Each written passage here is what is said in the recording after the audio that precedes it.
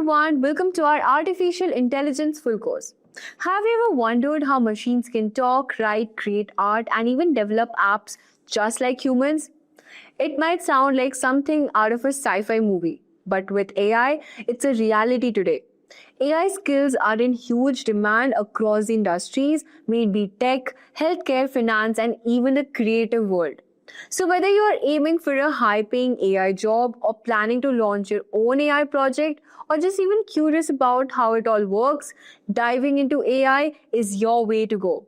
This course is designed to be hands on, beginner friendly, and packed with excitement. We'll kick things off with the fundamentals of AI and machine learning. Then we'll dive into powerful concepts like large language models, transformers, multimodal AI, and reinforcement learning. We'll also work on real-world projects like building AI-powered websites, iOS app, and even creating your own AI clone.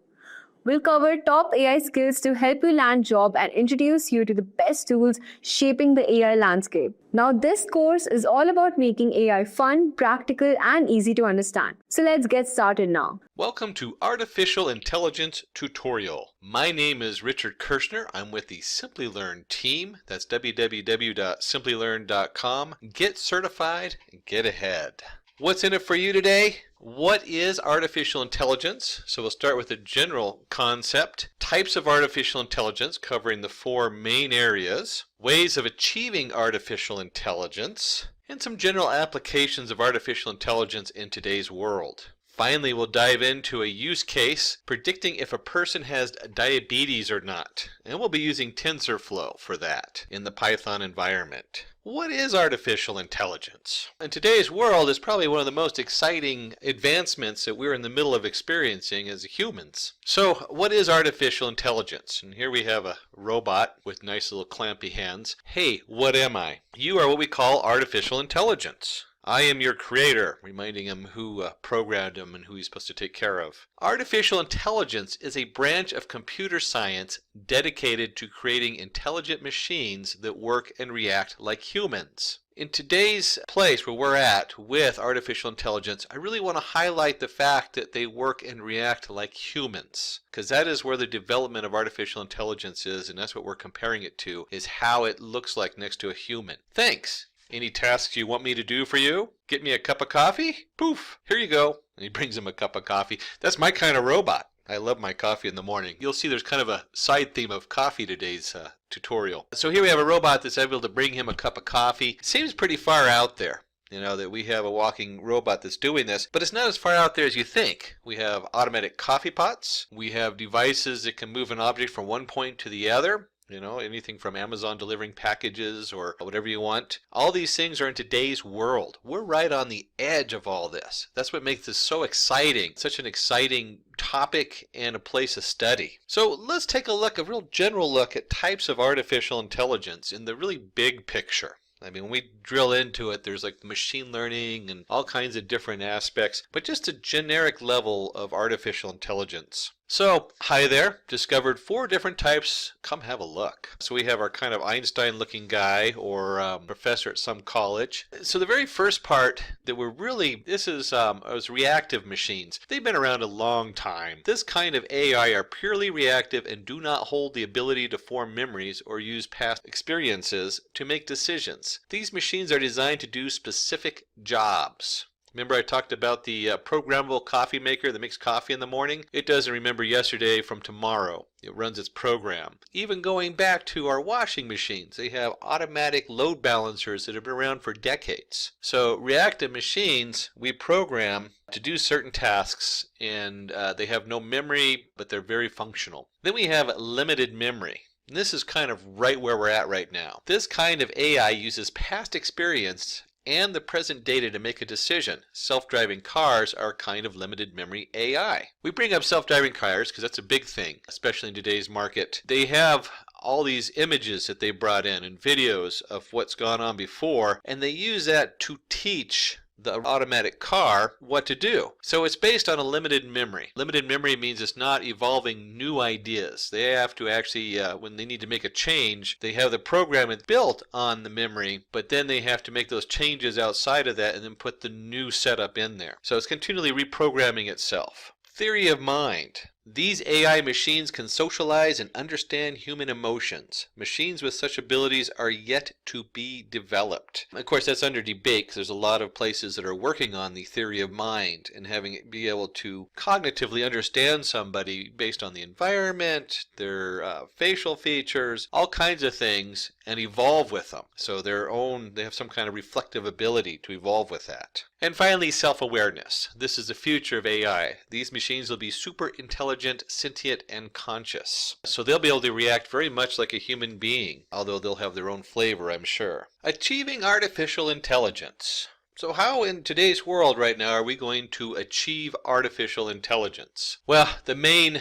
arena right now is machine learning. Machine learning provides artificial intelligence with the ability to learn. This is achieved by using algorithms to discover patterns and generate insights from the data they are exposed to. And here we have a computer as we get more and more to the human realm of artificial intelligence. You see this guy splits in two and he's inside his hidden networks and machine learning programs. Deep learning, which is a subcategory of machine learning. Deep learning provides artificial intelligence the ability to mimic a human brain's neural network. It can make sense of patterns, noise, and sources of confusion in the data. Let's try to segregate different kinds of photos using deep learning. So first we have our pile of photographs, much more organized than my boxes in my closet of photographs. The machine goes through the features of every photo to distinguish them. This is called feature extraction. Bingo, it figures out the different features in the photos. And so based on those different features, labels the photos, it says these are landscapes, these are portraits, these are others. So it separates them in there. And if you've ever been on Google Photos, a favorite of mine, I go through there and I type in dog and I get all the images of my dog. It's pretty amazing how it's able to pull those features out. So when we're achieving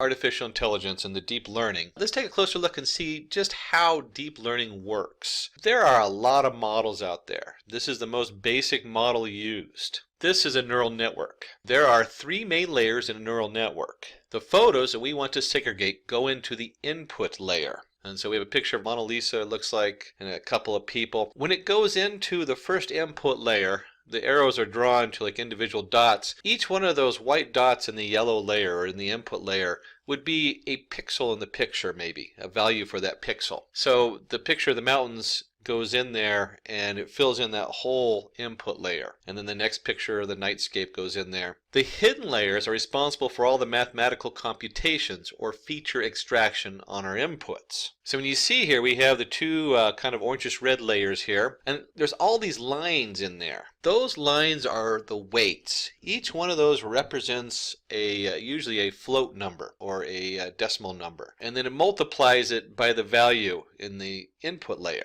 And you'll see that as it adds all these up in the hidden layer, each one of those dots in the hidden layer then has a value based on the sum of the weights. And then it takes those and it puts it into another hidden layer. And you might ask, well, why do we have multiple hidden layers? Well, the hidden layers function as different alternatives to some degree. So the more hidden layers you have, the more complex the data that goes in and what they can produce coming out. The accuracy of the predicted output generally depends on the number of hidden layers we have. So there we go. The accuracy is based on how many hidden layers we have. And again, it has to do with how complex the data is going in. The output layer gives us the segregated photos. So once it adds up all these weights, and you'll see there's weights also going into the output layer, based on those weights, it'll say, yes, it's a portrait, no, it's a portrait. Yes, it's a landscape, no, it's a landscape. And that's how we get our setup in there. So now we were able to label our photos. Let's take a look and see what that looks like in another domain. We have photograph domain. Now let's look at it in the airline ticket. So let's predict the airline ticket prices using machine learning. These are the factors based on which we're going to make the predictions. And choosing your factors is so important. But for right here, we'll just go ahead and take a look at what we got. We have airlines, we have the origin airport, the destination airport, the departure date. Here are some historical data of ticket prices to train the machine. So we pull in the old data. This is what's happened over the years. Now that our machine is trained, let's give it new data for which it will predict the prices. And if you remember from our 4 different kinds of machines, we have machines with memory. Well, this is the memory part. It remembers all the old data and then it compares what you put in to produce the new data, to predict the new prices. The price is 1,000. That's an expensive flight. Of course, if that is US dollars, if it's India, I don't know what the price range is on that. Hopefully it's a good deal for wherever you're going. So we predict the prices, and this is kind of nice because if you're looking way ahead, it'd be nice to know if you're planning a trip for next year, how much those tickets are going to cost, and they certainly fluctuate a lot. So let's take a look at the applications of artificial intelligence. We're going to dive just a little deeper because we talked about photos, we've talked about airline ticket prices, kind of very specific, you get one specific number. But let's look at some more things that are probably more in-home, more common right now. Speaking of in-home, this young gentleman is entering his room. Of course, makes a comment like we all do when we walk into a room. This room is dark, isn't it? Let's see what happens when I enter it. The sensors in my room detect my presence and switch on the lights. This is an example of non-memory machines. Okay, it senses you. It doesn't have a memory whether you've gone in or not. Some of the new models start running a prediction as to whether you're in the room or not, when you show up, when you don't. So they turn things on before you come down the stairs in the morning, especially if you're trying to save energy. You might have one of those fancy thermostats, which starts guessing when you get up in the morning so it doesn't start the heater until it knows you're going to get up. So here he comes in here, and this is one of the examples of a smart machine. And that is one of the many applications of artificial intelligence. One of the things we're developing here in our homes. Okay, bye. Abruptly he leaves, leaving his nice steaming cup of coffee there on the table. And when he leaves, the sensors detect he's gone and turn off the lights. Let's watch some TV. Did someone say TV? The sound sensors on the TV detect my voice and turn on the TV. Sounds kind of strange, but with the Google dongle and a Google Home Mini, you can actually do just that. You can ask it to play a movie downstairs on your downstairs TV. True also with the Amazon Fire Stick and all the different artificial intelligent home appliances that are coming out. Pretty amazing time to be alive and in this industry. Here you have one more application of artificial intelligence, and you can probably think of dozens of others that are right now on the cutting edge of development. So let's jump into my favorite part, which is a use case. Predict if a person has diabetes. And in the medical domain, if you read any of these, they say predict if a person has diabetes. But in the medical domain, we would want to restate this as, what is the risk? Is a person a high risk of diabetes? This should just be something on their radar to be looking out for. And we'll be helping you out with the use case. There we are with a cup of coffee again. I forgot to shave, as you can see. We'll start with the problem statement. The problem statement is to predict if a person has diabetes or not. And we might start with this prediction statement, but if you were actually using this in a real case, again, you would say you're high risk of diabetes would be the proper way to present that to somebody if you ran their test data through here. But that's very domain specific, which is outside of the problem statement as far as a computer programmer is involved. So we're going to have a look at the features. These are the things that have been recorded, and they already have this data from the hospitals. One of them would be number of times pregnant. Obviously, if you're a guy, that'd be 0. Glucose concentration. So these are people who've had their glucose measured. Blood pressure. Age. Age is a big factor, an easy thing to look at. Insulin level. So if someone's on insulin, they probably have diabetes. Otherwise, they wouldn't be taking insulin. But that would affect everything else, and we add that in there if they're using insulin. Let's start off with the code. So we're going to start off by importing parts of our data set. And if we're going to do this, let's jump into one of our favorite tools. We're going to use the Anaconda Jupyter Notebook. So let me flip over to there, and we'll talk just briefly about that, and then we'll look over this code. So here we are in the Jupyter Notebook, and this is an inline editor, which is just really cool for messing with Python on the fly. You can do demos in it. It's very visual. You can add pieces of code. It has cells, so you can run each cell individually. You can delete them. You can tell the cell to be a comment, so that instead of running it, it just skips over it. There's all kinds of cool things you can do with Jupyter Notebook. We're not going to go into that. We're actually going to go with the TensorFlow. And you do have to import all the different modules in your Python. Now, if you're in a different Python IDE, that's fine. It'll work in just about any of your Python IDEs. And I'll point out the one difference in code when we get to that, which is the inline for doing our graph. And in this code, we're going to go through, we're going to load our data up, we're going to explore it, we're going to label it, and then we'll use the TensorFlow, and then we'll get down to the end where we're going to take a look at how good the model is. Does it work? So let's start with the top part here. And let me go ahead and let's paste that code in there. I've added a line in at the top. I've added the folder. because I didn't put it in the same folder as the program that's running. You don't need to worry too much about that, but if you have a folder issue or it says file doesn't exist, you probably have it in the wrong folder, or you need to add the folder path. And then we're going to import pandas. And let me just, one of the cool things, since it's in Chrome, we can just do that Control plus and zoom right in there. And we have the import pandas as PD. So go ahead and draw a line in there. You can see that the pandas as PD, add a little drawing thing in there to make it a little easier to see. Pandas is a data set. It's a really nice package you can add into your Python. Usually it's done as pandas as PD. That's very common to see the PD here. Let's circle that. It's basically like an Excel spreadsheet. It adds columns, it adds headers, it adds a lot of functionality to look at your data. And the first thing we're going to do with that is we're going to come down here and we're going to read. And this is a CSV. It's a CSV file. You can open up the file on your computer if you want. If you need access to the file, you can either search it and download it from the main thing, or type a note in down below on the YouTube video. And Simplilearn will help you get that file also. And that's true of any questions you have on this. You can add comments down there, and somebody at Simplilearn actually keeps an eye on that, and we'll try to answer those questions for you. I put in the full path. You don't have to if you have your data file saved in the same folder you're running your program in. And this is just a CSV file, comma separated variables. And with the pandas, we can read it in there, and we're going to put it right in a variable called diabetes. And then finally we take diabetes, and you'll see diabetes.head. This is a pandas command, and it's really nice because it just displays the data for us. Let me go ahead and erase that. And so we go up to the run button up here in our Jupyter notebook, which runs the script in this. That's the cell we're in. And as you can see with the diabetes.head, since it's a pandas data frame, it prints everything out nice and neat for us. And this is really great. And if I go ahead and do a control minus, I can get it all to fit on the same screen. And this is the first 5 lines. When you do the head of the data, it just prints out the first 5 lines. In programming, of course, we start with 0. So we have 0, 1, 2, 3, and 4. Here we go. Here we go. We start with 0. We have 0, 1, 2, 3, and 4. We have our titles going across the top. And of course, the first column is number of pregnancies, glucose concentration for the second one, blood pressure, measurements of triceps. As we keep going, you'll see, you can guess what most of these things are. Group, I'm not sure, this is probably the test group. I didn't look it up to see specifically what that is. Anytime you start exploring data, and for this example, we don't really need to get too much in detail, you want to know the domain. What does this information mean?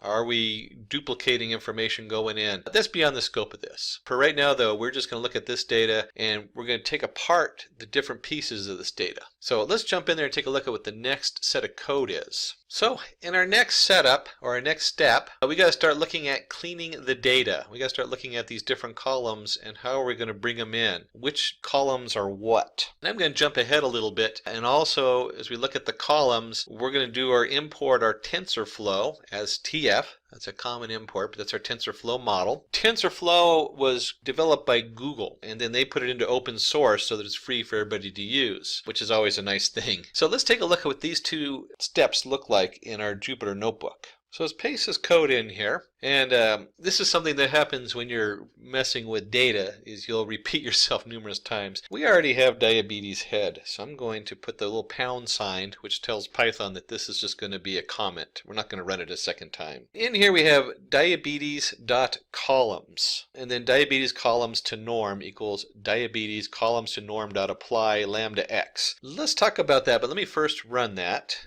and let's see what that comes out with that. And then let's put the next set of code in also. And I'm going to run that. Let me just hit the run button. It doesn't really have an output, but we did a lot of stuff here. So let's go over what we did on this. So I've turned on my drawing implement to help go through all this, because there's a lot going on here. The first thing is we have all of our columns up here, all of our column names. Let me just highlight that and draw a circle around that like we did earlier. And we want to look at just specific columns. And we're going to start, let me change the color on this so it really sticks out. I'll use like a blue.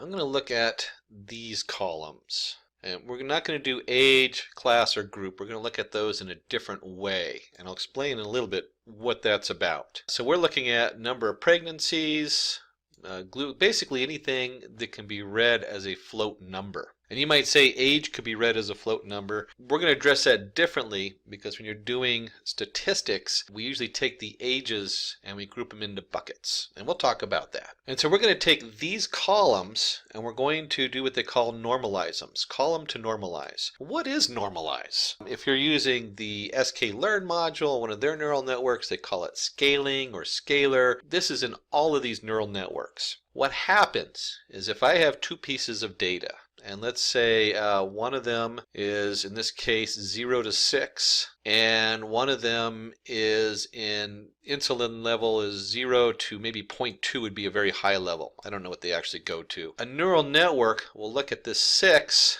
and it'll go 0 to 6, and as you get into 0, 6, here's an 8, even a higher number, it will weight those heavier. And so it'll skew the results based more on the number of pregnancies than based on the insulin or based on the blood pressure. So we want to level the playing field. We want these values to all be in the same area. We do that by normalizing it here. And we use a lambda function. This is always a kind of a fun thing. We take the diabetes.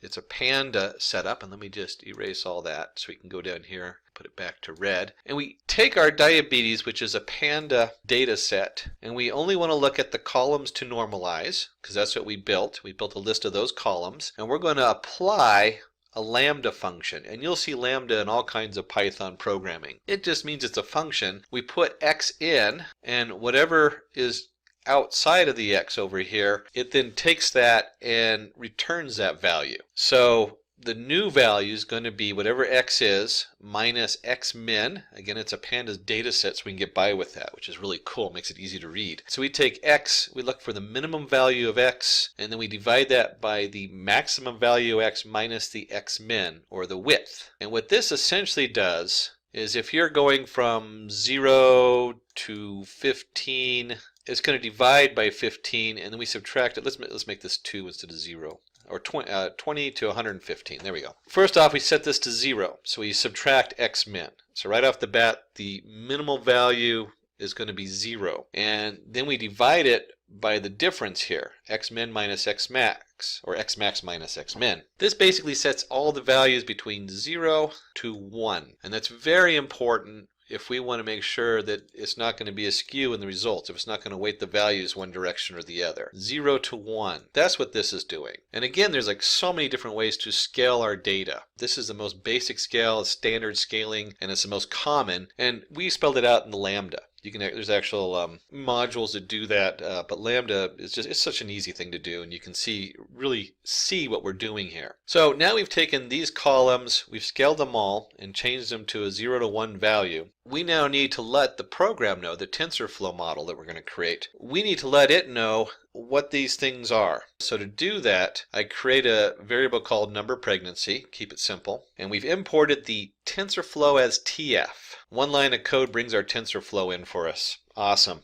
Love Python. So you get number of pregnancies and tf.featureColumn.numeric column. We're going to tell it's a numeric column, so it knows that this is a float value, 0 to 1, and then number underscore pregnant. So we're taking that column and we've reshaped that column from 0 to 1. And no, that doesn't mean you have a 0.1 pregnancy. It just means 0.1 equals 1 or something. Number pregnant. So we're just mapping this data. So TensorFlow knows what to do with it. And we go through all of these. We go through all the way up to, again, we're not doing age. Let me just separate age down here. These have all been adjusted. Age, we're going to handle differently. We still put it as a numerical column because it is. So let me just circle age. And group, we didn't even touch group yet. We're going to look at group and age, and we're going to do some special stuff with that. Class, we're going to look at last. Why? Because this is whether they have diabetes or not. That's what we're testing for. So this is our history. We know these people have diabetes or not, and we want to find out, we want to create a model, and then we want to test that model predicting whether somebody new has diabetes or not.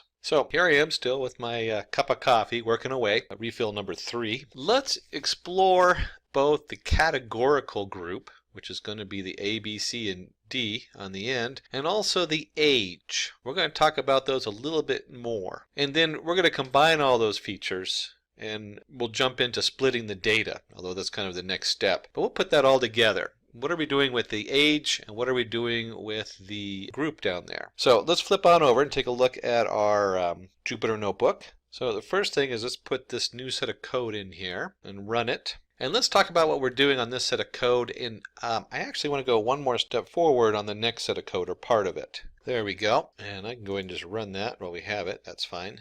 Let's just scroll up a little bit here, and let's go through what we just did with this set of code. If we go back up here to the top part, we have group B, C, B, B, C. We learned from the header. So when I come down here, we're going to create assigned group.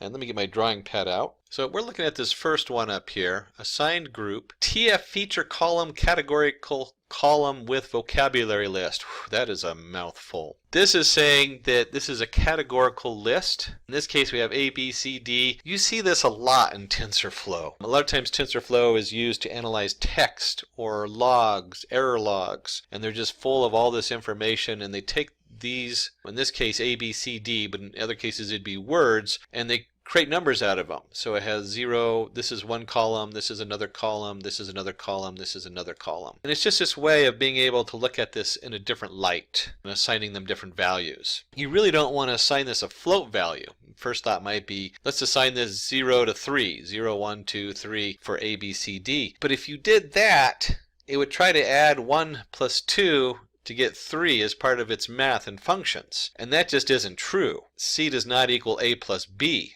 C is just a categorical name. It could have been the Frank group and Laura's group and Abid's group, but it's not. They're not float numbers. So very important that you have that distinction in your data. The next step we're looking at is our matplot. And we're going to do this. This is a cool, useful tool. We're going to import matplotlibary.pyplot as PLT, a standard import. And this next line here is really important. We're doing the matplot library. We want it to be inline. That's because we're in a Jupyter notebook. Remember I told you before that if you're running this in a different IDE, you might get a different result.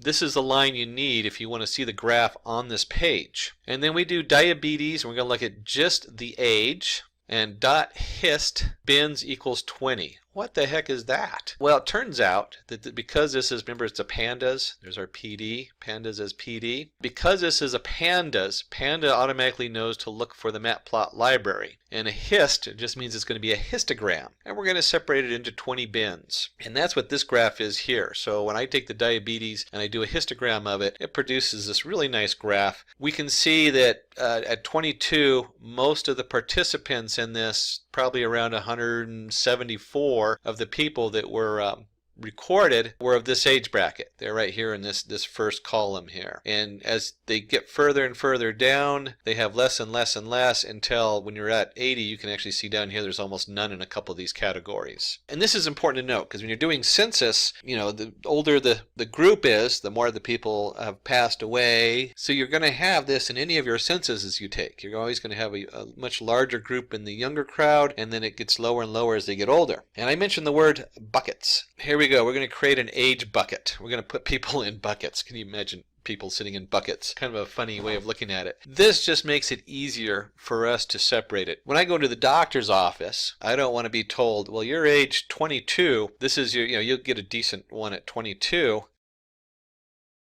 Here we are back to my cup of coffee. I told you coffee was an underlying theme. These next couple steps are very specific to TensorFlow. Up until now, we had some TensorFlow as we set the categories up, but you'd have to set that up with any model you use to make sure they're set correctly. They'd be set up a little differently. But we run input functions. And in TensorFlow, this allows for some really cool things to happen. And this is why TensorFlow is so predominant in a lot of areas. So let's take a look at these next couple lines of code here. We're going to create the input function, and we're going to go ahead and create the model. And let me go ahead and put these codes in here. I went ahead and split it up so it has different lines, so we can talk a little bit about that. And then the actual model. And let me go ahead and run this so we can see what that looks like. And in my particular environment, it just prints out a little bit of information about the model. Not too worried about looking at that, but we do want to take a closer look at what we did here. So we've created an input function. And again, this is very specific to TensorFlow. With the input function, we have our train. We have our x equals x train and our y equals y train, because we want to train it with the particular information. But we have these other settings in here, these two settings. And the number of epochs is how many times it's going to go over our training model. Epoch means large, so it means all the data. So we're going to go over it 1,000 times. That's actually a huge overkill for this amount of data. Usually it only needs probably about 200, but you know, when we're putting it together and you're trying things out, you just kind of throw the numbers in there and then you go back and fine tune it sometimes. The batch size is really important. This is where TensorFlow does some really cool things. If you're processing this over a huge amount of data and you try to batch everything at once, you end up with a problem. This means we're only going to read 10 lines at a time through our data. So each one of those rows of testing they've done, we're only going to look at 10 of them at a time and put that through our model and train it. And then shuffle is self-explanatory. We're just randomly selecting which data and what order we go in. That way, if there's like, 5 in a row that are kind of weighted one way and vice versa, it mixes them up. And then finally we create our model. So the model goes in there and goes, okay, I have a tf.estimator.linear classifier. We're going to put in the feature columns equals feature columns. We defined all our columns up above. And then we have in classes equal 2. And that just means we have our out result is 0 or 1. You have diabetes or you don't have diabetes, or in this case, we actually call it high risk of diabetes. And then I put one more line of code in there, which I forgot. We've set up our model. We set up our feature columns. Now we need to actually train it. Model.train. You'll see this so common in so many different neural network models. This is like a standard. What's different though is we have to feed it the function. Remember, we created this function with all this information on it. And then we have steps. And steps is similar to number of batches and batch size. It's more like individual lines we step through. 1,000 is a lot more common for steps than epochs. But steps is used. You could probably leave this out in this particular example. And let's go ahead and run this all together, because it has a slight, when we start training it, we get a different output. So here we go. I've run it. It's given me the information from when I created the model. And now it just starts going through and we get this information. Tensor loss equals global step. All kinds of stuff going on here. And if you're following this, it's just going through the steps and training it. It gives you information. You could dig deep into here, but for this particular setup, we're not going to go too deep on what's going on. Just know that we've trained our model. This model now has the information we need in it to start running predictions. So as we sip our next, take our next sip of coffee, or maybe it's tea, or if you're one of those strange late night workers, maybe it's a sip of wine. We go into the next step and we actually want to run some predictions on here, but we don't want to run the training. We want to run the test on there. We want to take our test data and see what it did. And so that's what we're going to do next, is we're going to run the test through and actually get some answers. So if you were actually deploying it, you would pull the answers out of the data it's bringing back. Let's take a look at that in our Jupyter Notebook. So here we go. Let's paste it in there. I'm going to go ahead and run it. And you'll see that as it goes, it's actually putting the answers out. And if you remember correctly, well, we'll walk through this here in just a second, but it goes through and it runs each line and it gives you a prediction for each line one at a time and prints them out. So let's take a look and see what that actually looks like. Let's start with this first part. We've created another function. This is just like the other function, except for x equals x test. And there's no y. Why is there no y? Because we don't know what the answer is on this yet. We don't want to tell it the answer. We want it to guess what the answer is, so we can evaluate that and see how good it did on that 33% of the data. So this is our X test. Batch size is 10 again. So if we were watching this roll down here, we would see that it actually processes it 10 lines at a time. It's only going to go through once. It goes through all the X test data one time. We don't need to have it predict multiple times. And shuffle equals false. Very important we set the shuffle to false, because if we were tracking this and actually giving people answers, we'd want to make sure it connects to the right person so they get the right results. But of course, we're just doing this to evaluate it. So let's take a look down here what it put out. And as I scroll down to my Jupyter Notebook, we have some information as far as the TensorFlow running and then the actual output. And if we look at the output, we know by this first bracket in Python it's an array. We know by this squiggly bracket that this is a dictionary, so that this is a label. The dictionary has logistic, probabilities, class IDs, classes, and so this whole first part, let me redo that. This whole first part is one output. And we know that because there is the bracket there, and there is this bracket here for the dictionary. And it's a dictionary of terms. So if I pulled this out and I looked at object 0 in here, I would go down to, and let me just find it, here it is, classes. Remember how we defined classes? we define classes as our answer. And so it's guessing, our TensorFlow says, based on all the information you gave me, I'm guessing this first entry of our first test data is high-risk diabetes. Uh-oh, go get tested. Change your diet. Watch what you're eating. High risk, 1. And if we go down far enough, we can see down here is another one where classes equals 0. I skipped a couple because they're all 1s up here. The B, this particular output, B, in front of the 1, means it's a binary output. It only comes out as 0 or 1. And there's a lot of other information in here. You can dig deep into TensorFlow and explain these different numbers. That's way beyond the scope of what we're working on today. So the basics of it, though, is you get an output. And we have an output of whether the person has diabetes or not. Well, in this case, it's high risk of diabetes or not. So now that we've run our predictions, take a sip of coffee, a short break, and we say, well, what do we need to do? Well, we need to know how good was our predictions. We need to evaluate our model. So if you're going to publish this to a company or something like that, they want to know how good you did. Let's take a look at what that looks like in the code. So let's paste that in here, and just real quick, go back over this. By now, this function should look very, we're going to call it eval input function. It should be pretty straightforward here. We have our TF estimator inputs, pandas input function, and then we have our X test, our Y test. So this time we want to give it the answer so it has something to see how good it did on. Batches 10, processing 10 at a time. We're only going to go with once through the data. We're not shuffling it, although it doesn't really matter with this. And then we're going to do results equals model.evaluate. And we put our evaluation function in there. This should all look familiar because we're repeating the same thing. It's very similar with a couple different changes as far as what we're feeding it and the fact that we're doing an evaluation. Let's see what that looks like when we run it.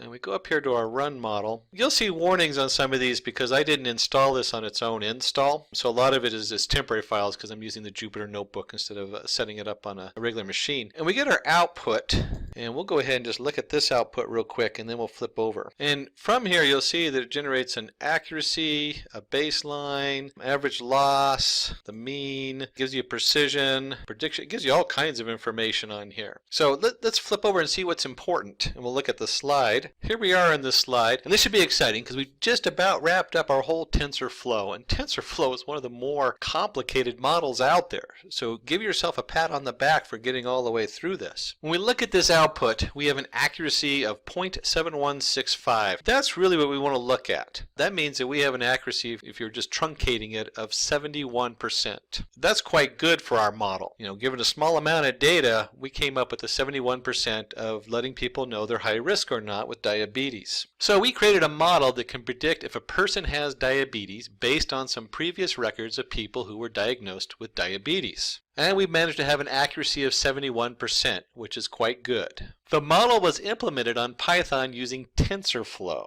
Again, pat yourself on the back because TensorFlow is one of the more complicated scripts out there, but it's also one of the more diverse and useful ones. So the key takeaways today is we've covered what is artificial intelligence with our robot that brings us coffee, and we noted that we are comparing it to how it reacts and looks like humans. Very important to note that in today's world and where we're at. And we looked at types of artificial intelligence from the reactive machines to limited memory and looking into the future of theory of mind and self-awareness.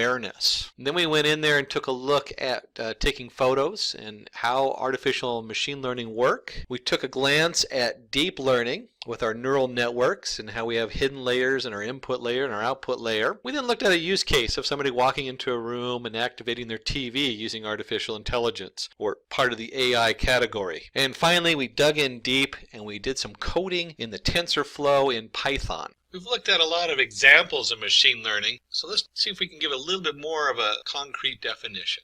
What is machine learning? Machine learning is the science of making computers learn and act like humans by feeding data and information without being explicitly programmed. And we see here we have a nice little diagram where we have our ordinary system. Your computer, nowadays you can even run a lot of this stuff on a cell phone because cell phones have advanced so much. And then with artificial intelligence and machine learning, it now takes the data and it learns from what happened before. And then it predicts what's going to come next. And then really the biggest part right now in machine learning that's going on is it improves on that. How do we find a new solution? So we go from descriptive, where it's learning about stuff and understanding how it fits together, to predicting what it's going to do, to post-scripting, coming up with a new solution. And when we're working on machine learning, there's a number of different diagrams that people have posted for what steps to go through. A lot of it might be very domain specific. So if you're working on photo identification versus language versus medical or physics, some of these are switched around a little bit or new things are put in. They're very specific to the domain. This is kind of a very general diagram. First, you want to define your objective. Very important to know what it is you're wanting to predict. Then you're going to be collecting the data. So once you've defined an objective, you need to collect the data that matches. You spend a lot of time in data science collecting data, and the next step, preparing the data. You got to make sure that your data is clean going in. There's the old saying, bad data in, bad answer out, or bad data out. And then once you've gone through and we've cleaned all this stuff coming in, then you're going to select the algorithm. Which algorithm are you going to use? You're going to train that algorithm. In this case, I think we're going to be working with SVM, the support vector machine. Then you have to test the model. Does this model work? Is this a valid model for what we're doing? And then once you've tested it, you want to run your prediction. You want to run your prediction or your choice or whatever output it's going to come up with. And then once everything is set and you've done lots of testing, then you want to go ahead and deploy the model. And remember I said domain specific. This is very general as far as the scope of doing something. A lot of models, you get halfway through and you realize that your data is missing something and you have to go collect new data because you've run a test in here someplace along the line. You're saying, hey, I'm not really getting the answers I need. So there's a lot of things that are domain specific that become part of this model. This is a very general model, but it's a very good model to start with. And we do have some basic divisions of what machine learning does that's important to know. For instance, do you want to predict a category? Well, if you're categorizing things, that's classification. For instance, whether the stock price will increase or decrease. So in other words, I'm looking for a yes-no answer. Is it going up or is it going down? And in that case, we'd actually say, is it going up? True. If it's not going up, it's false, meaning it's going down. This way, it's a yes-no, 0, 1.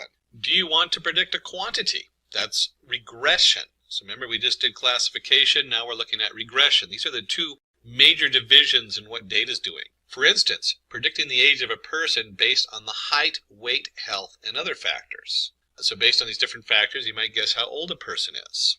And then there are a lot of domain-specific things, like do you want to detect an anomaly?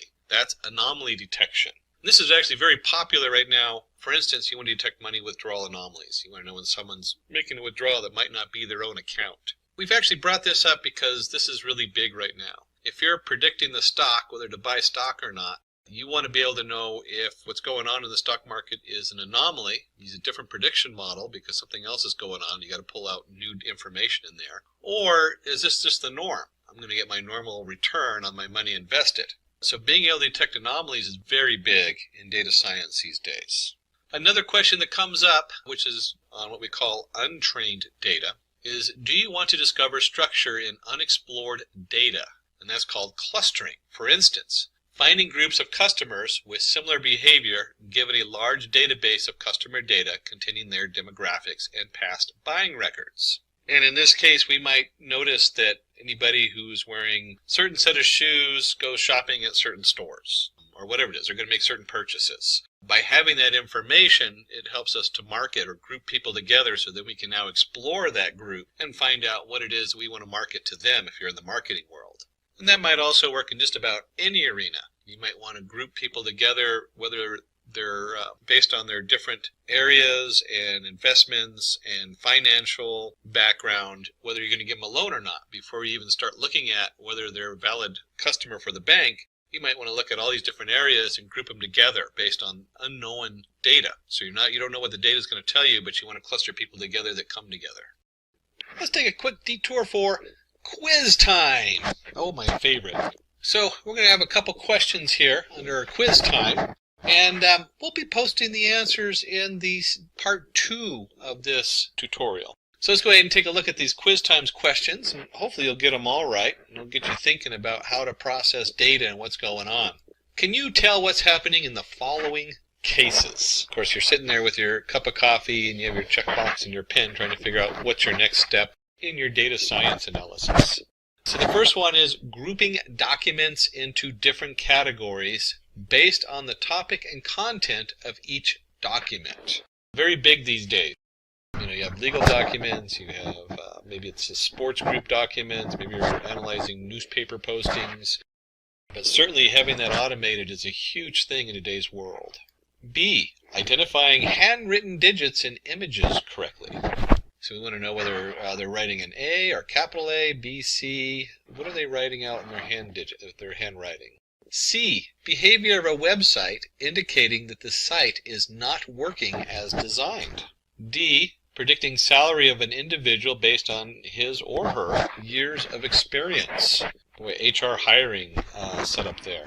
So stay tuned for part 2. We'll go ahead and answer these questions when we get to the part 2 of this tutorial. Or you can just simply write at the bottom and send a note to Simplilearn, and they'll follow up with you on it. Back to our regular content.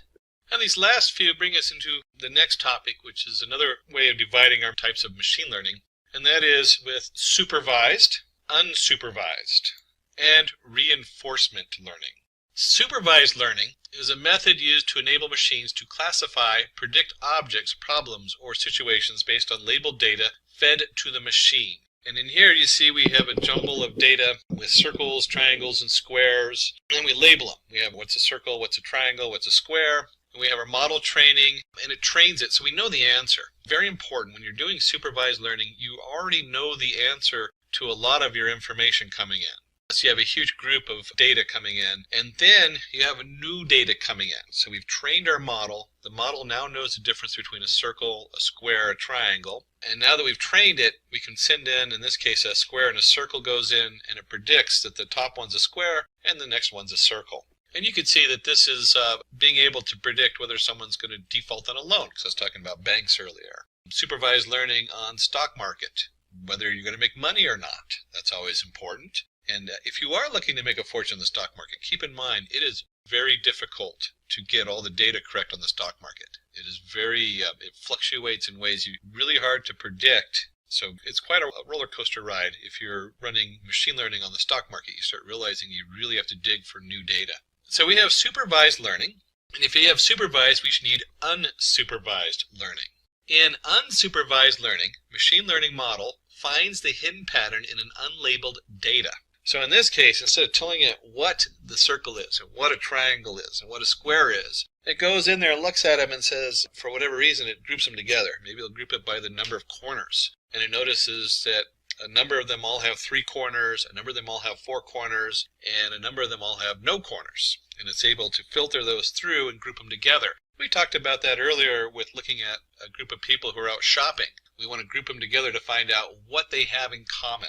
And of course, once you understand what people have in common, maybe you have one of them who's a customer at your store, or you have 5 of them are customer at your store, and they have a lot in common with 5 others who are not customers at your store. How do you market to those 5 who aren't customers at your store yet? They fit the demographics of who's going to shop there, and you'd like them to shop at your store and not the one next door. Of course, this is a simplified version. You can see very easily the difference between a triangle and a circle, which might not be so easy in marketing. Reinforcement learning. Reinforcement learning is an important type of machine learning where an agent learns how to behave in an environment by performing actions and seeing the result. And we have here where in this case, a baby. It's actually great that they used an infant for this slide because the reinforcement learning is very much in its infant stages. But it's also probably the biggest machine learning demand out there right now, or in the future, it's going to be coming up over the next few years, is reinforcement learning and how to make that work for us.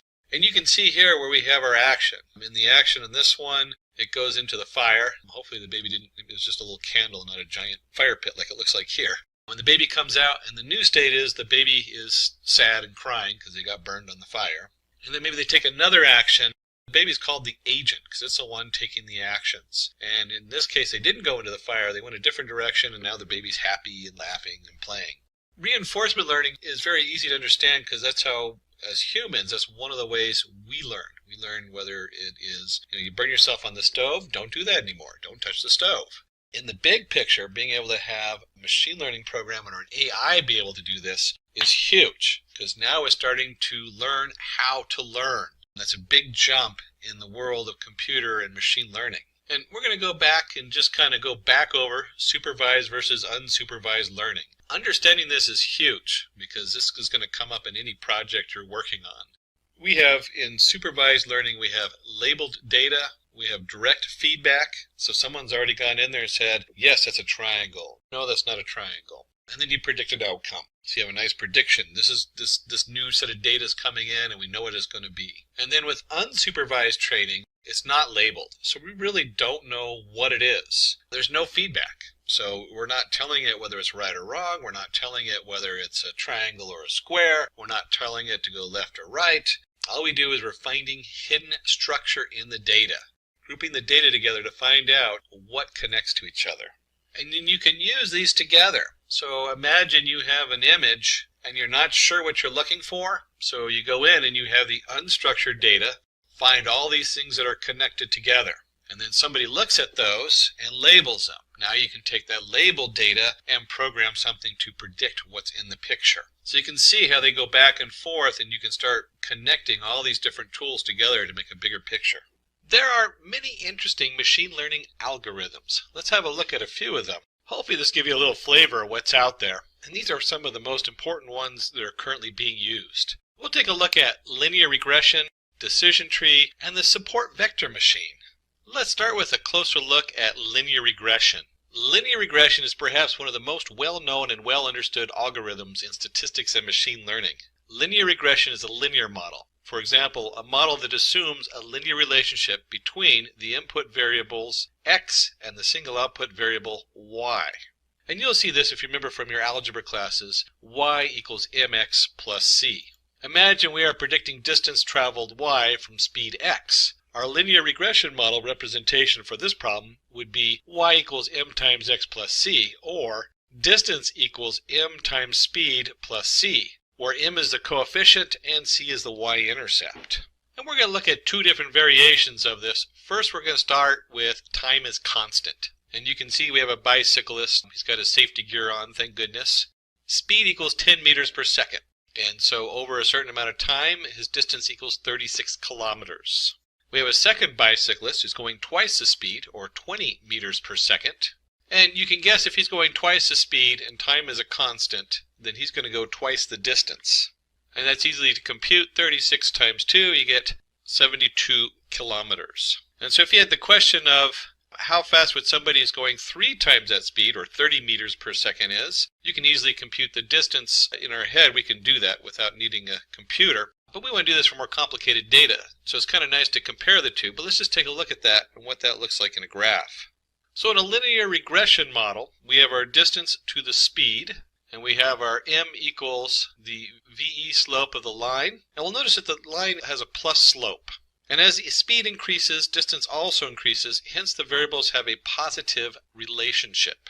And so your speed of the person, which equals y equals mx plus c, distance traveled in a fixed interval of time. And we could very easily compute, either following the line or just knowing it's 3 times 10 meters per second, that this is roughly 102 kilometers distance that this third bicyclist has traveled. One of the key definitions on here is positive relationship.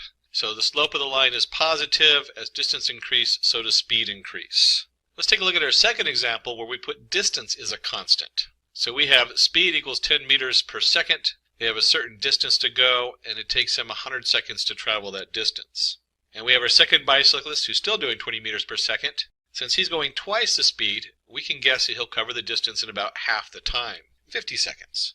And of course you could probably guess on the third one, 100 divided by 30, since he's going 3 times the speed, you could easily guess that this is 33.333 seconds time.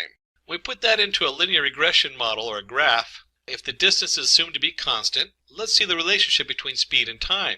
And as time goes up, the amount of speed to go that same distance goes down. So now your m equals a minus VE slope of the line.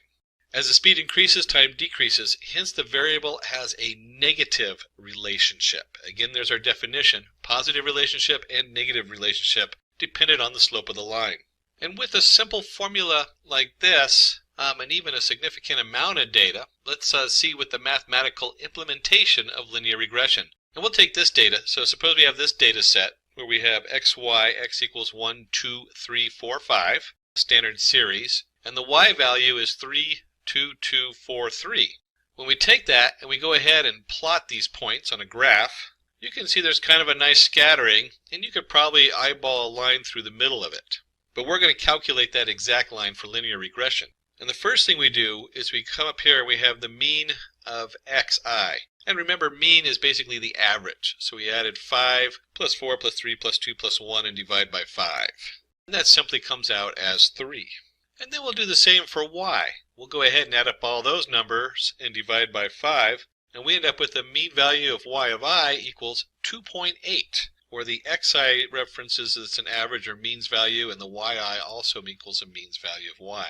And when we plot that, you'll see that we can put in the y equals 2.8 and the x equals 3 in there on our graph. We kind of gave it a little different color so you could sort it out with the dashed lines on it. And it's important to note that when we do the linear regression model should go through that dot. Now let's find our regression equation to find the best fit line. Remember, we go ahead and take our y equals mx plus c, so we're looking for m and c. So to find this equation for our data, we need to find our slope of m and our coefficient of c. And we have y equals mx plus c, where m equals the sum of x minus x average times y minus y average, or y means and x means, over the sum of x minus x means squared. That's how we get the slope of the value of the line.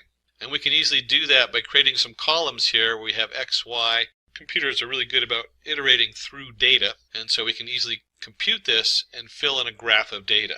And in our graph, you can easily see that if we have our x value of 1, and if you remember the xi, or the means value, is 3, 1 minus 3 equals a negative 2, and 2 minus 3 equals a negative 1, so on and so forth. And we can easily fill in the column of x minus xi, y minus yi, and then from those we can compute x minus xi squared and x minus xi times y minus yi. And you can guess it that the next step is to go ahead and sum the different columns for the answers we need. So we get a total of 10 for our x minus xi squared, and a total of 2 for x minus xi times y minus yi. And we plug those in, we get 2/10, which equals 0.2. So now we know the slope of our line equals 0.2. So we can calculate the value of c. That'd be the next step, is we need to know where it crosses the y-axis. And if you remember, I mentioned earlier that the linear regression line has to pass through the means value, the one that we showed earlier. We can just flip back up there to that graph, and you can see right here, there's our means value, which is 3, x equals 3, and y equals 2.8. And since we know that value, we can simply plug that into our formula, y equals 0.2x plus c. So we plug that in, we get 2.8 equals 0.2 times 3 plus c, and you can just solve for c. So now we know that our coefficient equals 2.2. And once we have all that, we can go ahead and plot our regression line. Y equals 0.2 times x plus 2.2. And then from this equation, we can compute new values. So let's predict the values of y using x equals 1, 2, 3, 4, 5 and plot the points. Remember, the 1, 2, 3, 4, 5 was our original x values. So now we're going to see what y thinks they are, not what they actually are. And when we plug those in, we get y of, designated with y of p. You can see that x equals 1 equals 2.4, x equals 2 equals 2.6, and so on and so on. So we have our y predicted values of what we think it's going to be when we plug those numbers in. And when we plot the predicted values along with the actual values, we can see the difference. And this is one of the things that's very important with linear regression in any of these models, is to understand the error. And so we can calculate the error on all of our different values. And you can see over here we plotted x and y predict. And we draw in a little line so you can sort of see what the error looks like there between the different points. So our goal is to reduce this error. We want to minimize that error value on our linear regression model. Minimizing the distance. There are lots of ways to minimize the distance between the line and the data points, like sum of squared errors, sum of absolute errors, root mean square error, etc. We keep moving this line through the data points to make sure the best fit line has the least square distance between the data points and the regression line. So to recap with a very simple linear regression model, we first figure out the formula of our line through the middle, and then we slowly adjust the line to minimize the error. Keep in mind, this is a very simple formula. The math gets, even though the math is very much the same, it gets much more complex as we add in different dimensions. So this is only 2 dimensions, y equals mx plus c, but you can take that out to x, Z, IJQ, all the different features in there, and they can plot a linear regression model on all of those using the different formulas to minimize the error. Let's go ahead and take a look at decision trees, a very different way to solve problems in the linear regression model. Decision tree is a tree-shaped algorithm used to determine a course of action. Each branch of a tree represents a possible decision, occurrence, or reaction. We have data which tells us if it is a good day to play golf. And if we were to open this data up in a general spreadsheet, you can see we have the outlook, whether it's rainy, overcast, sunny, temperature, hot, mild, cool, humidity, windy, and did I like to play golf that day, yes or no? So we're taking a census, and certainly I wouldn't want a computer telling me when I should go play golf or not. But you could imagine if you got up in the night before, you're trying to plan your day, and it comes up and says tomorrow would be a good day for golf for you in the morning, and not a good day in the afternoon, or something like that. This becomes very beneficial, and we see this in a lot of applications coming out now where it gives you suggestions and lets you know what would fit the match for you for the next day or the next purchase or the next whatever, next meal out. In this case, is tomorrow a good day for playing golf based on the weather coming in? And so we come up and let's determine if you should play golf when the day is sunny and windy. So we found out the forecast tomorrow is going to be sunny and windy. And suppose we draw our tree like this. We're going to have our humidity, and then we have our normal, which is if you have a normal humidity, you're going to go play golf. And if the humidity is really high, then we look at the outlook. And if the outlook is sunny, overcast, or rainy, it's going to change what you choose to do. So if you know that it's a very high humidity and it's sunny, you're probably not going to play golf because you're going to be out there miserable, fighting off the mosquitoes that are out joining you to play golf with you. Maybe if it's rainy, you probably don't want to play in the rain. But if it's slightly overcast and you get just the right shadow, that's a good day to play golf and be outside, out on the green. Now in this example, you can probably make your own tree pretty easily because it's a very simple set of data going in. But the question is, how do you know what to split? Where do you split your data? What if this is much more complicated data where it's not something that you would particularly understand? Like studying cancer, they take about 36 measurements of the cancerous cells, and then each one of those measurements represents how bulbous it is, how extended it is, how sharp the edges are. Something that as a human we would have no understanding of. So how do we decide how to split that data up? And is that the right decision tree? So that's a question that's going to come up. Is this the right decision tree? For that, we should calculate entropy and information gain. Two important vocabulary words there are the entropy and the information gain. Entropy. Entropy is a measure of randomness or impurity in the data set. Entropy should be low. So we want the chaos to be as low as possible. We don't want to look at it and be confused by the images or what's going on there with mixed data. And the information gain. It is a measure of decrease in entropy after the data set is split, also known as entropy reduction. Information gain should be high, so we want our information that we get out of the split to be as high as possible. Let's take a look at entropy from the mathematical side. In this case, we're going to denote entropy as I of P of and N, where P is the probability that you're going to play a game of golf, and N is the probability where you're not going to play the game of golf.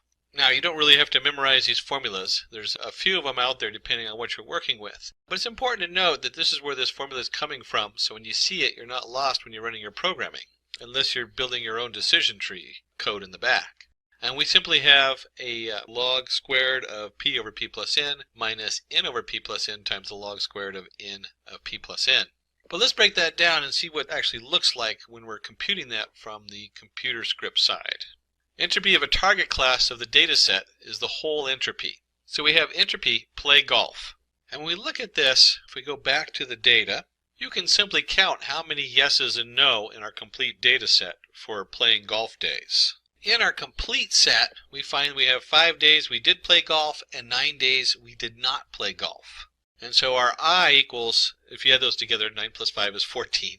And so our I equals 5 over 14 and 9 over 14. That's our P and N values that we plug into that formula. And you can go to 5 over 14 equals 0.36, 9 over 14 equals 0.64. And when you do the whole equation, you get the minus 0.36 log root squared of 0.36 minus 0.64 log squared root of 0.64. And we get a set value. We get 0.94. So we now have a full entropy value for the whole set of data that we're working with. And we want to make that entropy go down. And just like we calculated the entropy out for the whole set, we can also calculate entropy for playing golf and the outlook. Is it going to be overcast or rainy or sunny? And so we look at the entropy, we have P of sunny times E of 3 of 2. And that just comes out how many sunny days yes and how many sunny days no over the total, which is 5. Don't forget to put we'll divide that 5 out later on. Equals P overcast equals 4 comma 0 plus rainy equals 2 comma 3. And then when you do the whole setup, we have 5 over 14. Remember I said there was a total of 5? 5 over 14 times the I of 3 of 2 plus 4 over 14 times the 4 comma 0 and 514 over I of 2 3. And so we can now compute the entropy of just the part that has to do with the forecast, and we get 0.693. Similarly, we can calculate the entropy of other predictors like temperature, humidity, and wind. And so we look at the gain outlook. How much are we going to gain from this? Entropy play golf minus entropy play golf outlook. And we can take the original 0.94 for the whole set minus the entropy of just the rainy day and temperature, and we end up with a gain of 0.247. So this is our information gain. Remember, we define entropy and we define information gain. The higher the information gain, the lower the entropy, the better. The information gain of the other 3 attributes can be calculated in the same way. So we have our gain for temperature equals 0.029.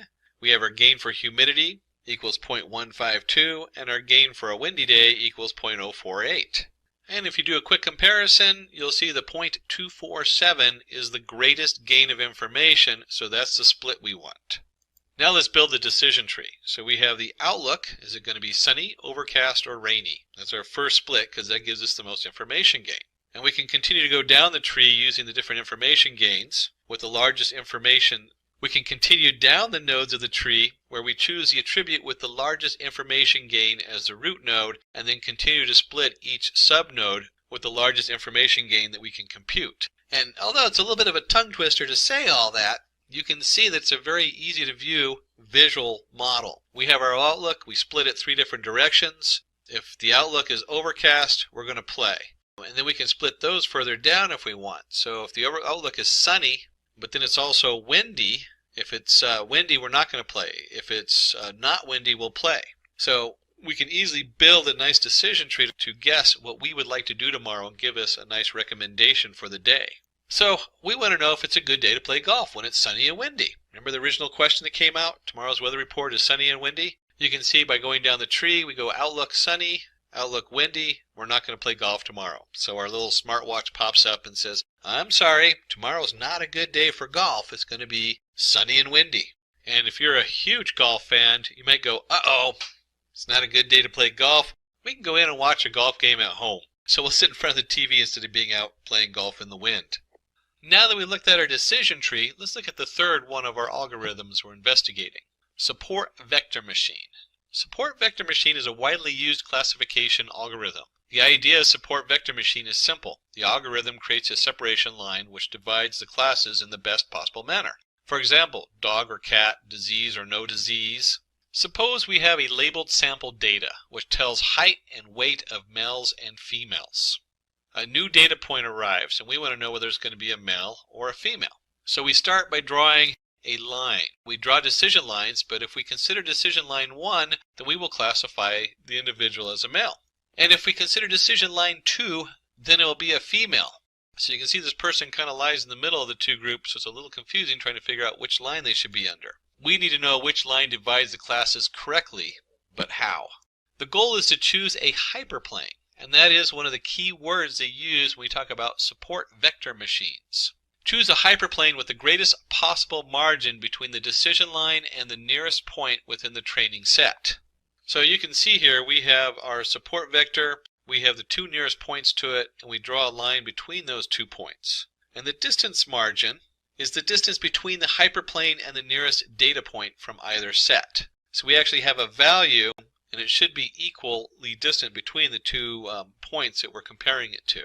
When we draw the hyperplanes, we observe that line 1 has a maximum distance. So we observe that line 1 has a maximum distance margin, so we'll classify the new data point correctly. And our result on this one is going to be that the new data point is Mel. One of the reasons we call it a hyperplane versus a line is that a lot of times we're not looking at just weight and height. We might be looking at 36 different features or dimensions. And so when we cut it with a hyperplane, it's more of a three-dimensional cut in the data, or multi-dimensional. It cuts the data a certain way. And each plane continues to cut it down until we get the best fit or match. Let's understand this with the help of an example. Problem statement. I always start with a problem statement when you're going to put some code together. We're going to do some coding now. Classifying muffin and cupcake recipes using support vector machines. So the cupcake versus the muffin. Let's have a look at our data set. And we have the different recipes here. We have a muffin recipe that has so much flour. I'm not sure what measurement 55 is in, but it has 55, maybe it's ounces? But it has a certain amount of flour, a certain amount of milk, sugar, butter, egg, baking powder, vanilla, and salt. And so based on these measurements, we want to guess whether we're making a muffin or a cupcake. And you can see in this one, we don't have just two features. We don't just have height and weight as we did before between the male and female. In here, we have a number of features. In fact, in this, we're looking at 8 different features to guess whether it's a muffin or a cupcake. What's the difference between a muffin and a cupcake? Turns out muffins have more flour, while cupcakes have more butter and sugar. So basically the cupcake's a little bit more of a dessert, where the muffin's a little bit more of a fancy bread. But how do we do that in Python? How do we code that to go through recipes and figure out what the recipe is? And I really just want to say cupcakes versus muffins, like some big professional wrestling thing. Before we start in our cupcakes versus muffins, we are going to be working in Python. There's many versions of Python, many different editors. That is one of the strengths and weaknesses of Python, is it just has so much stuff attached to it, and it's one of the more popular data science programming packages you can use. In this case, we're going to go ahead and use Anaconda and Jupyter Notebook. The Anaconda Navigator has all kinds of fun tools. Once you're into the Anaconda Navigator, you can change environments. I actually have a number of environments on here. We'll be using Python 3.6 environment. So this is in Python version 3.6. Although it doesn't matter too much which version you use. I usually try to stay with the 3x because they're current, unless you have a project that's very specifically in version 2x. 2.7 I think is usually what most people use in the version 2. And then once we're in our Jupyter Notebook editor, I can go up and create a new file. And we'll just jump in here. In this case, we're doing SVM muffin versus cupcake. And then let's start with our packages for data analysis. And we almost always use there's a few very standard packages we use. We use import numpy. That's for number Python. And they usually denote it as NP. That's very common. And then we're going to import pandas as PD. And numpy deals with number arrays. There's a lot of cool things you can do with the numpy setup as far as multiplying all the values in an array, in a numpy array, data array. Pandas, I can't remember if we're using it actually in this data set. I think we do as an import. It makes a nice data frame.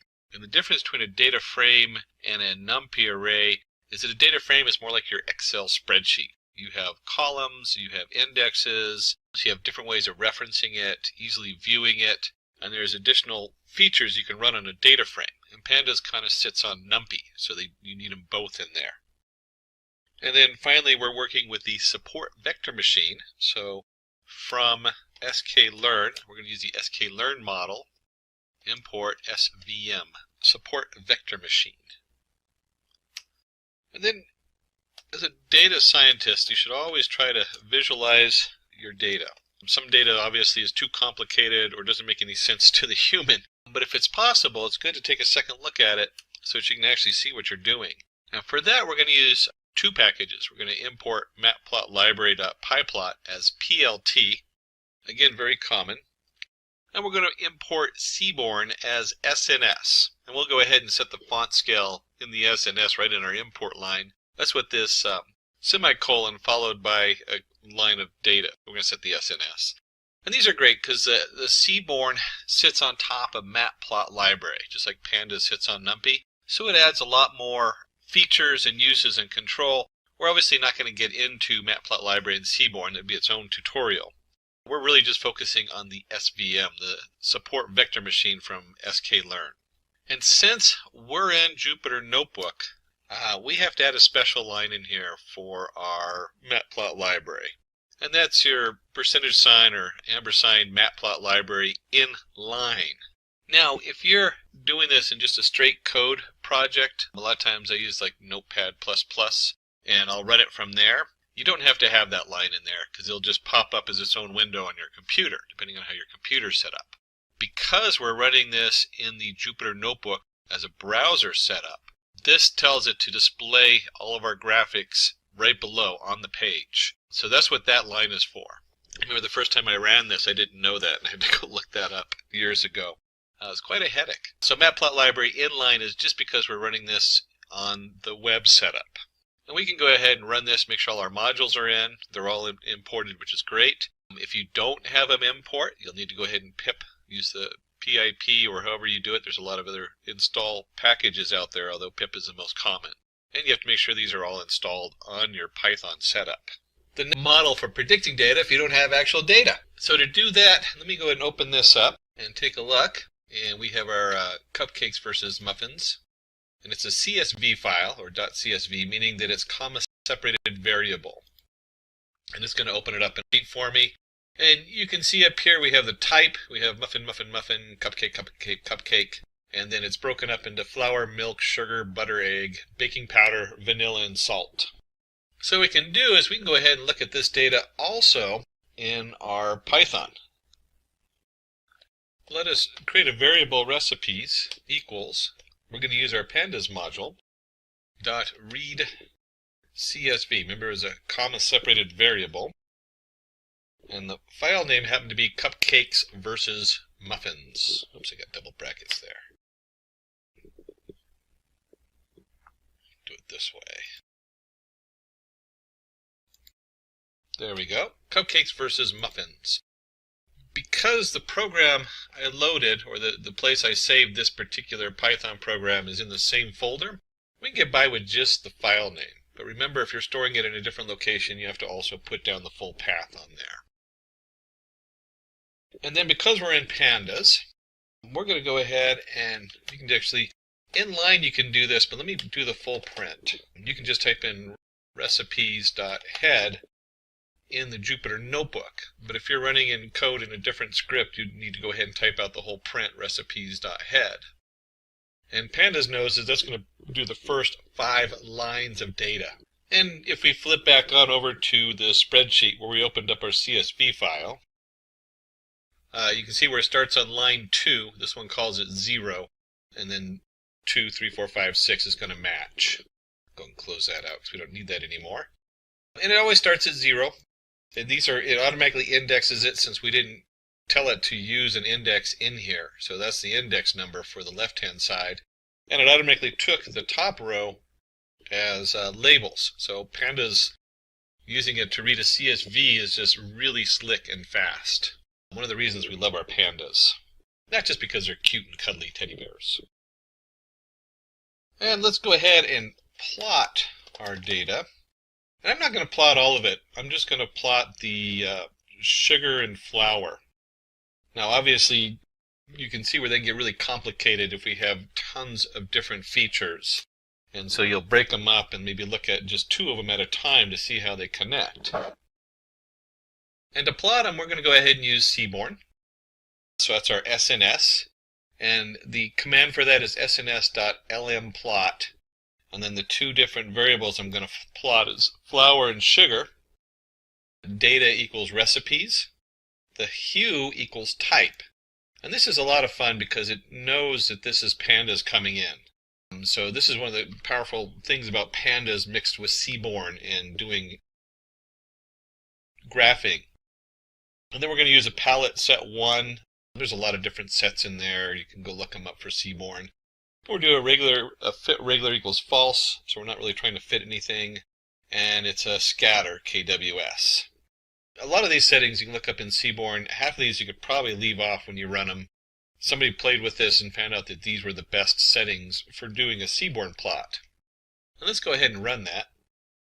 And because it does it inline, it just puts it right on the page.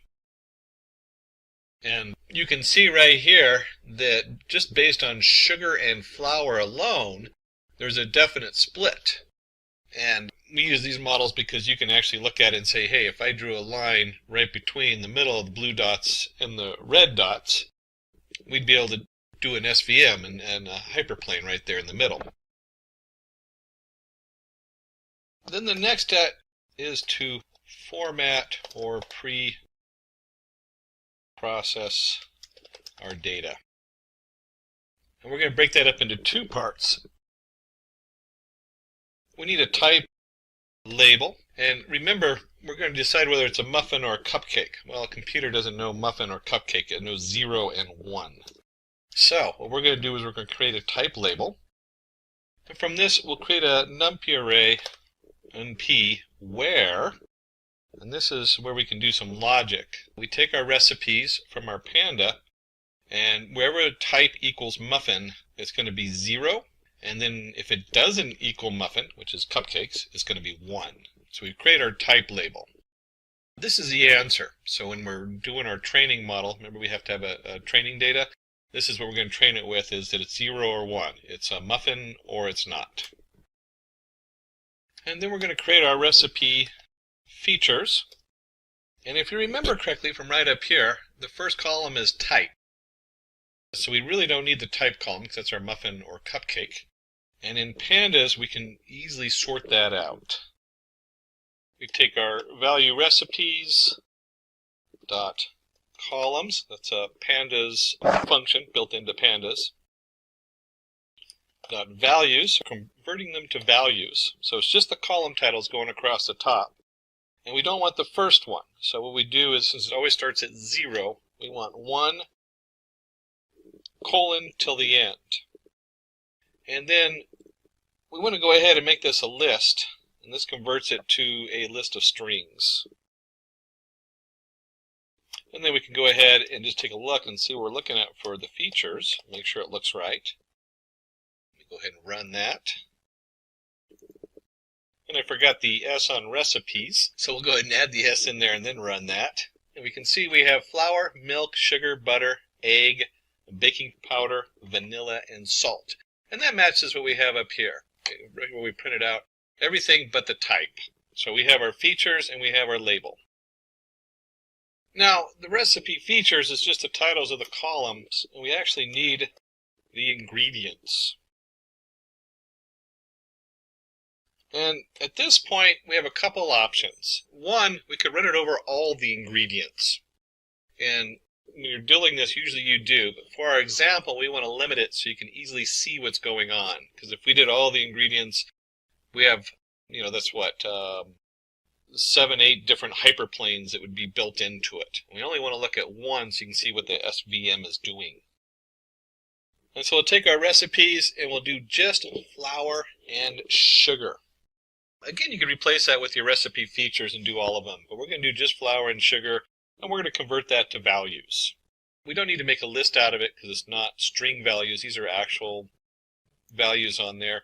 And we can go ahead and just print ingredients. And you can see what that looks like. And so we have just the amount of flour and sugar, just the 2 sets of plots. And just for fun, let's go ahead and take this over here and take our recipe features.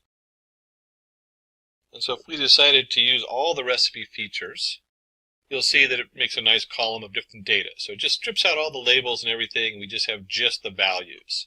But because we want to be able to view this easily in a plot later on, we'll go ahead and take that and just do flour and sugar. And we'll run that, and you'll see it's just the 2 columns. So the next step is to go ahead and fit our model. We'll go ahead and just call it model. And it's a SVM. We're using a package called SVC. In this case, we're going to go ahead and set the kernel equals linear. So it's using a specific setup on there. And if we go to the reference on their website for the SVM, you'll see that there's 8 of them here. 3 of them are for regression. 3 are for classification. the SVC, support vector classification, is probably one of the most commonly used. And then there's also one for detecting outliers, and another one that has to do with something a little bit more specific on the model. But SVC and SVR are the two most commonly used, standing for support vector classifier and support vector regression. Remember, regression is an actual value, a float value or whatever you're trying to work on, and SVC is a classifier, so it's a yes, no, true, false. But for this, we want to know 0, 1, muffin, cupcake. We go ahead and create our model, and once we have our model created, we're going to do model.fit, and this is very common, especially in the sklearn. All their models are followed with the fit command. And what we put into the fit, what we're training with it, is we're putting in the ingredients, which in this case we limited to just flour and sugar, and the type label. Is it a muffin or a cupcake? Now, in more complicated data science series, you'd want to split into, we won't get into that today, we split it into training data and test data, and they even do something where they split it into thirds, where a third is used for where you switch between which one's training and test. There's all kinds of things that go into that, and it gets very complicated when you get to the higher end. Not overly complicated, just an extra step which we're not going to do today because this is a very simple set of data. And let's go ahead and run this, and now we have our model fit. And I got an error here, so let me fix that real quick. It's capital SVC, it turns out. I did it lowercase. Support vector classifier. There we go. Let's go ahead and run that. And you'll see it comes up with all this information that it prints out automatically. These are the defaults of the model. You notice that we changed the kernel to linear. And there's our kernel linear on the printout. And there's other different settings you can mess with. We're going to just leave that alone for right now. For this, we don't really need to mess with any of those. So next, we're going to dig a little bit into our newly trained model. And we're going to do this so we can show you on a graph. And let's go ahead and get the separating. And we're going to say, we're going to use a W for our variable on here. And we're going to do model.coefficient _0. So what the heck is that? Again, we're digging into the model. So we've already got a prediction and a train. This is the math behind it that we're looking at right now. And so the W is going to represent two different coefficients. And if you remember, we had y equals mx plus c. So these coefficients are connected to that, but in two-dimensional. It's a plane. We don't want to spend too much time on this because you can get lost in the confusion of the math. So if you're a math whiz, this is great. You can go through here and you'll see that we have a equals minus w of 0 over w of 1. Remember, there's two different values there. And that's basically the slope that we're generating. And then we're going to build an xx. What is xx? We're going to set it up to a numpy array. There's our np dot line space. So we're creating a line of values between 30 and 60. So it just creates a set of numbers for x. And then if you remember correctly, we have our formula, y equals the slope times x plus the intercept. Well, to make this work, we can do this as yy equals the slope times each value in that array. That's the neat thing about numpy. So when I do a times xx, which is a whole numpy array of values, it multiplies a across all of them. And then it takes those same values and we subtract the model intercept. That's your, remember we had mx plus c, so that'd be the c from the formula, y equals mx plus c. And that's where all these numbers come from. A little bit confusing because it's digging out of these different arrays. And then what we want to do is we're going to take this and we're going to go ahead and plot it. So plot the parallels to separating hyperplane that pass through the support vectors. And so we're going to create B equals a model support vectors, pulling our support vectors out there. Here's our YY, which we now know is a set of data. And we have we're going to create YY down equals A times XX plus B1 minus A times B0. And then model support vector B is going to be set that to a new value, the -1 setup. And yy up equals a times xx plus b1 minus a times b0. And we can go ahead and just run this to load these variables up. If you want to understand a little bit more of what's going on, you can see if we print yy, we just run that, you can see it's an array. This is a line. It's going to have, in this case, between 30 and 60, so it's going to be 30 variables in here. And the same thing with yy up, yy down. And we'll plot those in just a minute on a graph so you can see what those look like. You just go ahead and delete that out of here and run that so it loads up the variables. Nice clean slate. I'm just going to copy this from before. Remember this, our SNS, our seaborn plot, LM plot, flour, sugar.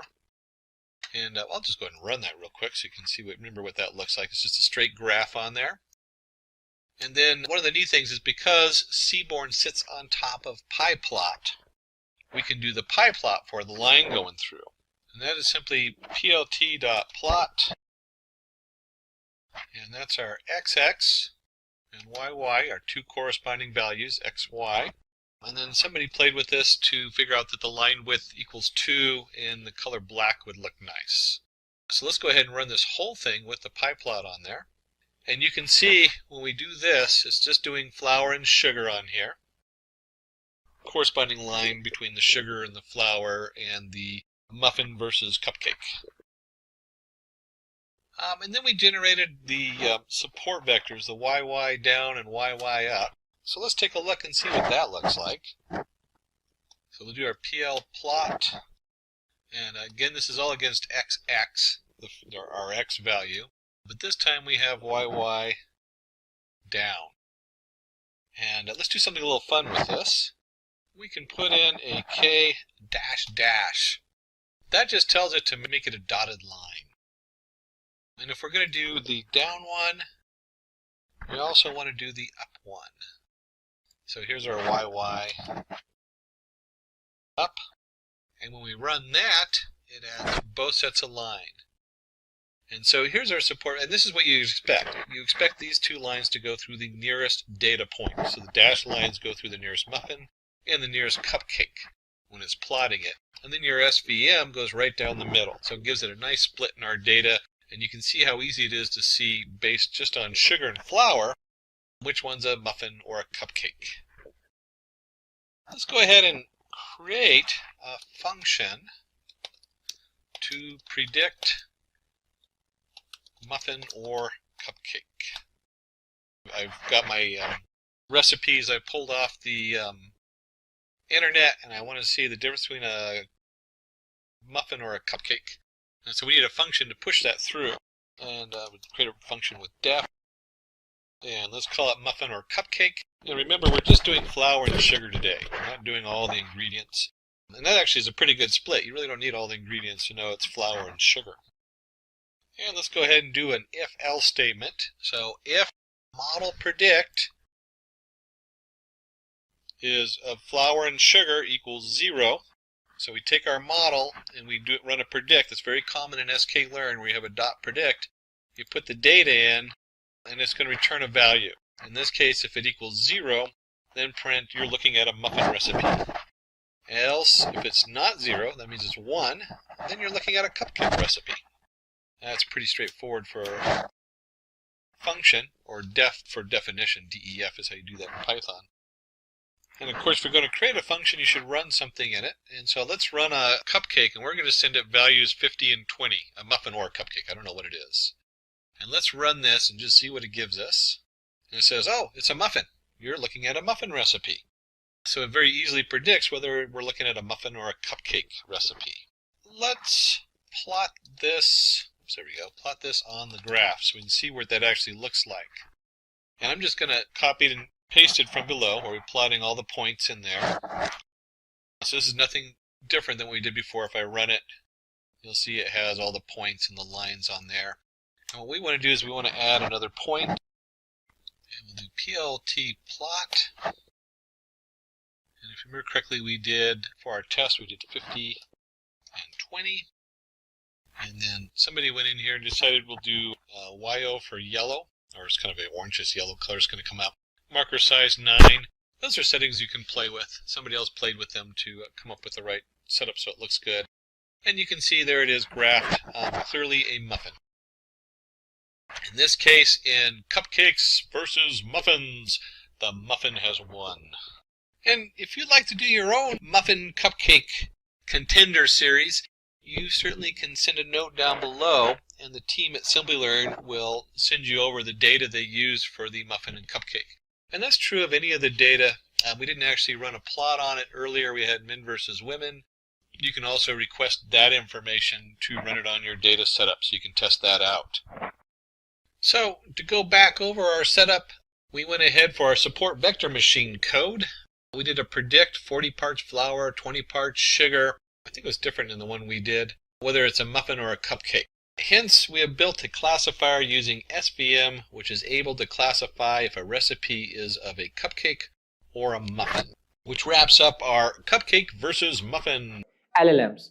If you ever wondered how machine learning can now understand and generate human-like text, you are in the right place. From chatbots like ChatGPT to AI assistant that power search engines, LLMs are transforming how we interact with technology. One of the most exciting advancements in this space is Google's Gemini or OpenAI ChatGPT, a cutting-edge large language model designed to push the boundaries of what AI can achieve. In this video, we will explore what LLMs are, how they work, and why models like Gemini are critical for the future of AI. Google Gemini is part of a new wave of AI models that are smarter, faster, and more efficient. It is designed to understand context better, offer more accurate responses, and integrate deeply into services like Google Search and Google Assistant, providing more human-like interactions. So we will break down the science behind LLMs, including their massive training datasets, transformer architecture, and how models like Gemini use deep learning innovation to change industries.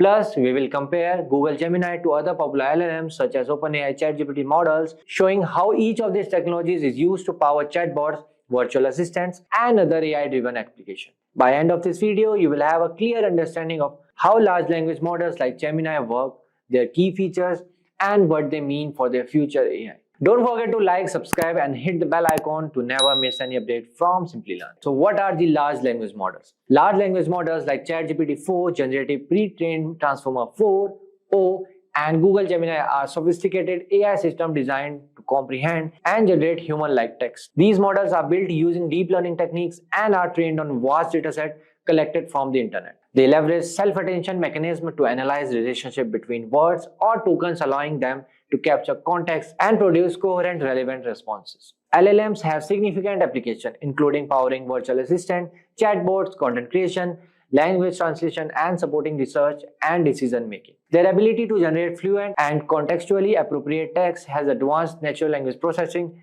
and improved human-computer interaction. So now let's see what our large language model used for.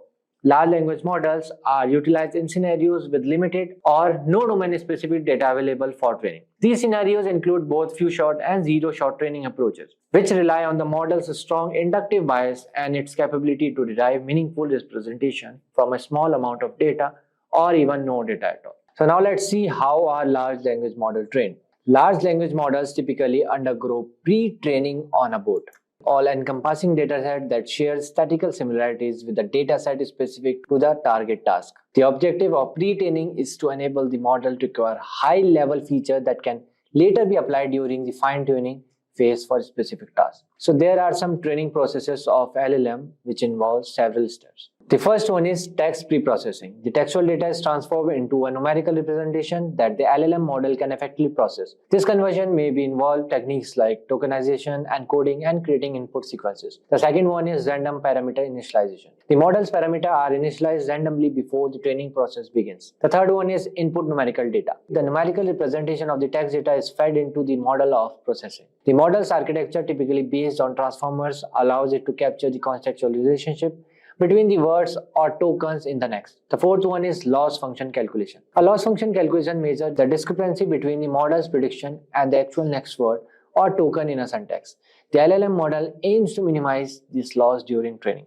The fifth one is parameter optimization. The model's parameters are adjusted through optimization technique. This involves calculating gradient and updating the parameters accordingly, gradually improving the model's performance. The last one is iterative training. The training process is repeated over multiple iterations or epochs until the model's output achieve a satisfactory level of accuracy on that given task or dataset. By following this training process, large language models learn to capture linguistic patterns, understand context, and generate coherent responses, enabling them to excel at various language-related tasks. The next topic is how do large language models work? So large language models leverage deep neural network to generate output based on patterns learned from the training data. Typically, a large language model adopts a transformer architecture which enables the model to identify relationship between words in a sentence irrespective of their position in the sequence.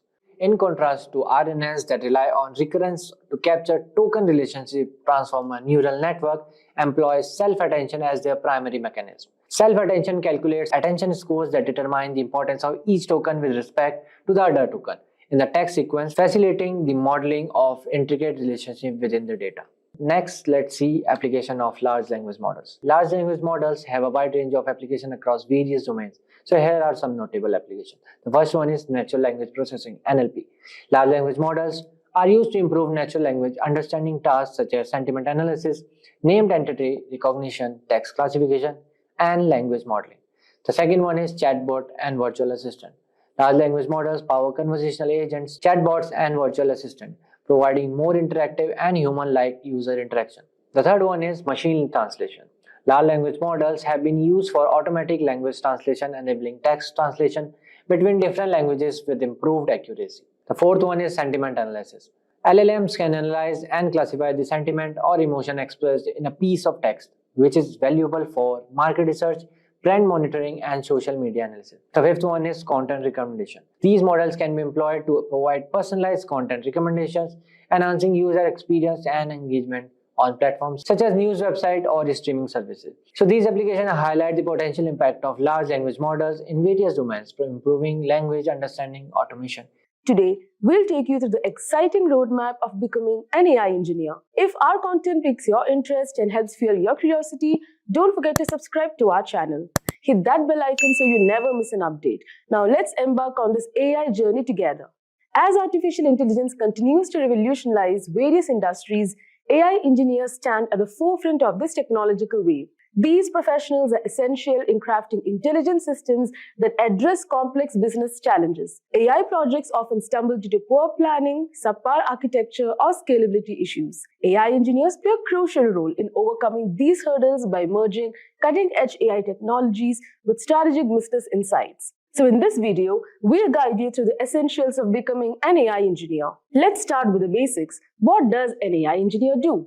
An AI engineer builds AI models using machine learning algorithms and deep learning neural networks. These models are pivotal in generating business insights that influence organizational decision-making. From developing applications that leverage sentiment analysis for contextual advertising to creating systems for visual recognition and language translation, the scope of an AI engineer's work is vast and impactful. So to succeed as an AI engineer, you need a blend of technical prowess and soft skills. So now let's break down this 8-month plan. Month 1, Computer Science Fundamentals and Beginner's Python. So before we delve into AI, it's crucial to establish a strong foundation in computer science. This month, you should focus on the following topics. Data representation.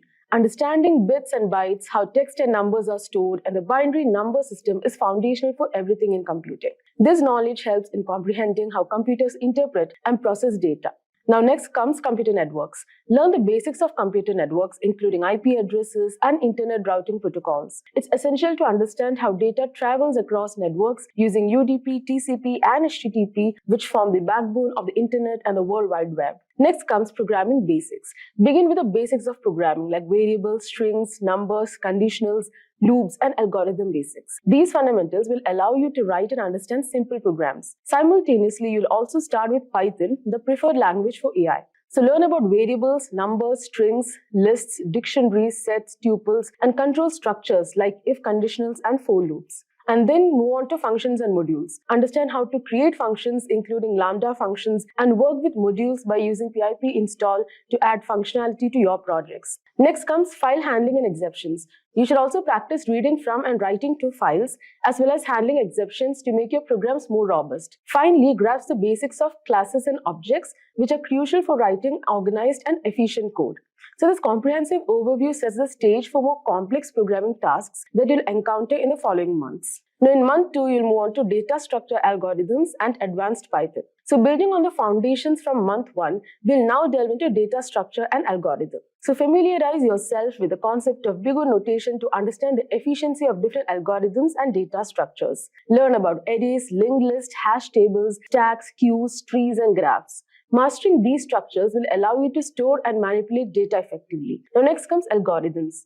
You should explore algorithms such as binary search, bubble sort, quick sort, merge sort, and recursion. These are essential for optimizing your code, and parallelly you'll advance your Python skills. So you can dive into inheritance, generators, iterations, list comprehensions, decorators, multi-threading, and multiprocessing. These topics will enable you to write more efficient and scalable code. So this month's learning prepares you to handle complex data operations and enhance your coding efficiency. Now in month 3, you'll move on to version control, SQL, and data manipulation.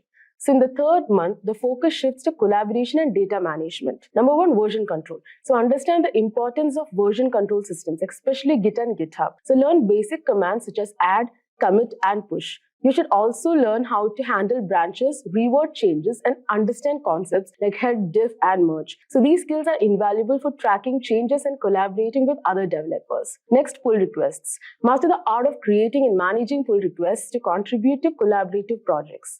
Next, we'll dive into SQL for managing databases. So first, we'll start with SQL basics. So learn about relational databases and how to perform basic queries. And then you'll move on to advanced queries. Understand complex query techniques such as CTEs, subqueries, and window functions. And then comes joins and database management. So study different types of joins like left, right, inner, and full join.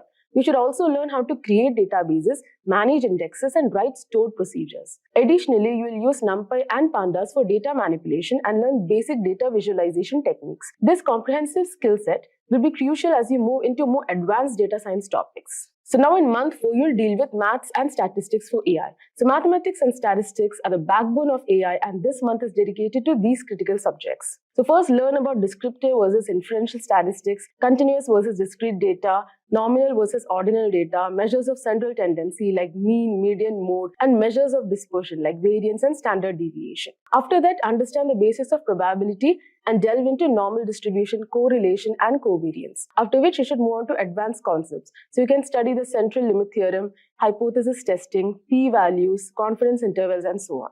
In parallel, you should also study linear algebra and calculus. So in linear algebra, learn about vectors, matrices, eigenvalues, and eigenvectors. And in calculus, cover the basics of integral and differential calculus. So this mathematical foundation is essential for developing and understanding AI models, setting you up for success as you transition into machine learning. Now in month 5 comes exploratory data analysis, which is EDA and machine learning. So with a solid foundation in math and statistics, you are now ready to delve into machine learning. Number 1, pre-processing. Learn how to handle NA values, treat outliers, perform data normalization, and conduct feature engineering. You should also understand encoding techniques such as one-hot and label encoding. You'll also explore supervised and unsupervised learning with a focus on regression and classification, and learn about linear models like linear and logistical regression, and non-linear models like decision tree, random forest, etc. And then understand how to evaluate models using metrics such as mean squared error, mean absolute error, mean for regression and accuracy, precision recall, etc. Then comes hyperparameter tuning. Learn about techniques like grid search CV and random search CV for optimizing your models. After which you'll move on to unsupervised learning. Here you can study clustering techniques like K-means and hierarchical clustering, and delve into dimensionality reduction with PCA. So this month's focus on EDA and model building will prepare you for more complex AI applications. Transitioning to the next phase, you will begin to work on deploying these models and real-world scenarios. So in month 6 comes ML Ops and machine learning projects. So this month we'll cover the operational aspects of machine learning and work on practical projects.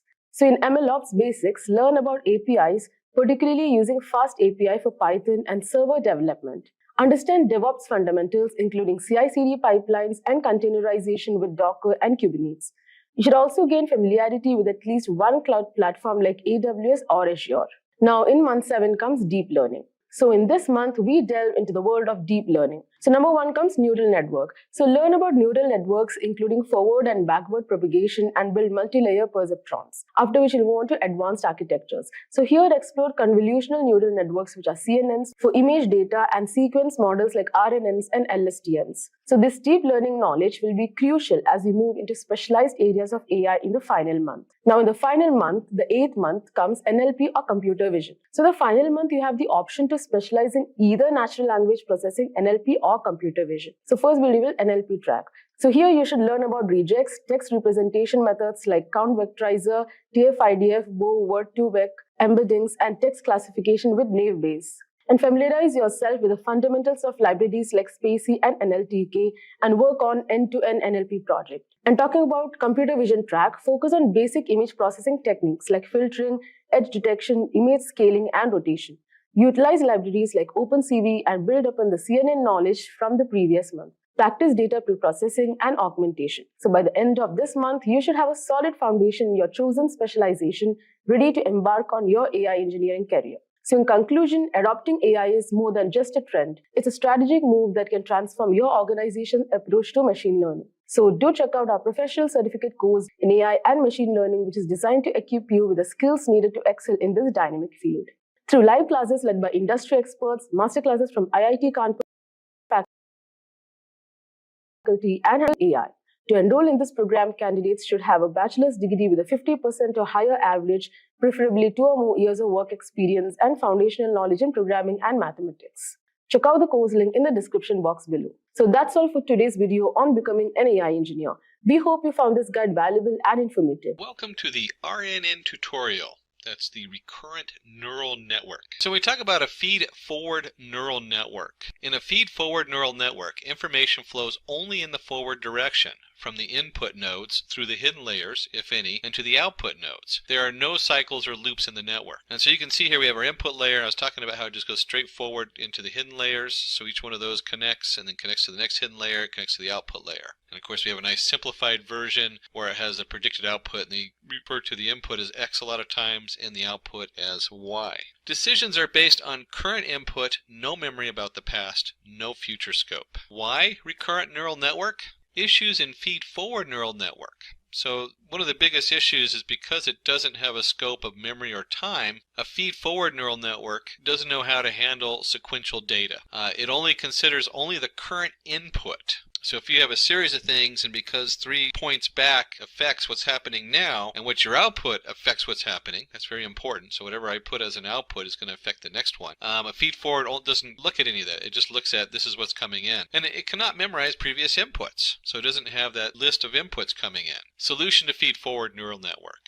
You'll see here where it says recurrent neural network, and we have our X on the bottom going to H, going to Y. That's your feed forward. But right in the middle it has a value C, so there's a whole other process. So it's memorizing what's going on in the hidden layers, and the hidden layers, as they produce data, feed into the next one. So your hidden layer might have an output that goes off to Y, but that output goes back into the next prediction coming in. What this does is this allows it to handle sequential data. It considers the current input and also the previously received inputs. And if we're going to look at general drawings and solutions, we should also look at applications of the RNN. Image captioning. RNN is used to caption an image by analyzing the activities present in it. A dog catching a ball in midair. That's very tough. I mean, we have a lot of stuff that analyzes images of a dog and the image of a ball, but it's able to add one more feature in there that's actually catching the ball in midair. Time series prediction. Any time series problem like predicting the prices of stocks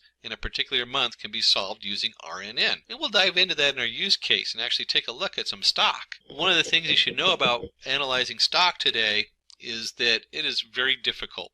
And if you're analyzing the whole stock, the stock market at the New York Stock Exchange in the U.S. produces somewhere in the neighborhood, if you count all the individual trades and fluctuations by the second, it's like 3 terabytes a day of data. So we're only going to look at one stock. Just analyzing one stock is really tricky. In here, we'll give you a little jump on that, so that's exciting, but don't expect to get rich off of it immediately.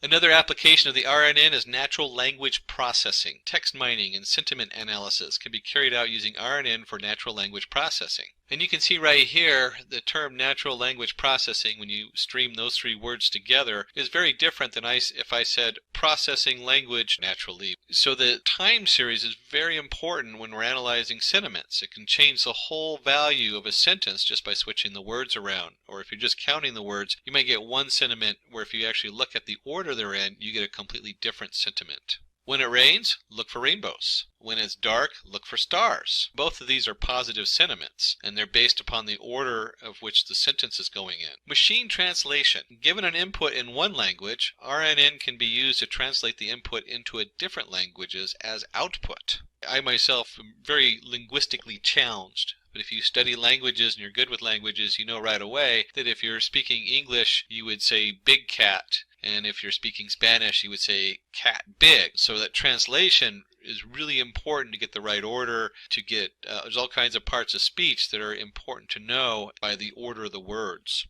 Here this person is speaking in English and getting translated. And you can see here a person is speaking in English in this little diagram. I guess that's denoted by the flags. I have a flag. I own it. No. But they're speaking in English and it's getting translated into Chinese, Italian, French, German, and Spanish languages. Some of the tools coming out are just so cool. So somebody like myself who's very linguistically challenged, I can now travel into worlds I would never think of, because I can have something translate my English back and forth readily, and I'm not stuck with a communication gap. So let's dive into what is a recurrent neural network. Recurrent neural network works on the principle of saving the output of a layer and feeding this back to the input in order to predict the output of the layer. Sounds a little confusing. When we start breaking it down, it'll make more sense. And usually we have a propagation forward neural network with the input layers, the hidden layers, the output layer. With the recurrent neural network, we turn that on its side. So here it is, and now our X comes up from the bottom into the hidden layers into Y, and they usually draw it very simplified, X to H, with C as a loop, A to Y, where A, B, and C are the perimeters. A lot of times you'll see this kind of drawing in here, digging closer and closer into the H and how it works. Going from left to right, you'll see that the C goes in, and then the X goes in. So the X is going upward bound, and C is going to the right. A is going out. And C is also going out. That's where it gets a little confusing. So here we have X in, C in, and then we have Y out and C out. And C is based on HT minus 1. So our value is based on the Y and the H value are connected to each other. They're not necessarily the same value because H can be its own thing. And usually we draw this, or we represent it as a function. H of T equals a function of C, where H of T minus 1, that's the last H output, and X of T going in. So it's the last output of H combined with the new input of X, where HT is the new state, FC is a function with the parameters C, that's a common way of denoting it, HT minus 1 is the old state coming out, and then X of T is an input vector at time of step T. Well, we need to cover types of recurrent neural networks. And so the first one is the most common one, which is a one-to-one single output. One-to-one neural network is usually known as a vanilla neural network, used for regular machine learning problems. Why? Because vanilla is usually considered kind of just a real basic flavor. But because it's very basic, a lot of times they'll call it the vanilla neural network, which is not the common term, but it is, like kind of a slang term. People will know what you're talking about usually if you say that. Then we run one to many, so you have a single input, and you might have multiple outputs. In this case, image captioning, as we looked at earlier, where we have not just looking at it as a dog, but a dog catching a ball in the air. And then you have many-to-one network, takes in a sequence of inputs. Examples, sentiment analysis, where a given sentence can be classified as expressing positive or negative sentiments. And we looked at that as we were discussing, if it rains, look for a rainbow. So positive sentiment, where rain might be a negative sentiment if you were just adding up the words in there. And then, of course, if you're going to do a one-to-one, many-to-one, one-to-many, there's many-to-many networks, takes in a sequence of inputs and generates a sequence of outputs. Example, machine translation. So we have a lengthy sentence coming in English and then going out in all the different languages. Just a wonderful tool. Very complicated set of computations. If you're a translator, you realize just how difficult it is to translate into different languages. One of the biggest things you need to understand when we're working with this neural network is what's called the vanishing gradient problem. While training an RNN, your slope can be either too small or very large, and this makes training difficult. When the slope is too small, the problem is known as vanishing gradient. And you'll see here they have a nice image, loss of information through time. So if you're pushing not enough information forward, that information is lost, and then when you go to train it, you start losing the third word in the sentence or something like that, or it doesn't quite follow the full logic of what you're working on. Exploding gradient problem. Oh, this is one that runs into everybody. When you're working with this particular neural network, when the slope tends to grow exponentially instead of decaying, this problem is called exploding gradient. Issues in gradient problem: long training time, poor performance, bad accuracy. And I'll add one more in there. Your computer, if you're on a lower end computer testing out a model, will lock up and give you the memory error. Explaining gradient problem. Consider the following two examples to understand what should be the next word in the sequence. The person who took my bike and blank, a thief. The students who got into engineering with blank from Asia. And you can see in here we have our x value going in, we have the previous value going forward, and then you back propagate the error like you do with any neural network. And as we're looking for that missing word, maybe we'll have the person took my bike and blank was a thief. And the student who got into engineering with a blank were from Asia. Consider the following example, the person who took the bike, so we'll go back to the person who took the bike was blank a thief. In order to understand what would be the next word in the sequence, the RNN must memorize the previous context, whether the subject was singular noun or a plural noun. So, was a thief is singular. The student who got into engineering, well, in order to understand what would be the next word in the sequence, the RNN must memorize the previous context, whether the subject was singular noun or a plural noun. And so you can see here the students who got into engineering with blank were from Asia. It might be sometimes difficult for the error to back propagate to the beginning of the sequence to predict what should be the output. So when you run into the gradient problem, we need a solution, the solution to the gradient problem. First, we're going to look at exploding gradient, where we have three different solutions depending on what's going on. One is identity initialization. So the first thing we want to do is see if we can find a way to minimize the identities coming in instead of having it identify everything, just the important information we're looking at. Next is to truncate the back propagation. So instead of having whatever information it's sending to the next series, we can truncate what it's sending. We can lower that particular set of layers, make those smaller. And finally is a gradient clipping. So when we're training it, we can clip what that gradient looks like and narrow the training model that we're using. When you have a vanishing gradient, the option problem, we can take a look at weight initialization, very similar to the identity, but we're going to add more weights in there so it can identify different aspects of what's coming in better. Choosing the right activation function. That's huge. So we might be activating based on one thing and we need to limit that. We haven't talked too much about activation functions, so we'll look at that just minimally. There's a lot of choices out there. And then finally there's long short-term memory networks, the LSTMS. And we can make adjustments to that. So just like we can clip the gradient as it comes out, we can also expand on that. We can increase the memory network, the size of it, so it handles more information. And one of the most common problems in today's setup is what they call long-term dependencies. Suppose we try to predict the last word in the text. The clouds are in the, and you probably said sky. Here we do not need any further context. It's pretty clear that the last word is going to be sky. Suppose we try to predict the last word in the text. I have been staying in Spain for the last 10 years. I can speak fluent. Maybe you said Portuguese or French. No, you probably said Spanish. The word we predict will depend on the previous few words in context. Here we need the context of Spain to predict the last word in the text. It's possible that the gap between the relevant information and the point where it is needed to become very large. LSTMs help us solve this problem. So the LSTMs are a special kind of recurrent neural network capable of learning long-term dependencies. Remembering information for long periods of time is their default behavior. All recurrent neural networks have the form of a chain of repeating modules, of neural network connections. In standard RNNs, this repeating module will have a very simple structure such as a single tangent H layer. LSTMSs also have a chain-like structure, but the repeating module has a different structure. Instead of having a single neural network layer, there are 4 interacting layers communicating in a very special way.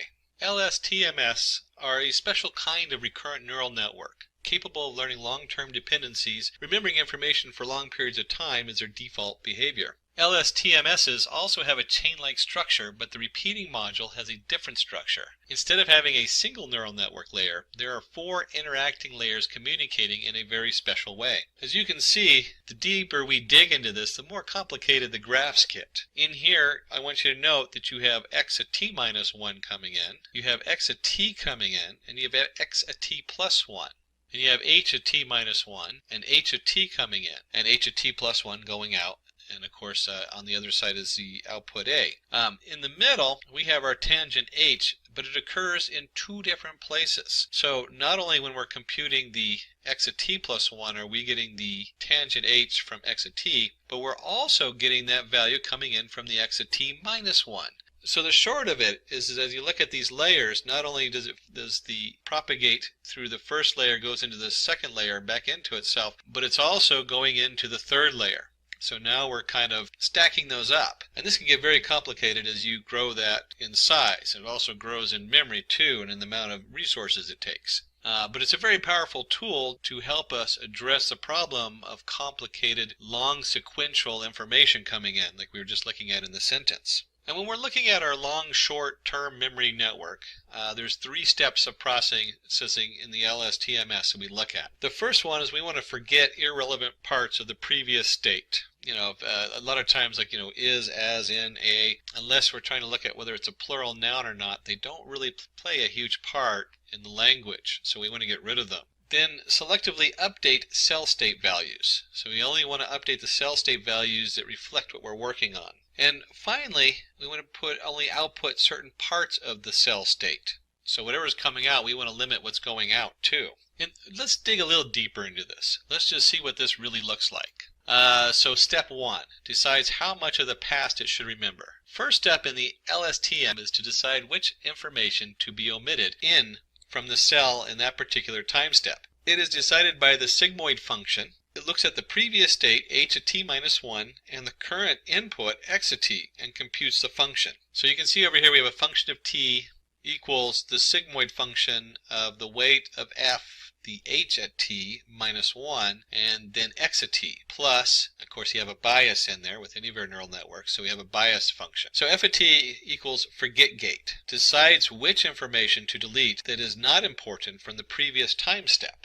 Considering an LSTM is fed with the following inputs from the previous and present time step. Alice is good in physics. John, on the other hand, is good in chemistry. So, previous output. John plays football well. He told me yesterday over the phone that he had served as a captain of his college football team. That's our current input. So as we look at this, the first step is the forget gate realizes there might be a change in context after encountering the first full stop.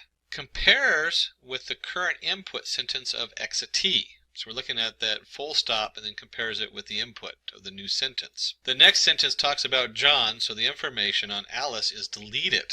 Okay, that's important to know. So we have this input coming in, and if we're going to continue on with John, then that's going to be the primary information we're looking at. The position of the subject is vacated and is assigned to John. And so in this one, we've seen that we've weeded out a whole bunch of information, and we're only passing information on John, since that's now the new topic. So step 2 is then to decide how much should this unit add to the current state. In the second layer, there are 2 parts. One is the sigmoid function, and the other is the tangent h. In the sigmoid function, it decides which values to let through, 0 or 1. Tangent h function gives the weightage to the values which are passed, deciding their level of importance, -1 to 1. And you can see the 2 formulas that come up. The I of t equals the sigmoid of the weight of I, h at t minus 1, x at t plus the bias of I. And the c of t equals the tangent of h of the weight of c of h at t minus 1, x at t plus the bias of c. So our I of t equals the input gate, determines which information to let through based on its significance in the current time step.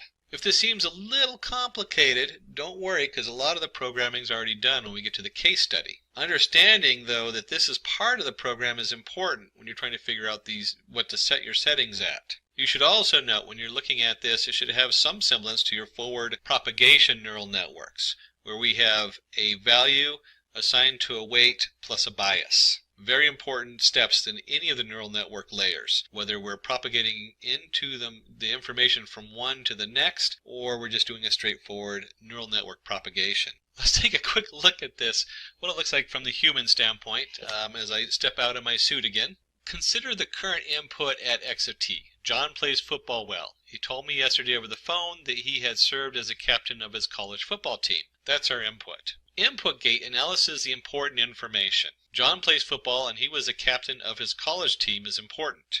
He told me over the phone yesterday is less important, hence it is forgotten. This process of adding some new information can be done via the input gate. Now this example is as a human form, and we'll look at training this stuff in just a minute. But as a human being, if I wanted to get this information from a conversation, maybe it's a Google Voice listening in on you or something like that, how do we weed out the information that he was talking to me on the phone yesterday? Well, I don't want to memorize that he talked to me on the phone yesterday, or maybe that is important. But in this case, it's not. I want to know that he was the captain of the football team. I want to know that he served. I want to know that John plays football and he was the captain of the college football team. Those are the two things that I want to take away as a human being. Again, we measure a lot of this from the human viewpoint, and that's also how we try to train them so we can understand these neural networks. Finally, we get to step 3, decides what part of the current cell state makes it to the output. The third step is to decide what will be our output. First, we run a sigmoid layer, which decides what parts of the cell state make it to the output. Then we put the cell state through the tangent h to push the values to be between -1 and 1, and multiply it by the output of the sigmoid gate. So when we talk about the output of t, we set that equal to the sigmoid of the weight of 0 of the h of t minus 1, back one step in time, by the x of t, plus of course the bias. The h of t equals the out of t times the tangent h of c of t. So our O of t equals the output gate, allows the passed in information to impact the output in the current time step. Let's consider the example to predicting the next word in the sentence. John played tremendously well against the opponent and won for his team. For his contributions, Brave blank was awarded player of the match. There could be a lot of choices for the empty space. Current input, Brave, is an adjective. Adjectives describe a noun. John could be the best output after Brave. Thumbs up for John, awarded player of the match. And if you were to pull just the nouns out of the sentence, team doesn't look right because that's not really the subject we're talking about. Contributions, brave contributions, or brave team, brave player, brave match. So you look at this and you can start to train this neural network so it starts looking at it and goes, oh no, John is what we're talking about. So brave is an adjective, John's going to be the best output. And we give John a big thumbs up. And then of course we jump into my favorite part, the case study. Use case implementation of LSTM. Let's predict the prices of stocks using the LSTM network based on the stock price data between 2012 and 2016. We're going to try to predict the stock prices of 2017. And this will be a narrow set of data. We're not going to do the whole stock market. It turns out that the New York Stock Exchange generates roughly 3 terabytes of data per day. That's all the different trades up and down of all the different stocks going on. And each individual one second to second or nanosecond to nanosecond. But we're going to limit that to just some very basic fundamental information. So don't think you're going to get rich off this today. But at least you can give a step forward in how to start processing something like stock prices, a very valid use for machine learning in today's markets. Use case implementation of LSTM. Let's dive in. We're going to import our libraries. We're going to import the training set and get the scaling going. Now, if you watch any of our other tutorials, a lot of these pieces just start to look very familiar because it's a very similar setup. But let's take a look at that. And just a reminder, we're going to be using Anaconda, the Jupyter Notebook. So here I have my Anaconda Navigator. When we go under environments, I've actually set up a Keras Python 3.6. I'm in Python 3.6. And nice thing about Anaconda, especially the newer version, I remember a year ago messing with Anaconda in different versions of Python and different environments. Anaconda now has a nice interface And I have this installed both on a Ubuntu Linux machine and on Windows, so it works fine on there. You can go in here and open a terminal window, and then in here, once you're in the terminal window, this is where you're going to start installing using pip to install your different modules and everything. Now we've already pre-installed them, so we don't need to do that in here. But if you don't have them installed in your particular environment, you'll need to do that. And of course, you don't need to use the Anaconda or the Jupyter. You can use whatever favorite Python IDE you like. I'm just a big fan of this because it keeps all my stuff separate. You can see on this machine I have specifically installed one for Keras, since we're going to be working with Keras under TensorFlow. When we go back to home, I've gone up here to application, and that's the environment I've loaded on here, and then we'll click on the Launch Jupyter Notebook. Now I've already, in my Jupyter Notebook, have set up a lot of stuff so that we're ready to go. Kind of like Martha Stewart's in the old cooking shows. We want to make sure we have all our tools for you so you're not waiting for them to load. And if we go up here to where it says New, you can see where you can create a new Python 3. That's what we did here underneath the setup, so it already has all the modules installed on it. And I'm actually renamed this. If you go under File, you can rename it. I'm calling it RNN Stock. And let's just take a look and start diving into the code. Let's get into the exciting part. Now we've looked at the tool, and of course you might be using a different tool, which is fine. Let's start putting that code in there and seeing what those imports and uploading everything looks like. Now, the first half is kind of boring when we hit the Run button, because we're going to be importing NumPy as NP. That's the number Python, which is your NumPy array, and the matplot library, because we're going to do some plotting at the end, and our pandas for our data set. Our pandas as PD. And when I hit Run, it really doesn't do anything except for load those modules. Just a quick note, let me just do a quick draw here. Oops, Shift-Alt, there we go. You'll notice when we're doing this setup, if I was to divide this up, oops, I'm going to actually, let's overlap these, here we go. This first part that we're going to do is our data prep. A lot of prepping involved. In fact, depending on what your system is, since we're using Keras, I put an overlap here, but you'll find that almost maybe even half of the code we do is all about the data prep. And the reason I overlap this with Keras, let me just put that down because that's what we're working in, is because Keras has like their own preset stuff, so it's already pre-built in, which is really nice. So there's a couple steps a lot of times that are in the Keras setup. We'll take a look at that to see what comes up in our code as we go through and look at stock. And then the last part is to evaluate. And if you're working with shareholders or classroom, whatever it is you're working with, the evaluate is the next biggest piece. So the actual code here, Keras is a little bit more, but when you're working with some of the other packages, you might have like 3 lines. That might be it. All your stuff is in your pre-processing and your data. Since Keras is cutting edge and you load the individual layers, you'll see that there's a few more lines here and Keras is a little bit more robust. And then you spend a lot of times, like I said, with the evaluate, you want to have something you present to everybody else and say, hey, this is what I did, this is what it looks like. So let's go through those steps. This is like a kind of just general overview. And let's just take a look and see what the next set of code looks like. And in here we have a dataset train, and it's going to be read using the PD, or pandas.readCSV, and it's the Google stock price train.csv.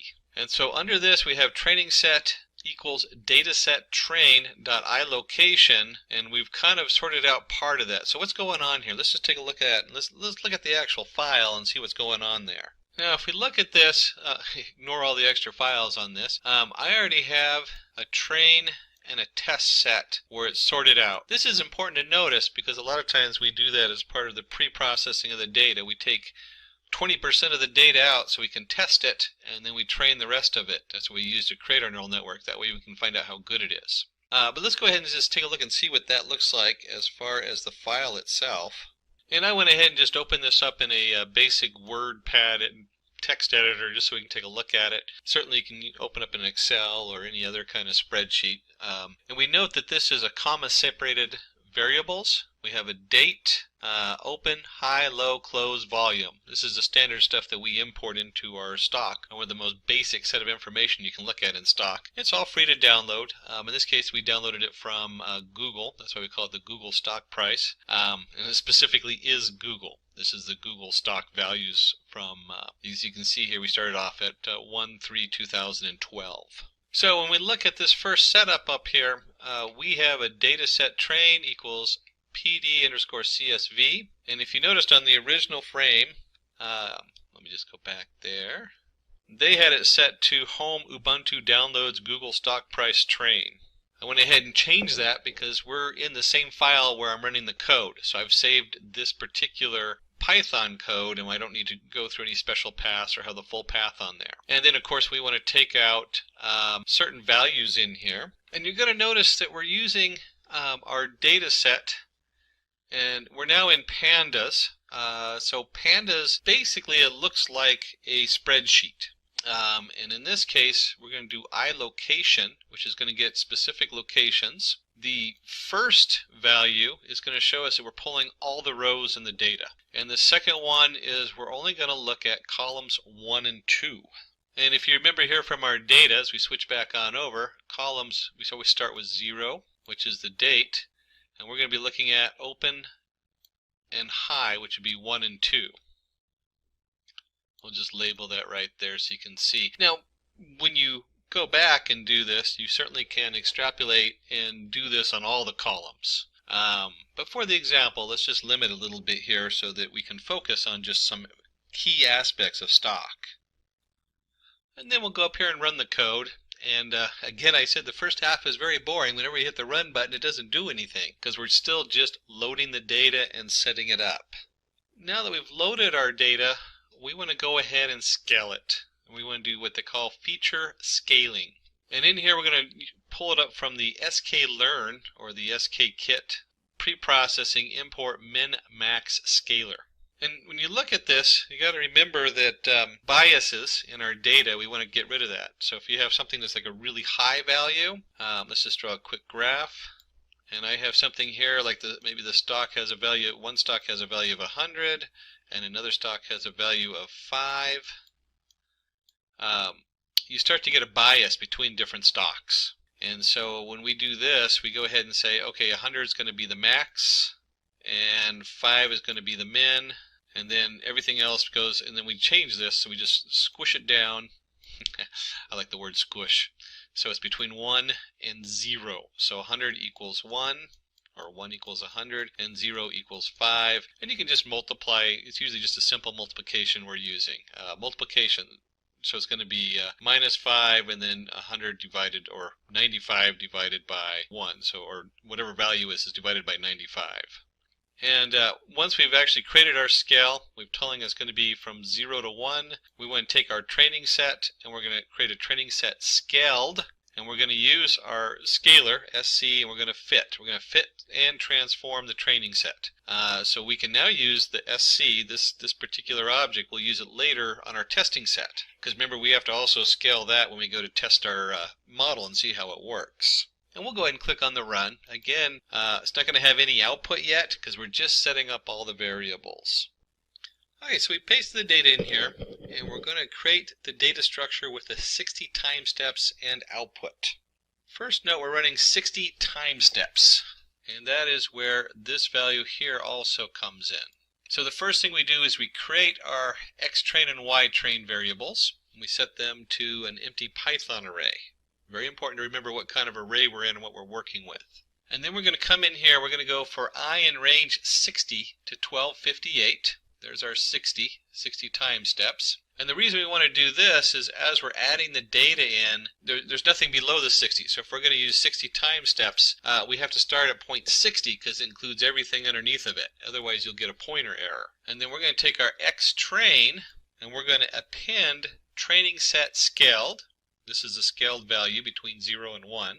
And then as I is equal to 60, this value is going to be 60 minus 60 is 0. So this actually is 0 to I. So it's going to be 0 to 60, 1 to 61. Let me just circle this part right here. 1 to 61, 2 to 62, and so on and so on. And if you remember, I said 0 to 60. That's incorrect because it does not count. Remember, it starts at 0, so this is a count of 60. So it's actually 59. Important to remember that as we're looking at this. And then the second part of this that we're looking at, so if you remember correctly, here we go. We go from 0 to 59 of I, and then we have a comma, a 0 right here. And so finally, we're just going to look at the open value. Now, I know we did put it in there for 1 to 2. If you remember correctly, it doesn't count the second one, so it's just the open value we're looking at, just open. And then finally, we have ytrain.append training set I to 0. And if you remember correctly, I comma 0. If you remember correctly, this is 0 to 59, so there's 60 values in it. So when we do I down here, this is number 60. So we're going to do this is we're creating an array, and we have 0 to 59. And over here we have number 60, which is going into the Y train. It's being appended on there. And then this just goes all the way up. So this is down here is 0 to 59, and we'll call it 60, since that's the value over here. And it goes all the way up to 1258. That's where this value here comes in. That's the length of the data we're loading. So we've loaded 2 arrays. We've loaded one array that has, which is filled with arrays from 0 to 59, and we loaded one array which is just the value. And what we're looking at, you want to think about this as a time sequence. Here's my open. What's the next one in the series?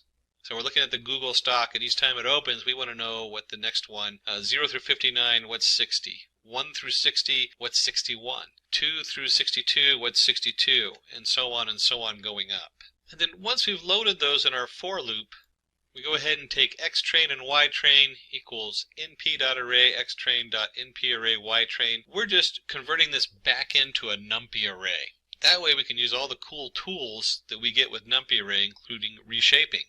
So if we take a look and see what's going on here, we're going to take our xtrain, we're going to reshape it. Wow, what the heck does reshape mean? That means we have an array, if you remember correctly, so many numbers by 60. That's how wide it is. And so when you do xtrain.shape, that gets one of the shapes. And you get xtrain.shape of 1 gets the other shape. And we're just making sure the data is formatted correctly. And so you use this to pull the fact that it's 60 by, in this case, where's that value? 60 by 1199, 1258 minus 60, 1199, and we're making sure that that is shaped correctly. So the data is grouped into 1199 by 60 different arrays. And then the 1 on the end just means at the end, because when you're dealing with shapes and NumPy, they look at this as layers. And so the end layer needs to be 1 value. That's like the leaf of a tree, where this is the branch, and then it branches out some more, and then you get the leaf. np.reshape comes from and using the existing shapes to form it. We'll go ahead and run this piece of code. Again, there's no real output. And then we'll import our different Keras modules that we need. So from Keras models, we're going to import the sequential model. We're dealing with sequential data. We have our dense layers. We have actually 3 layers we're going to bring in. Our dense, our LSTM, which is what we're focusing on, and our dropout. And we'll discuss these 3 layers more in just a moment. But you do need with the LSTM, you do need the dropout, and then the final layer will be the dense. But let's go ahead and run this, and that'll import our modules. And you'll see we get an error on here. And if you read it closer, it's not actually an error, it's a warning. What does this warning mean? These things come up all the time when you're working with such cutting-edge modules that are completely being updated all the time. We're not going to worry too much about the warning. All it's saying is that the H5PY module, which is part of Keras, is going to be updated at some point. And if you're running new stuff on Keras and you start updating your Keras system, you better make sure that your H5Pi is updated too, otherwise you're going to have an error later on. And you can actually just run an update on the H5Pi now if you wanted to. Not a big deal. We're not going to worry about that today. And I said we were going to jump in and start looking at what those layers mean. I meant that. And we're going to start off with initializing the RNN, and then we'll start adding those layers in. And you'll see that we have the LSTM and then the dropout. LSTM, then dropout. LSTM, then dropout. What the heck is that doing? So let's explore that. We'll start by initializing the RNN, regressor equals sequential, because we're using the sequential model, and we'll run that and load that up. And then we're going to start adding our LSTM layer and some dropout regularization. And right there should be the Q, dropout regularization. And if we go back here and remember our exploding gradient, well, that's what we're talking about. The dropout drops out unnecessary data, so we're not just shifting huge amounts of data through the network. So And so we go in here, let's just go ahead and add this in. I'll go ahead and run this. And we had 3 of them, so let me go ahead and put all 3 of them in, and then we can go back over them. Here's the second one, and let's put 1 more in. Oops, put that in, and we'll go ahead and put 2 more in. I said 1 more in, but it's actually 2 more in, and then let's add 1 more after that. And as you can see, each time I run these, they don't actually have an output. So let's take a closer look and see what's going on here. So we're going to add our first LSTM layer in here. We're going to have units 50. The units is the positive integer, and it's the dimensionality of the output space. This is what's going out into the next layer. So we might have 60 coming in, but we have 50 going out. We have a return sequence, because it is a sequence data, so we want to keep that true. And then you have to tell it what shape it's in. Well, we already know the shape by just going in here and looking at xtrain shape. So input shape equals the xtrain shape of 1, 1. It makes it real easy. You don't have to remember all the numbers that put in 60 or whatever else is in there. You just let it tell the regressor what model to use. And so we follow our STM with a dropout layer. Now, understanding the dropout layer is kind of exciting because one of the things that happens is we can overtrain our network. That means that our neural network will memorize such specific data that it has trouble predicting anything that's not in that specific realm. To fix for that, each time we run through the training mode, we're going to take 0.2 or 20% of our neurons and just turn them off. So we're only going to train on the other ones. And it's going to be random. That way, each time we pass through this, we don't overtrain. These nodes come back in the next training cycle. We randomly pick a different 20. And finally, I see a big difference as we go from the first to the second and third and fourth. The first thing is we don't have to input the shape. Because the shape's already, the output units is 50 here, the next step automatically knows this layer is putting out 50, and because it's the next layer, it automatically sets that and says, oh, 50 is coming out from our last layer. It's coming out, goes into the regressor, and of course we have our dropout. And that's what's coming into this one, and so on, and so on. And so the next 3 layers, we don't have to let it know what the shape is. It automatically understands that. And we're going to keep the units the same. We're still going to do 50 units. It's still a sequence coming through, 50 units and a sequence. Now, the next piece of code is what brings it all together. Let's go ahead and take a look at that. And we come in here, we put the output layer, the dense layer. And if you remember up here, we had the 3 layers. We had LSTM, dropout, and dense. Dense just says we're going to bring this all down into one output. Instead of putting out a sequence, we just want to know the answer at this point. And let's go ahead and run that. And so in here, you notice all we're doing is setting things up, one step at a time. So far, we've brought in our, way up here, we brought in our data, we brought in our different modules, we formatted the data for training it, we set it up, we have our X train and our Y train. We have our source of data and the answers we know so far that we're going to put in there. We've reshaped that. We've come in and built our Keras. We've imported our different layers. And we have in here, if you look, we have 5 total layers. Now, Keras is a little different than a lot of other systems because a lot of other systems put this all in one line and do it automatic, but they don't give you the options of how those layers interface, and they don't give you the options of how the data comes in. Keras is cutting edge for this reason. So even though there's a lot of extra steps in building the model, this has a huge impact on the output and what we can do with these new models from Keras. So we brought in our dense, we have our full model put together, our regressor. So we need to go ahead and compile it, and then we're going to go ahead and fit the data. We're going to compile the pieces so they all come together, and then we're going to run our training data on there and actually recreate our regressor so it's ready to be used. So let's go ahead and compile that, and I can go ahead and run that. And if you've been looking at any of our other tutorials on neural networks, you'll see we're going to use the optimizer Atom. Atom is optimized for big data. There's a couple other optimizers out there beyond the scope of this tutorial, but certainly Atom will work pretty good for this. And loss equals mean squared value. So when we're training it, this is what we want to base the loss on. How bad is our error? Well, we're going to use the mean squared value for our error and the Atom optimizer for its differential equations. You don't have to know the math behind them, but certainly it helps to know what they're doing and where they fit into the bigger models. And then finally we're going to do our fit, fitting the RN into the training set. We have the regressor.fit, xtrain, ytrain, epochs, and batch size. So we know where this is. This is our data coming in for the xtrain. Our ytrain is the answer we're looking for of our data, our sequential input. Epochs is how many times we're going to go over the whole data set. We created a whole data set of xtrain. So this is each of those rows, which includes a time sequence of 60. And batch size, Another one of those things where Keras really shines is if you were pulling this, say, from a large file, instead of trying to load it all into RAM, it can now pick smaller batches up and load those indirectly. We're not worried about pulling them off a file today because this isn't big enough to cause the computer too much of a problem to run, not too straining on the resources. But as we run this, you can imagine what would happen if I was doing a lot more than just one column in one set of stock, in this case Google stock. Imagine if I was doing this across all the stocks and I had, instead of just the open, I had open, close, high, low, and you can actually find yourself with about 13 different variables times 60 because it's a time sequence. Suddenly you find yourself with a gig of memory you're loading into your RAM, which will just completely, if you're not on multiple computers or cluster, you're going to start running into resource problems. But for this, we don't have to worry about that. So let's go ahead and run this, and this will actually take a little bit on my computer because it's an older laptop.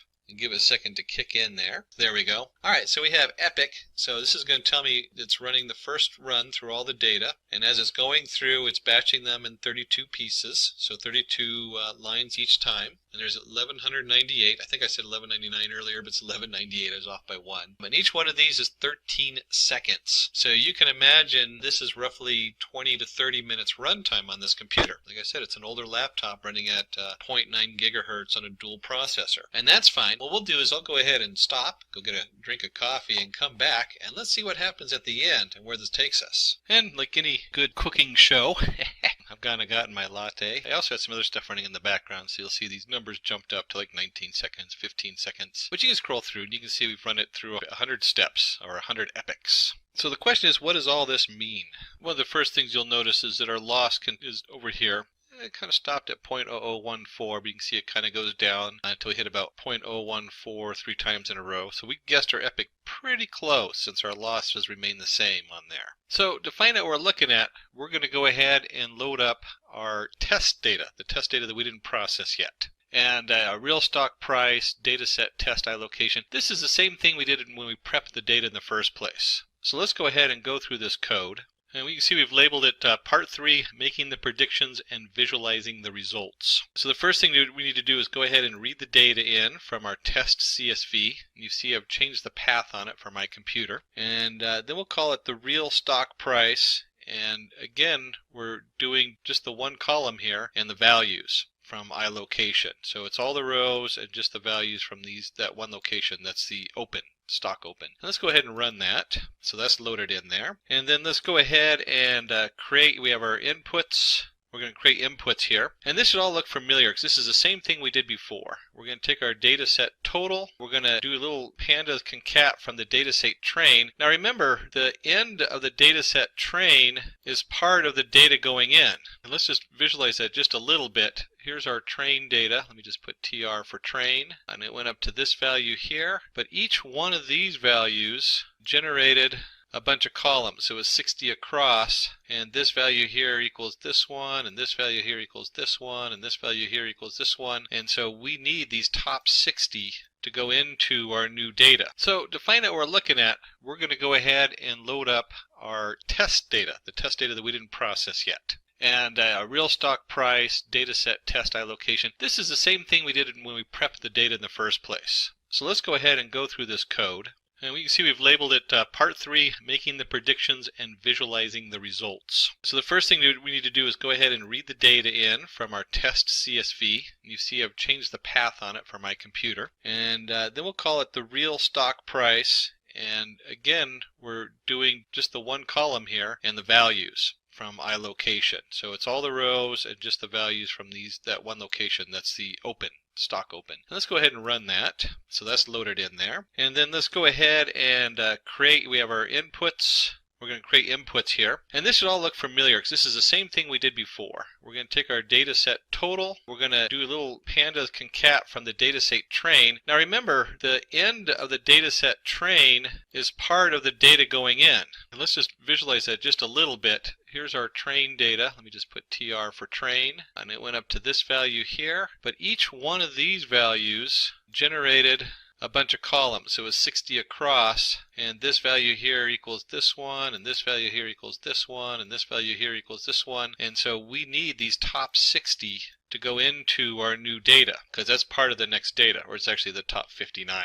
So that's what this first setup is over here, is where we're going in, we're doing the real stock price, and we're going to just take the data set test, and we're going to load that in, and then the real stock price is our data test location. So we're just looking at that first column, the open price. And then our data set total, we're going to take pandas and we're going to concat, and we're going to take our data set train for the open and our data set test open. And this is one way you can reference these columns. We've referenced them a couple different ways. We've referenced them up here with the 1, 2, but we know it's labeled as a panda set as open. So pandas is great that way. Lots of versatility there. And we'll go ahead and go back up here and run this. There we go. And you'll notice this is the same as what we did before. We have our open data set. We appended our concatenated our two data sets together. We have our inputs equals data set total length, data set total minus length of data set minus test minus 60 values. So we're going to run this over all of them. And you'll see why this works. Because normally when you're running your test set versus your training set, you run them completely separate. But when we graph this, you'll see that we'll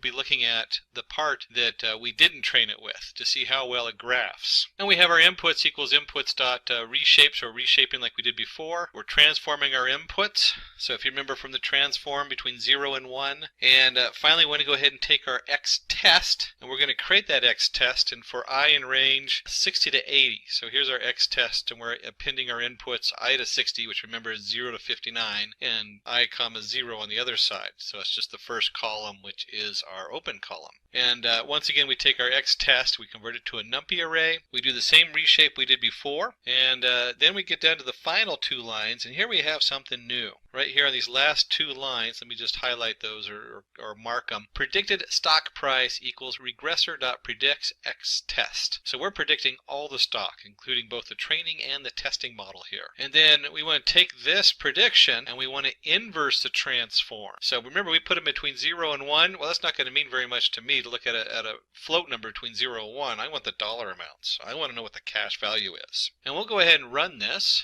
and you'll see it runs much quicker than the training. That's what's so wonderful about these neural networks. Once you put them together, it takes just a second to run the same neural network that took us, what, a half hour to train? Head and plot the data. We're going to plot what we think it's going to be, and we're going to plot it against the real data, what the Google stock actually did. So let's go ahead and take a look at that in code. And let's pull this code up. So we have our PLT. That's our, if you remember from the very beginning, let me just go back up to the top. We have our matplotlibary.pyplot as PLT. That's where that comes in.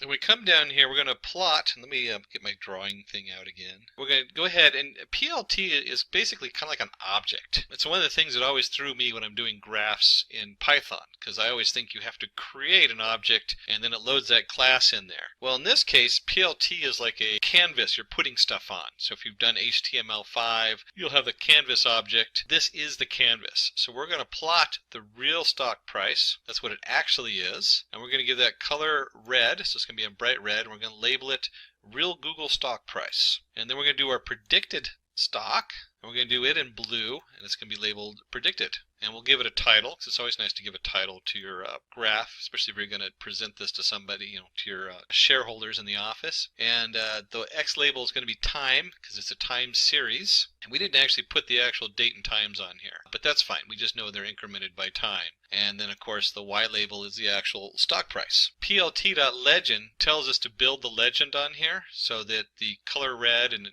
real Google stock price show up on there. And then the plot shows us that actual graph. So let's go ahead and run this and see what that looks like. And you can see here we have a nice graph, and let's talk just a little bit about this graph before we wrap it up. Here's our legend I was telling you about. That's why we have the legend to show the prices. We have our title and everything. And you'll notice on the bottom we have a time sequence. We didn't put the actual time in here. Now we could have. We could have gone ahead and plotted the X, since we know what the dates are, and plotted this to dates. But we also know that it's only the last piece of data that we're looking at. So last piece of data, which ends somewhere probably around here on the graph, I think it's like about 20% of the data, probably less than that. We have the Google price, and the Google price has this little up jump and then down, and you'll see that the actual Google, instead of a turn down here, just didn't go up as high and didn't go down. So our prediction has the same pattern, but the overall value is pretty far off as far as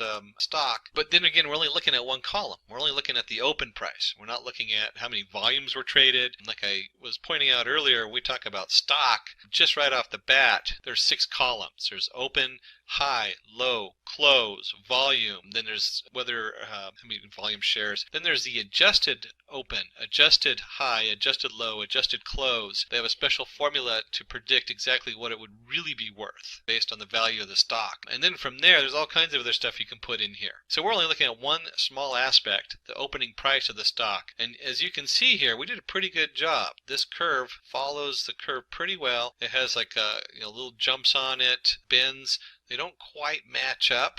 So this bend here does not quite match up with that bend there, but it's pretty darn close. We have the basic shape of it, and the prediction isn't too far off. And you can imagine that as we add more data in and look at different aspects in the specific domain of stock, we should be able to get a better representation each time we drill in deeper. Of course, this took a half hour for my computer to train, so you can imagine that if I was running it across all those different variables, it might take a little bit longer to train the data. Not so good for doing a quick tutorial like this. So we're going to dive right into what is Keras. We'll also go all the way through this into a couple of tutorials, because that's where you really learn a lot, is when you roll up your sleeves. So when we talk about what is Keras, Keras is a high-level deep learning API written in Python for easy implementation of neural networks. It uses deep learning frameworks such as TensorFlow, PyTorch, etc. as backend to make computation faster.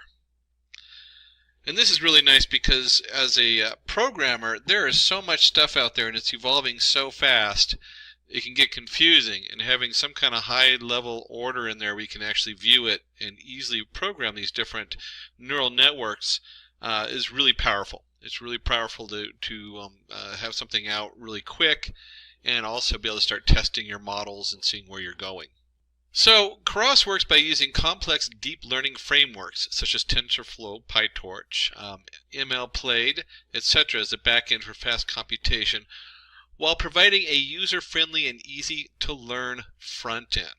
And you can see here we have the Keras API specifications, and under that you'd have like TF Keras for TensorFlow, Thano Keras, and so on.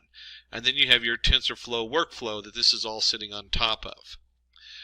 And this is, like I said, it organizes everything. The heavy lifting is still done by TensorFlow or whatever underlying package you put in there.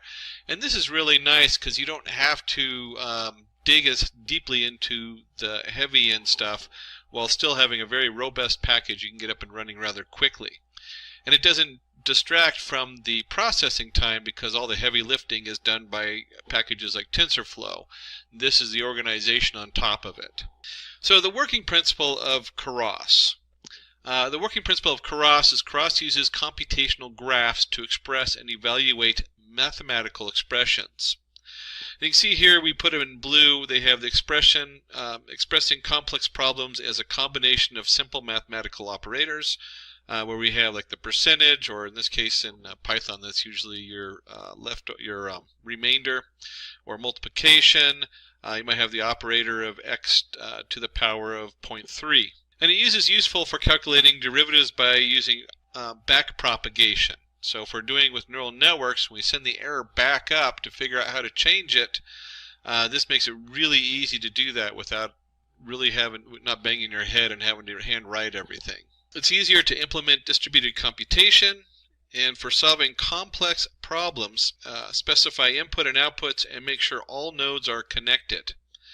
And so this is really nice as you come in through, is that as your layers are going in there, you can get some very complicated different setups nowadays, which we'll look at in just a second. And this just makes it really easy to start spinning this stuff up and trying out the different models. So when we look at Keras models, Keras model, we have a sequential model. Sequential model is a linear stack of layers where the previous layer leads into the next layer. And this, if you've done anything else, even like the sklearn with their neural networks and propagation and any of these setups, this should look familiar. You should have your input layer, it goes into your layer 1, layer 2, and then to the output layer. And it's useful for simple classifier or decoder models. And you can see down here we have the model equals across sequential, and this is the actual code. You can see how easy it is. We have a layer that's dense. Your layer 1 has an activation. They're using the ReLU in this particular example. And then you have your name layer 1, layer dense ReLU, name layer 2, and so forth. And they just feed right into each other. So it's really easy just to stack them, as you can see here, and it automatically takes care of everything else for you. And then there's a functional model. And this is really where things are at. This is new. Make sure you update your Keras, or you'll find yourself running this, doing the functional model. You'll run into an error code because this is a fairly new release. And it uses multi-input and multi-output model. The complex model which forks into 2 or more branches. And you can see here we have our image inputs equals your Keras input shape equals 32 by 32 by 3. You have your dense layers, dense 64 activation ReLU. This should look similar to what you already saw before, but if you look at the graph on the right, it's going to be a lot easier to see what's going on. You have 2 different inputs. And one way you could think of this is maybe one of those is a small image and one of those is a full-sized image. And that feedback goes into, you might feed both of them into one node because it's looking for one thing, and then only into one node for the other one. And so you can start to get kind of an idea that there's a lot of use for this kind of split and this kind of setup. We have multiple information coming in, but the information's very different even though it overlaps. And you don't want it to send it through the same neural network. And they're finding that this trains faster and also has a better result depending on how you split the data up and how you fork the models coming down. And so in here we do have the 2 complex models coming in. We have our image inputs, which is a 32 by 32 by 3, or 3 channels, or 4 if you're having an alpha channel. You have your dense, your layers, dense is 64 activation using the ReLU, very common. X equals dense inputs, X layers dense X64 activation equals ReLU, X outputs equals layers dense 10X, model equals Keras, model inputs equals inputs, outputs equals outputs, name equals minced model. So we add a little name on there. And again, this is this kind of split here. This is setting us up to have the input go into different areas. So if you're already looking at Keras, you probably already have this answer. What are neural networks? But it's always good to get on the same page, and for those people who don't fully understand neural networks, to dive into them a little bit or do a quick overview. Neural networks are deep learning algorithms modeled after the human brain. They use multiple neurons, which are mathematical operations, to break down and solve complex mathematical problems. And so just like the neuron, one neuron fires in and it fires out to all these other neurons, or nodes as we call them, and eventually they all come down to your output layer. And you can see here we have the really standard graph: input layer, a hidden layer, and an output layer. One of the biggest parts of any data processing is your data pre-processing. So we always have to touch base on that. With a neural network, like many of these models, they're kind of, when you first start using them, they're like a black box. You put your data in, you train it, and you test it and see how good it was. And you have to pre-process that data because bad data in is bad outputs. So in data pre-processing, we will create our own data examples set with Keras. The data consists of a clinical trial conducted on 2,100 patients, ranging from ages 13 to 100, with the patients under 65 and the other half over 65 years of age. We want to find the possibility of a patient experiencing side effects due to their age. And you can think of this in today's world with COVID, what's going to happen on there. And we're going to go ahead and do an example of that in our live hands-on. Like I said, most of this you really need to have hands-on to understand. So let's go ahead and bring up our Anaconda and open that up and open up a Jupyter Notebook for doing the Python code in. Now, if you're not familiar with those, you can use pretty much any of your setups. I just like those for doing demos and showing people, especially shareholders. It really helps because it's a nice visual. So let me go ahead and flip over to our Anaconda. And the Anaconda has a lot of cool tools. They just added Data Lore and IBM Watson Studio Cloud into the Anaconda framework. But we'll be in the Jupyter Lab or Jupyter Notebook. I'm going to do Jupyter Notebook for this because I use the lab for like large projects with multiple pieces because it has multiple tabs, or the notebook will work fine for what we're doing. And this opens up in our browser window because that's how Jupyter Notebook is set to run. And we'll go under New, create a new Python 3, and it creates an untitled Python. We'll go ahead and give this a title, and we'll just call this cross tutorial. And let's change that to capital. There we go. We'll go ahead and just rename that. And the first thing we want to go ahead and do is get some pre-processing tools involved. And so we need to go ahead and import some stuff for that, like our NumPy, do some random number generation. I mentioned sklearn or your scikit. If you're installing sklearn, the sklearn stuff, it's scikit you want to look up.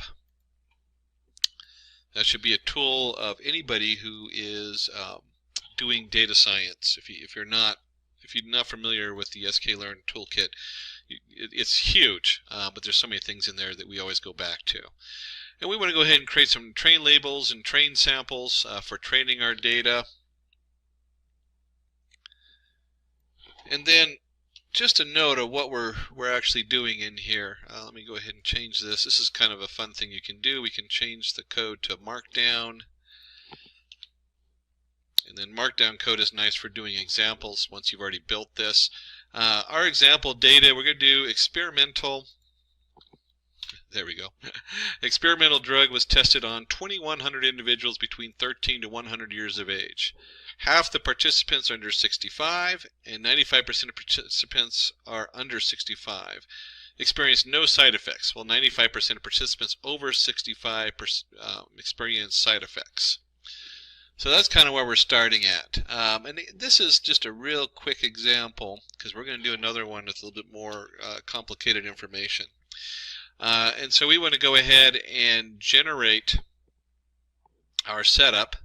So we want to do for I and range, and we want to go ahead and create, if you look here, we have random integers, train the labels, append. So we're just creating some random data. And let me go ahead and just run that.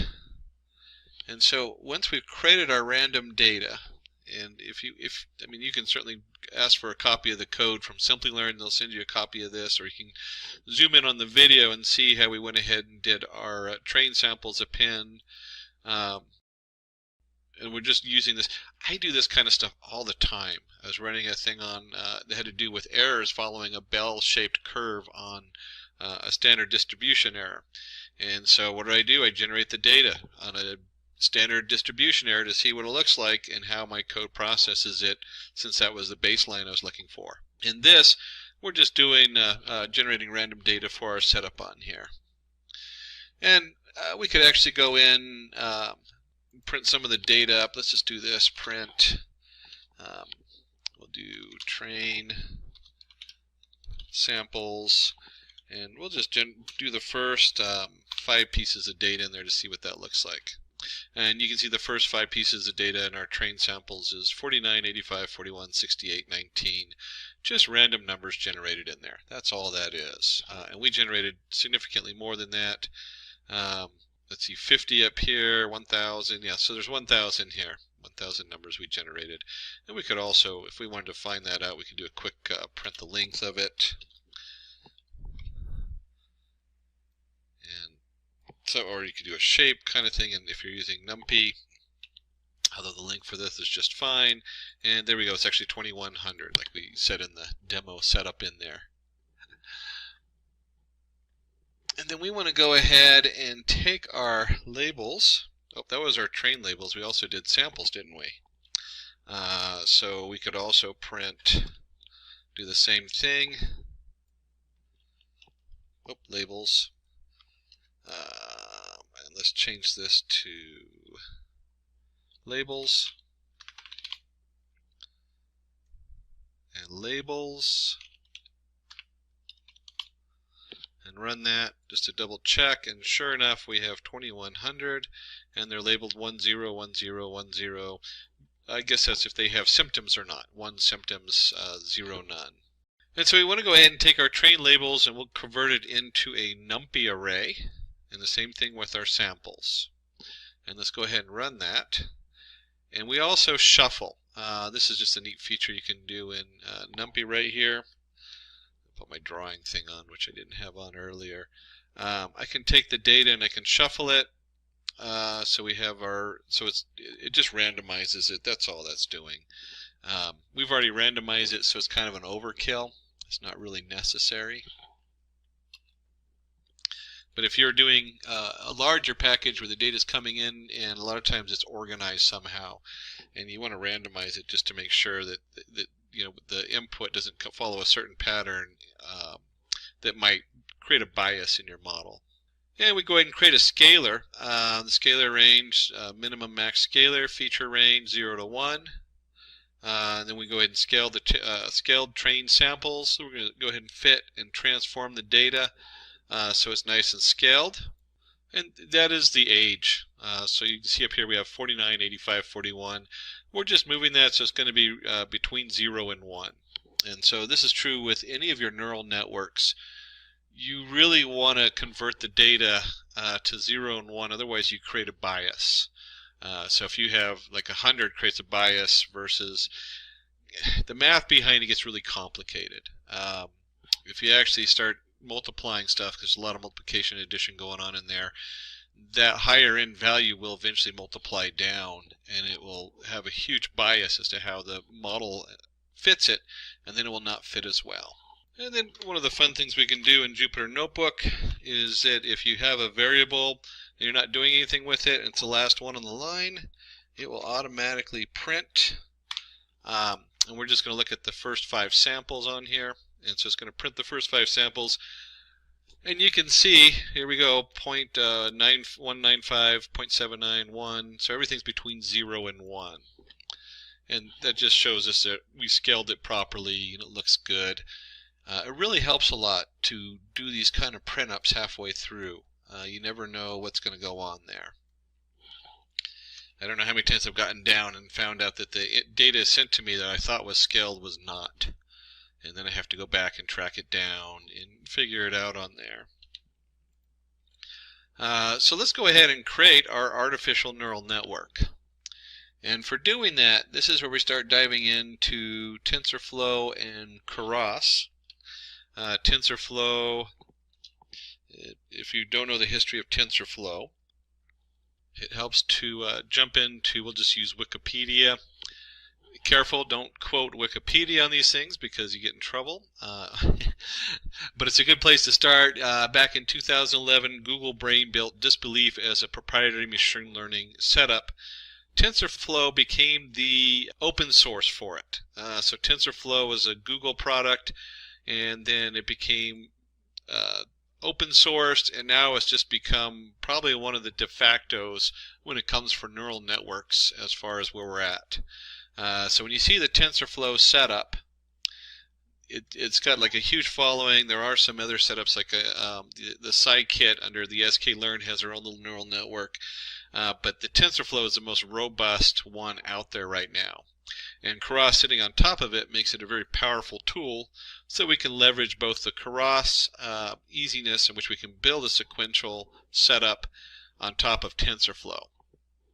And so in here we're going to go ahead and do our input of TensorFlow, and then we have the rest of this is all Keras here from number 2 down.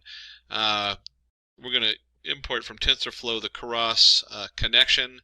And then you have your TensorFlow Keras models, import sequential. It's a specific kind of model. We'll look at that in just a second. If you remember from the files, that means it goes from one layer to the next layer to the next layer. There's no funky splits or anything like that. And then we have from TensorFlow Keras layers, we're going to import our activation and our dense layer. And we have our optimizer, Atom. This is a big thing to be aware of, how you optimize your data. When you first do it, Atom's as good as any. Atom is usually, there's a number of optimizer out there. There's a couple of main ones, but Atom is usually assigned to bigger data. It works fine. Usually the lower data does it just fine, but Atom is probably the mostly used. But there are some more out there, and depending on what you're doing with your layers, your different layers might have different activations on them. And then finally down here you'll see our setup where we want to go ahead and use the metrics. And we're going to use the TensorFlow cross metrics for categorical cross entropy, so we can see how everything performs when we're done. That's all that is. A lot of times you'll see us go back and forth between TensorFlow, and then Scikit has a lot of really good metrics also for measuring these things. Again, it's the end of the at the end of the story. How good does your model do? And we'll go ahead and load all that, and then comes the fun part. I actually like to spend hours messing with these things. And 4 lines of code. You're like, you're going to spend hours on 4 lines of code? No, we don't spend hours on 4 lines of code. That's not what we're talking about when I say spend hours on 4 lines of code. What we have here, and I'm going to explain that in just a second, we have a model. And it's a sequential model. If you remember correctly, we mentioned the sequential up here where it goes from one layer to the next. And our first layer is going to be your input. It's going to be what they call dense, which is usually it's just dense, and then you have your input and your activation. How many units are coming in? We have 16. What's the shape? What's the activation? And this is where it gets interesting, because we have in here ReLU on 2 of these and softmax activation on 1 of these. There are so many different options for what these mean and how they function. How does the ReLU, how does the softmax function? And they do a lot of different things. We're not going to go into the activations in here. That is what really you spend hours doing, is looking at these different activations. And just some of it is just almost like you're playing with it like an artist. You start getting a feel for like a inverse tangent activation, or the tan-H activation. Takes up a huge processing amount, so you don't see it a lot. Yet it comes up with a better solution, especially when you're doing when you're analyzing Word documents and you're tokenizing the words. And so you'll see this shift from one to the other because you're both trying to build a better model. And if you're working on a huge data set, you'll crash the system. It'll just take too long to process.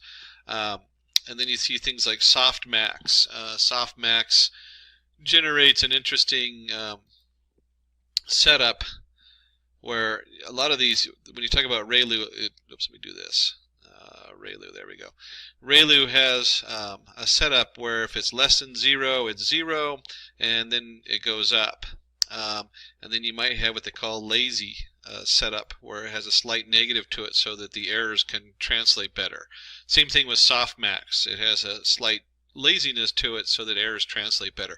All these little details make a huge difference on your model. So one of the really cool things about data science that I like is you build your what they call you build to fail. And it's an interesting design setup. Oops, I forgot the end of my code here. The concept of build to fail is you want the model as a whole to work, so you can test your model out, so that you can do you can get to the end and you can do your, let's see, where was it? Overshot down here. You can test out the quality of your setup on there. And see, where did I do my TensorFlow? Oh, here we go. It was right above me. There we go.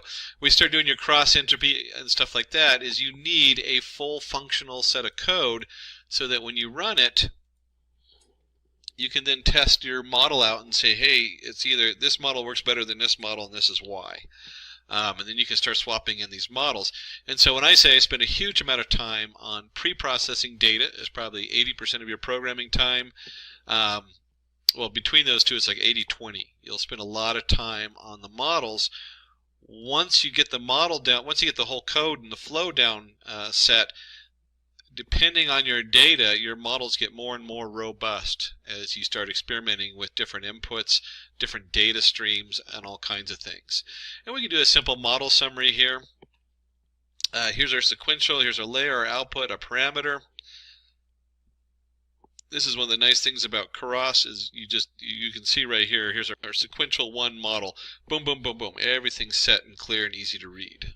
So once we have our model built, the next thing we're going to want to do is we're going to go ahead and train that model. And so the next step is, of course, model training. And when we come in here, this a lot of times is just paired with the model because it's so straightforward. It's nice to print out the model setup so you can have a tracking. But here's our model. The keyword in Keras is compile, optimizer atom, learning rate, another term right there that we're just skipping right over that really becomes the meat of the setup is your learning rate. So whoops, I forgot that I had an arrow, but I'll just underline it. A lot of times the learning rate set to 0.01. Depending on what you're doing, this learning rate can overfit and underfit. So you'd want to look up, I know we have a number of tutorials out on overfitting and underfitting that are really worth reading once you get to that point and understanding. And we have our loss, sparse categorical cross entropy. So this is going to tell Keras how far to go until it stops. And then we're looking for metrics of accuracy. So we'll go ahead and run that. And now that we've compiled our model, we want to go ahead and run it, fit it. So here's our model fit. We have our scaled train samples, our train labels, our validation split. In this case, we're going to use 10% of the data for validation. Batch size, another number you kind of play with. Not a huge difference as far as how it works, but it does affect how long it takes to run, and it can also affect the bias a little bit. Most of the time, though, a batch size is between 10 to 100, depending on just how much data you're processing in there. We want to go ahead and shuffle it. We're going to go through 30 epochs and put a verbose of 2. Let me just go ahead and run this. And you can see right here, here's our epoch, here's our training, here's our loss. Now if you remember correctly up here, we set the loss. Let's see, where was it? Compiled our data. There we go, loss. So it's looking at the sparse categorical cross entropy. This tells us that as it goes, how much does the error go down? Is the best way to look at that. And you can see here, the lower the number, the better. It just keeps going down. And vice versa, accuracy we want. Let's see, where's my accuracy? Value accuracy at the end. And you can see 0.619, 0.69, 0.74, it's going up. We want the accuracy, would be ideal if it made it all the way to 1. But we also, the loss is more important because it's a balance. You can have 100% accuracy and your model doesn't work because it's overfitted. Again, you want to look up overfitting and underfitting models. And we went ahead and went through 30 epochs. It's always fun to kind of watch your code going. To be honest, I usually the first time I run it, I'm like, oh, that's cool, I get to see what it does. And after the second time of running it, I'm like, I'd like to just not see that. And you can repress those, of course, in your code. Repress the warnings in the printing. And so the next step is going to be building a test set and predicting it now. So here we go. We want to go ahead and build our test set. And we have, just like we did our training set, a lot of times you just split your initial set up. But we'll go ahead and do a separate set on here. And this is just what we did above. There's no difference as far as the randomness that we're using to build this set on here. The only difference is that we already did our scalar up here. Well, that doesn't matter because the data is going to be across the same thing. But this should just be transform down here instead of fit transform. Because you don't want to refit your data on your testing data. There we go. And now we're just transforming it because you never want to transform the test data. Easy mistake to make, especially on an example like this where we're not doing, we're randomizing the data anyway, so it doesn't matter too much because we're not expecting something weird. And then we want to go ahead and do our predictions. The whole reason we built the model is we take our model, we predict, and we're going to do, here's our X-scale data, batch size 10, verbose, and now we have our predictions in here, and we could go ahead and do a, we'll print predictions, and then I guess I could just put down predictions in 5 so we can look at the first 5 of the predictions. And what we have here is we have our age and the prediction on this age versus what we think it's going to be, what we think is going to, they're going to have symptoms or not. And the first thing we notice is that's hard to read because we really want a yes/no answer. So we'll go ahead and just round off the predictions using the argmax, the NumPy argmax for predictions. So it just goes to a 0, 1, and if you remember, this is a Jupyter Notebook, so I don't have to put the print. I can just put in rounded predictions, and we'll just do the first 5. And you can see here 0, 1, 0, 0, 0. So that's what the predictions are that we have coming out of this, is no symptoms, symptoms, no symptoms, symptoms, no symptoms. And just as we were talking about at the beginning, we want to go ahead and take a look at this. There we go. Confusion matrices for accuracy check. Most important part when you get down to the end of the story, how accurate is your model before you go and play with the model and see if you can get a better accuracy out of it. And for this, we'll go ahead and use the scikit, the sklearn metrics, scikit being where that comes from. Import confusion matrix, some iteration tools, and of course a nice matplot library. That makes a big difference, so it's always nice to have a nice graph to look at. Picture's worth 1,000 words. And then we'll go ahead and call it CM for confusion matrix, y true equals test labels, y predict rounded predictions. And we'll go ahead and load in our CM. And I'm not going to spend too much time on the plotting, going over the different plotting code. You can spend we have whole tutorials on how to do your different plotting on there. But we do have here is we're going to do a plot confusion matrix. There's our CM, our classes, normalized false, title, confusion matrix. CMAP is going to be in blues. And you can see here we have to the nearest CMAP, titles, all the different pieces, whether you put tick marks or not, the marks, the classes, the color bar. So a lot of different information on here as far as how we're doing the printing of the confusion matrix. You can also just dump the confusion matrix into a Seaborn and real quick get an output. It's worth knowing how to do all this when you're doing a presentation to the shareholders. You don't want to do this on the fly. You want to take the time to make it look really nice, like our guys in the back did. And let's go ahead and do this. Forgot to put together our CM plot labels. We'll go ahead and run that. And then we'll go ahead and call the definition for our mapping. And you can see here plot confusion matrix. That's the little script we just wrote. And we're going to dump our data into it. So our confusion matrix, our classes, title confusion matrix, and let's just go ahead and run that. And you can see here we have our basic setup. No side effects 195, had side effects 200, no side effects that had side effects. So we predicted the 10 of them who actually had side effects, and that's pretty good. I mean, I don't know about you, but you know, that's 5% error on this, and this is because there's 200 here. That's where I get 5% is divide these both by 2 and you get 5 out of 100. You can do the same kind of math up here. Not as quick on the fly because it's 15 and 195, not an easily rounded number.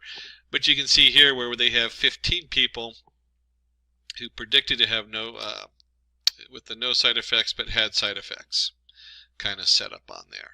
And these confusion matrix are so important at the end of the day. This is really where you show whatever you're working on comes up, and you can actually show them, hey, this is how good we are or not, how messed up it is. So this was a I spent a lot of time on some of the parts, but you can see here it's really simple.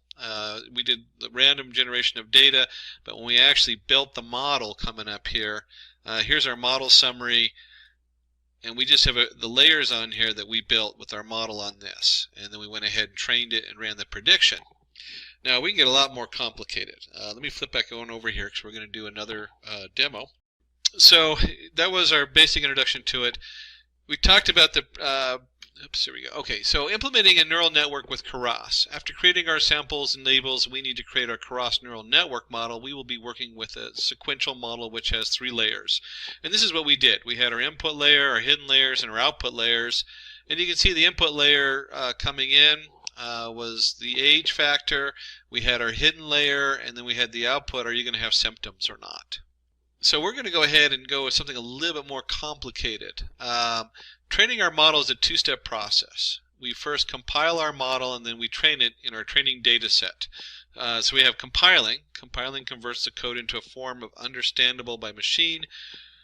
We use the atom in the last example, a gradient descent algorithm, to optimize the model, and then we trained our model, which means it let it learn on training data.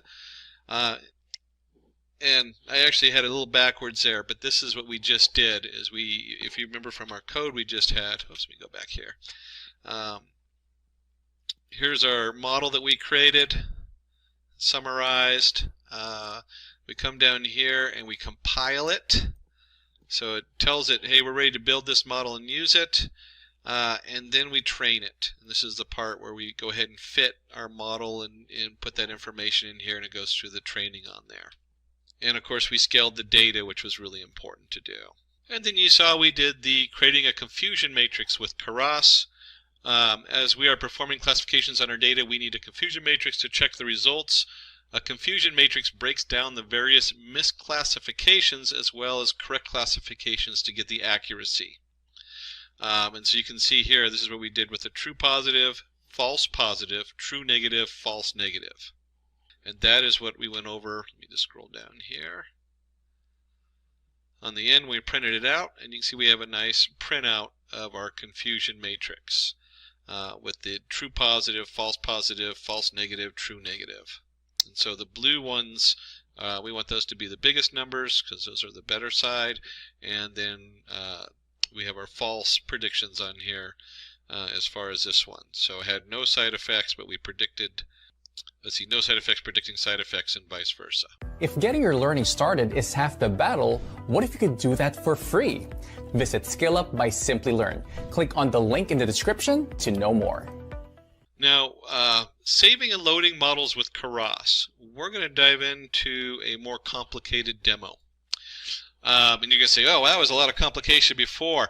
Well, if you broke it down, we randomized some data, we created the Keras setup, we compiled it, we trained it, we predicted, and we ran our matrix.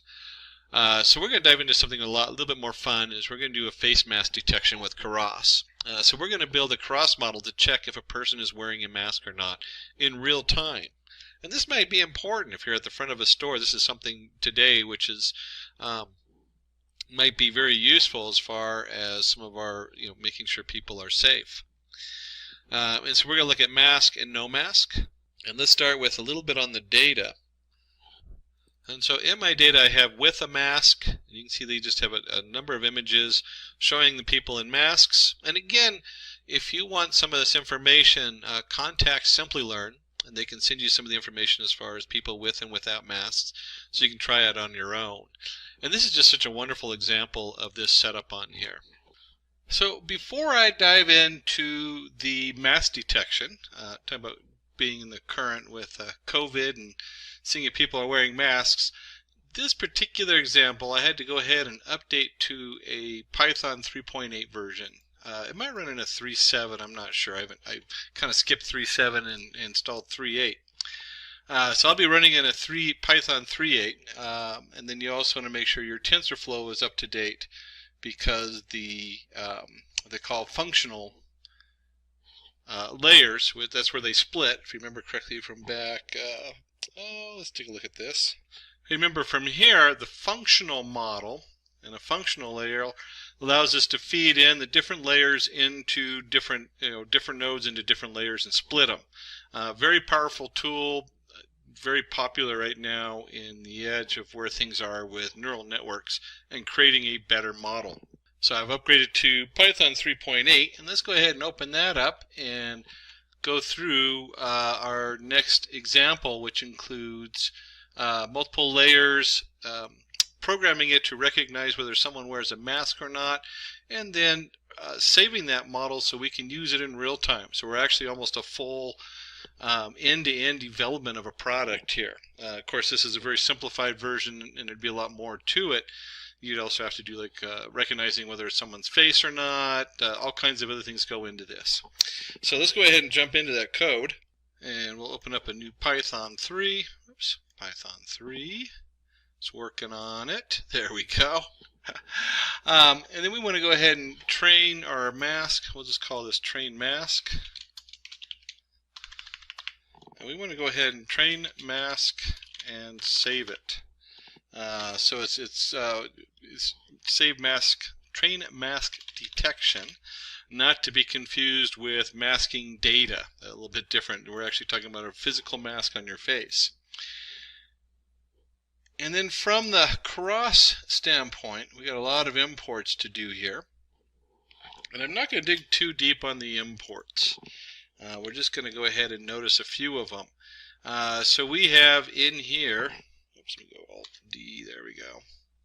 Have something to draw with a little bit here. We have our image processing, and the image processing right here, let me underline that, deals with how do we bring images in, because most images are like a square grid, and then each value in there has 3 values for the 3 different colors. Keras and TensorFlow do a really good job of working with that, so you don't have to do all the heavy listening and figuring out what's going to go on. We have the mobile net average pooling 2D. This again is how do we deal with the images and pulling them. Dropout's a cool thing worth looking up. If you haven't, as you get more and more into Keras and TensorFlow, it'll auto drop out certain nodes. That way you'll get a better, the nodes just kind of die. They find that they actually create more of a bias than a help, and they also add processing time, so they remove them. And then we have our flatten. That's where you take that huge array with the 3 different colors and you find a way to flatten it so it's just a one-dimensional array instead of a 2 by 2 by 3. Dense input, we did that in the other one, so that should look a little familiar. Oops, there we go. Our input, our model. Again, these are things we had on the last one. Here's our optimizer with our atom. We have some pre-processing on the input that goes along with bringing in the data in. More pre-processing with image to array, loading the image. This stuff is so nice. It looks like a lot of work, so you have to import all these different modules in here. But the truth is it does everything for you. You're not doing a lot of pre-processing. You're letting the software do the pre-processing. And we're going to be working with the setting something to categorical. Again, that's just a conversion from a number to a category. 0, 1 doesn't really mean anything. It's like true, false. Label binarizer, the same thing. We're changing our labels around. And then there's our train test split classification report. Our IM utilities, let me just go ahead and scroll down here a notch for these. This is something a little different going on down here. This is not part of the TensorFlow or the sklearn. This is the scikit setup and TensorFlow above. The paths, this is part of OpenCV, and we'll actually have another tutorial going out with the OpenCV. So if you want to know more about OpenCV, you'll get a glance on it in this software, especially the second piece when we reload up the data and hook it up to a video camera. We're going to do that on this round. But this is part of the OpenCV thing, and you'll see CV2 is usually how that's referenced.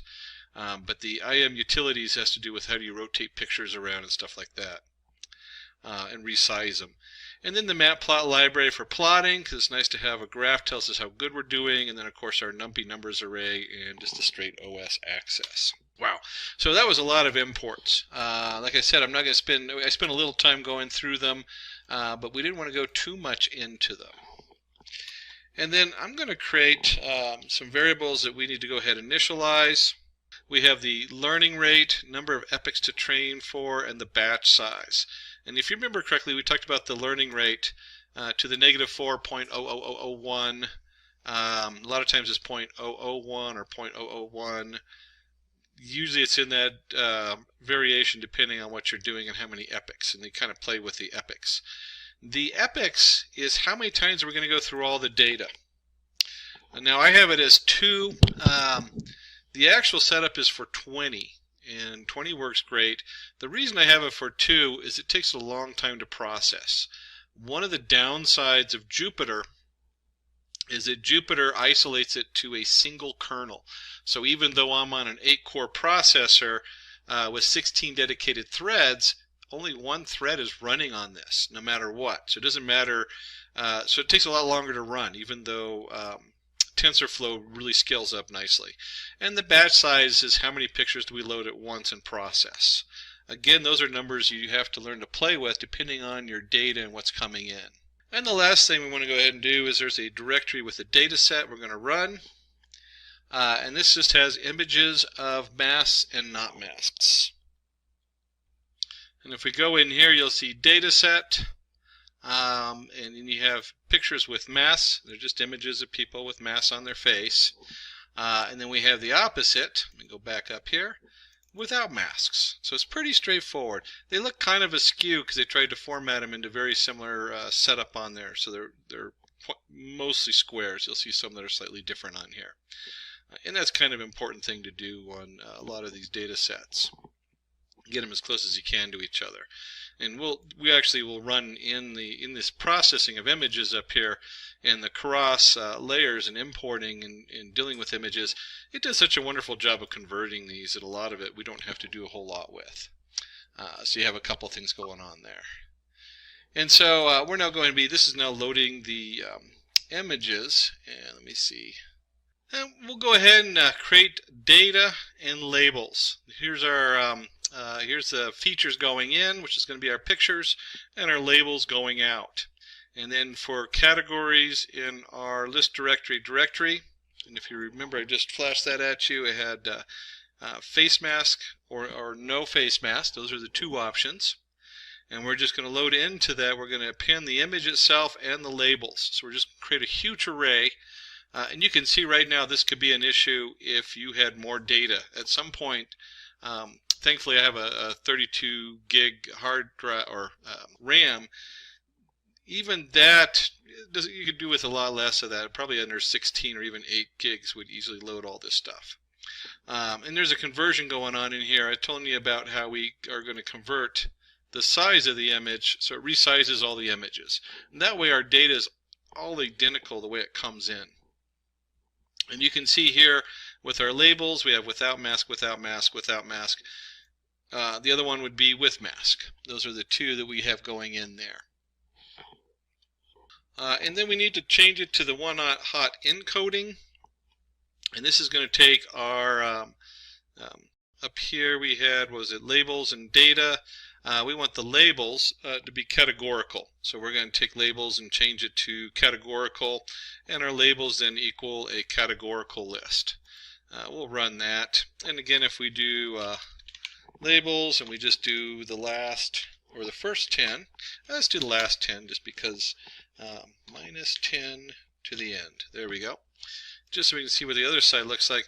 We now have 1. That means they have a mask. 1, 0, 1, 0, so on. 1 being they have a mask and 0 no mask. And if we did this in reverse, I just realized that this might not make sense if you've never done this before. Let me run this. 0, 1. So 0 is, do they have a mask on? 0. Do they not have a mask on? 1. So this is the same as what we saw up here without mask. 1 equals, the second value is without mask. So with mask, without mask. And that's just with any of your data processing, we can't really, if you have a 0, 1 output, it causes issues as far as training and setting it up. So we always want to use a hot encoder if the values are not actual linear value or regression values, are not actual numbers, if they represent a thing.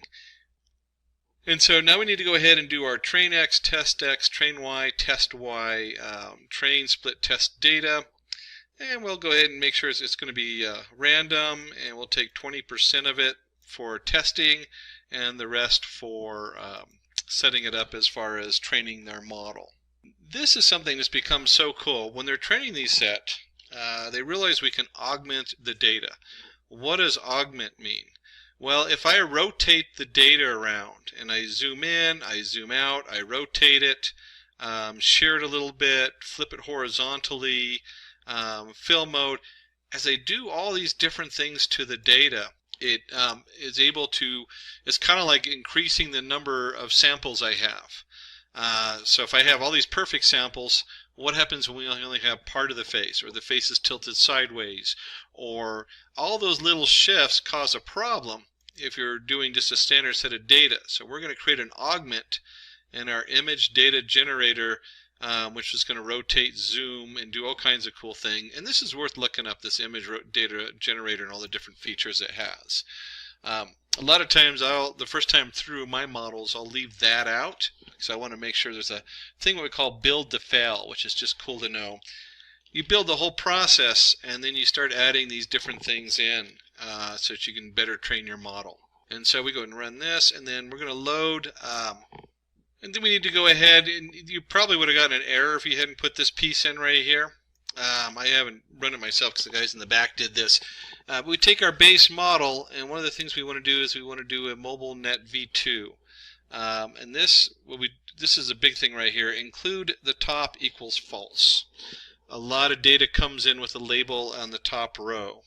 So we want to make sure that that is not the case. And then the construction of the head of the model that will be placed on the top of the base model. We want to go ahead and set that up. And you'll see a warning here. I'm kind of ignoring the warning because it has to do with the size of the pictures and the weights for input shape. So it'll switch things to defaults, just saying, hey, we're going to auto shape some of this stuff for you. You should be aware that with this kind of imagery, we're already augmenting it by moving it around and flipping it and doing all kinds of things to it. So that's not a bad thing in this. But in other data, it might be if you're working in a different domain. And so we're going to go back here, and we have our base model. We're going to do our head model equals our base model output. And what we got here is we have an average pooling 2D, pool size 7.7 head model. Head model flatten, so we're flattening the data. So this is all processing and flattening the images. And the pooling has to do with some of the ways it can process some of the data. We'll look at that a little bit when we get down to the lower level and just processing it. And then we have our dense. We've already talked a little bit about a dense, just what you think about. And then the head model has a dropout of 0.5. What we can do with a dropout,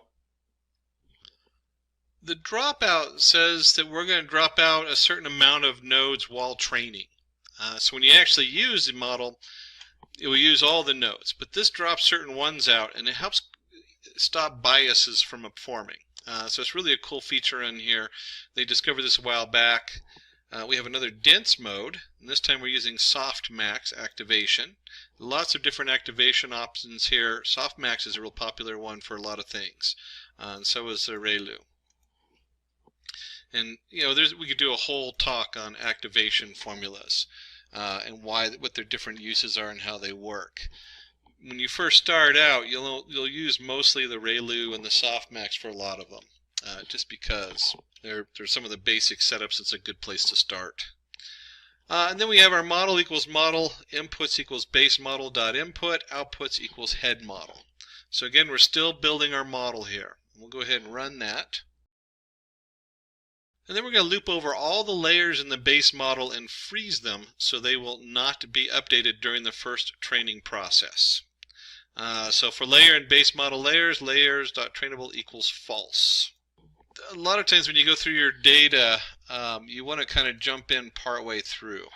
I'm not sure why in the back they did this for this particular example, but I do this a lot when I'm working with series and specifically in stock data.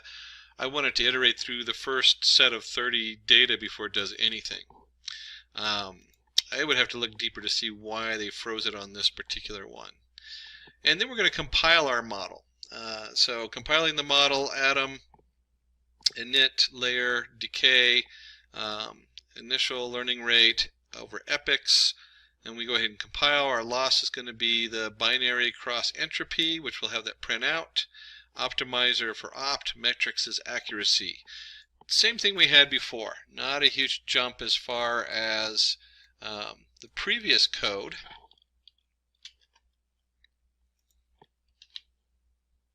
And then we go ahead and we've gone through all this, and now we need to go ahead and fit our model. So train the head of the network, print info training head, run. Now I skipped a little time because you'll see the run time here is at 80 seconds per epoch. It takes a couple minutes for it to get through on a single kernel.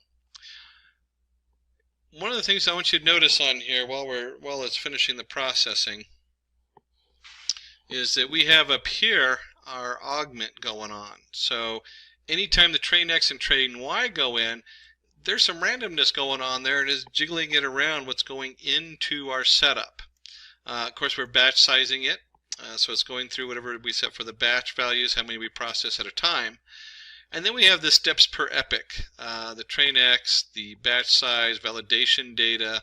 Here's our test X and test Y, where we're sending that in. And this, again, it's validation. One of the important things to know about validation is when both our training data and our test data have about the same accuracy, that's when you want to stop. That means that our model isn't biased. If you have a higher accuracy on your testing, you've trained it, and your accuracy is higher on your actual test data, then something in there is probably has a bias and it's overfitted. So that's what this is really about right here with the validation data and validation steps.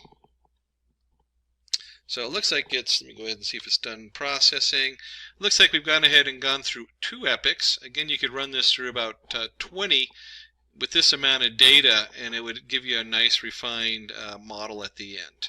We're going to stop at 2 because I really don't want to sit around all afternoon, and I'm running this on a single thread. So now that we've done this, we're going to need to evaluate our model and see how good it is, and to do that we need to go ahead and make our predictions. These are our predictions on our test X to see what it thinks are going to be. So now it's going to be evaluating the network, and then we'll go ahead and go down here, and we will need to turn the indexing, because remember it's either 0 or 1. It's 0, 1, 0, 1. So you have 2 outputs: not wearing a mask, not wearing a mask. And so we need to go ahead and take that argument at the end and change those predictions to a 0 or 1 coming out. And then to finish that off, we want to go ahead and let me just put this right in here and do it all in one shot. We want to show a nicely formatted classification report so we can see what that looks like on here. And there we have it. We have our precision. It's 97% with a mask. There's our F1 score, support without a mask, 97%. So that's pretty high setup on there. 3 people are going to sneak into this store who are without a mask and thinks they have a mask, and there's going to be 3 people with a mask that's going to flag the person at the front to go, oh hey, look at this person, he might not have a mask. That's I guess if it's a setup in front of a store. So there you have it. And of course, one of the other cool things about this is if someone's walking into the store and you take multiple pictures of them, this is just it would be a way of flagging, and then you can take that average of those pictures and make sure they match or don't match if you're on the back end. And this is an important step because this is just cool. I love doing this stuff. So we're going to go ahead and take our model and we're going to save it. So model save maskdetector.model. We're going to give it a name. We're going to save the format. In this case, we're going to use the H5 format. And so this model we just programmed has just been saved. So now I can load it up in the model. Now they can use it for whatever. And then if I get more information and we start working with that, at some point I might want to update this model, make a better model. And this is true of so many things, where I take this model and maybe I'm running a prediction on making money for a company, and as my model gets better, I want to keep updating it, and then it's real easy just to push that out to the actual end user. And here we have a nice graph. You can see the training loss and accuracy as we go through the epochs. We only did the, only shows just the one epoch coming in here, but you can see right here as the value loss, train accuracy, and value accuracy start switching and they start converging. And you'll hear converging. This is the convergence they're talking about when they say I know when I work in the scikit with sklearn neural networks, this is what they're talking about, a convergence, is our loss and our accuracy come together, and also up here, and this is why I'd run it more than just 2 epochs. As you can see, they still haven't converged all the way. So that would be a cue for me to keep going. But what we want to do is we want to go ahead and create a new Python 3 program. And we just did our train mask. So now we're going to go ahead and import that and use it and show you in a live action. Get a view of both myself in the afternoon along with my background of an office, which is in the middle still of reconstruction for another month. And we'll call this mask detector. And then we're going to grab a bunch of a few items coming in. We have our MobileNet v2 import preprocessing input, so we're still going to need that. We still have our TensorFlow image to array. We have our load model. That's where most of the stuff's going on. This is our CV2 or OpenCV. Again, I'm not going to dig too deep into that. We're going to flash a little OpenCV code at you, and we actually have a tutorial on that coming out. Our NumPy array, our IM utilities, which is part of the OpenCV or CV2 setup. And then we have, of course, time and just our operating system. So those are the things we're going to go ahead and set up on here. And then we're going to create, this takes just a moment.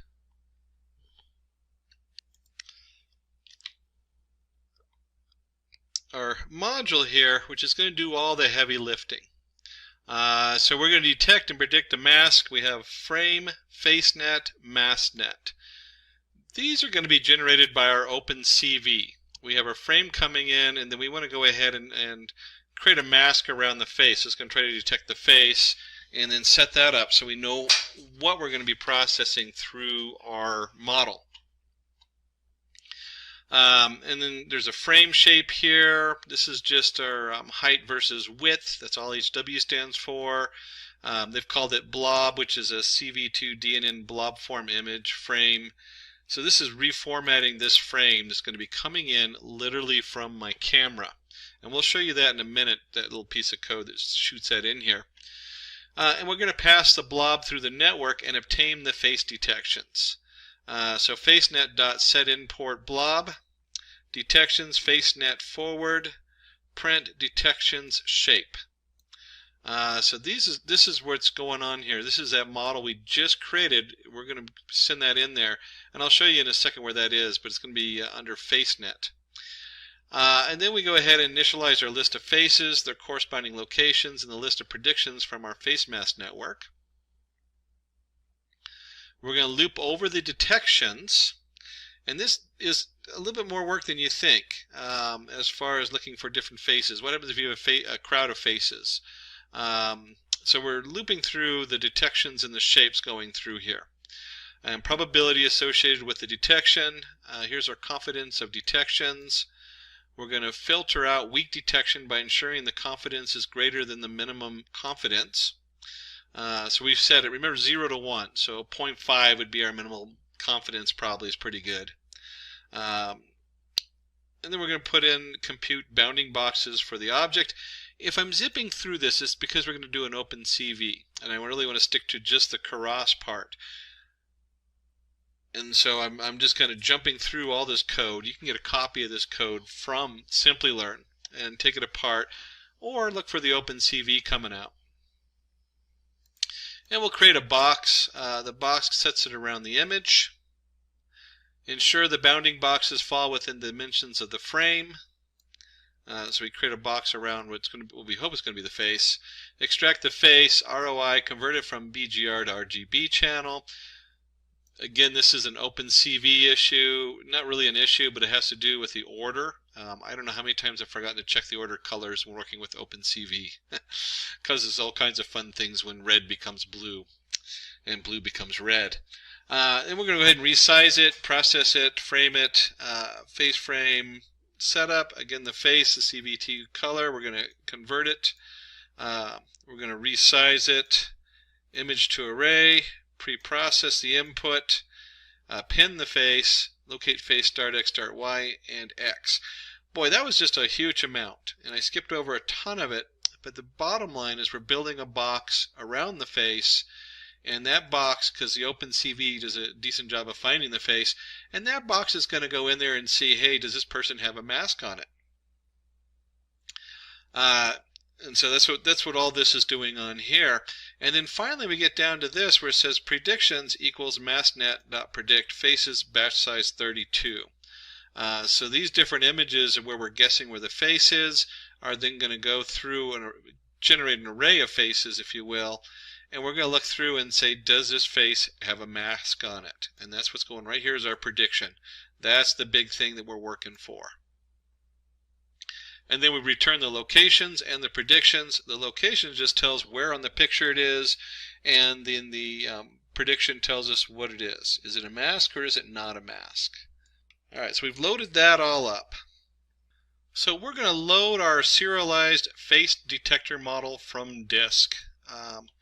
And we have the path that it was saved in. Obviously you're going to put it in a different path depending on where you have it or however you want to do it and how you saved it on the last one where we trained it. And then we have our weights path.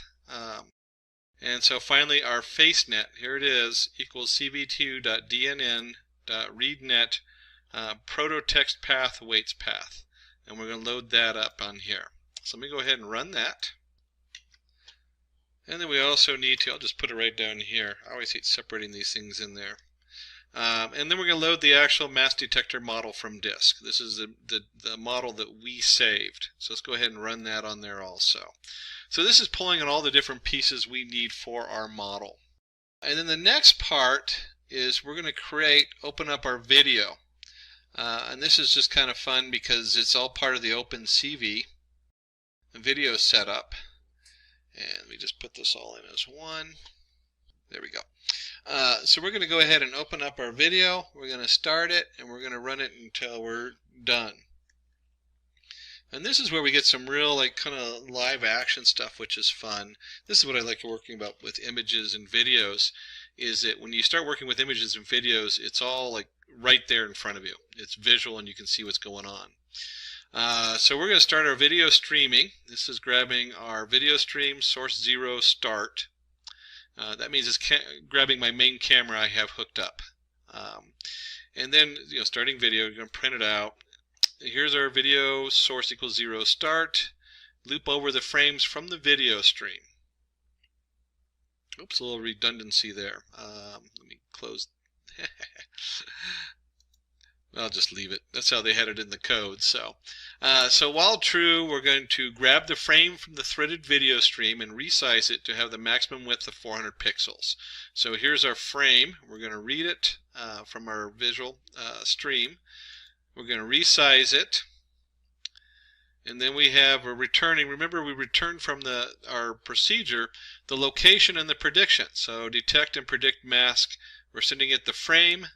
We're sending it the face net and the mask net. So we're sending all the different pieces that say this is what's going through on here. And then it returns our location and predictions, and then for our box and predictions in the location and predictions. And the box is again, this is an OpenCV set that says, hey, this is a box coming in from the location. Because you have the two different points on there. And then we're going to unpack the box and predictions, and we're going to go ahead and do mask without a mask equals prediction. We're going to create our label. No mask, we're going to create color. If the label equals mask, L00225. And you know, this is going to make a lot more sense when I hit the run button here. But we have the probability of the label. We're going to display the label and bounding box rectangle on the output frame. And then we're going to go ahead and show the output from the frame, CV2 IM show frame. And then the key equals CV2 wait key 1. We're just going to wait till the next one comes through from our feed. And we're going to do this until we hit the stop button pretty much. So are you ready for this? Let's see if it works. We've distributed our model. We've loaded it up into our distributed code here. We've got it hooked into our camera, and we're going to go ahead and run it. And there it goes. It's going to be running, and we can see the data coming down here, and we're waiting for the pop-up. And there I am in my office with my funky headset on. And you can see in the background my unfinished wall, and it says up here, no mask. Oh no, I don't have a mask on. I wonder if I cover my mouth, what would happen? You can see my no mask goes down a little bit. I wish I'd brought a mask into my office. It's up at the house. But you can see here that this says, you know, there's a 95, 98% chance that I don't have a mask on. And it's true, I don't have a mask on right now. And this could be distributed. This is actually an excellent little piece of script that you can start, you install somewhere on a video feed on a security camera or something, and then you'd have this really neat setup saying, hey, do you have a mask on when you enter a store or public transportation or whatever it is where they're required to wear a mask. Let me go ahead and stop that. Now, if you want a copy of this code, definitely give us a holler. We will be going into OpenCV in another one, so I skipped a lot of the OpenCV code in here as far as going into detail. Really focusing on the Keras, saving the model, uploading the model, and then processing a streaming video through it so you can see that the model works. We actually have this working model that hooks into the video camera, which is just pretty cool and a lot of fun. So I told you we're going to dive in and really roll up our sleeve and do a lot of coding today. We did the basic demo up above for just pulling in a Keras, and then we went into a cross model where we pulled in data to see whether someone was wearing a mask or not. So very useful in today's world as far as a fully running application. Welcome to our video about transformers in AI. And no, we don't mean the robot toys from the movies. We are diving into something even cooler in the world of computers and AI. Have you ever wondered how your phone knows what word you might type next, or how Google Translate works so well? That's where transformers come in. They are like super smart computer brains that can understand and create human-like text. Here's a fun example. I asked a transformer to tell me a joke, and it said, "Why did the computer go to the art school?" Because it wanted to improve its draw speed. Okay, that's a bit cheesy, but it shows how these computer programs can come up with new ideas on their own. Transformers are changing how we use technology every day. They help us with things like translating languages, summarizing long articles, writing emails and stories, and even playing games like chess. In this video, we will explore how transformers work, why they are so special, and what cool things they might do in the future. So let's talk about what exactly are transformers. Transformers are an artificial intelligence model used to process and generate natural languages. They can read and understand huge amount of text and then use that knowledge to answer questions, translate languages, summarize information, and even create stories or write code.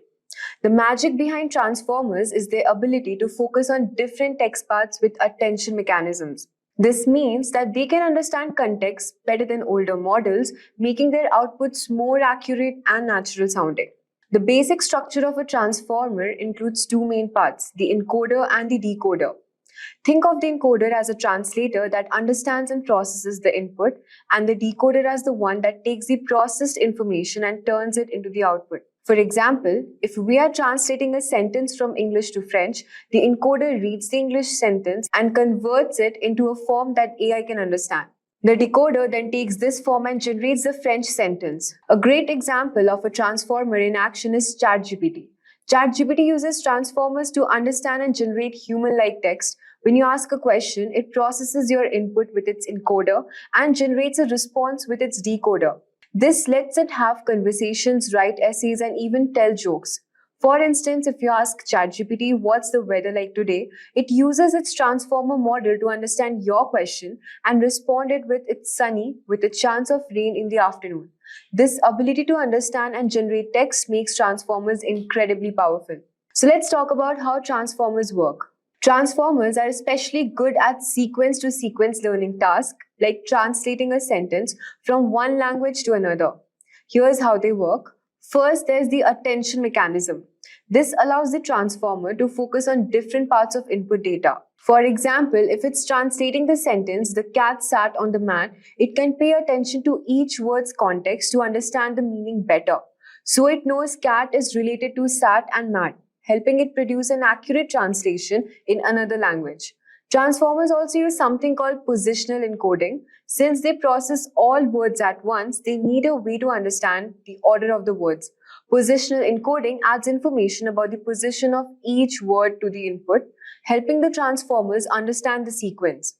Another key feature is like parallel processing.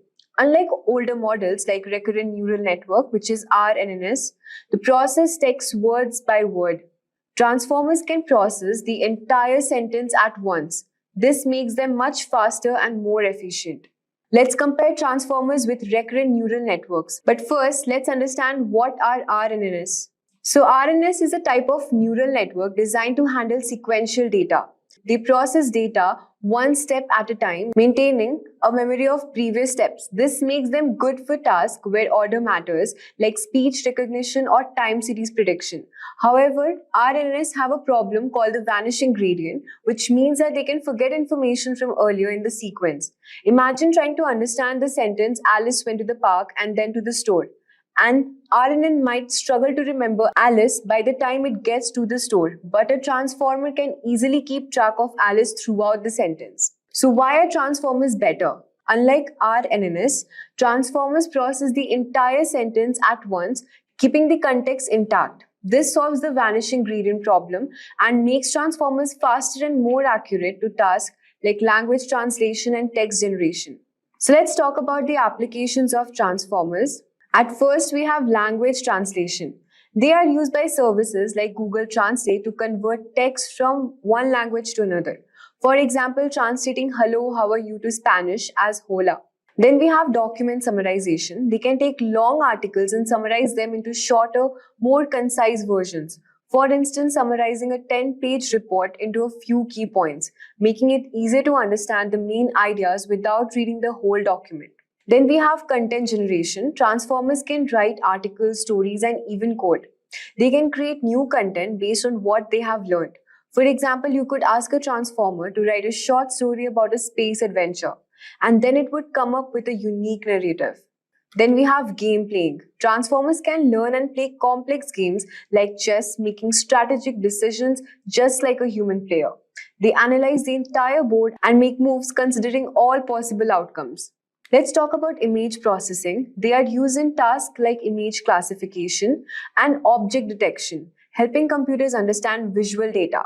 For example, identifying objects in a photo, like recognizing a cat, tree, or a car. Now let's understand the training process. The training transformers involves two main steps. Semi-supervised learning. They can learn from both labeled data where the answer is known and unlabeled data where the answer is not provided. This makes them very versatile. For example, a transformer could be trained on a mix of articles with and without summaries to learn how to summarize text effectively. Pre-training and fine-tuning. Transformers are pre-trained on a large data set to learn general patterns. Then they are fine-tuned with specific tasks, making them highly versatile. For instance, a transformer might be pre-trained on a large collection of books to understand language and then fine-tuned to generate marketing copy for a specific brand. The future potential of transformers is huge. Researchers are continuously improving them, making them even more powerful. We can expect more advanced applications in areas like healthcare, finance, and more sophisticated AI systems that interact with humans in more natural ways. Imagine having an AI that can provide personalized medical advice or one that can help you write a novel. In conclusion, we can say that transformers are a revolutionary architecture in AI. They offer speed, efficiency, and versatility, changing how we interact with the technology. The future looks bright for transformers, and we can't wait to see what they'll do next. Today, we will discuss about booming topic of this era, multimodal AI. Let's understand with an example. Imagine you are showing a friend your vacation photos. You might describe the sight you saw, the sounds you heard, and even your emotions. This is how humans naturally understand the world, by combining information from different sources. Multimodal AI aims to do the same thing. Let's break the modal AI first. Multimodal refers to two different ways of communicating information like text, speech, images, and videos, where AI stands for artificial intelligence, which are systems that can learn and make decisions. So, multimodal AI is a type of AI that can process and understand information from multiple sources, just like you do when you look at your vacation photos. Before delving more into multimodal AI, now that we have understood what is multimodal AI, let's now go a bit further. It is obvious that multimodal AI is not the only AI out there. But what is big deal about multimodal AI that everyone is talking about? That is what we will discuss in this segment. So now let's understand the difference between multimodal AI and the generative AI. While both multimodal AI and generative AI are exciting advancement in AI, they differ in their approach to data and functionality. So generative AI focus creates new data similar to the data it's trained on. And in multimodal AI, focus is to understand and processes information from multiple sources, that is text, speech, images, and videos. Data types of generative AI are primarily works with a single data type like text, writing poems or images, that is generating realistic portraits. Whereas in multimodal AI, data types works with diverse data types, enabling a more comprehensive understanding of the world. The third one is examples like chatbots, text generation models, image editing tools.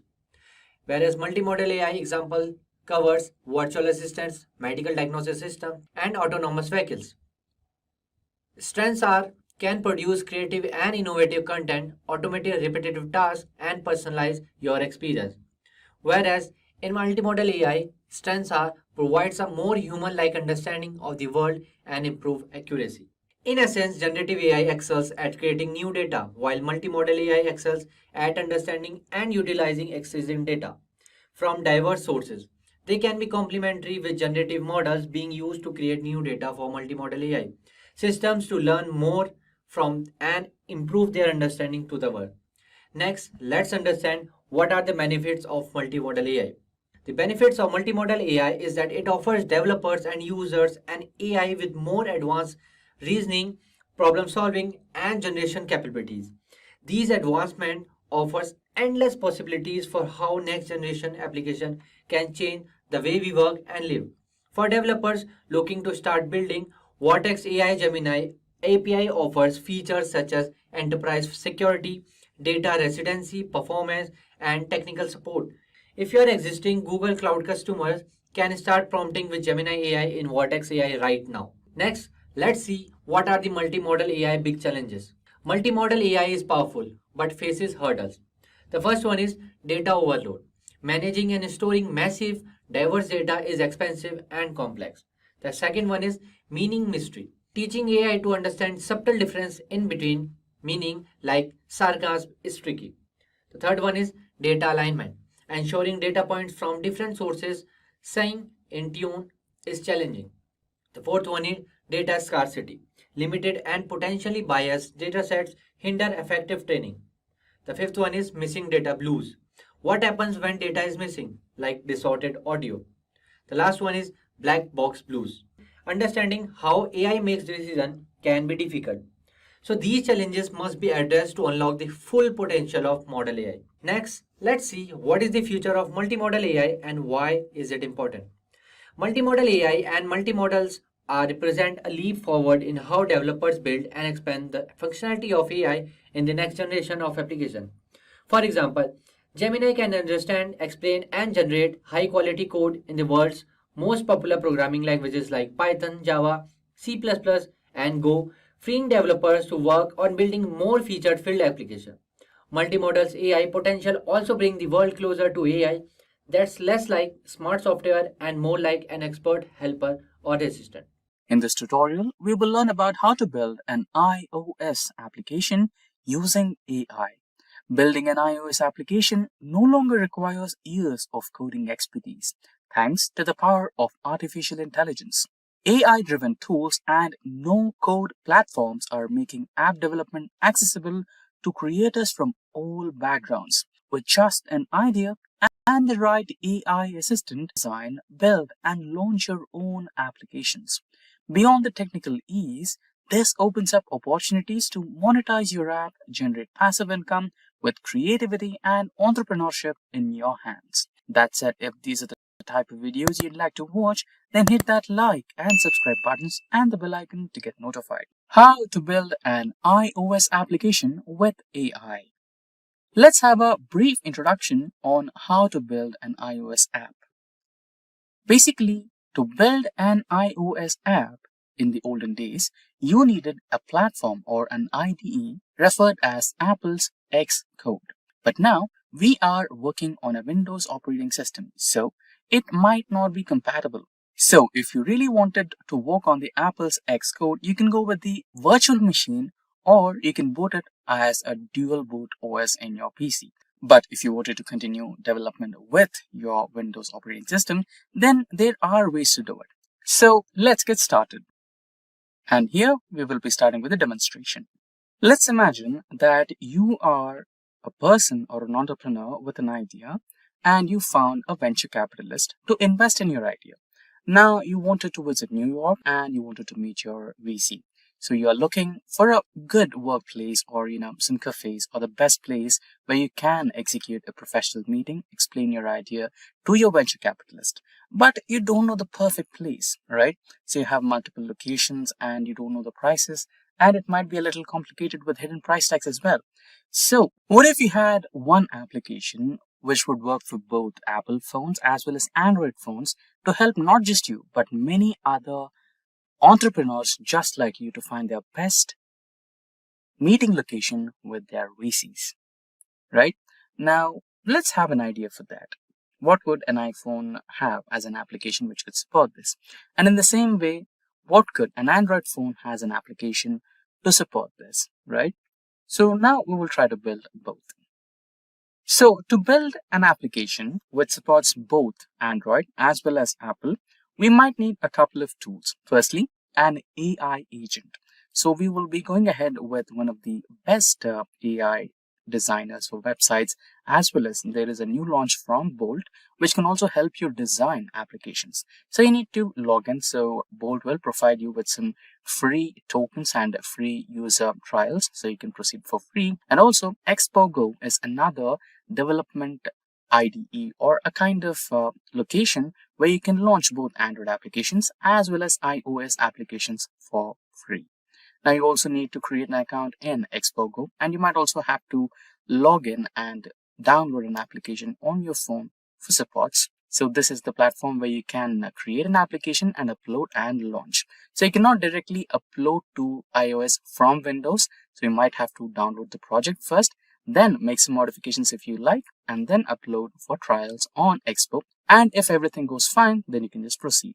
Now I have opened up Claude to help me build a best prompt so that it is really helpful for Bolt to understand my requirements and build me an application. So I'm writing a prompt here. Hi Claude, can you please give me a prompt for an AI to help me create an application to help me find best location for VC meeting?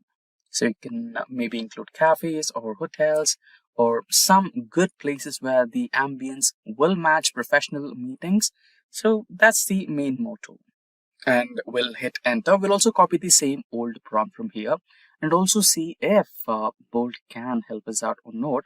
You can just simply copy this prompt and paste it onto Bolt and get your things done. Or you can also try on your own. I chose Claude because Claude is best for writing AI prompts. It is the best which understands all your requirements and modifies it in the best way so that AI can understand. So you can directly copy this from here, or you can just go back to Bolt and simply paste the same prompt that you wrote on Claude and replace Claude with Bolt and make some more modifications to it. maybe, okay, let me eliminate the prompt part.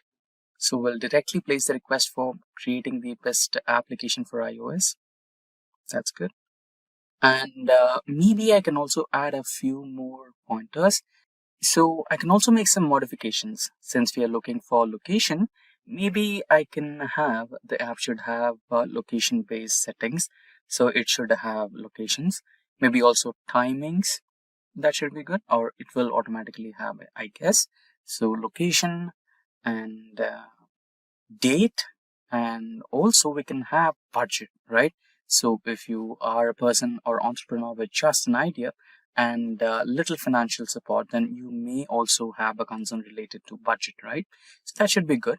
Based on this input from the user, you need to, so the user needs to add the location, date, so it should work everything, right? Find the best place for the said data. So it's obvious, since AI is assisting you, it will also have its own settings which will help it understand if the said date and location are not realistic, then automatically reject the requirement. So it's not a big deal there. You can just try to continue. So yeah, one last check. So here you have an enhanced prompt from Bolt, which will automatically help you just like Claude to make it better. So I'm going with the enhancing prompt option over here. So it automatically, created all those things, right? And the thing what we spoke about, invalid entries, so it will also be resolved in this prompt itself. So you can just hit enter and Bolt will start building you an application. So it will write its own files, it will categorize the libraries and all the requirements. And the best part about it is that, right? And you can just simply download the project, and you may have any other IDs on your local system like VS Code or Visual Studio. You can just run through the application and check if you find any inconsistencies, then you can fix them and then just directly go with the Expo Go and make changes and upload for trial versions, right? And if everything is fine, you can just monetize your application. So here you can see we have, let me expand the screen once again. So here you have an option called deploy, right? You can directly deploy from here for a trial version, or you can export. So we have both the options here. So let's go through the process. So here you have two windows. One is code and another is preview. So we'll have it on the preview screen right now to see how the preview looks. And if you want to take a quick look onto the code, you can also click on the code option there and it will redirect you to the code section. So here you can see professional meeting when you find your app. So it already named the application. That's really good. And it is creating files, and it is also downloading all the dependencies required to run. So there you go. You have created, or Bolt has successfully created 9 different code files for you. And it also gave you an acknowledgement. I've created comprehensive professional meeting when you find your app, and you can see some preview on the screen on the right hand side. And in no time, I think we can have a fully finished user interface. Yeah, there you go. Now you can enter the location. Since we discussed about New York, then we can go with New York. So my bookings, if I have any favorites saved, it will also take care of that. So it's just the beginner version yet. We haven't added the AI agent to connect with this application. So you can also have the AI agent like any LLM version, like maybe ChatGPT, Gemini, to help you in real time. You can just have to create a new project on your API section, create some API keys, and get assistance from real-time AI agent as well. So here we'll set the location to New York as discussed before, and we can also select a date, maybe a weekend date or the weekday based on the availability of your VC could be great. Or maybe you have a pre-planned version. So we'll go with the weekend of 20th 7 2025, and maybe in the evening time of 4 p.m. should be good. And I'll go with a budget of, by default it gave me a budget of $100.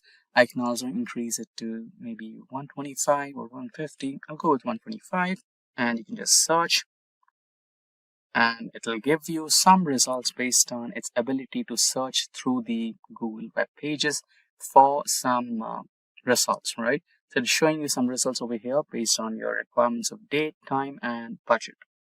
So you can also directly deploy, or you can also export. And if you want to, kind of integrate all the other requirements like GitHub, maybe if you upload this project to GitHub and you can get contributions from rest of the developers or maybe your fellow entrepreneurs and improve the UI or maybe dependency or reliability on the application, right? So it'll be a good thing for that. I'll for now download the project, and also maybe I'll try to edit on any of my local IDEs like VS Code or Visual Studio. And here you have the name for your application, Professional Meeting Venue Finder app. So that's good. I think it named the app as Venue Find, and the subtitle is Professional Meeting Venues. That's good. You can also choose to have a full screen visual and see if there is any inconsistency in the aspect of UI, right? And now I'll minimize and I'll click on deploy, or maybe, let's click on deploy. Or I think I have a better idea. As we discussed about the API keys, I can hold the deploy function as of now and add the API. So let's take a moment to stop it. Yeah, I'll stop this. And I will open the OpenAI API section. Before that, let me give it a prompt. Yeah, we have downloaded it. Yeah, that's the project. Let's extract the project files. This is the project, and as we discussed, it has about 9 files, and also I think it has some README files as well. Now let's go to Visual Studio, and from here we can have access to the file that we just created, open folder. Or maybe you can also have an option of creating a new window altogether. So let's go with a new window one. I think I created a new file, not a new file, new window, third option. Yeah. You can close all the previous windows. And here you can just directly open file or open folder, go to downloads. I think that's where we have it, Project Bolt. Yeah, project, select the folder, open. And we have all the files readily available here. All the coding from Bolt is available here for you. And now what we need is we need an additional file which will help us to add the API keys for our project. So let me open a new Google window. Yeah, so this is the Bolt window. Now let's open a new window right next to it. Yeah, we have canceled the deployment process. And now I'll write a prompt. Can you add or create maybe a new file or API integration or route for my OpenAI? So I'll choose OpenAI ChatGPT project, and we will also be sharing the API keys here itself, or we can manually add them as well in the Visual Studio Code. That should not be a trouble. I will share you my API keys. Great, enter. And now it will make some changes accordingly. While Bolt is working on the API file where we have our APIs, where we will have our APIs, let's go back to OpenAI, log in quickly. Yeah, it's working on the files. So I have logged into my account on OpenAI, and here we will create a new project, create a new secret key, and I'll name it as VC Meet app, VC Meet project or something like that, and create a key. And now make sure you don't share this particular key with anyone, because somebody might misuse it and you will be charged. Let's say this is a free account, but if you are a person with a paid Plus or Pro account from OpenAI ChatGPT, then you might have to pay for the purposes which you never used. So I'll just save it somewhere in my note. Yeah, let me tag it as my new VC API, and I'll close it. And I'll close OpenAI prompt as well. And here it is also mentioning API key validation with helpful error messages. So don't share it, right? So you also might have to find some security concerns, right? So I hope the new preview should be ready. Yeah, it's ready. And you can see the AI assistant is unavailable right now because Bolt worked on its own AI assistant, but now we wanted to get connected to OpenAI's ChatGPT. To have that working, we need to confirm the API keys. That means we need to add the API keys and refresh, then we will be ready for it. So let's give it a moment and go back to the code editor and add the API keys as soon as possible. So far it's ready. So now let's work on the new preview once again. And let me take Los Angeles this time in place of New York. So yeah, that's the right spelling. I think I wrote Angeles. And let me give a date. Maybe we'll choose a working day this time. And the meeting should be after working hours, so 6 p.m. should be good. 6 p.m. is 1800. And the budget, I can manually write that as well, $200 budget. And it found about 4 venues. I think it's using the same thumbnails. It should not be a big deal. We can write a prompt to change the stock thumbnails to the actual original thumbnails from the Google search results. That should not be a big deal. Yeah, so far so good. Now we are on the preview version again, and we will go through the code segment also. You can also choose to expand the window so that you can have the code section on the left hand side and the preview on the right hand side in case if you wanted to make some changes on the go. That's the best version that Bolt can help you with. And you can have a real-time interface just like Xcode does, right? So that's the best part. Now let's go back to the original UI what Bolt gave us. And we may also have a preview, a quick preview, how it does look in terms of an iPhone screen. You can choose any of the latest iPhones like 15 or 16 and see a quick preview as well. So it's currently running a prompt on that front. So far we have seen a website-based user interface. We want to also check if it works, and you also kind of want to know if it has a good compatibility with the phone you're choosing to work on, right? So initially we started off working on this application based on 2 requirements. It should also support iOS and also the Android phones, right? So based on the requirement, Bolt is working. So we also want to see if this supports both phones as well as the website, 3 different applications. So it's currently working on the preview. So let's give it a moment. There you go. It is also giving us the instructions. Install Xpogo. I think it went on the scrolling. So here you can see it gave us 3 different problems. Should not be a big problem to solve. You can also choose the Bolt's attempt fix, quick fix option here, which can help you to fix it from Bolt itself. So it will run some tests and identify what could be the problem and fix it. There you go. Bolt is trying to resolve the problems. Meanwhile, let's also see the code section where you can visually see what are the changes Bolt is currently working on. So these are all the files that Bolt created for us. Bolt is trying to resolve the problems. I can see the issues with your React Native Expo projects. So it fixed it. Or let me fix this. So I think it's fixing it. There you go. And if you see or observe closely, you can also have a visual on your token tracking. It says we have about 116,000 daily tokens remaining. So you might have to subscribe for 20 times more usage. It's okay. So basically you can try this on your free Bolt version as well. Yeah, I think the preview is starting to come with 40% of the screen selected. And by default, iPhone 16 has been selected by Bolt. I think we will have a quick preview soon. Yeah, that's the preview. And if you scroll, you can go through it. And maybe we can also choose to expand. And maybe we can also choose to expand the screen to have a better view. Yeah, I've expanded it. So that's the quick way to find how it's compatible or not, right? So you can have a quick assessment on the compatibility. So it's worked just fine with iPhone 16. Let's give New York again and date, time, and all the budget details. So yeah, that's the expanded version. You can choose the date and time as well. Let's go with 5 p.m.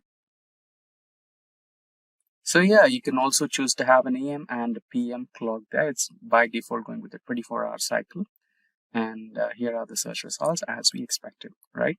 So we just need to give it a prompt to find out real Google images from Google search results and add them instead of the stock thumbnails. Now let's quickly go through Galaxy or any Android phone. So it works just pretty fine as it worked in iPhone 16. So you can also choose to change the resolutions there so that it fits perfectly to the screen. So far so good. So it was also telling us what are the changes it did. That's good. And those are the few updates that Bolt did for your code. You can choose to quickly download or export this project and do some trial runs on Expo Go, and then launch your first iOS app. Why reinforcement learning? Training a machine learning model requires a lot of data, which might not always be available to us. Further, the data provided might not be reliable. Learning from a small subset of actions will not help expand the vast realm of solutions that may work for a particular problem. You can see here we have the robot learning to walk. Very complicated setup when you're learning how to walk, and you'll start asking questions like, if I'm taking one step forward and left, well, what happens if I pick up a 50-pound object? How does that change how a robot would walk? These things are very difficult to program because there's no actual information on it until it's actually tried out. Learning from a small subset of actions will not help expand the vast realm of solutions that may work for a particular problem. And we'll see here it learned how to walk. This is going to slow the growth that technology is capable of. Machines need to learn to perform actions by themselves and not just learn off humans. And you see the objective climb a mountain. A real interesting point here is that as human beings we can go into a very unknown environment and we can adjust for it and kind of explore and play with it. Most of the models, the non-reinforcement models in computer machine learning, aren't able to do that very well. There's a couple of them that can be used or integrated. To see how it goes is what we're talking about with reinforcement learning. So what is reinforcement learning? Reinforcement learning is a sub-branch of machine learning that trains a model to return an optimum solution for a problem by taking a sequence of decisions by itself. Consider a robot learning to go from one place to another. The robot is given a scenario and must arrive at a solution by itself. The robot can take different paths to reach the destination. It will know the best path by the time taken on each path. It might even come up with a unique solution all by itself. And that's really important as we're looking for unique solutions. We want the best solution, but you can't find it unless you try it. So when we're looking at our different systems, our different model, we have supervised versus unsupervised versus reinforcement learning. And with the supervised learning, that is probably the most controlled environment. We have a lot of different supervised learning models, whether it's linear regression, neural networks, there's all kinds of things in between, decision trees. The data provided is labeled data with output values specified. And this is important because when we talk about supervised learning, you already know the answer for all this information. You already know the picture has a motorcycle in it. So you're supervised learning. You already know that the outcome for tomorrow, for going back a week, you're looking at stock, you can already have like the graph of what the next day looks like. So you have an answer for it. And you have labeled data which is used. You have an external supervision and solves problems by mapping labeled input to known output. So very controlled. Unsupervised learning, and unsupervised learning is really interesting because it's now taking part in many other models. They start with you can actually insert an unsupervised learning model in almost either supervised or reinforcement learning as part of the system, which is really cool. Data provided is unlabeled data. The outputs are not specified. Machine makes its own predictions. Used to solve association with clustering problems. Unlabeled data is used. No supervision. Solves problems by understanding patterns and discovering output. So you can look at this and you can think some of these things go with each other. They belong together. So it's looking for what connects in different ways. And there's a lot of different algorithms that look at this. When you start getting into those, there's some really cool images that come up of what unsupervised learning is. How it can pick out, say, the area of a donut, one model will see the area of the donut and the other one will divide it into 3 sections based on its location versus what's next to it. So there's a lot of stuff that goes in with unsupervised learning. And then we're looking at reinforcement learning, probably the biggest industry in today's market in machine learning, or growing market. It's very infant stage as far as how it works and what it's going to be capable of. The machine learns from its environment using rewards and errors, used to solve reward-based problems. No predefined data is used, no supervision, follows trial and error problem solving approach. So again, we have a random, at first you start with a random, I try this, it works and this is my reward, doesn't work very well maybe, or maybe it doesn't even get you where you're trying to get it to do, and you get your reward back, and then it looks at that and says, well, let's try something else, and it starts to play with these different things, finding the best route. So let's take a look at important terms in today's reinforcement model. And this has become pretty standardized over the last few years, so these are really good to know. We have the agent. Agent is the model that is being trained via reinforcement learning. So this is your actual entity that has, however you're doing it, whether you're using a neural network or a Q table or whatever, combination thereof. This is the actual agent that you're using. This is the model. And you have your environment. The training situation that the model must optimize to is called its environment. And you can see here, I guess we have a robot who's trying to get a chest full of gems or whatever, and that's the output. And then you have your action. This is all possible steps that can be taken by the model, and it picks one action. And you can see here that it's picked 3 different routes to get to the chest of diamonds and gems.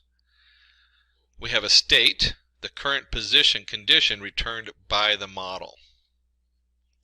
And you could look at this if you're playing like a video game. This is the screen you're looking at. So when you go back here, the environment is a whole game board. So if you're playing one of those Mobius games, you might have the whole game board going on, but then you have your current position. Where are you on that game board? What's around that? What's around you? If you were talking about a robot, the environment might be moving around the yard, where it is in the yard and what it can see, what input it has in that location. That would be the current position condition returned by the model. And then the reward. To help the model move in the right direction, it is rewarded. Points are given to it to appraise some kind of action. So, yeah, you did good, or if didn't do as good, trying to maximize the reward and have the best reward possible. And then policy. Policy determines how an agent will behave at any time. It acts as a mapping between action and present state. This is part of the model. What is your action that you're going to take? What's the policy you're using to have an output from your agent? One of the reasons they separate policy as its own entity is that you usually have a prediction of different options, and then the policy, well, how am I going to pick the best? Based on those predictions, I'm going to guess at different options. And we'll actually weigh those options in and find the best option we think will work. So it's a little tricky, but the policy thing is actually pretty cool how it works. Let's go ahead and take a look at a reinforcement learning example. And just in looking at this, we're going to take a look, consider what a dog that we want to train. So the dog would be like the agent. So you have your puppy or whatever. And then your environment is going to be the whole house or whatever it is where you're training them. And then you have an action. We want to teach the dog to fetch. So action equals fetching, and then we have a little biscuit, so we can get the dog to perform various actions by offering incentives such as a dog biscuit as a reward. The dog will follow a policy to maximize this reward, and hence will follow every command and might even learn new actions like begging by itself. So you have, so we start off with fetching. It goes, oh, I get a biscuit for that. It tries something else, and you get a handshake or begging or something like that. And it goes, oh, this is also reward based. And so it kind of explores things to find out what will bring it as biscuit. And that's very much like how a reinforced model goes. Is it looks for different rewards. How do I find? Can I try different things and find a reward that works? The dog also will want to run around and play and explore its environment. This quality of model is called exploration. So there's a little randomness going on in exploration. And it explores new parts of the house, climbing on the sofa doesn't get a reward. In fact, it usually gets kicked off the sofa. So let's talk a little bit about Markov's decision process. Markov's decision process is a reinforcement learning policy used to map a current state to an action where the agent continuously interacts with the environment to produce new solutions and receive rewards. And you'll see here's all of our different vocabulary we just went over. We have a reward, our state, our agent, our environment, and our action. And so even though the environment kind of contains everything, that you really, when you're actually writing the program, your environment's going to put out a reward and state that goes into the agent. The agent then looks at this state, or it looks at the reward usually first, and it says, okay, I got rewarded for whatever I just did, or I didn't get rewarded. And then it looks at the state, and then it comes back, and if you remember from policy, the policy comes in, and then we have a reward. The policy is that part that's connected at the bottom. And so it looks at that policy and it says, hey, what's a good action that will probably be similar to what I did, or sometimes they're completely random, but what's a good action that's going to bring me a different reward? So taking the time to just understand these different pieces as they go is pretty important in most of the models today. And so a lot of them actually have templates based on this you can pull in and start using. Pretty straightforward as far as once you start seeing how it works, you can see your environment says, hey, this is the agent did this. If you're a character in a game, this happened, and it shoots out a reward in a state. The agent looks at the reward, looks at the new state, and then takes a little guess and says, I'm going to try this action. And then that action goes back into the environment. It affects the environment.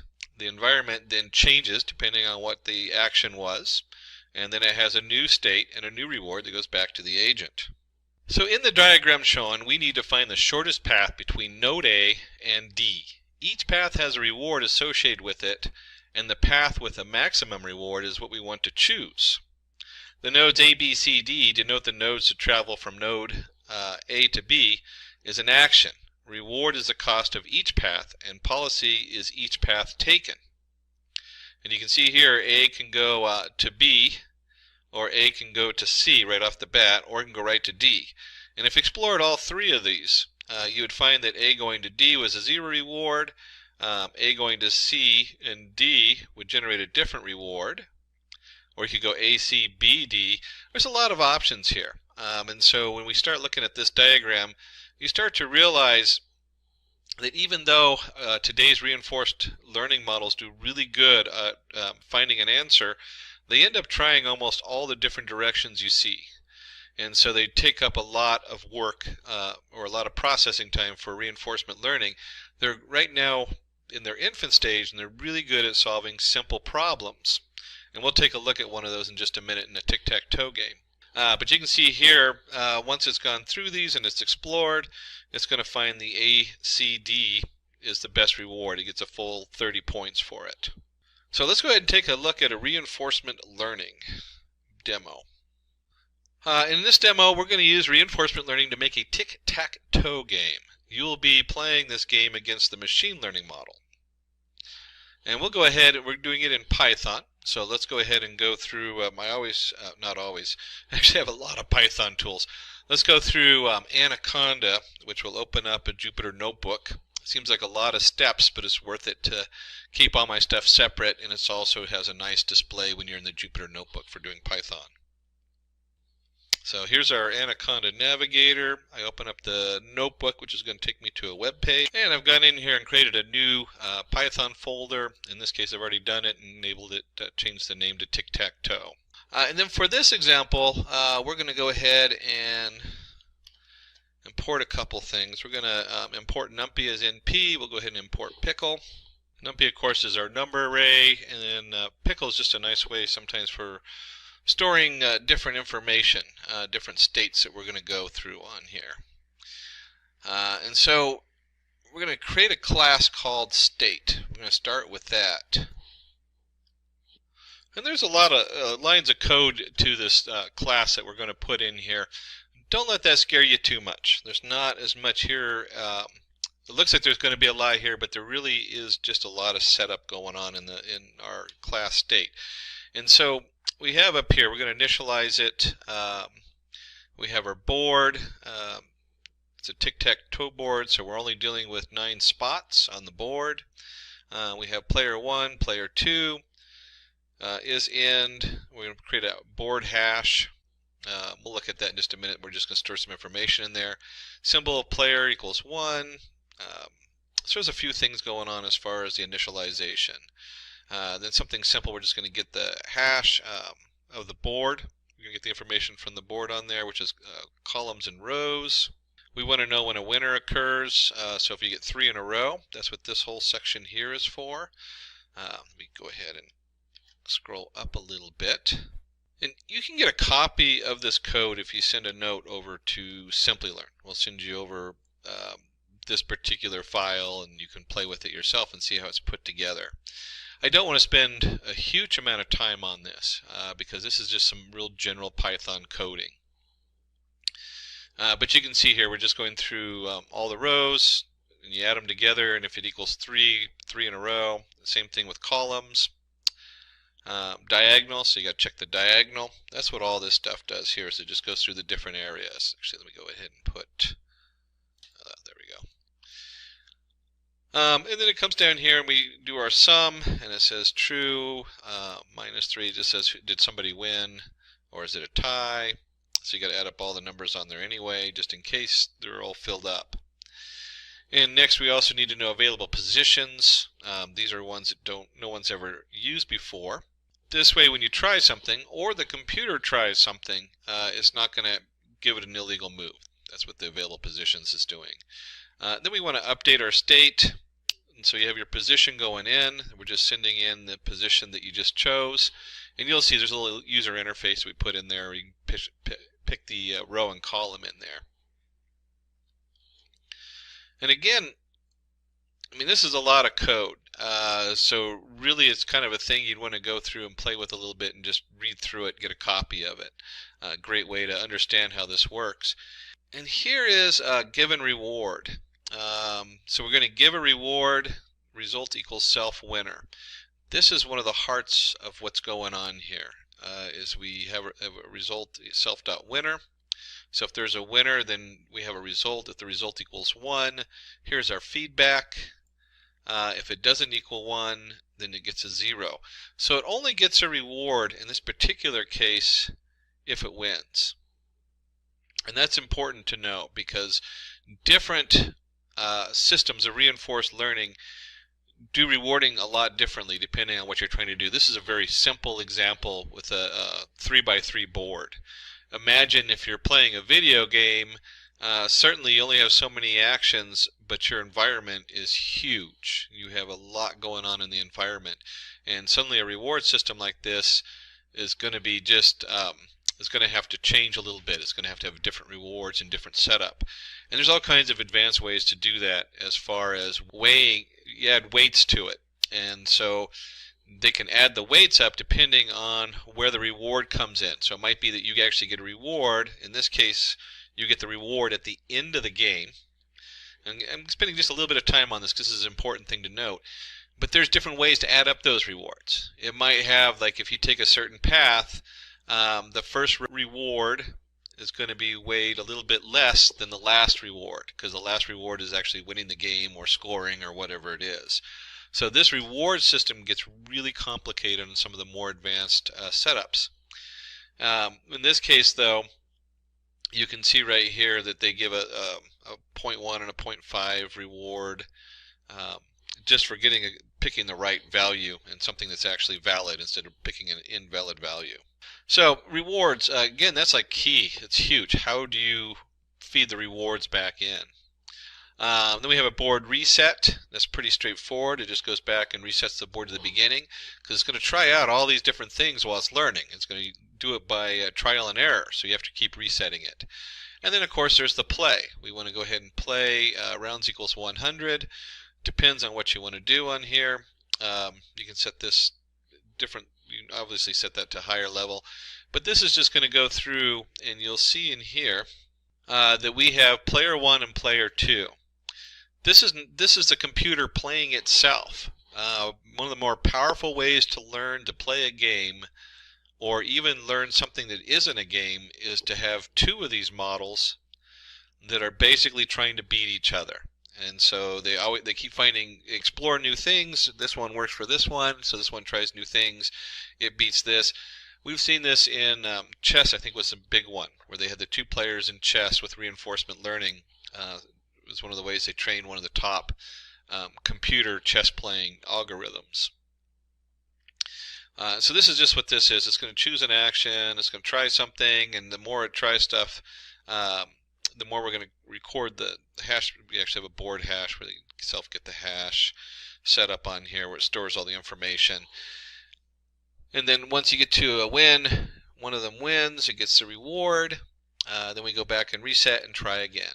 And then kind of the fun part we actually get down here is we're going to play with a human. So we'll get a chance to come in here and see what that looks like when you put your own information in. And then it just comes in here and does the same thing it did above. It gives it a reward for its things, or sees if it wins or ties, looks at available positions, all that kind of fun stuff. And then finally we want to show the board. So it's going to print the board out each time. Really, as an integration, is not that exciting. What's exciting in here is, one, looking at this reward system. Whoops, play one more up. The reward system is really the heart of this. How do you reward the different setup? And the other one is when it's playing, it's got to take an action. And so what it chooses for an action is also the heart of reinforcement learning. How do we choose that action? And those are really key to right now where reinforcement learning is in today's technology, is figuring this out. How do we reward it, and how do we guess the next best action? So we have our environment, and you can see the environment is or the state, which is kind of like what's going on. We're going to return the state depending on what happens. And we want to go ahead and create our agent, in this case our player. So each one is, let me go and grab that. And so we look at a class player. This is where a lot of the magic is really going on, is how is this player figuring out how to maneuver around the board, and then the board of course returns a state that it can look at and a reward. So we want to take a look at this. We have name, self-state. This is class player. And when we say class player, we're not talking about a human player. We're talking about just the computer players. And this is kind of interesting. So remember I told you, depending on what you're doing, there's going to be a decay gamma,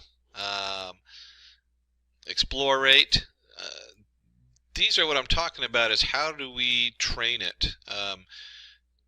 As you try different moves, it gets to the end. The first move is important, but it's not as important as the last one.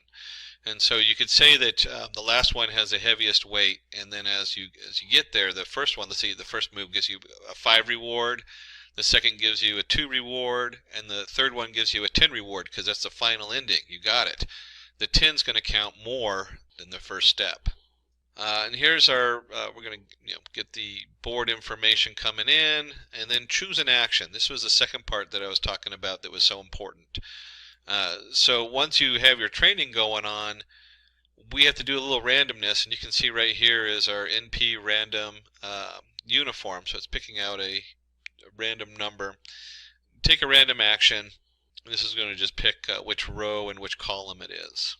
And so choosing the action, this one you can see we're just doing random states, choice, length of positions, action position, and then it skips in there and takes a look at the board for P and positions. And it's actually storing the different boards each time you go through, so it has a record of what it did, so it can properly weigh the values. And this simply just appends a hash state. What's the last state? Append it to the to our states on here. Here's our feedback reward. So the reward comes in, and it's going to take a look at this and say, is it none? What is the reward? And here is that formula. Remember I was telling you about up here that was important because it has decay gamma times the reward. This is where, as it goes through each step, and this is really important. This is kind of the heart of this. of what I was talking about earlier. You have step 1, and this might have a reward of 2. You have step 2, I probably should have done ABC. This has a step 3, step 4, and so on until you get to step N. And this might have a reward of 10. So reward of 10, we're going to add that, but we're not adding, let's say this one right here, let's say this reward here right before 10 was, let's say it's also 10. That just makes the math easy. So we had 10 and 10. We had 10, this is 10 and 10n, whatever it is, but it's time it's 0.9. So instead of putting a full 10 here, we only do 9. That's 0.9 times 10. And so this formula, as far as the decay times the reward minus the cell state value, it basically adds in, it says here's 1, or here's 2, I'm sorry, I should have done this ABC, it would have been easier. So the first move goes in here and it puts 2 in here. Then we have ourselves set up on here.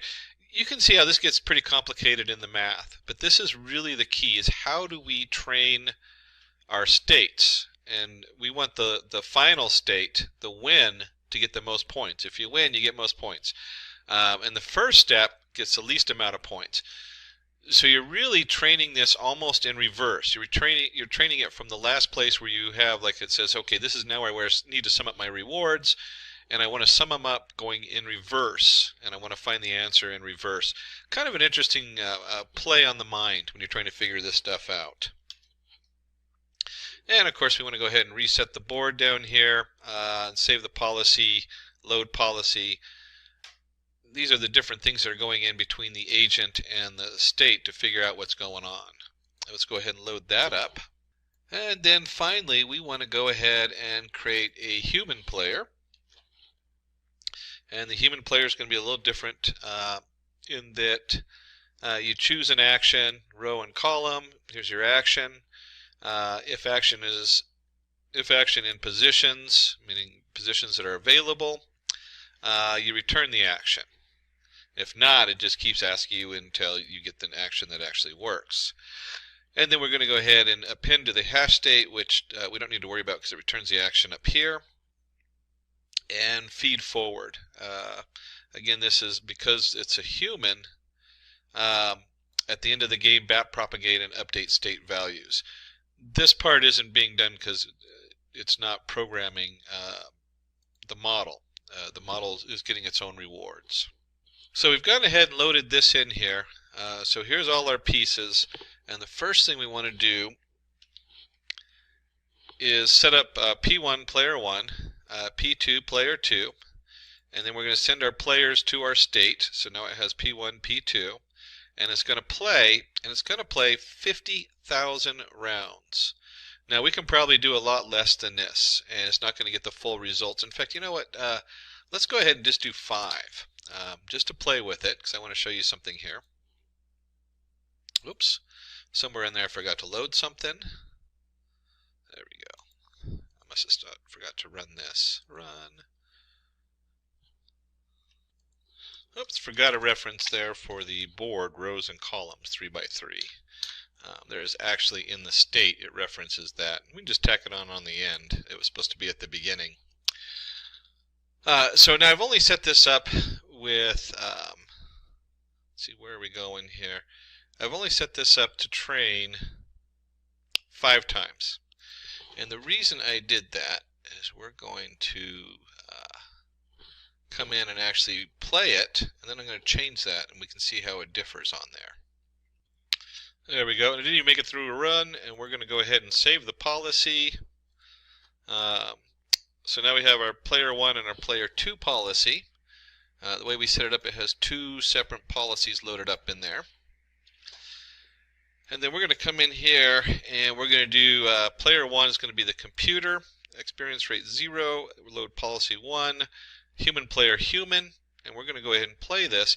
Now remember, I only went through it just one round of training, in fact minimal training.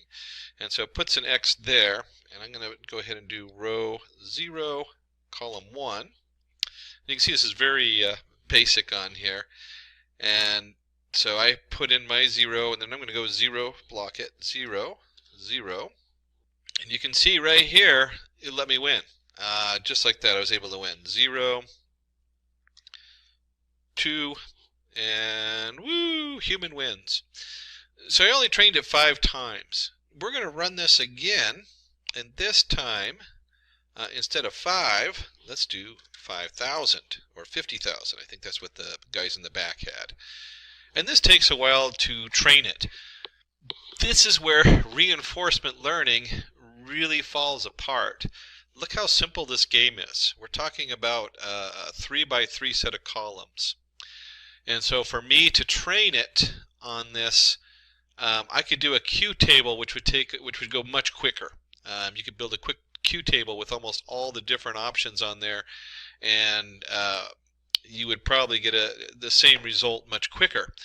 We're just using this as an example. So when we look at reinforcement learning, you need to be very careful what you apply it to. It sounds like a good deal until you do like a large neural network, where you're doing, you set the neural network to a learning increment of 1, so every time it goes through it learns, and then you do your actions. So you pick from the learning setup, and you actually try actions on the learning setup until you get what you think is going to be the best action. So you actually feed what you think is right back through the neural network. There's a whole layer there, which is really fun to play with. And then it has an output. Well, think of all those processes. I mean, that is just a huge amount of work it's going to do. Let's go ahead and skip ahead here. Give it a moment. It's going to take a minute or two to go ahead and run.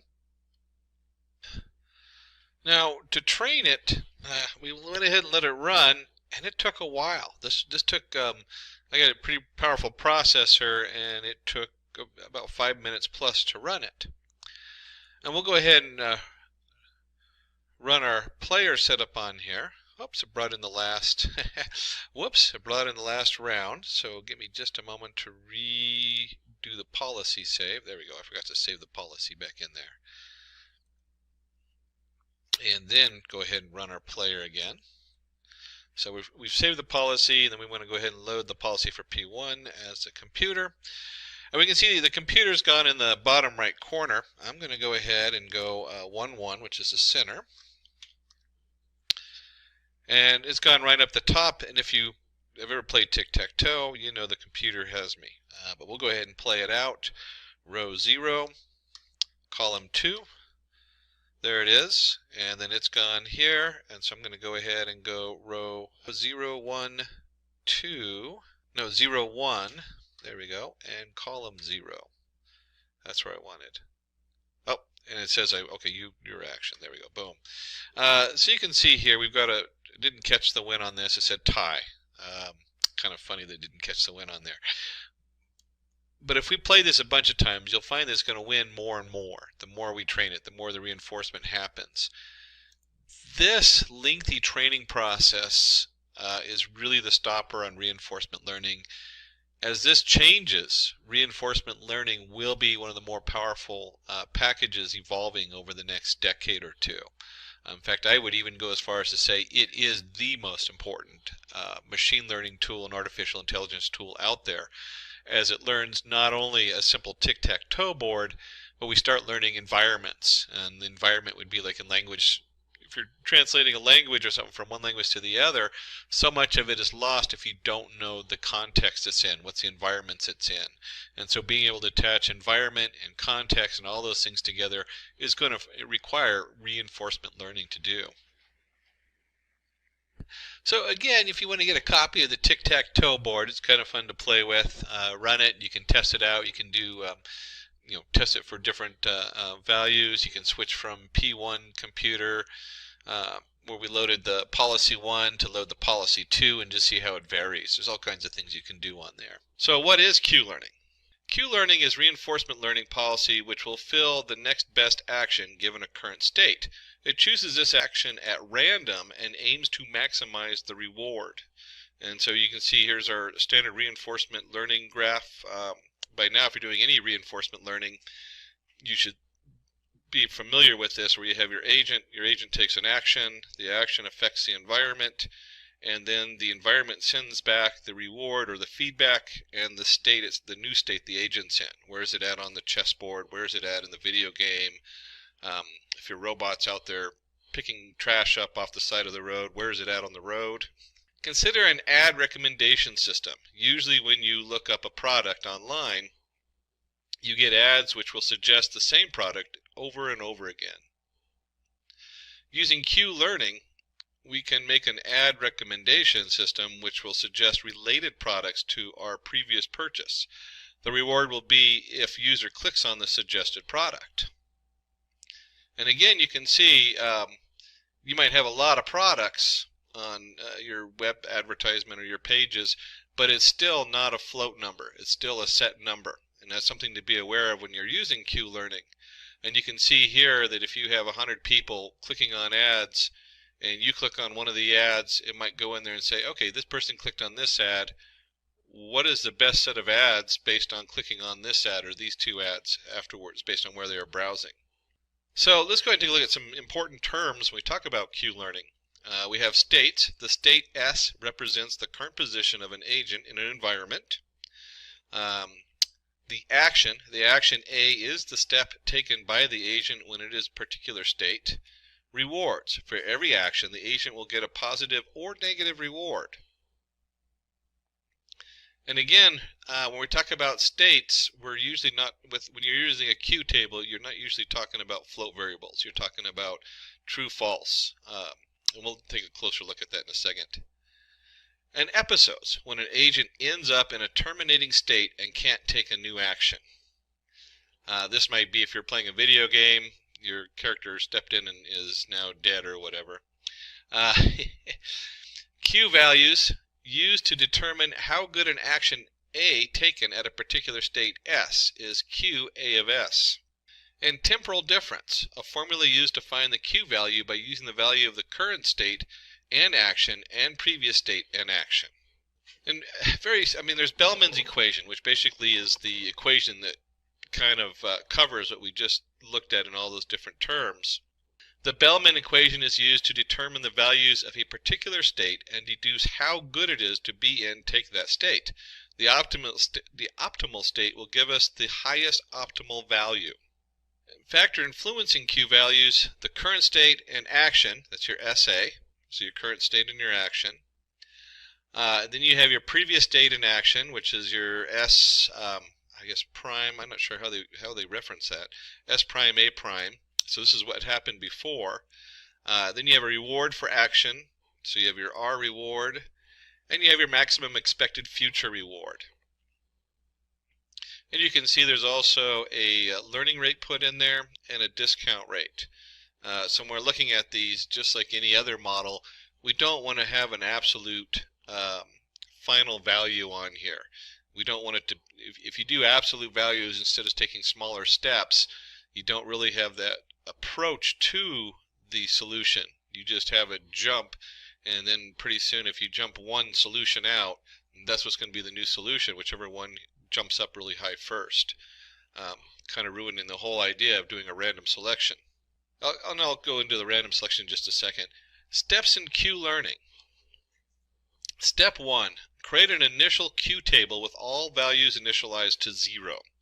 Again, we're looking at 0, 1.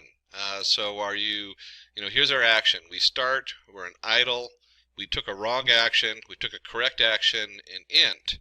And then we have our actions, fetching, sitting, and running. And of course, we're just using the dog example. And choose an action and perform it.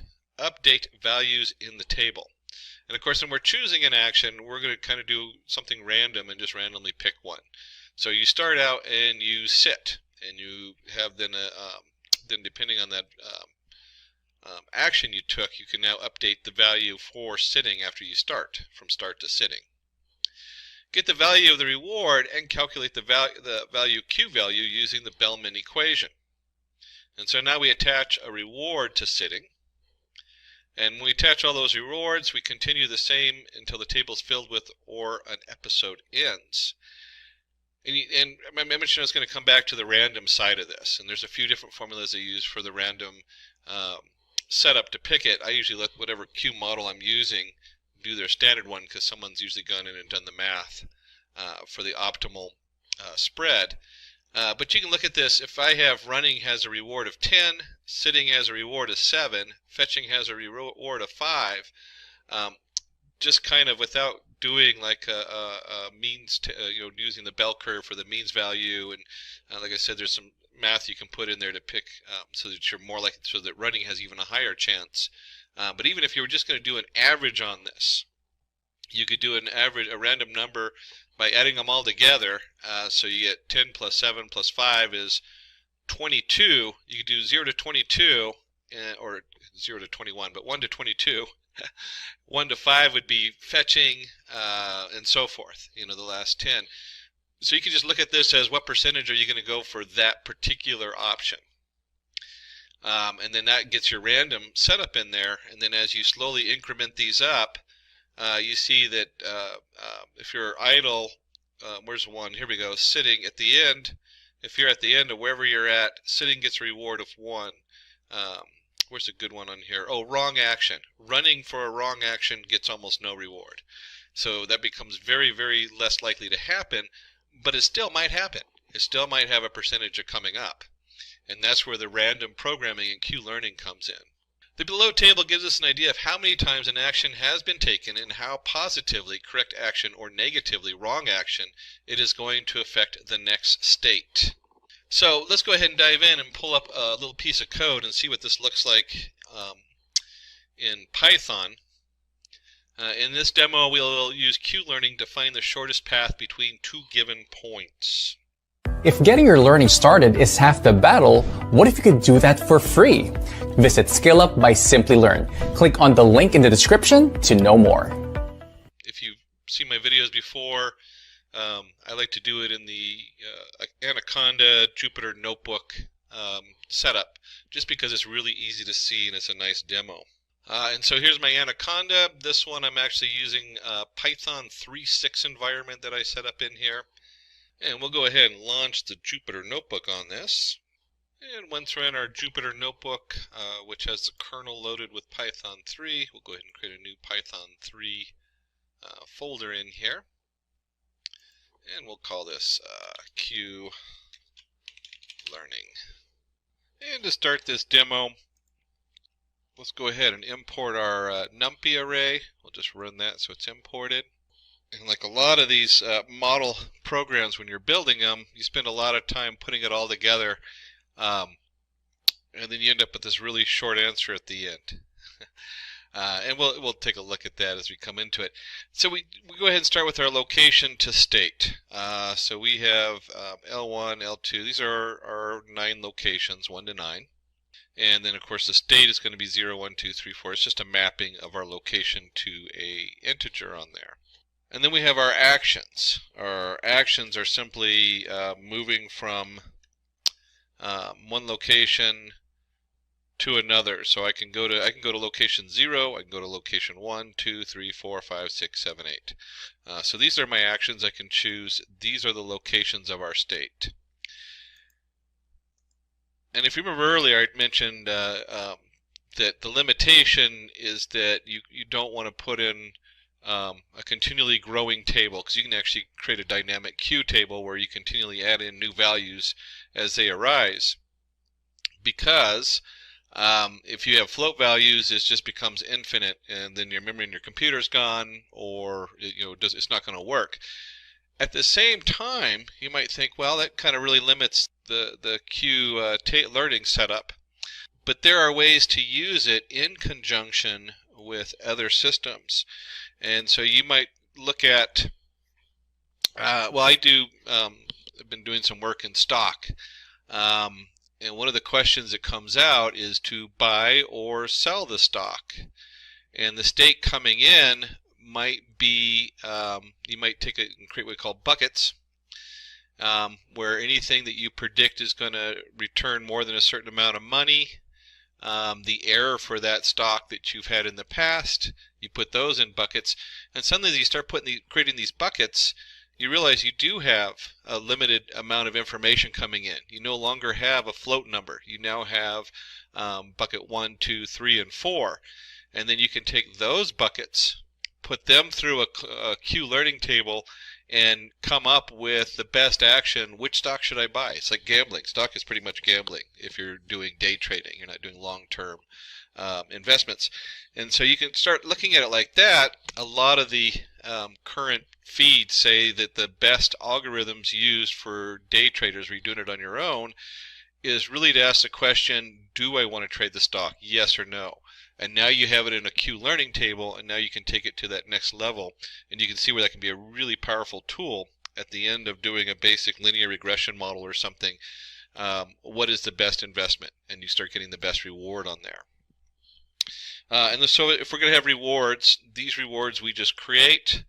It says if you're this should match our Q table, because it's going to be you have your state and you have your action across the top, if you remember from the dog. And so we have whatever state we're in going down, and then the next action and what the reward is for it. And of course, if you were actually doing something more connected, your reward would be based on the actual environment it's in. And then we want to go ahead and create a state to location so we can map the indexes. So just like we defined our rewards, we're going to go ahead and do state to location. And you can see here it's a dictionary setup for location state and location to state with items.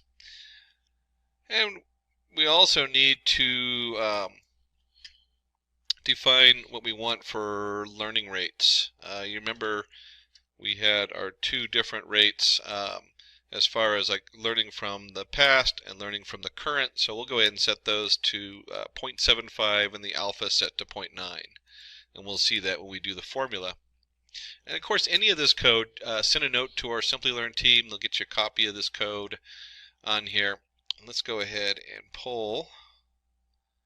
There we go. Well, the next two sections.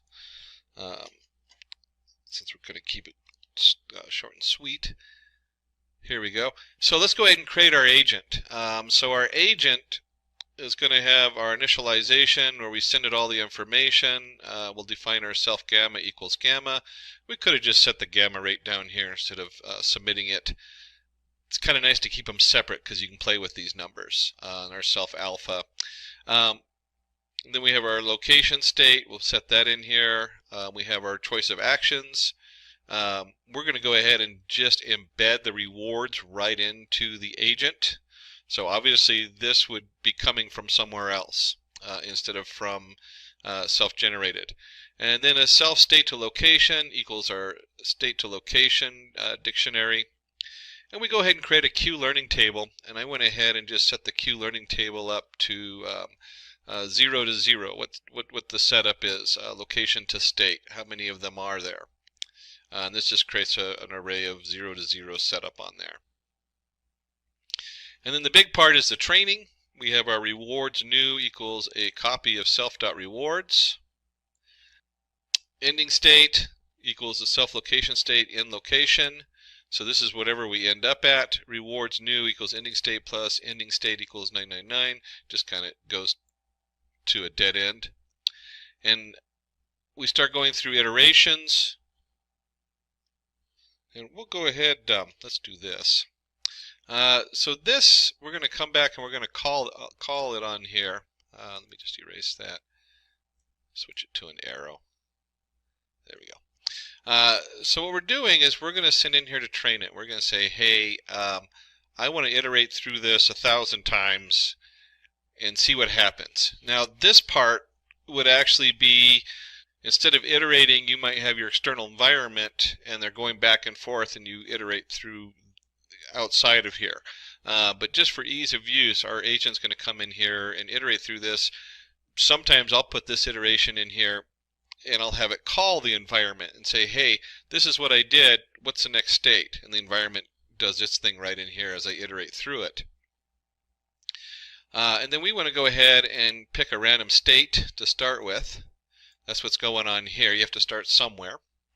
And then you have your playable actions. We're going to start with just an empty thing for playable actions, and we'll fill that up.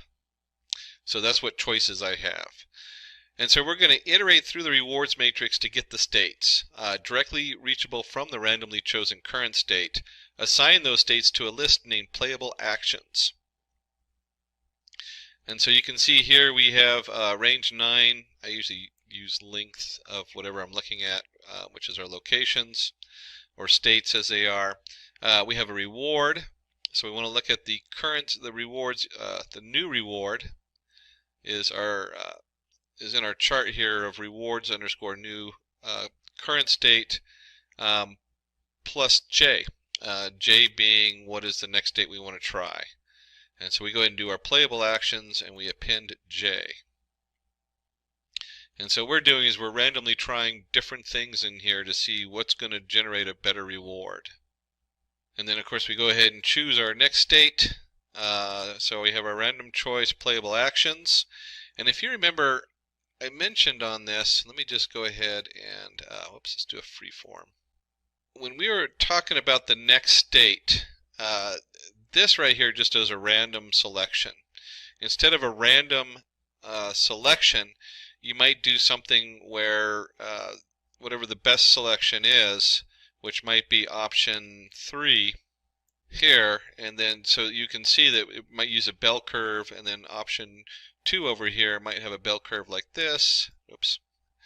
And we start looking at these averages and these spreads, or we can just add them all together and pick the one that kind of goes in all of those. So those are some of the options we have in here.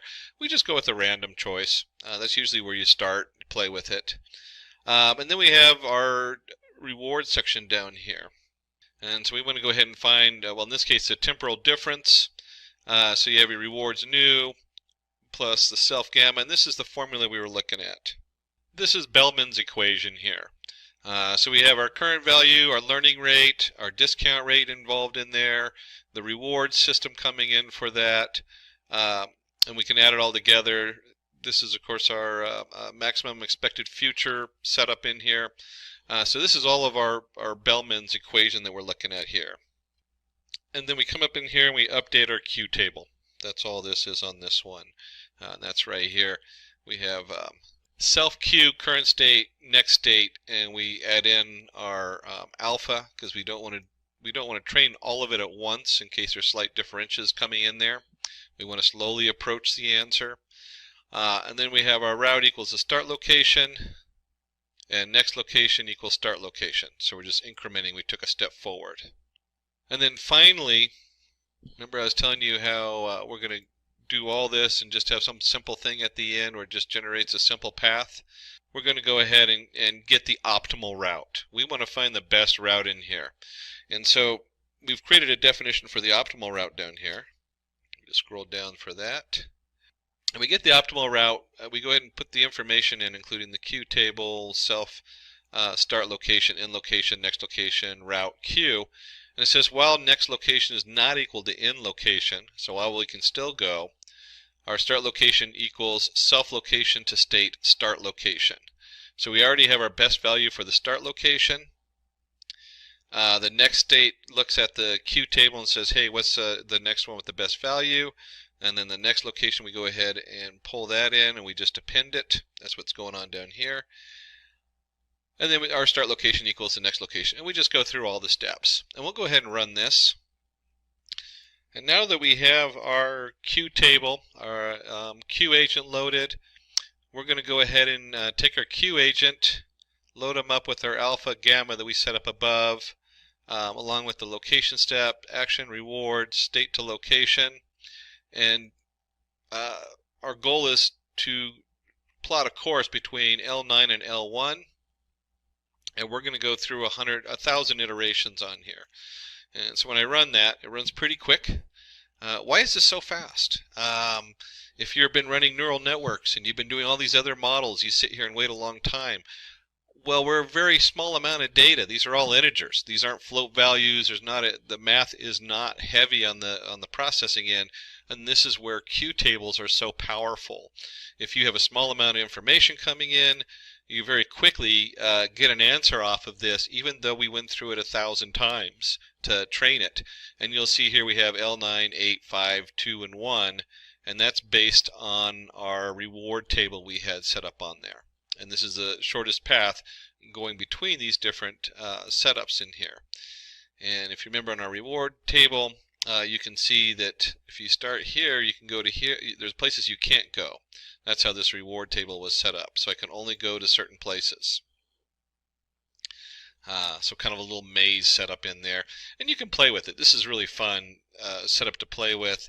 And you can see how you can take this whole code and you can, like I was saying earlier, you can embed it into another setup and model and predictions where you put things into buckets and you're trying to guess the best investment, the best course of action. Long as you can take that course of action and reduce it down to a yes, no.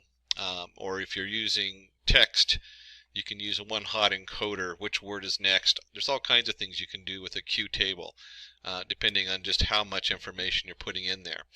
So that wraps up our demo. In this demo, we've found the shortest distance between two paths based on whatever rules or state rewards we have to get from point A to point B and what available actions there are.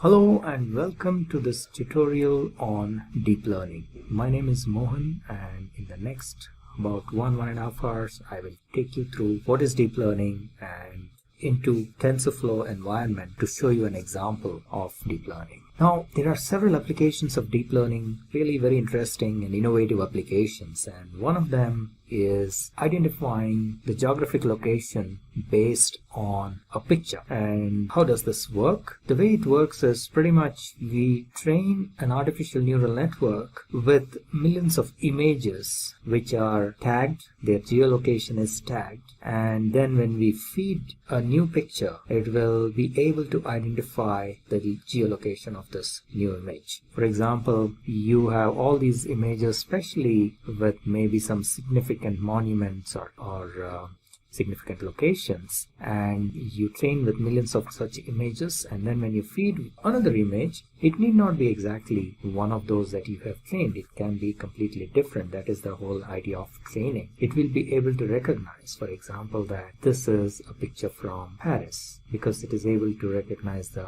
Eiffel Tower. So the way it works internally, if we have to look a little bit under the hood, is these images are nothing but this is digital information in the form of pixels. So each image could be a certain size. It can be 256 by 256 pixel kind of a resolution, and then each pixel is either having a certain grade of color, and all that is fed into the neural network, and it then gets trained in, and it's able to, based on these pixel information, it is able to get trained and able to recognize the features and extract the features, and thereby it is able to identify these images and the location of these images. And then when you feed a new image, it kind of, based on the training, it will be able to figure out where this image is from. So that's the way, a little bit under the hood, how it works. So what are we going to do in this tutorial? We will see what is deep learning and what do we need for deep learning. And one of the main components of deep learning is neural networks. So we will see what is neural network, what is a perceptron, and how to implement logic gates like AND, OR, NOR, and so on using perceptrons.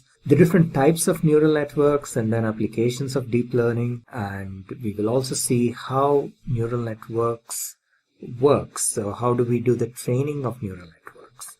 And at the end we will end up with a small demo code which will take you through in TensorFlow. Now, in order to implement deep learning code, there are multiple libraries or development environments that are available, and TensorFlow is one of them. So the focus at the end of this would be on how to use TensorFlow to write a piece of code using Python as a programming language. And we will take up an example which is a very common one, which is like the hello world of deep learning, the handwriting number recognition, which is a MNIST, commonly known as MNIST database. So we will take a look at MNIST database and how we can train a neural network to recognize handwritten numbers. So that's what you will see in this particular video. So let's get started. What is deep learning? Deep learning is like a subset of what is known as a high-level concept called artificial intelligence. You must be already familiar, must have heard about this term artificial intelligence. So artificial intelligence is like the high-level concept, if you will. And in order to implement artificial intelligence applications, we use what is known as machine learning. And within machine learning, a subset of machine learning is deep learning. Machine learning is a little bit more generic concept, and deep learning is one type of machine learning, if you will. And we will see a little later in maybe the following slides a little bit more in detail how deep learning is different from traditional machine learning. But to start with, we can mention here that deep learning uses one of the differentiators between deep learning and traditional machine learning is that deep learning uses neural networks. And we will talk about what are neural networks and how we can implement neural networks and so on and so forth as a part of this tutorial. So a little deeper into deep learning. Deep learning primarily involves working with complicated unstructured data compared to traditional machine learning, where we normally use structured data. In deep learning, the data would be primarily images or voice or maybe text file. And it is large amount of data as well. And deep learning can handle complex operations. It involves complex operations. And the other difference between traditional machine learning and deep learning is that the feature extraction happens pretty much automatically. In traditional machine learning, feature engineering is done manually. The data scientists, we data scientists have to do feature engineering, feature extraction. But in deep learning, that happens automatically. And of course, deep learning, for large amounts of data, complicated unstructured data, deep learning gives very good performance. Now, as I mentioned, one of the secret sources of deep learning is neural networks. Let's see what neural networks is. Neural networks is based on our biological neurons. The whole concept of deep learning and artificial intelligence is based on human brain, and human brain consists of billions of tiny stuff called neurons, and this is how a biological neuron looks, and this is how an artificial neuron looks. So neural networks is like a simulation of our human brain. Human brain has billions of biological neurons, and we are trying to simulate the human brain using artificial neurons. This is how a biological neuron looks. It has dendrites, and the corresponding component with an artificial neural network is, or an artificial neuron, are the inputs. They receive the inputs through dendrites. And then there is the cell nucleus, which is basically the processing unit in a way. So in artificial neuron also there is a piece which is an equivalent of this cell nucleus, and based on the weights and biases, we will see what exactly weights and biases are as we move. The input gets processed, and that results in an output. In a biological neuron, the output is sent through a synapse, and in an artificial neuron there is an equivalent of that in the form of an output. And biological neurons are also interconnected. So there are billions of neurons which are interconnected. In the same way, artificial neurons are also interconnected. So this output of this neuron will be fed as an input to another neuron, and so on. Now, in neural network, one of the very basic units is a perceptron. So what is a perceptron? A perceptron can be considered as one of the fundamental units of neural networks. It can consist at least of one neuron, but sometimes it can be more than one neuron. But you can create a perceptron with a single neuron, and it can be used to perform certain functions. It can be used as a basic binary classifier. It can be trained to do some basic binary classification, and this is how a basic perceptron looks like. And this is nothing but a neuron. You have inputs x1, x2, to xn, and there is a summation function, and then there is what is known as an activation function. And based on this input, what is known as the weighted sum, the activation function either gives an output like a 0 or a 1. So we say the neuron is either activated or not. So that's the way it works. So you get the inputs. These inputs are, each of the inputs are multiplied by a weight, and there is a bias that gets added, and that whole thing is fed to an activation function, and then that results in an output. And if the output is correct, it is accepted. If it is wrong, if there is an error, then that error is fed back, and the neuron then adjusts the weights and biases to give a new output, and so on and so forth. So that's what is known as the training process of a neuron or a neural network. There's a concept called perceptron learning. So perceptron learning is again one of the very basic learning processes. The way it works is somewhat like this. So you have all these inputs like x1 to xn, and each of these inputs is multiplied by a weight, and then that sum, this is the formula, the equation. So that sum, wi xi sigma of that, which is the sum of all these product of x and w, is added up, and then a bias is added to that. The bias is not dependent on the input or the input values, but the bias is common for one neuron. However, the bias value keeps changing during the training process. Once the training is completed, the values of these weights, W1, W2, and so on, and the value of the bias gets fixed. So that is basically the whole training process, and that is what is known as the perceptron training. So the weights and biases keep changing till you get the accurate output, and the summation is of course passed through the activation function. As you see here, this wixi summation plus b is passed through activation function, and then the neuron gets either fired or not, and based on that there will be an output. That output is compared with the actual or expected value, which is also known as labeled information. So this is the process of supervised learning. So the output is already known, and that is compared, and thereby we know if there is an error or not. And if there is an error, the error is fed back, and the weights and biases are updated accordingly till the error is reduced to the minimum. So this iterative process is known as perceptron learning or perceptron learning rule, and this error needs to be minimized. So till the error is minimized, this iteratively the weights and biases keep changing, and that is what is the training process. So the whole idea is to update the weights and the bias of the perceptron till the error is minimized. The error need not be zero.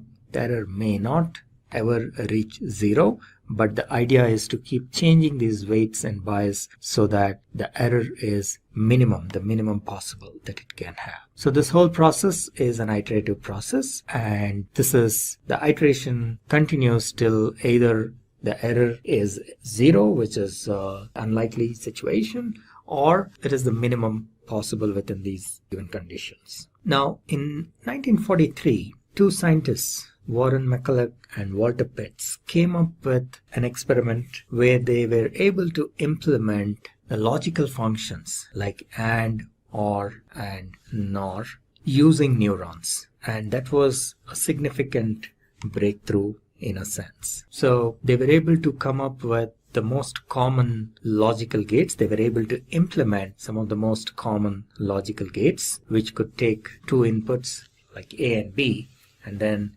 give a corresponding result. So for example, in case of an AND gate, A and B, and then the output is AB. In case of an OR gate, it is A plus B, and so on and so forth. And they were able to do this using a single layer perceptron. Now, most of these gates, it was possible to use single layer perceptron except for XOR, and we will see why that is in a little bit. So this is how an AND gate works. The inputs A and B, the output should be fired, or the neuron should be fired only when both the inputs are 1. So if you have 0, 0, the output should be 0. For 0, 1, it is again 0, 1, 0 again 0, and 1, 1, the output should be 1. So how do we implement this with a neuron? So it was found that by changing the values of weights, it is possible to achieve this logic. So for example, if we have equal weights like 0.7, 0.7, and then if we take the sum of the weighted product, so for example 0.7 into 0, and then 0.7 into 0 will give you 0, and so on and so forth. And in the last case, when both the inputs are 1, you get a value which is greater than 1, which is the threshold. So only in this case the neuron gets activated and the output is, there is an output. In all the other cases there is no output because the threshold value is 1. So this is implementation of an AND gate using a single perceptron or a single neuron. Similarly, an OR gate. In order to implement an OR gate, in case of an OR gate, the output will be 1 if either of these inputs is 1. So for example, 0, 1 will result in 1, or rather in all the cases it is 1 except for 0, 0. So how do we implement this using a perceptron? Once again, if you have a perceptron with weights, for example 1.2, now if you see here, if in the first case when both are 0, the output is 0. In the second case, when it is 0 and 1, 1.2 into 0 is 0, and then 1.2 into 1 is 1. And in the second case, similarly, the output is 1.2. In the last case, when both the inputs are 1, the output is 2.4. So during the training process, these weights will keep changing,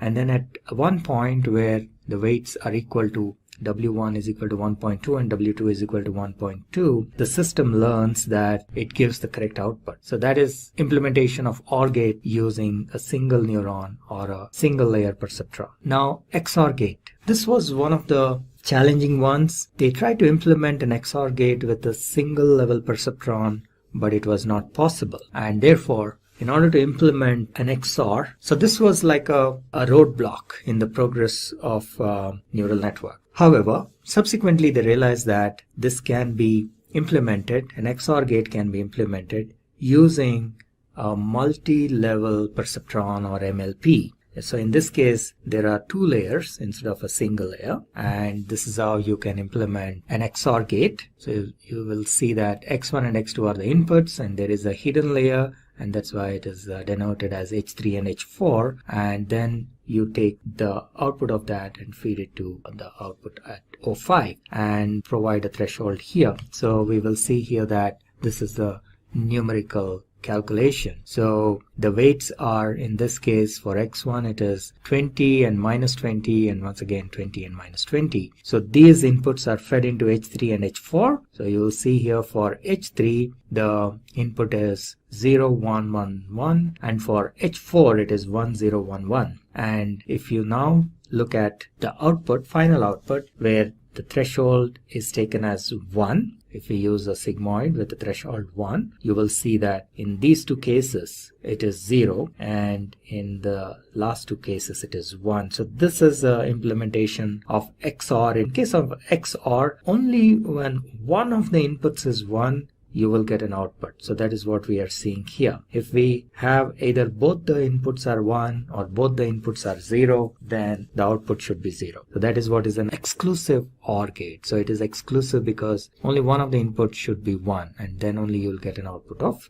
1, which is satisfied by this condition. So this is a special implementation. XOR gate is a special implementation of perceptron. Now that we got a good idea about perceptron, let's take a look at what is a neural network. So we have seen what is a perceptron, we have seen what is a neuron, so we will see what exactly is a neural network. So neural network is nothing but a network of these neurons, and they are different types of neural networks. There are about 5 of them. These are artificial neural network, convolutional neural network, then recursive neural network or recurrent neural network, deep neural network, and deep belief network. So, and each of these types of neural networks have a special, they can solve a special kind of problems. For example, convolutional neural networks are very good at performing image processing and image recognition and so on, whereas RNN are very good for speech recognition and also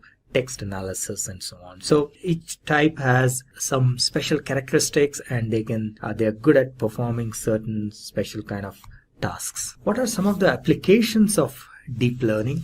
Deep learning is today used extensively in gaming. You must have heard about AlphaGo, which is a game created by a startup called DeepMind, which got acquired by Google. And AlphaGo is an AI which defeated the human world champion Lee Sedol in this game of Go. So gaming is an area where deep learning is being extensively used, and a lot of research happens in the area of gaming as well. In addition to that, nowadays there are neural networks or special type called generative adversarial networks, which can be used for synthesizing either images or music or text and so on, and they can be used to compose music. So the neural network can be trained to compose a certain kind of music. And autonomous cars, you must be familiar with Google's self-driving car, and today a lot of automotive companies are investing in this space, and deep learning is a core component of this autonomous cars. The cars are trained to recognize, for example, the road, the lane markings on the road, signals, any objects that are in front, any obstruction, and so on and so forth. So all this involves deep learning. So that's another major application. And robots, we have seen several robots, including Sophia. You may be familiar with Sophia, who was given a citizenship by Saudi Arabia. And there are several such robots which are very human-like, and the underlying technology in many of these robots is deep learning. Medical diagnostics and healthcare is another major area where deep learning is being used. And within healthcare diagnostics, again, there are multiple areas where deep learning and image recognition, image processing can be used. For example, for cancer detection, as you may be aware, if cancer is detected early on, it can be cured. And one of the challenges is in the availability of specialists who can diagnose cancer using these diagnostic images and various scans and so on and so forth. So the idea is to train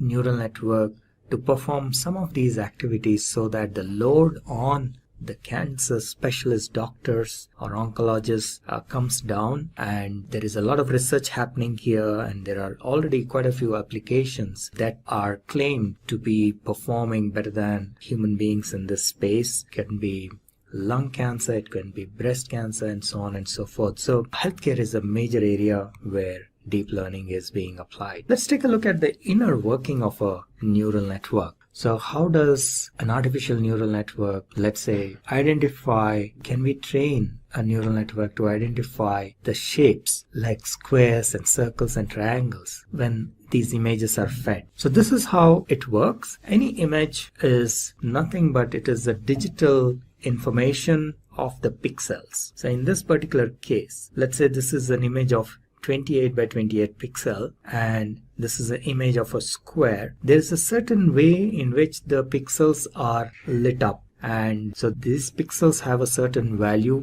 maybe from 0 to 256, and 0 indicates that it is black or it is dark, and 256 indicates it is white or lit up. So that is like an indication or a measure of how the pixels are lit up. And so this is an image is, let's say, consisting of information of 784 pixels. So all the information, what is inside this image, can be kind of compressed into these 784 pixels.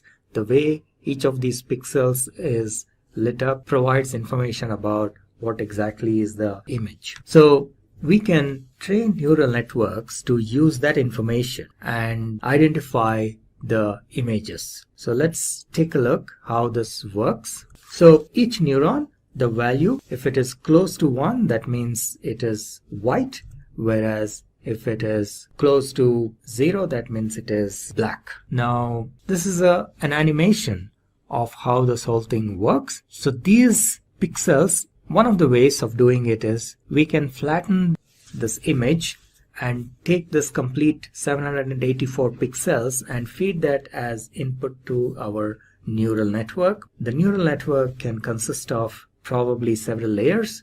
There can be a few hidden layers, and then there is an input layer and an output layer. Now the input layer takes the 784 pixels as input, the values of each of these pixels, and then you get an output which can be of three types or three classes. One can be a square, a circle, or a triangle. Now during the training process, there will be initially, obviously you feed this image and it will probably say it's a circle or it will say it's a triangle. So as a part of the training process, we then send that error back, and the weights and the biases of these neurons are adjusted till it correctly identifies that this is a square. That is the whole training mechanism that happens out here. Now let's take a look at a circle. Same way. So you feed these 784 pixels. There is a certain pattern in which the pixels are lit up, and the neural network is trained to identify that pattern.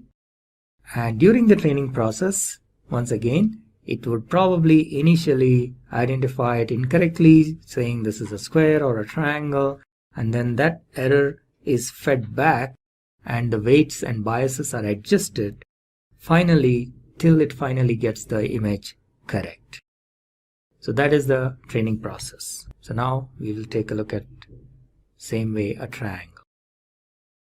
So now if you feed another image which is consisting of triangles. So this is the training process. Now we have trained our neural network to classify these images into a triangle or a circle and a square. So now this neural network can identify these three types of objects. Now if you feed another image, and it will be able to identify whether it's a square or a triangle or a circle. Now what is important to be observed is that when you feed a new image, it is not necessary that the image or the triangle is exactly in this position. Now the neural network actually identifies the patterns. So even if the triangle is, let's say, positioned here, not exactly in the middle but maybe at the corner or in the side, it would still identify that it is a triangle. And that is the whole idea behind pattern recognition. So how does this training process work? This is a quick view of how the training process works. So we have seen that a neuron consists of inputs. It receives inputs, and then there is a weighted sum, which is nothing but this xi, wi, summation of that plus the bias. And this is then fed to the activation function, and that in turn gives us a output. Now during the training process, initially obviously when you feed these images, when you send maybe a square, it will identify it as a triangle, and when you maybe feed a triangle, it will identify as a square, and so on. So that error information is fed back, and initially these weights can be random. Maybe all of them have 0 values, and then it will slowly keep changing. So as a part of the training process, the values of these weights, W1, W2 up to Wn, keep changing in such a way that towards the end of the training process, it should be able to identify these images correctly. So till then, the weights are adjusted, and that is known as the training process. So, and these weights are numeric values. It could be 0.5, 0.25, 0.35, and so on. It could be positive or it could be negative, and the value that is coming here is the pixel value. As we have seen, it can be anything between 0 to 1. You can scale it between 0 to 1 or 0 to 256, whichever way, 0 being black and 256 being white, and then all the other colors in between. So that is the input. So these are numerical values. This multiplication or the product WIXI is a numerical value, and the bias is also a numerical value. We need to keep in mind that the bias is fixed for a neuron. It doesn't change with the inputs, whereas the weights are 1 per input. So that is one important point to be noted. So, but the bias also keeps changing. Initially, it will again have a random value, but as a part of the training process, the weights, the values of the weights W1, W2, Wn, and the value of B will change. And ultimately, once the training process is complete, these values are fixed for this particular neuron. W1, W2 up to Wn, and plus the value of the B is also fixed for this particular neuron. And in this way, there will be multiple neurons, and there may be multiple levels of neurons here, and that's the way the training process works. So this is another example of multi-layer. So there are 2 hidden layers in between, and then you have the input layer, values coming from the input layer, then it goes through multiple layers, hidden layers, and then there is an output layer. And as you can see, there are weights and biases for each of these neurons in each layer, and all of them keeps changing during the training process. And at the end of the training process, all these weights have a certain value, and that is a trained model, and those values will be fixed once the training is completed.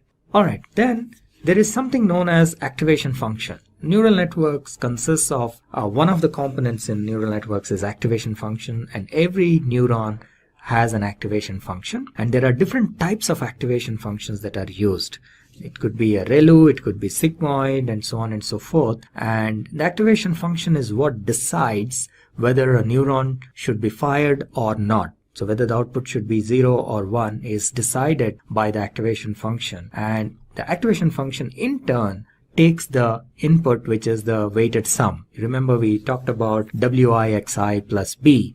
That weighted sum is fed as an input to the activation function, and then the output can be either a 0 or a 1. And there are different types of activation functions which are covered in an earlier video you might want to watch. Alright, so as a part of the training process, we feed the inputs, the labeled data or the training data, and then it gives an output, which is the predicted output by the network, which we indicate as y hat. And then there is a labeled data, because for supervised learning, we already know what should be the output. So that is the actual output. And in the initial process, before the training is complete, obviously there will be error. So that is measured by what is known as a cost function. So the difference between the predicted output and the actual output is the error. And the cost function can be defined in different ways. There are different types of cost functions. So in this case, it is like the average of the squares of the error. So, and then all the errors are added, which can sometimes be called as sum of square errors, or SSE, and that is then fed as a feedback in what is known as backward propagation or backpropagation, and that helps in the network adjusting the weights and biases. And so the weights and biases get updated till this value, the error value or the cost function, is minimum. Now there is a optimization technique which is used here called gradient descent optimization, and this algorithm works in a way that the error, which is the cost function, needs to be minimized. So there's a lot of mathematics that goes behind this. For example, they find the local minima, the global minima using the differentiation and so on and so forth. But the idea is this. So as a training process, as the part of training, the whole idea is to bring down the error, which is like, let's say this is the function, the cost function. At certain levels it is very high, the cost value of the cost function, or the output of the cost function is very high. So the weights have to be adjusted in such a way, and also the bias of course, that the cost function is minimized. So there is this optimization technique called gradient descent that is used, and this is known as the learning rate. Now gradient descent, you need to specify what should be the learning rate, and the learning rate should be optimal, because if you have a very high learning rate, then the optimization will not converge, because at some point it will cross over to the side. On the other hand, if you have very low learning rate, then it might take forever to convert. So you need to come up with the optimum value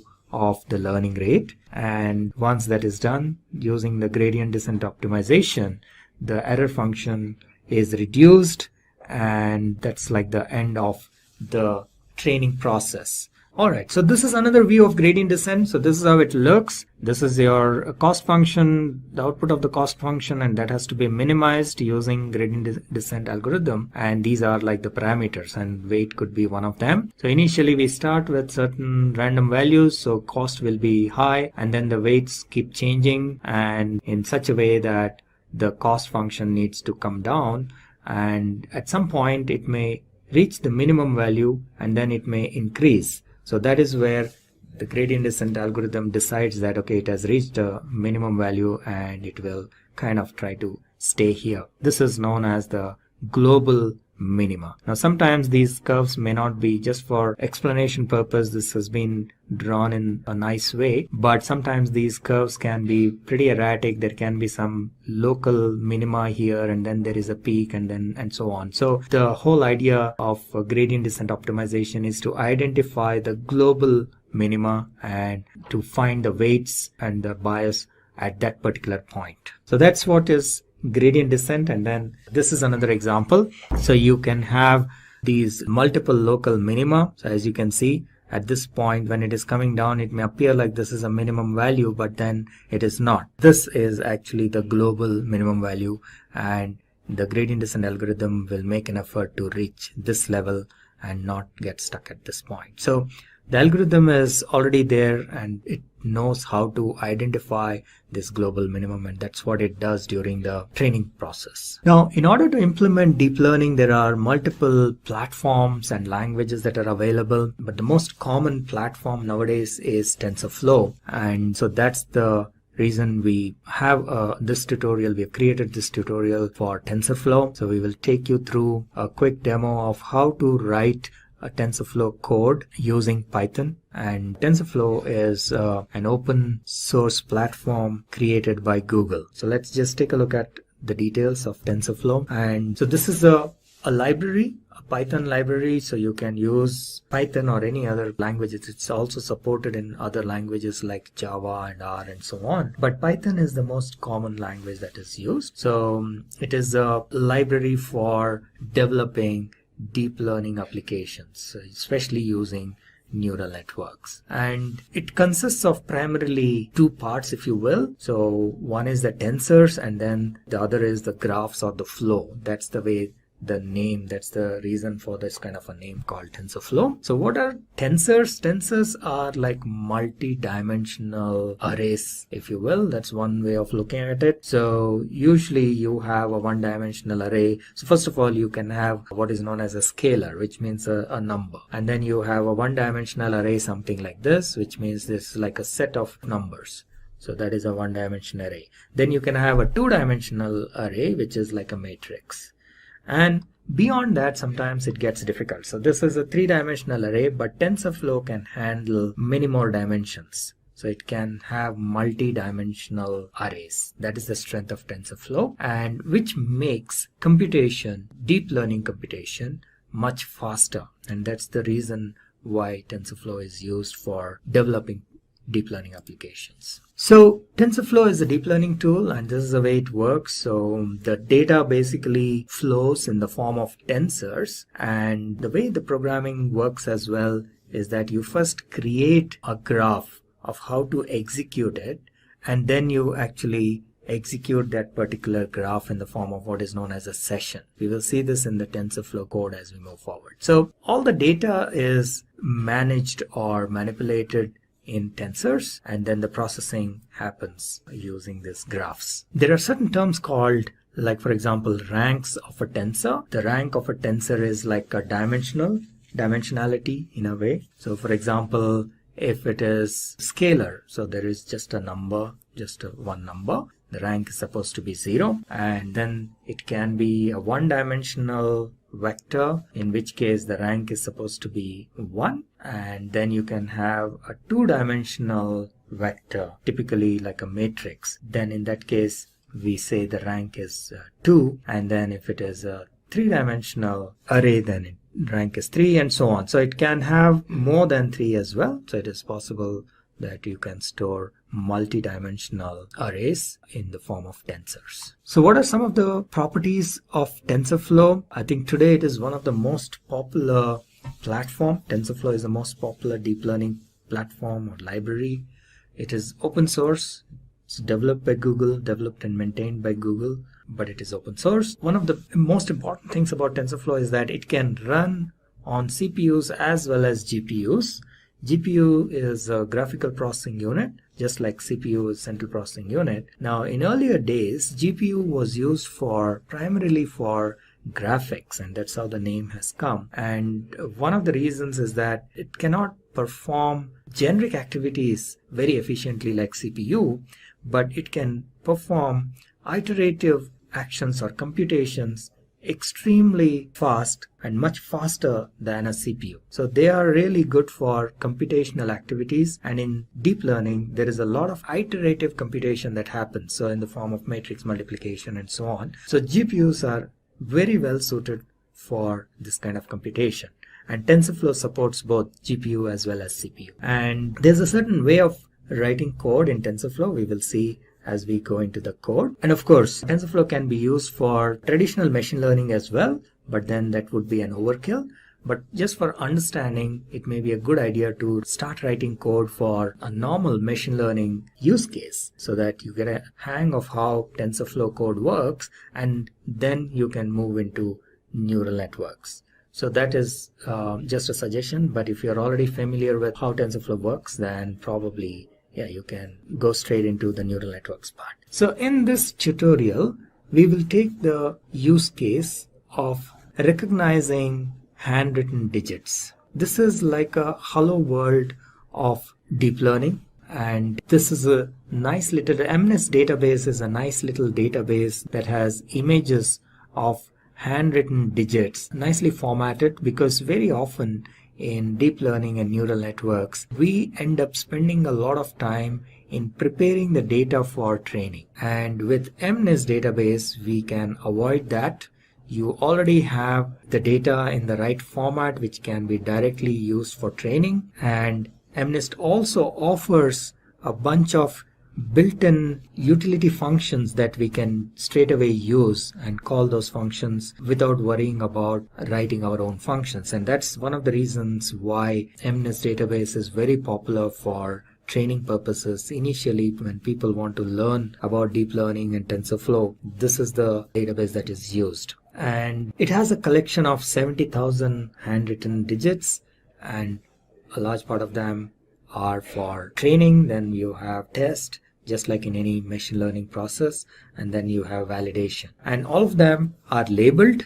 So you have the images and their label, and these images, they look somewhat like this. So they are handwritten images collected from a lot of individuals. People have, these are samples written by human beings. They have handwritten these numbers going from 0 to 9. So people have written these numbers, and then the images of those have been taken and formatted in such a way that it is very easy to handle. So that is MNIST database. And the way we are going to implement this in our TensorFlow is we will feed this data, especially the training data, along with the label information. And the data is basically, these images are stored in the form of the pixel information, as we have seen in one of the previous slides. All the images are nothing but, these are pixels. So an image is nothing but an arrangement of pixels, and the value of the pixel, either it is lit up or it is not, or in somewhere in between. That's how the images are stored, and that is how they are fed into the neural network and for training. Once the network is trained, when you provide a new image, it will be able to identify within a certain error, of course. And for this, we will use one of the simpler neural network configurations called softmax. And for simplicity, what we will do is we will flatten these pixels. So instead of taking them in a two-dimensional arrangement, we just flatten them out. So for example, it starts from here. It is a 28 by 28, so there are 784 pixels. So pixel number 1 starts here, it goes all the way up to 28, then 29 starts here and goes up to 56 and so on. And the pixel number 784 is here. So we take all these pixels, flatten them out, and feed them like one single line into our neural network. And this is what is known as a softmax layer. What it does is, once it is trained, it will be able to identify what digit this is. So there are, in this output layer, there are 10 neurons, each signifying a digit. And at any given point of time, when you feed an image, only one of these 10 neurons gets activated. So for example, if this is trained properly, and if you feed a number 9 like this, then this particular neuron gets activated. So you get an output from this neuron. Let me just use a pen or a laser to show you here. Okay, so you're feeding a number 9. Let's say this has been trained, and now if you're feeding a number 9, this will get activated. Now let's say you feed 1 to the trained network, then this neuron will get activated. If you feed 2, this neuron will get activated, and so on. I hope you get the idea. So this is one type of a neural network or an activation function known as softmax layer. So that's what we will be using here. This is one of the simpler ones for quick and easy understanding. So this is how the code would look. We will go into our lab environment in the cloud, and we will show you there directly. But very quickly, this is how the code looks. And let me run you through briefly here, and then we will go into the Jupyter notebook where the actual code is, and we will run that as well. So as a first step, first of all, we are using Python here, and that's why the syntax of the language is Python. And the first step is to import the TensorFlow library. So, and we do this by using this line of code saying import TensorFlow as TF. TF is just for convenience, so you can give any name. And once you do this, TensorFlow is available as an object in the name of TF, and then you can run its methods and accesses its attributes and so on and so forth. And MNIST database is actually an integral part of TensorFlow, and that's again another reason why we, as a first step, we always use this example, MNIST database example. So you just simply import MNIST database as well using this line of code, and you slightly modify this so that the labels are in this format, what is known as one hot true, which means that the label information is stored like an array. And let me just use a pen to show what exactly it is. So when you do this one hot true, what happens is each label is stored in the form of an array of 10 digits, and let's say the number is 8. Okay, so in this case, all the remaining values, there will be a bunch of zeros. So this is like array at position 0, this is at position 1, position 2, and so on and so forth. Let's say this is position 7, then this is position 8. That will be 1 because our input is 8. And again, position 9 will be 0. Okay, so one hot encoding, this one hot encoding true will kind of load the data in such a way that the labels are in such a way that only one of the digits has a value of 1, and that indicates. So based on which digit is 1, we know what is the label. So in this case, the 8th position is 1, therefore we know this sample data, the value is 8. Similarly, if you have a 2 here, let's say, then the labeled information will be somewhat like this. So you have your labels. So you have this as 0, the 0th position. The first position is also 0. The second position is 1 because this indicates number 2. And then you have third as 0 and so on. Okay, so that is the significance of this one hot true. All right, and then we can check how the data is looking by displaying the data. And as I mentioned earlier, this is pretty much in the form of digital form, like numbers. So all these are like pixel values, so you will not really see an image in this format, but there is a way to visualize that image. I will show you in a bit. And this tells you how many images are there in each set. So the training, there are 55,000 images in training, and in the test set there are 10,000, and then validation there are 5,000. So altogether there are 70,000 images. All right, so let's move on, and we can view the actual image by using the matplotlib library, and this is how you can view. This is the code for viewing the images, and you can view them in color or you can view them in grayscale. So the CMap is what tells in what way we want to view it, and what are the maximum values and the minimum values of the pixel values. So these are the max and minimum values, so of the pixel values. So maximum is 1 because this is a scaled value.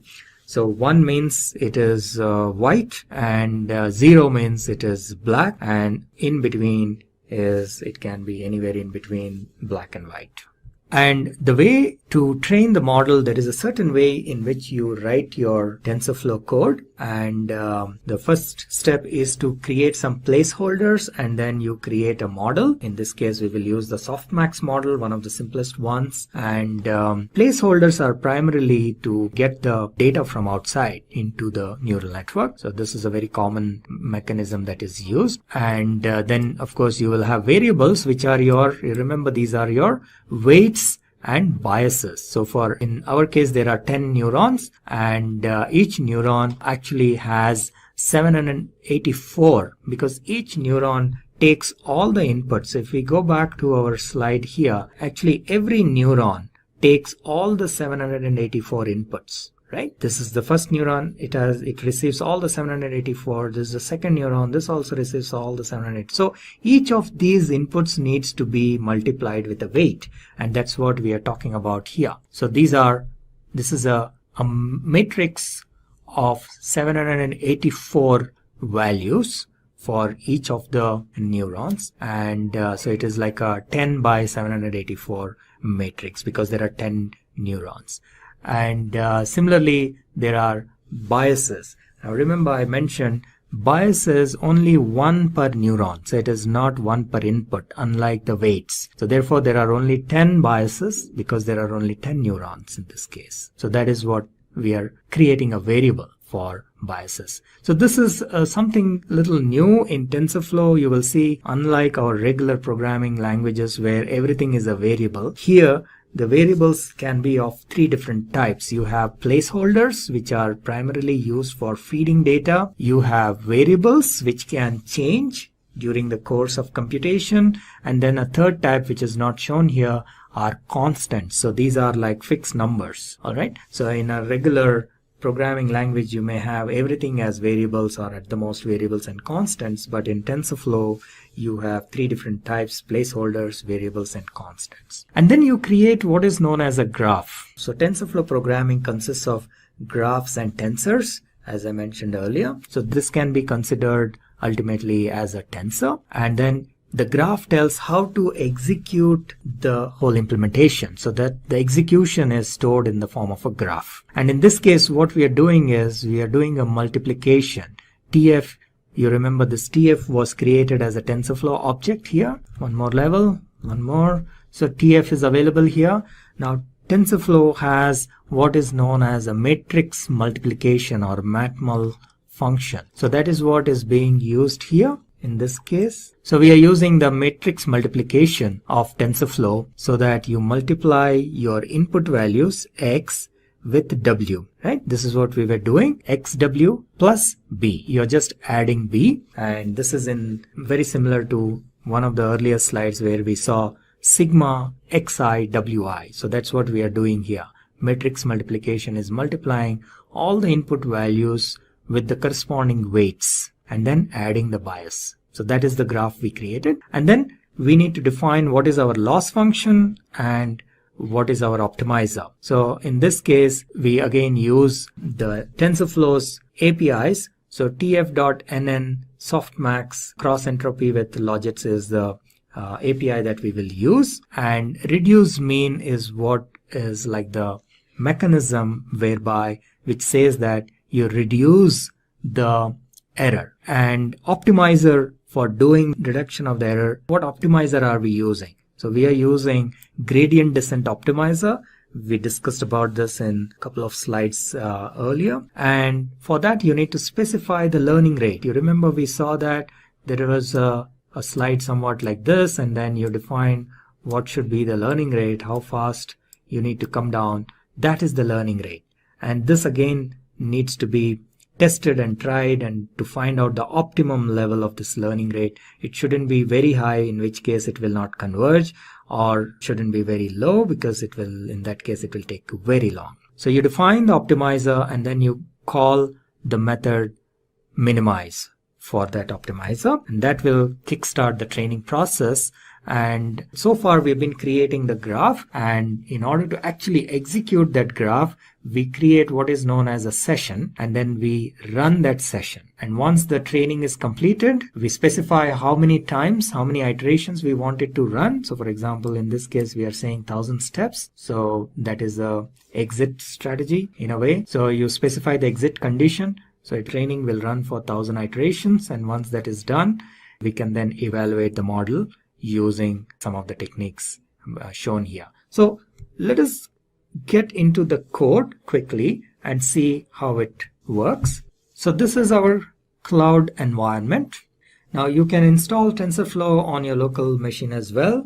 I'm showing this demo on our existing cloud, but you can also install TensorFlow on your local machine, and there is a separate video on how to set up your TensorFlow environment. You can watch that if you want to install your local environment. Or you can go for any cloud service, like for example Google Cloud, Amazon, or Cloud Labs. Any of these you can use and run and try the code. Okay, so it has got started.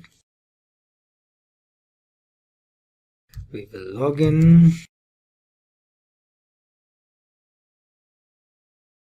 Alright, so this is our deep learning tutorial code, and this is our TensorFlow environment.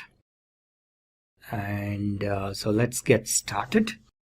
We have seen a little bit of a code walkthrough in the slides as well. Now you will see the actual code in action. So the first thing we need to do is import TensorFlow, and then we will import the data, and we need to adjust the data in such a way that the one hot encoding is set to true, one hot encoding, right? As I explained earlier. So in this case, the label values will be shown appropriately.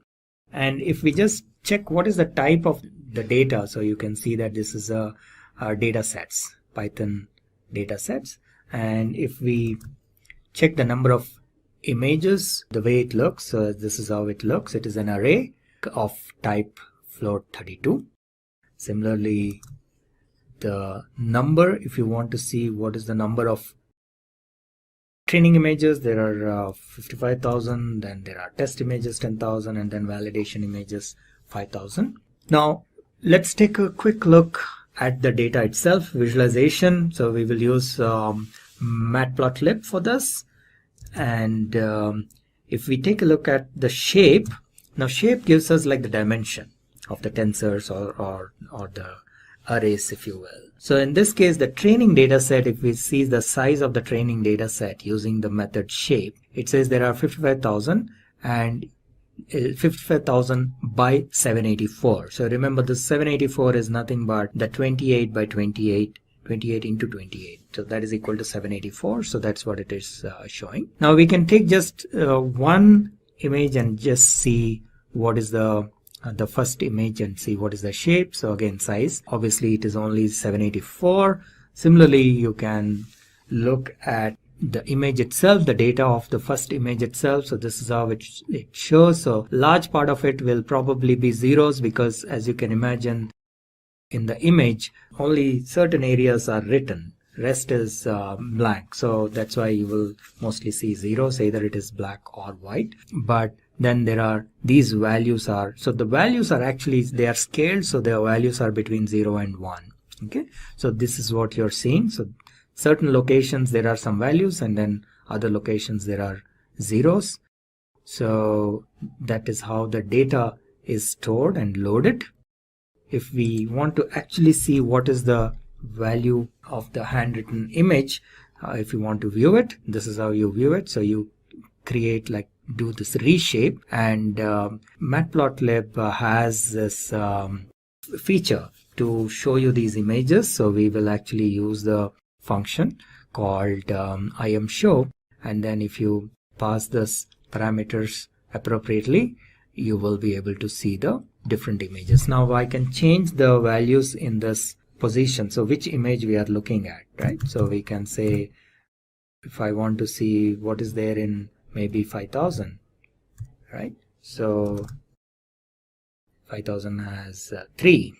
Similarly, you can just say 5. What is in 5? 5 has 8. What is in 50? Again 8. So basically, by the way, if you're wondering how I'm executing this code, Shift Enter, in case you're not familiar with Jupyter Notebooks, Shift Enter is how you execute each cell, individual cell. And if you want to execute the entire program, you can go here and say run all. So that is how this code gets executed. And here again we can check what is the maximum value and what is the minimum value of these pixel values. As I mentioned, it is scaled, so therefore it is between, the values lie between 1 and 0. Now this is where we create our model. The first thing is to create the required placeholders and variables, and that's what we are doing here as we have seen in the slides. So we create one placeholder and we create two variables, which is for the weights and biases. These two variables are actually matrices, so each variable has 784 by 10 actual values. Okay, so one for this 10 is for each neuron. There are 10 neurons, and 784 is for the pixel values inputs that are given, which is 28 into 28.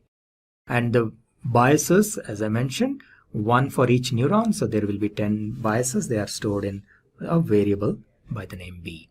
And this is the graph, which is basically the multiplication of these matrix multiplication of X into W, and then the bias is added for each of the neurons. And the whole idea is to minimize the error. So let me just execute. I think this code is executed. Then we define what is the Y value is basically the label value. So this is another placeholder. We had X as one placeholder and Y underscore true as a second placeholder. And this will have values in the form of 10 digit arrays. And since we said one hot encoded, the position which has a 1 value indicates what is the label for that particular number. All right. Then we have cross entropy, which is nothing but the loss function. And we have the optimizer. We have chosen gradient descent as our optimizer. Then the training process itself. So the training process is nothing but to minimize the cross entropy, which is again nothing but the loss function. So we define all of this in the form of a graph. So up to here, remember what we have done is we have not exactly executed any TensorFlow code till now. We are just preparing the graph, the execution plan.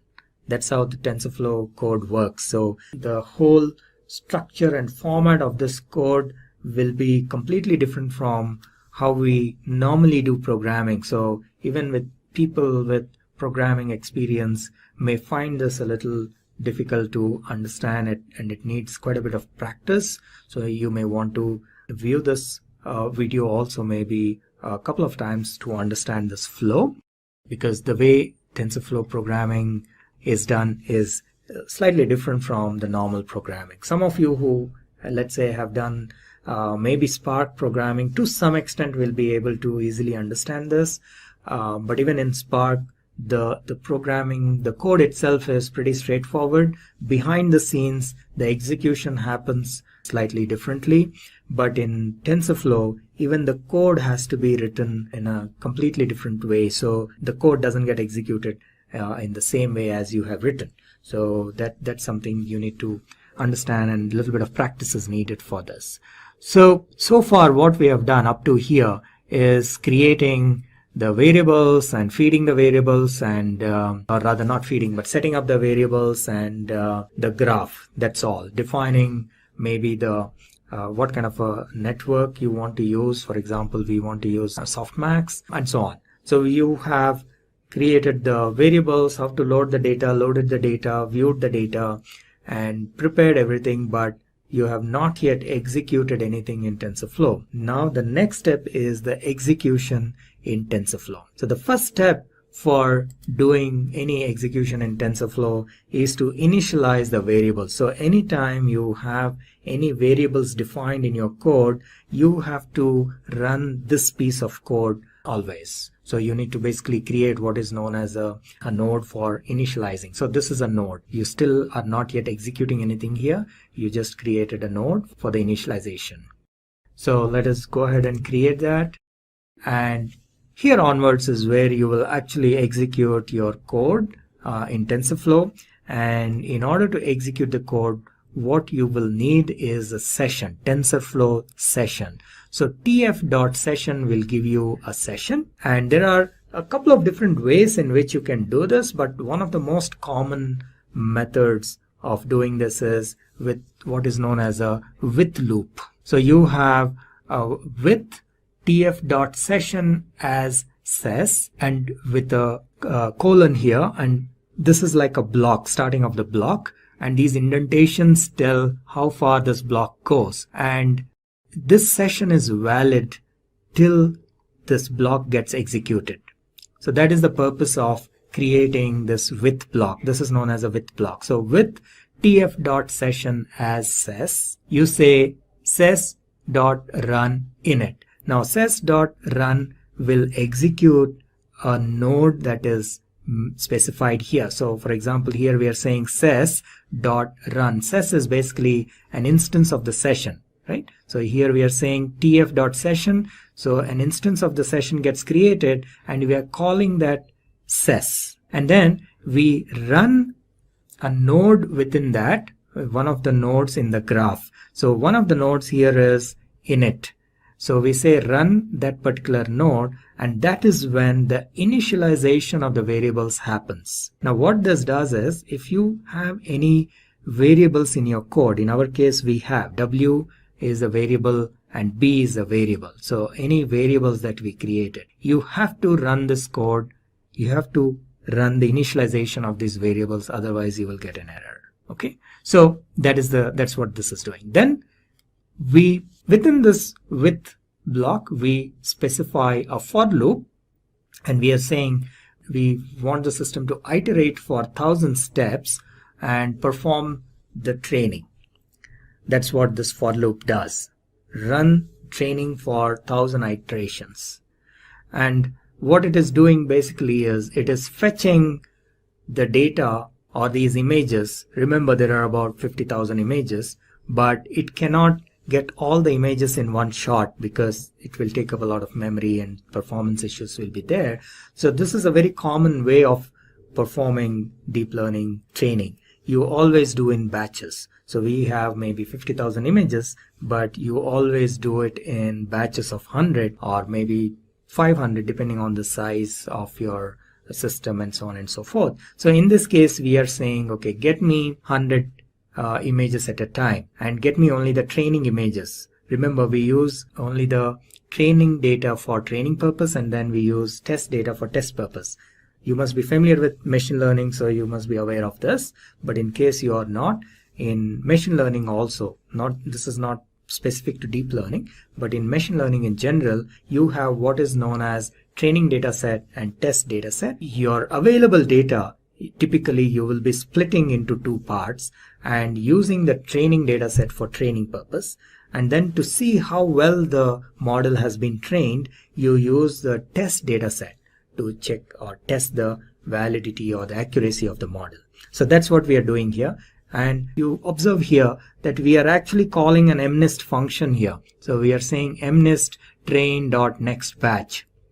Right? So this is the advantage of using MNIST database, because they have provided some very nice helper functions which are readily available. Otherwise, this activity itself, we would have had to write a piece of code to fetch this data in batches. That itself is a lengthy exercise. So we can avoid all that if we are using MNIST database, and that's why we use this for the initial learning phase. Okay, so when we say fetch, what it will do is it will fetch the images into X and the labels into Y, and then you use this batch of 100 images and you run the training. So ses.run, basically what we are doing here is we are running the training mechanism, which is nothing but it passes this through the neural network, passes the images through the neural network, finds out what is the output, and if the output, obviously initially it will be wrong, so all that feedback is given back to the neural network, and thereby all the W's and B's get updated till it reaches 1000 iterations. In this case, the exit criteria is 1000, but you can also specify probably accuracy rate or something like that for the as an exit criteria. So here it just says that, okay, this particular image was wrongly predicted, so you need to update your weights and biases. That's the feedback given to each neuron, and that is run for 1000 iterations. And typically by the end of this 1000 iterations, the model would have learned to recognize these handwritten images. Obviously it will not be 100% accurate. Okay, so once that is done, so this happens for 1000 iterations. Once that is done, you then test the accuracy of these models by using the test data set. Right? So this is what we are trying to do here. The code may appear a little complicated because if you're seeing this for the first time, you need to understand the various methods of TensorFlow and so on. But it is basically comparing the output with what is actually there. That's all it is doing. So you have your test data, and you're trying to find out what is the actual value and what is the predicted value, and seeing whether they are equal or not, tf.equal, right? And how many of them are correct, and so on and so forth. And based on that, the accuracy is calculated as well. So this is the accuracy, and that is what we are trying to see, how accurate the model is in predicting these numbers or these digits. Okay, so let us run this. This entire thing is in one cell, so we will have to just run it in one shot. It may take a little while. Let us see. And not bad. So it has finished the 1000 iterations, and what we see here as an output is the accuracy. So we see that the accuracy of this model is around 91%.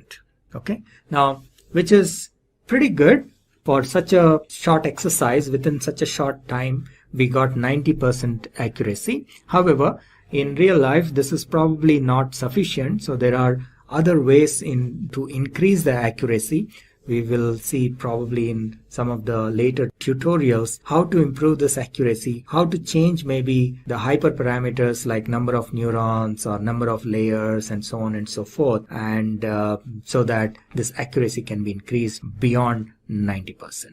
Hello and welcome to the TensorFlow Object Detection API tutorial. In this video, I will walk you through the TensorFlow code to perform object detection in a video. So let's get started. This part is basically you're importing all the libraries. We need a lot of these libraries, for example, NumPy, we need image.io, datetime, and pill, and so on and so forth, and of course matplotlib. So we import all these libraries, and then there are a bunch of variables which have some paths for the files and folders. So this is regular stuff. Let's keep moving. Then we import the matplotlib and make it inline, and a few more imports. Alright, and then these are some warnings. We can just ignore them. So if I run this code once again, it will go away.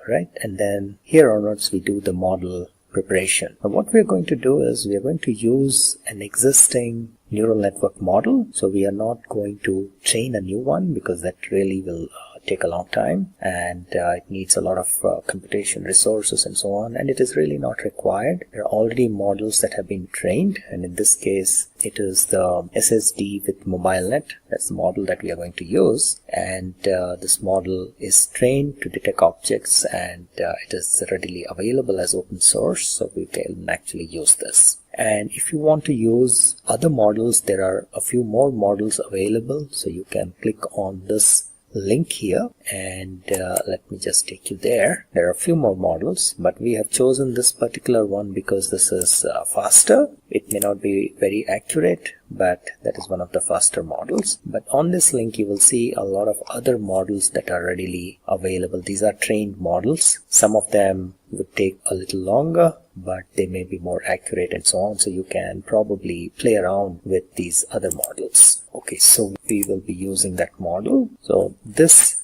piece of code, this line, is basically importing that model, and this is also known as frozen model. The term we use is frozen model. So we import, download and import that, and then we will actually use that model in our code. Alright, so these two cells we have downloaded and imported the model, and then once it is available locally, we will then load this into our program. Alright, so we are loading this into memory, and you need to perform a couple of additional steps, which is basically we need to map the numbers to text. As you may be aware, when we actually build a model and when we run predictions, the model will not give a text. The output of the model is usually a number. So we need to map that to a text. So for example, if the network predicts that the output is 5, we know that 5 means it is an aeroplane. Things like that. So this mapping is done in this next cell. Alright, so let's keep moving. And then we have a helper code which will basically load the data or load the images and transform into NumPy arrays. This is also used in doing object detection in images. So we are actually going to reuse, because video is nothing but it consists of frames, which in turn are images. So we are going to pretty much reuse the same code which we used for doing object detection in images. So this is where the actual detection starts. So here, this is the path for where the images are stored. So this is here once again we are reusing the code which we wrote for detecting objects in an image. So this is the path where the images were stored, and this is the extension, and this was done for about 2 or 3 images. So we will continue to use this, and if we go down, I'll skip this section. So this is the cell where we are actually loading the video and converting it into frames, and then using frame by frame we are detecting the objects in the image. So in this code what we are doing basically is there are a few lines of code. What they do is basically once they find an object, a box will be drawn around those each of those objects, and the input file, the name of the input video file is traffic. It is the extension is MP4, and we have this video reader. It's an excellent object which is basically part of this class called image.io. So we can read and write videos using that, and the video that we are going to use is traffic.mp4. You can use any MP4 file, but in our case I picked up video which has like cars. So let me just show you. So this is in this object detection folder. I have this MP4 file. I'll just quickly play this video. It's a little slow. Yeah, okay. So here we go. This is the video. It's a short one, relatively small video, so that for this particular demo. And what it will do is once we run our code, it will detect each of these cars and it will annotate them as cars. So in this particular video we only have cars. We can later on see with another video. I think I have cat here, so we can also try with that, but let's first check with this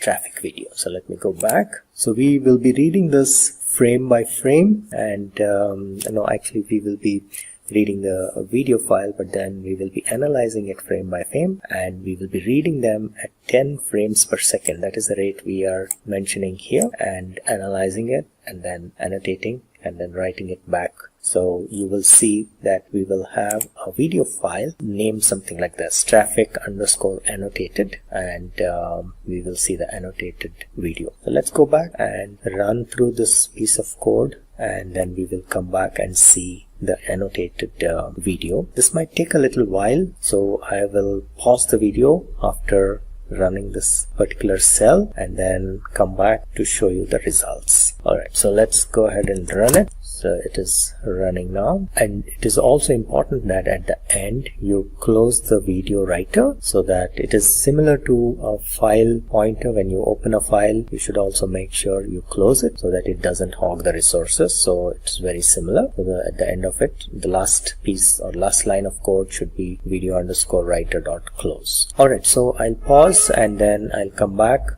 Okay, so I will see you in a little bit. Alright, so now as you can see here, the processing is done, the hourglass has disappeared, That means the video has been processed. So let's go back and check the annotated video. We'll go back to my file manager. So this was the original traffic.mp4, and now you have here traffic underscore annotated mp4. So let's go and run this and see how it looks. You see here, it has got each of these cars are getting detected. Let me pause and show you. So we pause here. It says car 70%. Let us allow it to go a little further. It detects something on top. What is that? Truck. Okay. So I think because of the board on top, it somehow thinks there is a truck. Let's play some more and see if it detects anything else. So this is again a car, looks like. So let us, yeah. So this is a car, and it has confidence level of 69%. Okay, this is again a car. Alright, so basically till the end it goes and detects each and every car that is passing by. Now we can quickly repeat this process for another video. Let me just show you the other video, which is a cat. Again, there is this cat is not really moving or anything, but it is just standing there staring and moving a little slowly, and our application will, our network will detect that this is a cat, and even when the cat moves a little bit in the other direction, it will continue to detect and show that it is a cat. Okay, so yeah, so this is how the original video is. Let's go ahead and change our code to analyze this one and see if it detects, our network detects this cat. Close this, here we go, and I'll go back to my code.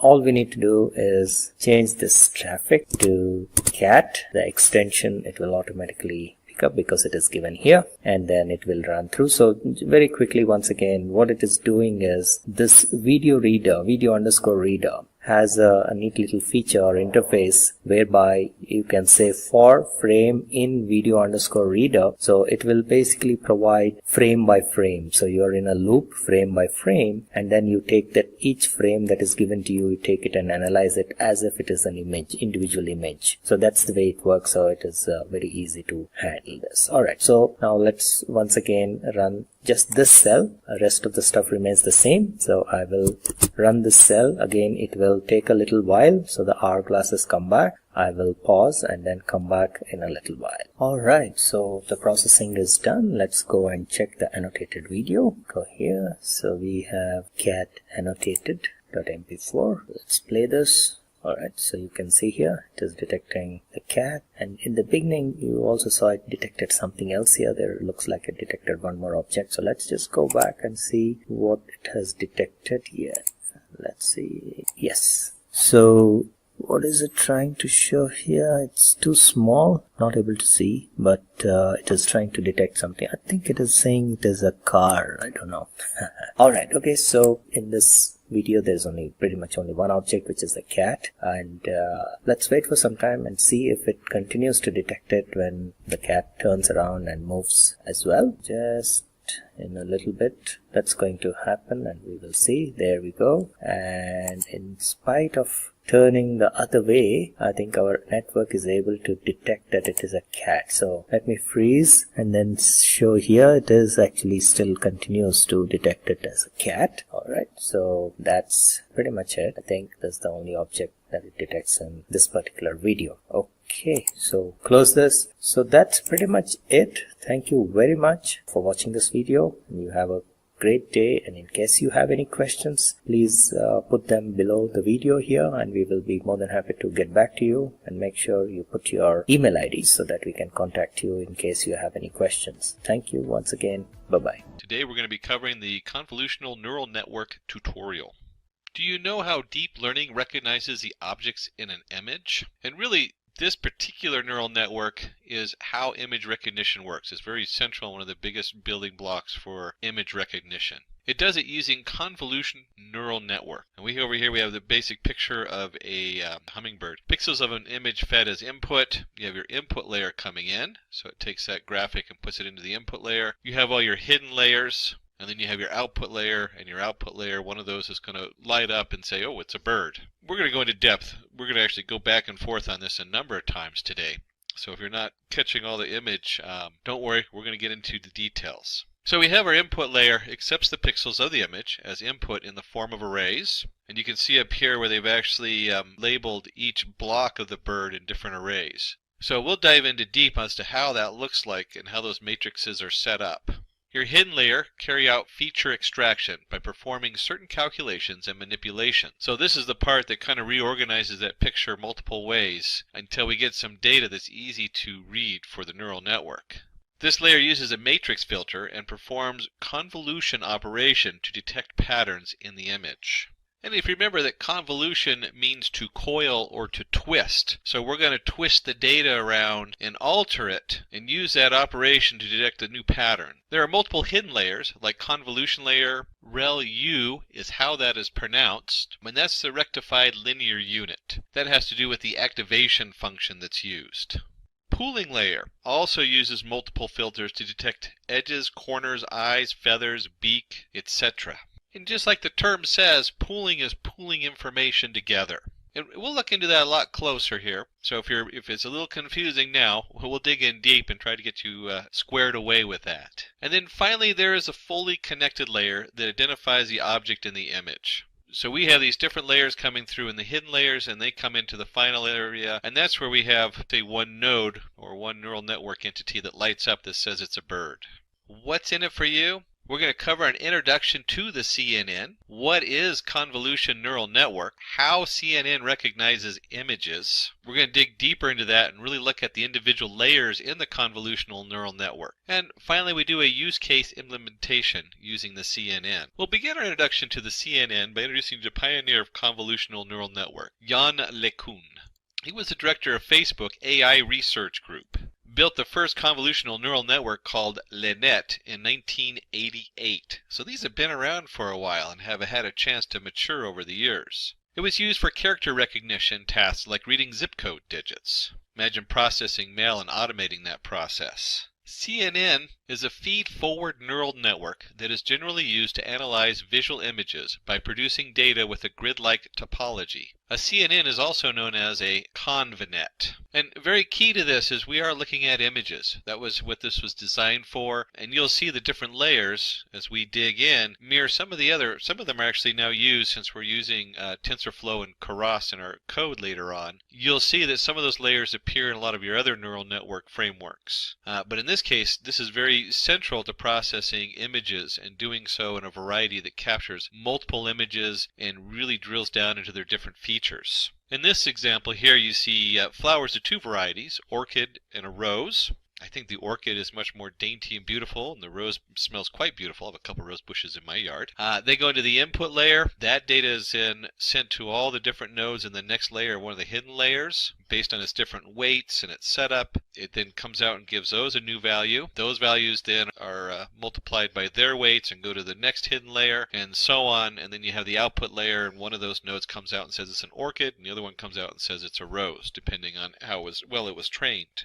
What separates the CNN, or the convolutional neural network, from other neural networks is a convolutional operation. Forms the basis of any convolutional neural network. In a CNN, every image is represented in the form of arrays of pixel values. So here we have a real image of the digit 8. That then gets put onto its pixel values, represented in the form of an array. In this case, you have a two-dimensional array. And then you can see in the final end form, we transform the digit 8 into its representational form of pixels of zeros and ones, where the ones represent, in this case, the black part of the 8, and the zeros represent the white background. To understand the convolution neural network, or how that convolutional operation works, we're going to take a sidestep and look at matrices. In this case, we're going to simplify it, and we're going to take two matrices, A and B, of one dimension. Now, kind of separate this from your thinking as we learn that you want to focus just on the matrix aspect of this. And then we'll bring that back together and see what that looks like when we put the pieces for the convolutional operation. Here we've set up two arrays. We have, in this case, they're a single dimension matrix. And we have A equals 5, 3, 7, 5, 9, 7. And we have B equals 1, 2, 3. So in the convolution, as it comes in there, it's going to look at these two, and we're going to start by multiplying them, A times B. And so we multiply the arrays element-wise, and we get 5, 6, 6, where 5 is the 5 times 1, 6 is 3 times 2, and then the other 6 is 2 times 3. And since the two arrays aren't the same size, they're not the same setup, we're going to just truncate the first one, and we're going to look at the second array multiplied just by the first 3 elements of the first array. Now that's going to be a little confusing. Remember, a computer gets to repeat these processes hundreds of times, so we're not going to just forget those other numbers later on. We'll bring those back in. And then we have the sum of the product. In this case, 5 plus 6 plus 6 equals 17. So in our A times B, our very first digit in that matrix of A times B is 17. And if you remember, I said we're not going to forget the other digits. So we now have 3, 2, 5. We move one set over, and we take 3, 2, 5, and we multiply that times B. And you'll see that 3 times 1 is 3, 2 times 2 is 4, and so on and so on. We sum it up, so now we have the second digit of our A times B product in the matrix. And we continue on with that same thing, so on and so on. So then we would go from 375 to 759 to 597. This short matrix that we have for A, we've now covered all the different entities in A that match 3 different levels of B. Now, in a little bit, we're going to cover where we use this math at, this multiplying of matrices and how that works. But it's important to understand that we're going through the matrix and multiplying the different parts to it to match the smaller matrix with the larger matrix. I know a lot of people get lost at is, what's going on here with these matrices? Ooh, scary math. Not really that scary when you break it down. We're looking at a section of A and we're comparing it to B. So when you break that down in your mind like that, you realize, okay, so I'm just taking these two matrices and comparing them, and I'm bringing the value down into one matrix, A times B. We're reducing that information in a way that will help the computer see different aspects. Let's go ahead and flip over again back to our images. Here we are back to our images. Talking about going to the most basic two-dimensional image you can get to. Consider the following two images. The image for the symbol backslash. When you press the backslash, the above image is processed. And you can see there for the image for the forward slash is the opposite. So when we click the forward slash button, that flips. Very basic. We have 4 pixels going in. Can't get any more basic than that. Here we have a little bit more complicated picture. We take a real image of a smiley face. Then we represent that in the form of black and white pixels. So if this was an image in the computer, it's black and white. And like we saw before, we convert this into the zeros and ones. So where the other one would have just been a matrix of just 4 dots, now we have a significantly larger image coming in. So don't worry, we're going to bring this all together here in just a little bit. Layers in convolutional neural network. When we're looking at this, we have our convolution layer. And that really is the central aspect of processing images in the convolutional neural network. That's why we have it. And then that's going to be feeding in. And you have your ReLU layer, which is, as we talked about, the rectified linear unit. We'll talk about that a little bit later. The ReLU is how that layer is activated, is the math behind it, what makes the neurons fire. You'll see that in a lot of other neural networks.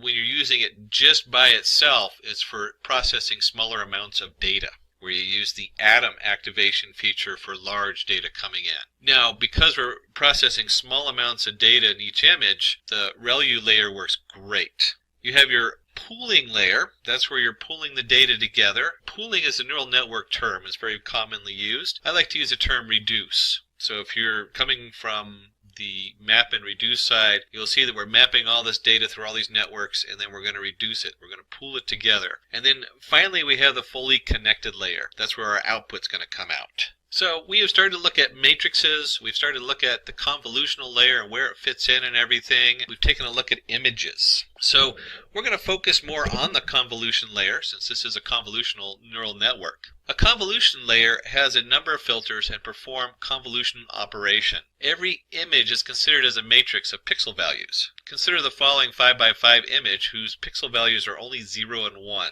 Now, obviously, when we're dealing with color, there's all kinds of things that come in on color processing, but we want to keep it simple and just keep it black and white. And so we have our image pixels, so we're sliding the filter matrix over the image and computing the dot product to detect the patterns. And right here, you're going to ask, where does this filter come from? This is a bit confusing because the filter is going to be derived later on. We build the filters when we program or train our model. So you don't need to worry what the filter actually is, but you do need to understand how a convolution layer works, is what is the filter doing. Filter, and you'll have many filters. You don't have just one filter. You'll have lots of filters that are going to look for different aspects. And so the filter might be looking for just edges, it might be looking for different parts. We'll cover that in a little bit more detail in a minute. Right now we're just focusing on how the filter works as a matrix. Remember earlier we talked about multiplying matrices together? And here we have our two-dimensional matrix. And you can see we take the filter and we multiply it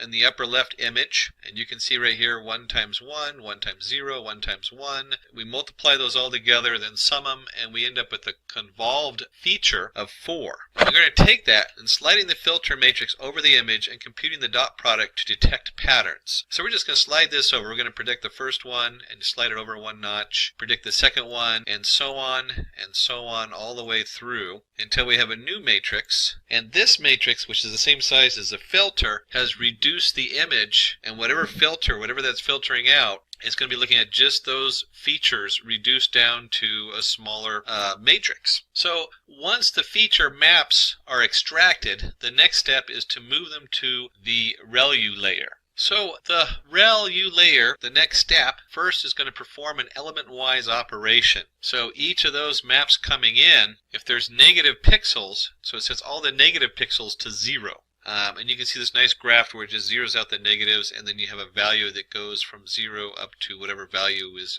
coming out of the matrix. This introduces nonlinearity to the network.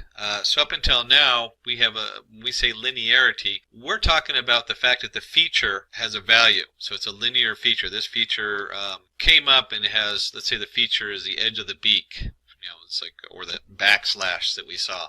It'll look at that and say, okay, this feature has a value from -10 to 10 in this case. If it was 1, it'd say, yeah, this might be a beak. It might not. It might be an edge right there. A -5 means, no, we're not even going to look at it. It's a 0. And so we end up with an output, and the output takes all these filtered features. Remember, we're not just running one filter on this, we're running a number of filters on this image. And so we end up with a rectified feature map that is looking at just the features coming through and how they weigh in from our filters. So here we have an input of it looks like a toucan bird. Very exotic looking. Real image is scanned in multiple convolution and the ReLU layers for locating features. And you can see up here is turn it into a black and white image.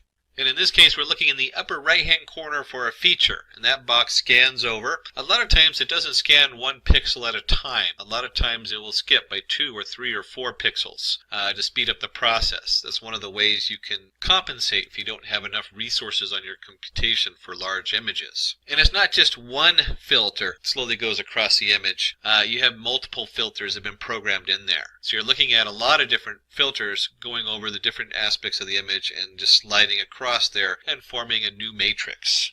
One more aspect to note about the ReLU layer is we're not just having one ReLU coming in. So not only do we have multiple features going through, but we're generating multiple ReLU layers for locating the features. That's very important to note.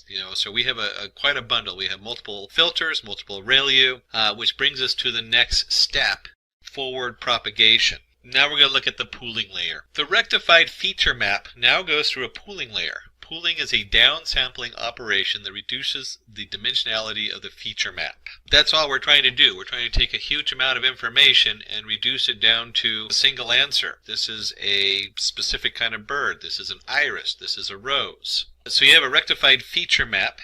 And you see here we have a rectified feature map coming in. We set the max pooling with a 2x2 filters and a stride of 2. And if you remember correctly, I talked about not going 1 pixel at a time.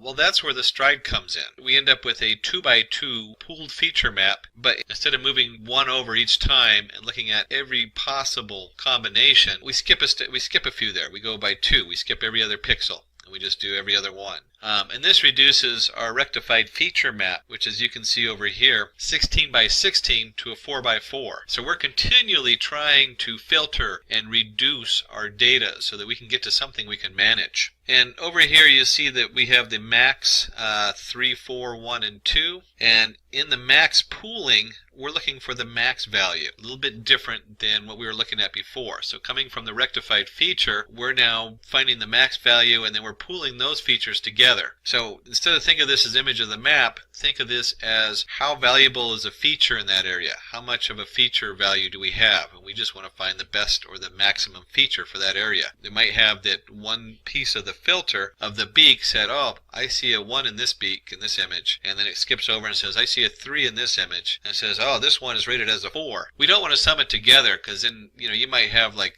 5 1s and it'll say 5, but you might have 4 zeros and 1 10, and that 10 says, well, this is definitely a beak, where the 1s will say probably not a beak. A little strange analogy since we're looking at a bird, but you can see how that pooled feature map comes down, and we're just looking for the max value in each one of those matrices. Pooling layer uses different filters to identify different parts of the image, like edges, corners, body, feathers, eyes, beak, etc. I know I focus mainly on the beak, but obviously each feature could be a different part of the bird coming in. So let's take a look at what that looks like. Structure of a convolution neural network so far. This is where we're at right now. We have our input image coming in, and then we use our filters, and there's multiple filters on there that are being developed to kind of twist and change that data. And so we multiply the matrices. We take that little filter, maybe it's a 2 by 2, we multiply it by each piece of the image. And if we step 2, then it's every other piece of the image. That generates multiple convolution layers. So we have a number of convolution layers we have set up in there just looking at that data. We then take those convolution layers, we run them through the ReLU setup, and then once we've done through the ReLU setup, and we have multiple ReLUs going on, multiple layers that are ReLU, then we're going to take those multiple layers and we're going to be pooling them. So now we have the pooling layers, or multiple poolings going on. Up until this point, we're dealing with, sometimes it's multiple dimensions. You can have 3 dimensions. Some strange data setups that aren't doing images but looking at other things, they can have 4, 5, 6, 7 dimensions.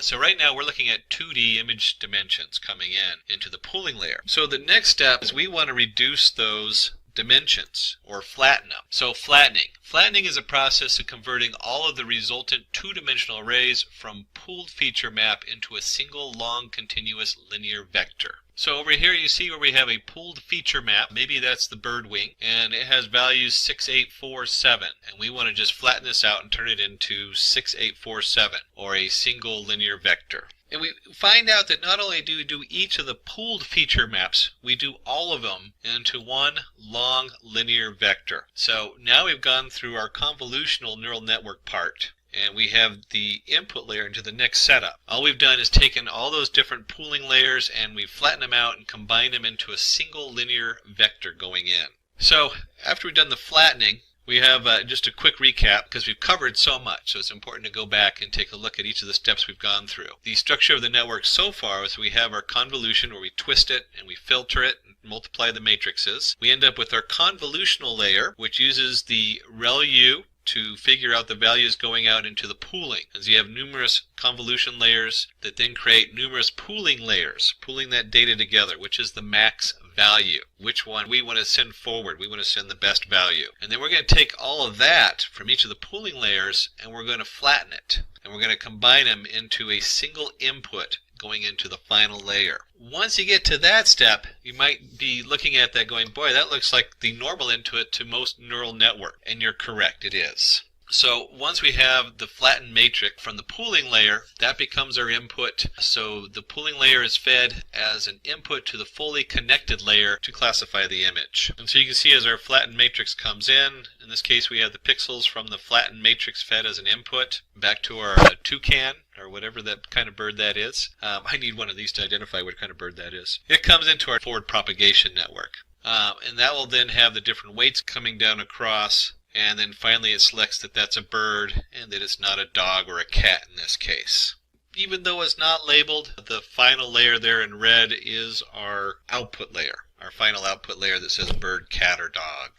So, quick recap of everything we've covered so far. We have our input image, which is twisted and multiplied. The filters are multiplied times the matrix, the two matrices multiplied all the filters to create our convolution layer. Our convolution layers, there's multiple layers in there because it's all building multiple layers off the different filters. Then goes through the ReLU as its activation, and that creates our pooling. And so once we get into the pooling layer, we then on the pooling look for who's the best, what's the max value coming in from our convolution. And then we take that layer and we flatten it, and then it goes into a fully connected layer, our fully connected neural network, and then to the output. And here we can see the entire process, how the CNN recognizes a bird. This is kind of nice because it's showing the little pixels and where they're going. You can see the filter is generating this convolution network, and that filter shows up in the bottom part of the convolution network. And then based on that, it uses the ReLU for the pooling. The pooling then find out which one's the best, and so on, all the way to the fully connected layer at the end, or the classification in the output layer. So that'd be a classification neural network at the end. So we covered a lot of theory up till now, and you can imagine each one of these steps has to be broken down in code. So putting that together can be a little complicated. Not that each step of the process is overly complicated, but because we have so many steps. We have 1, 2, 3, 4, 5 different steps going on here with sub-steps in there. We're going to break that down and walk through that in code. So in our use case implementation using the CNN, we'll be using the CFAR10 dataset from Canadian Institute for Advanced Research for classifying images across 10 categories. Unfortunately, they don't let me know whether it's going to be a toucan or some other kind of bird, but we do get to find out whether it can categorize between a ship, a frog, deer, bird, airplane, automobile, cat, dog, horse, truck. So that's a lot of fun. And if you're looking anything in the news at all of our automated cars and everything else, you can see where this kind of processing is so important in today's world and very cutting edge as far as what's coming out in the commercial deployment. I mean, this is really cool stuff. We're starting to see this just about everywhere in industry. So a great time to be playing with this and figuring it all out. Let's go ahead and dive into the code and see what that looks like when we're actually writing our script. Before we go on, let's do one more quick look at what we have here. Let's just take a look at data batch 1 keys. And remember, in Jupyter Notebook, I can get by with not doing the print statement. If I put a variable down there, it'll just display the variable. And you can see in our data batch 1 for the keys, since this is a dictionary, we have the batch 1 label, data, and file names.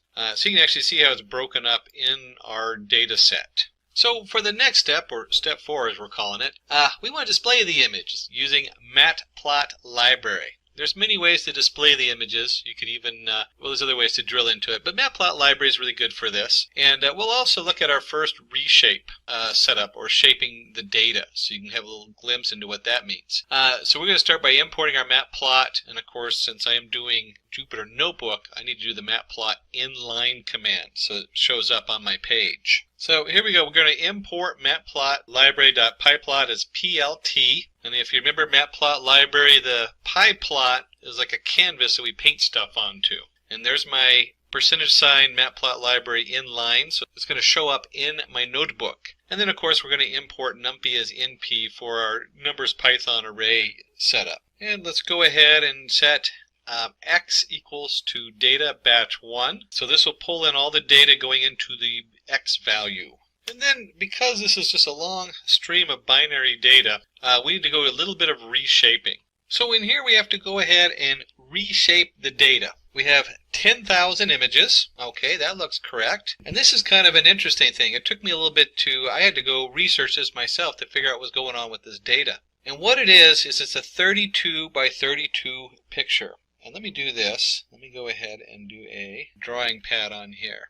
So we have 32 bits by 32 bits, and it's in color. So there's 3 bits of color. Now, I don't know why the data is particularly like this. It probably has to do with how they originally encoded it. But most pictures put the 3 afterward. So what we're doing here is we're going to take the shape, we're going to take the data, which is just a long stream of information, and we're going to break it up into 10,000 pieces, and those 10,000 pieces then are broken into 3 pieces each, and those 3 pieces then are 32 by 32. You can look at this like an old-fashioned projector where they have the red screen, or the red projector, the blue projector, and the green projector, and they add them all together, and each one of those is a 32 by 32 bit. So that's probably how this was originally formatted, was in that kind of ideal. Things have changed, so we're going to transpose it, and we're going to take the 3, which was here, and we're going to put it at the end. So the first part is reshaping the data from a single line of bit data, or whatever format it is, into 10,000 by 3 by 32 by 32, and then we're going to transpose the color factor to the last place. So it's the image, then the 32 by 32 in the middle, that's this part right here, and then finally we're going to take this, which is 3 bits of data, and put it at the end. So it's more like we process images now. And then as type, this is really important that we're going to use an integer 8. You can come in here and you'll see a lot of these, they'll try to do this with a float or a float 64. What you got to remember though is a float uses a lot of memory. So once you switch this into something that's not integer 8, which goes up to 128, you are just going to, the amount of RAM, let's just put that in here, is going to go way up. The amount of RAM that it loads. So you want to go ahead and use this. You can try the other ones and see what happens if you have a lot of RAM on your computer. But for this exercise, this will work just fine. And let's go ahead and take that and run this. So now our X variable is all loaded and it has all the images in it from the batch 1, data batch 1. And just to show what we were talking about with the as type on there, if we go ahead and take X0 and just look for its max value, let me go ahead and run that. You'll see it doesn't, oops, I said 128, it's 255. You'll see it doesn't go over 255 because it's basically an ASCII character is what we're keeping that down to. We're keeping those values down. So they're only 255, 0 to 255 versus a float value, which would bring this up exponentially in size. And since we're using the matplot library, we can do, oops, that's not what I wanted. Since we're using the matplot library, we can take our canvas and just do a plt.im for image show, and let's just take a look at what X0 looks like. And it comes in, I'm not sure what that is, but you can see it's a very low grade image broken down to the minimal pixels on there. And if we did the same thing, let's see what 1 looks like. Hopefully it's a little easier to see. Run on there, not enter. Let's hit the run on that.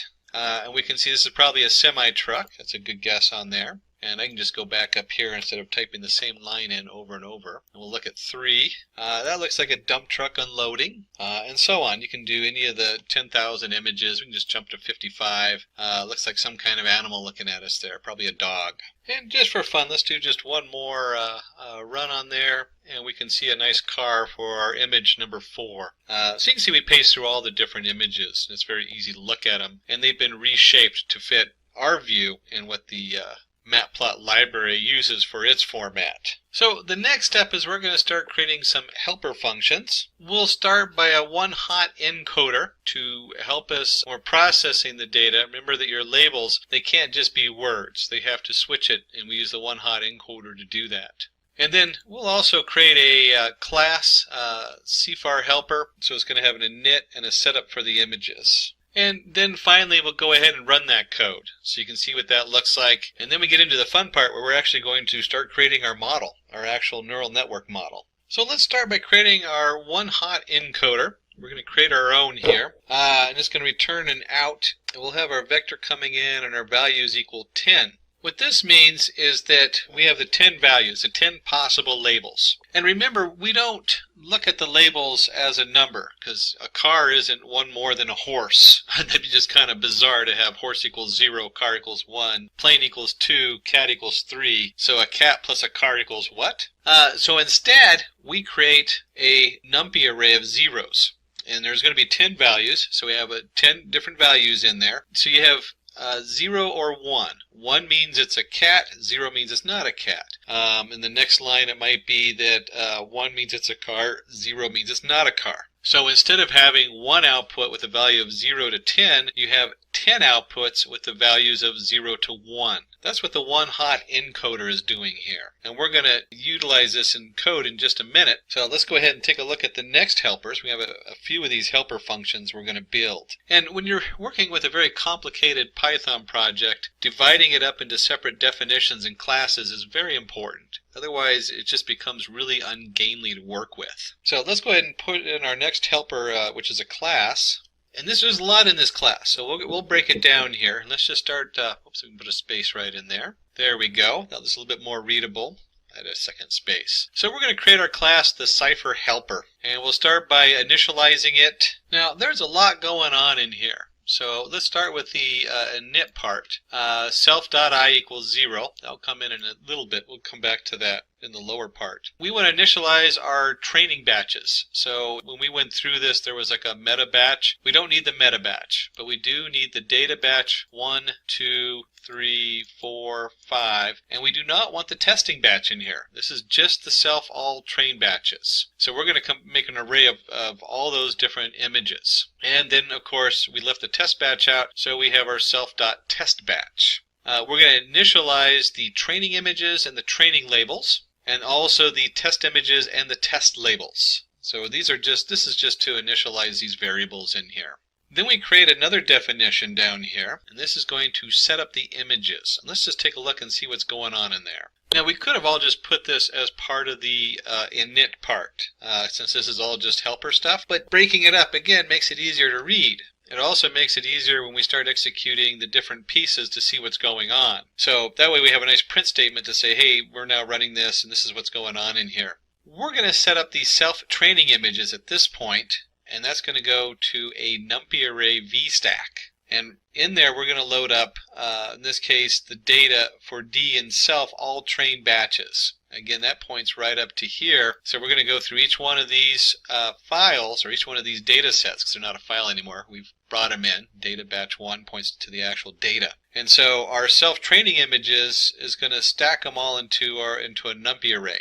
And then it's always nice to get the training length, and that's just a total number of self-training images in there. And then we're going to take the self-training images. And let me switch marker colors, because I am getting a little too much on the markers up here. Oops, there we go. Bring down our marker change so we can see it a little better. And at this point, this should look familiar. Where did we see this? Well, when we wanted to look at this above, and we wanted to look at the images in the Matplot library, we had to reshape it. So we're doing the same thing here. We're taking our self-training images, and based on the training length, total number of images, because we stacked them all together, so now it's just one large file of images, we're going to take and look at it as our 3 video cameras that are each displaying 32 by 32, and we're going to switch that around so that now we have each of our images that stays the same place, and then we have our 32 by 32, and then by our 3. Our 3 different values for the color. And of course we want to go ahead and they run this where we say divide by 255. That was from earlier. It just brings all the data into 0 to 1. That's what this is doing. So we're turning this into a 0 to 1 array, which is all the pictures 32 by 32 by 3. And then we're going to take the self-training labels, and we're going to pump those through our one-hot encoder we just made, and we're going to stack them together. And again, we're converting this into an array that goes from, instead of having horse equals 1, dog equals 2, and then horse plus dog would equal 3, which would be cat. No, it's going to be an array of 10 where each one is 0 to 1. Then we want to go ahead and set up our test images and labels. And when we're doing this, you're going to see it's the same thing we just did with the rest of them. We just changed colors right here. This is no different than what we were doing up here with our training set. We're going to stack the different images. We're going to get the length of them so we know how many images are in there. You certainly could add them by hand, but it's nice to let the computer do it, especially if it ever changes on the other end and you're using other data. And again, we reshape them and transpose them, and we also do the one-hot encoder. Same thing we just did on our training images. So now our test images are in the same format. So now we have a definition which sets up all our images in there. And then the next step is to go ahead and batch them, or next batch. And let's do another breakout here for batches, because this is really important to understand. It tends to throw me for a little loop when I'm working with TensorFlow or Keras or a lot of these. We have our data coming in. If you remember, we had like 10,000 photos. Let me just put 10,000 down here. We don't want to run all 10,000 at once, so we want to break this up into batch sizes. And you also remember that we had the number of photos, in this case length of test or whatever number is in there. We also have 32 by 32 by 3. So when we're looking at the batch size, we want to change this from 10,000 to a batch of, in this case, I think we're going to do batches of 100. So we want to look at just 100, the first 100 of the photos. And if you remember, we set self I equal to 0. So what we're looking at here is we're going to create X. We're going to get the next batch from the very initialized. We've already initialized it for 0. So we're going to look at X from 0 to batch size, which we've set to 100. So just the first 100 images. And then we're going to reshape that into, and this is important to let the data know that we're looking at 100 by 32 by 32 by 3. Now, we've already formatted it to the 32 by 32 by 3. This just sets everything up correctly so that X has the data in there in the correct order and the correct shape. And then the Y, just like the X, is our labels. So our training labels, again, they go from 0 to batch size. In this case, they do self I plus batch size because the self I is going to keep changing. And then finally, we increment the self I because we have 0. So the next time we call it, we're going to get the next batch size. And so basically, we have X and Y. X being the photograph data coming in and Y being the label. And that, of course, is labeled through one hot encoder. So if you remember correctly, if it was, say, horse is equal to 0, it would be 1 for the 0 position, since this is the horse, and then everything else would be 0 in here. Let me just put lines through there. There we go. There's our array. Hard to see that array. So let's go ahead and take that, and we're going to finish loading it, since this is our class. And now we're armed with all this, our setup over here. Let's go ahead and load that up. And so we're going to create a variable ch with the cfar helper in it. And then we're going to do ch.setupImages. Now we could have just put all of the setup images under the init, but by breaking this up into 2 parts, it makes it much more readable. And also, if you're doing other work, there's reasons to do that as far as the setup. Let's go ahead and run that. And you can see where it says setting up training images and labels, setting up test images. And that's one of the reasons we broke it up, is so that if you're testing this out, you can actually have print statements in there telling you what's going on, which is really nice. They did a good job with this setup. I like the way that it was broken up in the back. And then one quick note, you want to remember that batch, to set up the next batch, since we have to run batch equals ch next batch of 100, because we're going to use the 100 size. But we'll come back to that. We're going to use that. Just remember that that's part of our code we're going to be using in a minute from the definition we just made. So now we're ready to create our model. First thing we want to do is we want to import our TensorFlow as TF. I'll just go ahead and run that so it's loaded up. And you can see we got a warning here. That's because they're making some changes. It's always growing, and they're going to be depreciating one of the values from float64 to float type, or is treated as an NP float64. Nothing to really worry about, because this doesn't even affect what we're working on, because we've set all of our stuff to a 255 value, or 0 to 1. And do keep in mind that 0 to 1 value that we converted to 255 is still a float value, but it'll easily work with either the NumPy float64 or the NumPy D-type float. It doesn't matter which one it goes through, so the depreciation would not affect our code as we have it. And in our TensorFlow, we'll go ahead, let me just increase the size in there just a moment so you can get a better view of the what we're typing in. We're going to set a couple placeholders here. And so we're going to set x equals tf placeholder tf float 32. We just talked about the float 64 versus the NumPy float. We're actually just going to keep this at float 32. More than significant number of decimals for what we're working with. And since it's a placeholder, we're going to set the shape equal to, and we've set it equal to none, because at this point we're just holding the place on there. We'll be setting up as we run the batches. That's what the first value is. And then 32 by 32 by 3, that's what we reshaped our data to fit in. And then we have our y true equals placeholder tf float 32, and the shape equals none, comma 10. 10 is the 10 different labels we have, so it's an array of 10. And then let's create one more placeholder. We'll call this hold prob, or hold probability. And we're going to use this. We don't have to have a shape or anything for this. This placeholder is for what we call dropout. If you remember from our theory before, we drop out so many nodes is looking at, or the different values going through, which helps decrease bias. So we need to go ahead and put a a placeholder for that also. And we'll run this. So it's all loaded up in there. So we have our 3 different placeholders. And since we're in TensorFlow, when you use Keras, it does some of this automatically. But we're in TensorFlow direct. Keras sits on TensorFlow. We're going to go ahead and create some more helper functions. We're going to create something to help us initialize the weights, initialize our bias. If you remember that each layer has to have a bias going in.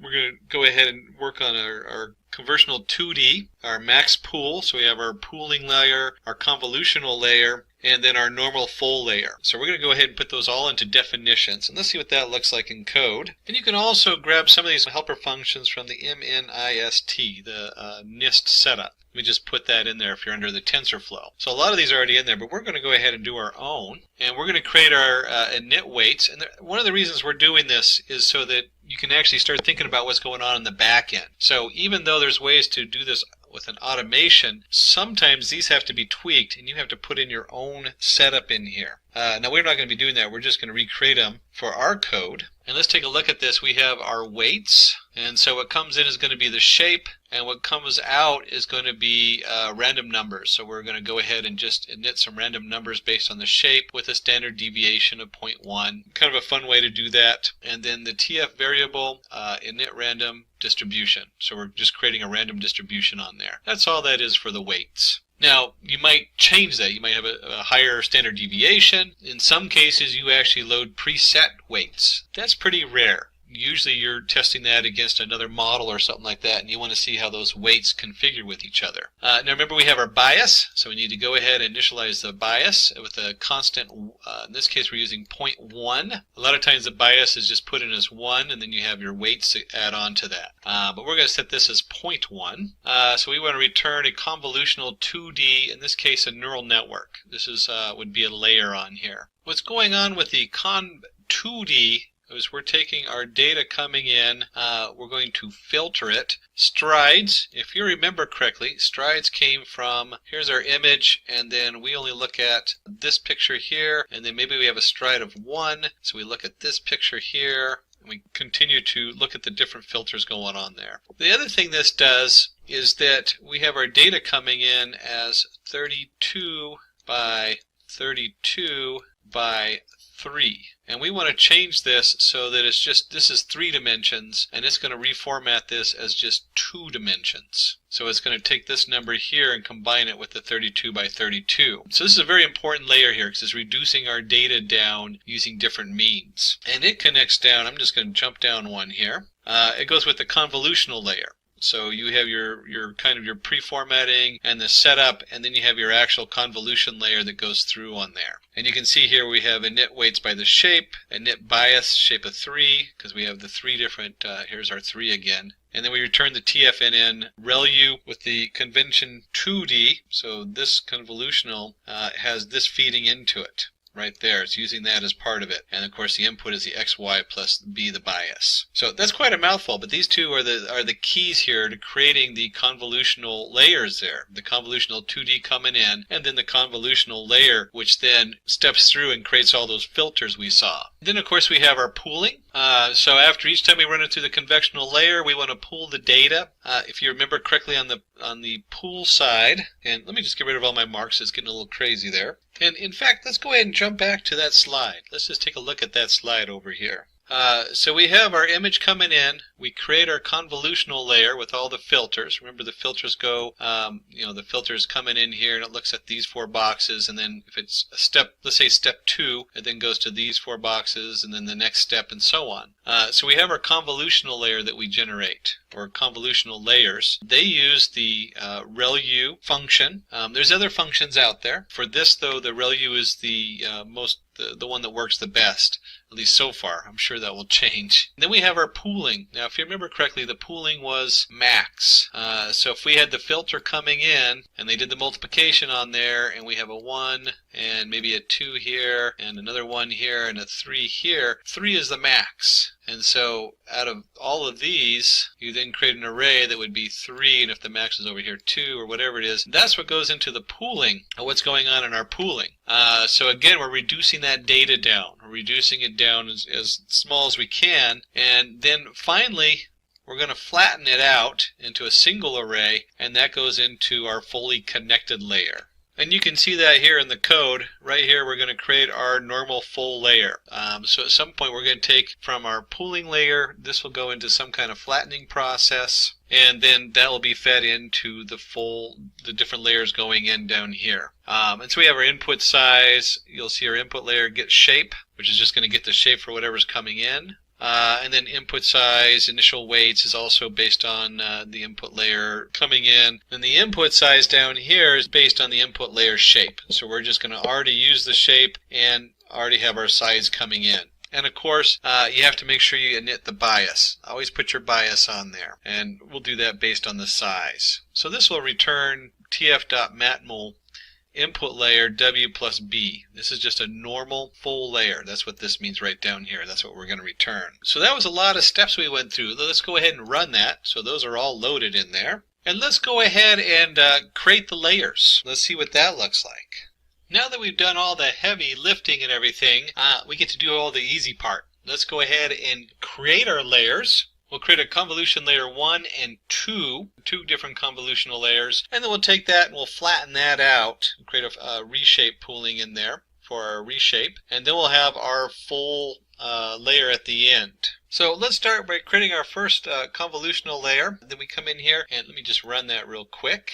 And I want you to notice on here the 3 and the 32. This is important because coming into this convolutional layer, we have 3 different channels and 32 pixels each.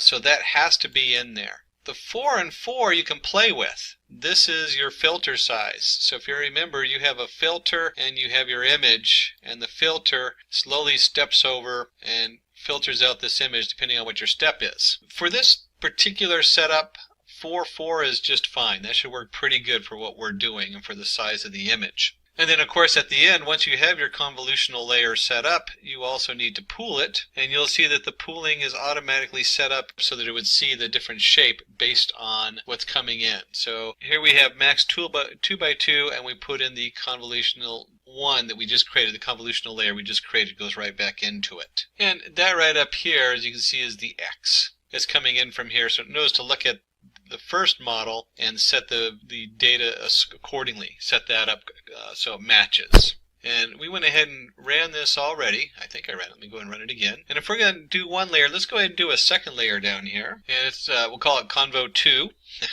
It's also a convolutional layer on this. And you'll see that we're feeding convolutional 1 in, the pooling. So it goes from convolutional 1 into convolutional 1 pooling, from convolutional 1 pooling into convolutional 2, and then from convolutional 2 into convolutional 2 pooling. And we'll go ahead and take this and run this. So these variables are all loaded into memory. And for our flattened layer, let's go ahead and we'll do, since we have 64 coming out of here and we have 4x4 going in, let's do 8x8x64. So let's do 4096. This is going to be the flat layer. So that's how many bits are coming through on the flat layer. And we'll reshape this. So we'll reshape our Convo 2 pooling, and that will feed into here, the Convo 2 pooling, and then we're going to set it up as a single layer that's 4096 in size. That's what that means there. We'll go ahead and run this. So we've now created this variable, the Convo 2 flat, and then we have our first full layer. This is the final neural network where we have the flat layer going in. And we're going to again use the ReLU for our setup on there in a neural network for evaluation. And you'll notice that we're going to create our first full layer. Our normal full layer, that's our definition. So we created that. That's creating the normal full layer. And our input for the data comes right here from this goes right into it. The Convo 2 flat. So this tells it how big the data is. And we're going to have it come out. It's going to have 1024. That's how big the layer is coming out. We'll go ahead and run this. So now we have our full layer 1. And with the full layer 1, we want to also define the full 1 dropout to go with that. So our full layer 1 comes in, keep probability equals hold probability. Remember we created that earlier. And the full layer 1 is what's coming into it. And this is going backwards and training the data. We're not training every weight. We're only training a percentage of them each time, which helps get rid of the bias. So let me go ahead and run that. And finally, we'll go ahead and create a Y predict, which is going to equal the normal full 1 dropout and 10 because we have 10 labels in there. Now, in this neural network, we could have added additional layers. That would be another option to play with. You can also play with, instead of 1024, you can use other numbers for the way that sets up on what's coming out and going into the next one. We're only going to do just the 1 layer and the 1 layer dropout. And you can see if we did another layer, it'd be real easy just to feed in the full 1 dropout into full layer 2. And then full layer 2 dropout would have full layer 2 feed into it. And then you'd switch that here for the Y prediction. For right now, this is great. This particular data set is tried and true, and we know that this will work on it. And if we just type in Y predict and we run that, we'll see that this is a tensor object, shape $10, D-type 32. A quick way to double check what we're working on. So now we've got all of our, we've done a setup all the way to the Y predict, which we just did. We want to go ahead and apply the loss function and make sure that's set up in there. Create the optimizer, and then train our optimizer and create a variable to initialize all the global TF variables. So before we dive into the loss function, let me point out one quick thing, or just kind of a rehab over a couple things. And that is, when we're playing with these setups, we pointed out up here we can change the 4-4 and use different numbers there. They change your outcome. So depending on what numbers you use here will have a huge impact on how well your model fits. And that's the same here with the 1024 also. This is also another number that if you continue to raise that number, you'll get possibly a better fit. You might overfit. And if you lower that number, you'll use less resources. And generally, you want to use this in the exponential growth. And exponential being 2, 4, 8, 16. And in this case, the next one down would be 5, 12. You can use any number there, but those would be the ideal numbers when you look at this data. So the next step in all this is we need to also create a way of tracking how good our model is. And we're going to call this a loss function. And so we're going to create a cross-entropy loss function. And so before we discuss exactly what that is, let's take a look and see what we're feeding it. We're going to feed it our labels, and we have our true labels and our prediction labels. So coming in here is the two different variables we're sending in, or the two different probability distributions, is one that we know is true and what we think it's going to be. Now this function right here, when they talk about cross-entropy, in information theory, the cross-entropy between two probability distributions over the same underlying set of events measures the average number of bits needed to identify an event drawn from the set. That's a mouthful. Really, we're just looking at the amount of error in here. How many of these are correct and how many of these are incorrect? So how much of it matches? And we're going to look at that. We're just going to look at the average. That's what the mean, the reduced to the mean means here. So we're looking at the average error on this. And so the next step is we're going to take the error. We want to know our cross entropy, or our loss function, how much loss we have. That's going to be part of how we train the model. So when you know what the loss is and we're training it, you feed that back into the back propagation setup. And so we want to go ahead and optimize that. Here's our optimizer. We're going to create the optimizer using an atom optimizer. Remember, there's a lot of different ways of optimizing the data. Atom's the most popular used. So our optimizer is going to equal the TF train atom optimizer. If you don't remember what the learning rate is, let me just pop this back into here. Here's our learning rate. When you have your weights, you have all your weights in your different nodes that are coming out. Here's our node coming out, and it has all its weights. And then the error is being sent back through in reverse on our neural network. So we take this error and we adjust these weights based on the different formulas. In this case, the atom formula is what we're using. We don't want to just adjust them completely. We don't want to change this weight so it exactly fits the data coming through. Because if we made that kind of adjustment, it's going to be biased to whatever the last data we sent through is. Instead, we're going to multiply that by 0.001 and make a very small shift in this weight. So our delta W is only 0.001 of the actual delta W of the full change we're going to compute from the atom. And then we want to go ahead and train it. So our training, or set up a training variable or function. And this is going to equal our optimizer minimize cross entropy. And we make sure we go ahead and run this. So it's loaded in there. And then we're almost ready to train our model. But before we do that, we need to create one more variable in here. And we're going to create a variable to initialize all the global TF variables. And when we look at this, the TF global variable initializer, this is a TensorFlow object, it goes through there and it looks at all our different setup that we have going under our TensorFlow and then initializes those variables.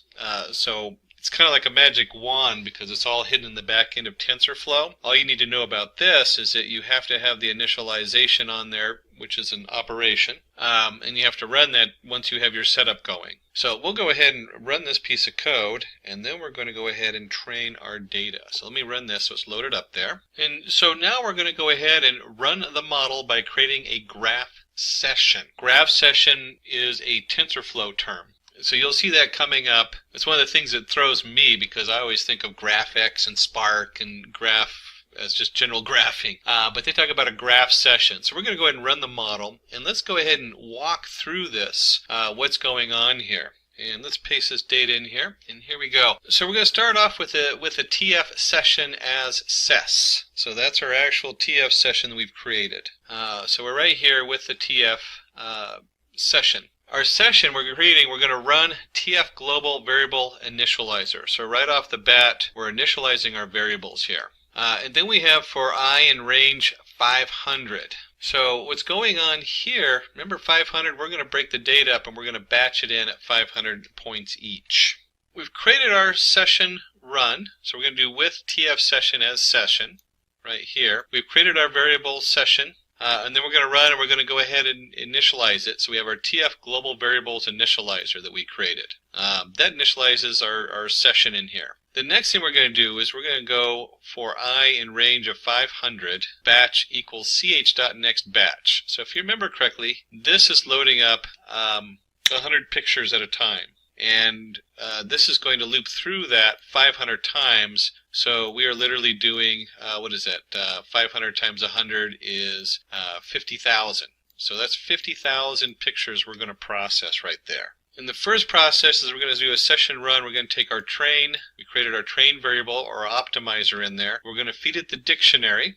We had our feed dictionary that we created. And we have x equals batch 0 coming in, y true, batch 1, hold the probability, 0.5.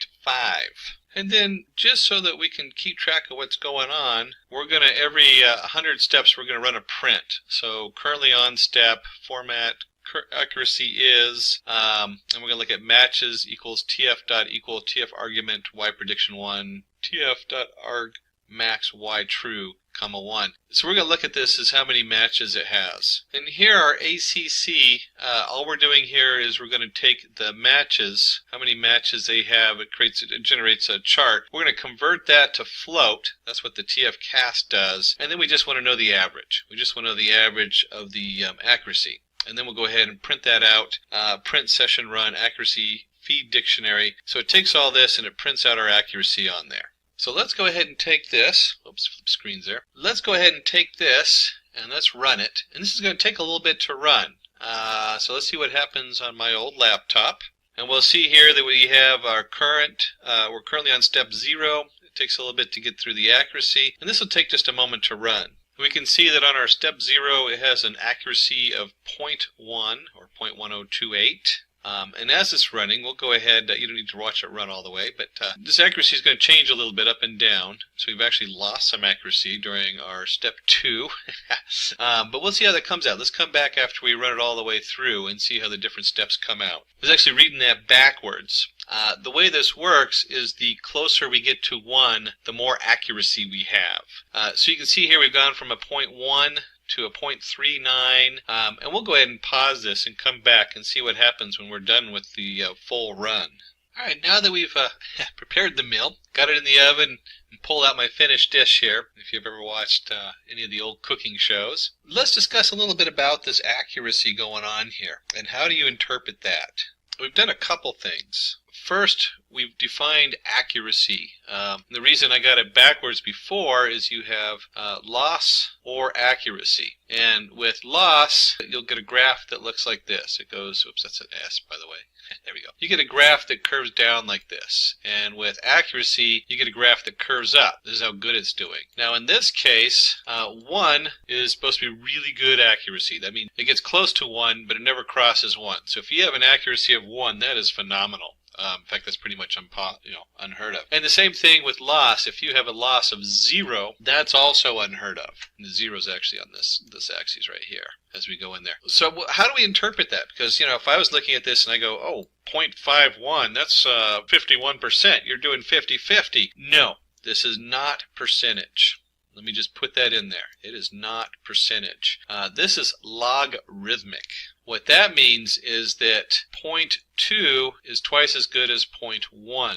And when we see 0.4, that's twice as good as 0.2. Real way to convert this into a percentage. You really can't say this is a direct percentage conversion. What you can do, though, is in your head, if we were to give this a percentage, we might look at this as 50%, we're just guessing, equals 0.1. And if 50% roughly equals 0.1, that's where we started up here at the top. Remember at the top here, here's our 0.1028. The accuracy of 50%, then 75% is about 0.2, and so on and so on. Don't quote those numbers because that doesn't work that way. They say that if you have 0.95, that's pretty much saying 100%. And if you have anywhere between, you'd have to go look this up. Let me go ahead and remove all my drawings there.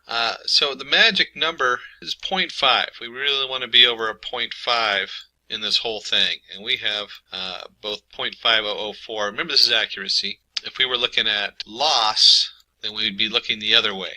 But 0.0, instead of how high it is, we want how low it is. But with accuracy, being over a 0.5 is pretty valid. That means this is pretty solid. And if you get to a 0.95, then it's a direct correlation. That's what we're looking for here in these numbers. You can see we finished with this model at 0.5135, so still good. And if we look at when they ran this in the other end, remember there's a lot of randomness that goes into it when we see the weights. They got 0.5251, so a little better than ours. But that's fine. You'll find your own comes up a little bit better or worse depending on just that randomness. And so we've gone through the whole model. We've trained the model, and we've also gone through on every 100th run to test the model to see how accurate it is. Let me take you back to a factory floor in South Korea. Every day, workers used to spend hours inspecting thousands of smartphone parts by hand. It was slow and tiring, and even the smallest human error could cost the company millions. Then they introduced an AI-powered camera system. Overnight, that changed. Now these machines catch defects instantly, once the human eye can't even spot and the workers. They have shifted to safer, more creative roles. This isn't science fiction, it's happening right now. And that's the power of AI most people never see.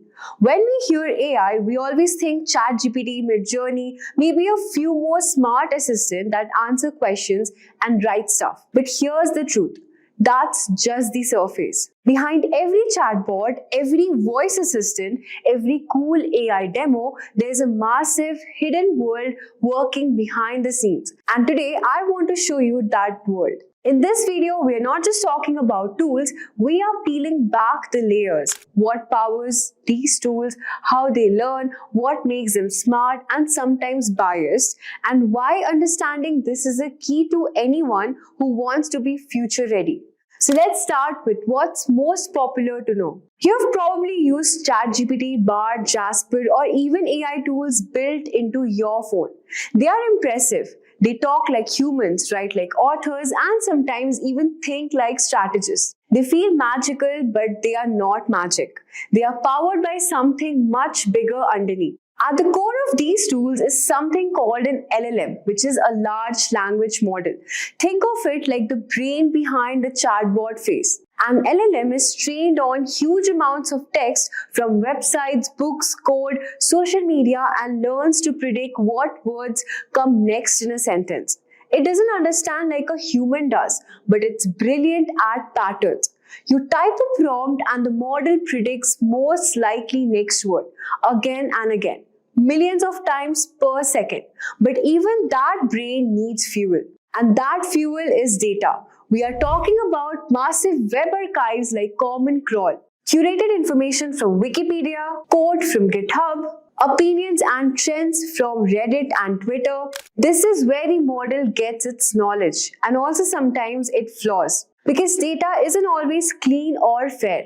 Let's talk about the risk. Just like real people, if AI is trained on biased or toxic content, it can repeat that back to us. That's why ethical AI development is a big deal.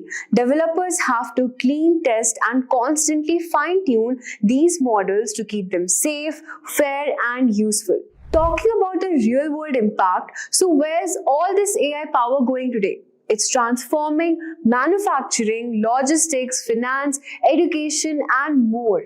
In factories, AI predicts demand months ahead. Smart machines check product quality in real time. Sensors alert teams before machines break down. Robot assist, not replace humans on the floor. And the numbers back this up. Back in 2020, the manufacturing industry spent over $6.2 billion on AI. And by 2030, that number is expected to hit around $181 billion. That's not a trend, it's a revolution. Nearly 97% of CEOs now say AI is going to be a big part of their future operation. And over half are already investing more in AI than in robotics, cloud, or any other technology.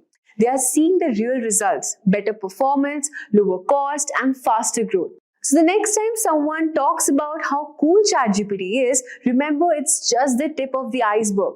The real story is hidden underneath. That is the massive data sets, the deep learning models, the ethical decisions, the engineering work, and the massive impact across the industries. That's where the future is being built. If you want to truly understand AI, not just use it, but shape it, start exploring the full picture. Learn how it's made, understand how it learns, dive deeper than the surface level tools. Because the more you know what's under the iceberg, the more powerful you become above it. I'm going to show you how to create highly realistic digital clone of anyone using Hygiene.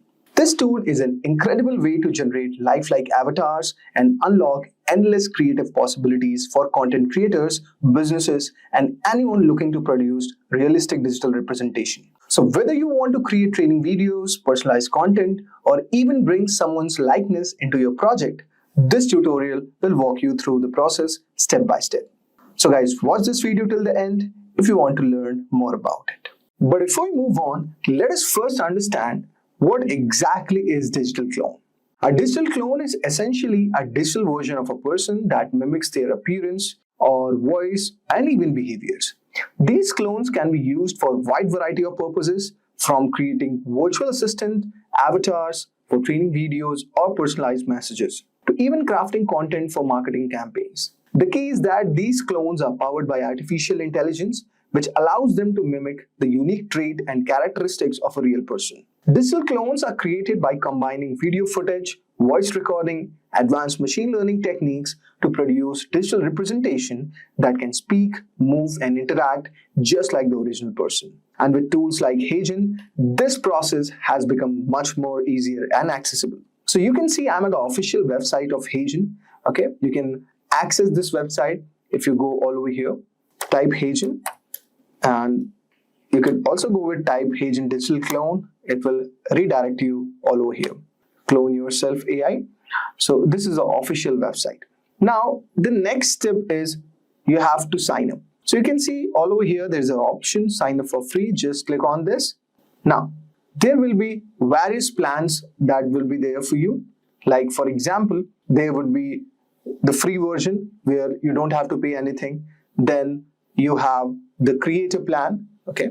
Once you have signed up, it is going to show you the given plan. So first one is the free version. You can try this plan if you are beginner and want to learn about this tool. For most of the users, they can go with the creator plan. You can create up to 5 minutes video long. You can export it and you have also amazing features like utilizing language translation. Then you have team, where minimum 2 seats are there, and you could see it is billed $720 yearly. There are unlimited videos. You can create videos up to 30 minutes, 4K video export, faster video processing, and there is 5 minutes of avatar for videos per month. So these are the things. And for larger scale projects, you can also go with the enterprise level plan. It has additional features and scalability options. Now, once you have chosen your plan, you are ready to go. The next step is creating the avatar. So let us click on the free plan and let's say I'm creating my personal project. Let's right click. You can just click content creator. Let's say we are creating a marketing video. Okay. Now, all over here, we have to create our avatar. So let's try avatar 4. Let's see what it has. Avatar 4 allows you to turn a... Now, you can try any sample photo all over here. So you can click on this and you can create an avatar. So like I have selected this avatar, and you could write your script all over here, or you could upload or record audio also. So let's take the help of ChatGPT to create a script. Okay, so let's ask GPT. Okay, so guys, I've taken the help of ChatGPT and I have instantly added a script all over here. Now, let's say custom motion also. So for custom motion, you can again take the help of ChatGPT. Let's ask add. Okay. Now, what I've done is I have taken the help of ChatGPT, and also I have added in the custom motion also to give much more idea like how my avatar is going to do. Now, you could choose the given resolution. Let's say it's 180p. And we cannot do that since I'm on a free tier. So go with the 720p and let's click on generating the video. So guys, for the best result, you can select the motion option. This allows you to actually give much more description about the motion of your avatar. Now, make sure the avatar you are using is well lit, centered and expressive. This will help make avatar appear more natural and lifelike. The more natural the expression, the better the final avatar will look. Now, the third step, we have to record and train. Now, it's time to actually record your subject. The footage does not need to be shot in a professional studio setting. It could be done at home, outdoors, or in any well-lit environment. The key here is to make sure subject speaks clearly and directly into the camera. But for this instance, we are actually using the avatar which is already given by Hagen. Okay, but for the other purpose, if you are creating your own avatar, and also make sure that there is pause between sentences when you are creating a video.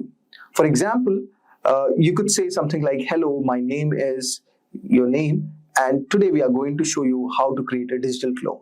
So add some brief pauses between the sentence because this is going to help Hagen process the footage more effectively and gives the avatar more human-like cadence.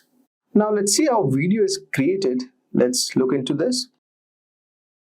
Let's select the portrait version. So guys, initially we added the script for our digital clone and we selected this random image and we have given certain script. Now we have used the motion feature of Hagen and let us see how this comes out. Hey there, I'm your digital assistant, here to show you how our amazing software is revolutionizing the way you edit photos, videos, and more, all powered by cutting-edge AI. Wow, it sounds so amazing. Just looks like, repeat, it just looks like a real person. For somewhat, it's still recognizable that it's an AI clone, but you can create your own avatars like that. So for section of creating your own avatar, what you need to do is just go all over here, click on create new avatar. Then you could either go with hyper realistic avatar or custom photo, or you could click on generate. So let us try this feature. Let's say name and gender is man. So let's take a prompt from ChatGPT. So we could add up all over here and let's select till personality only and paste this. Okay, delete the behavior part and let us try to see the preview, how our avatar looks like based on our text prompts. Now, it has already generated certain a photo for our avatar. Let's select this, click on save. And in this way, you could generate an avatar also by giving the description. So this is a very amazing tool, guys. There's a lot of things you could do all over here. Now you could see you can also add a voice. So let's add this voice, okay? And let us try to See this, and now there is also option to train this model, but this will take some time and also certain credits. Now if you're someone who is a content creator or you're creating tutorial videos, then this tool you must check it out. And you can buy the creator plan, that is the most ideal plan for most of the users, and then you could access all these features. So this is our photo. Let us see how our avatar looks like. So now here you could upload the audio also, or you could add a script, and it will take certain time. So let us ask ChatGPT for the same. Now after this, what you need to do is just add the given script. Okay, you can add the script all over here. Let's say let's add the name, and after this just click on generate, and let's say now just add the title and click on submit. It is going to take some time to generate the video. Let us see. Okay, so it's still in line for processing. It might take some time, but apart from that, there is also amazing feature for brand. You could do the branding kit also. So let us explore a bit. So you could see, you could create your own branding logos, or you could create your product images with the help of this tool. Very amazing tool. And it also has amazing integration, like it has HubSpot integration, Adobe Express plugin, Canva app, ChatGPT plugin, and there's a lot of other applications through which this tool can be integrated. And this is Labs. Labs is also a new feature. So someone who is into podcasting, you could also try this amazing feature. Now URL to video is also there. Amazing features like instant highlights, interactive avatar. So as you can see all over here, the video is still in the processing line, and you don't have to wait for this. What you can do is you can explore this platform and create your own avatar. And that's it, guys. We have successfully created our one avatar today using Hygiene. This technology is still evolving, and as it improves, we can expect more lifelike and interactive avatars. Hygiene has incredible potential. Whether you are creating personalized video messages, training content, or just exploring new ways to express yourself digitally, digital clones have potential to revolutionize the way we create content and communicate. Imagine the possibilities: personalized customer support bots, training videos where presenter is always available, virtual brand ambassadors, or even educational tools that feature instructors who can be physically present. In this tutorial, we'll learn about how to build Model Context Protocol, or the MCP Server. An MCP server acts as a bridge between local scripts and powerful AI interfaces, enabling dynamic command execution. This tutorial walks you through setting up your first MCP server, from basic configuration to running tools interactively. We will cover the mcp.json setup, writing Python tool functions, and connecting them to an AI layer. By the end, you will be able to build and serve your own tools, ready to be called as AI agents or co-pilots. Now, in today's session, we will actually work on one. That said, if these are the type of videos you'd like to watch, then hit that like and subscribe buttons and the bell icon to get notified. So, what exactly is a Model Context Protocol, or also known as the MCP? So the MCP is an open standard developed by Anthropic that aims to standardize how large language models integrate with external data, tools, and services. So external data can be a live website, or a live data storage, or a cloud server, or anything like that. You just need to build an agent which can access that particular website or a data source and get real-time data for you and work for you as if you were actually doing it for yourself, right? In here, you develop an agent which works for you in your place. Now, let's go through the official documentation of MCP for more information on that. So this is the official Anthropic documentation for MCP. So MCP is the open source protocol that standardizes how applications provide context to LLMs. Think of MCP like a USB-C port for AI applications. So let's say you wanted to build an AI agent and you're doing it through an AI IDE like Cursor AI, right? You need to provide a type of prompt which will help it understand how to build it. In the same way, MCP acts like a common template where you can build your own prompt for explaining your AI agent what to do and how exactly to do it. Now here you have the various types of SDKs, software development kits, based on the programming language you're comfortable with. So here you can see we have C# or .NET SDK, Java SDK for programmers working in .NET. You have your dedicated one for the Java ones. You have Java, and similarly we have Python, which we will be working on today. And here you have Ruby, Swift, and TypeScript. And apart from that, you have a quick start introduction to MCP, right? And you can also go through the documentation on how exactly it can help you for servers, client developers, cloud desktop users. And you also have some readily available servers as well, as an example.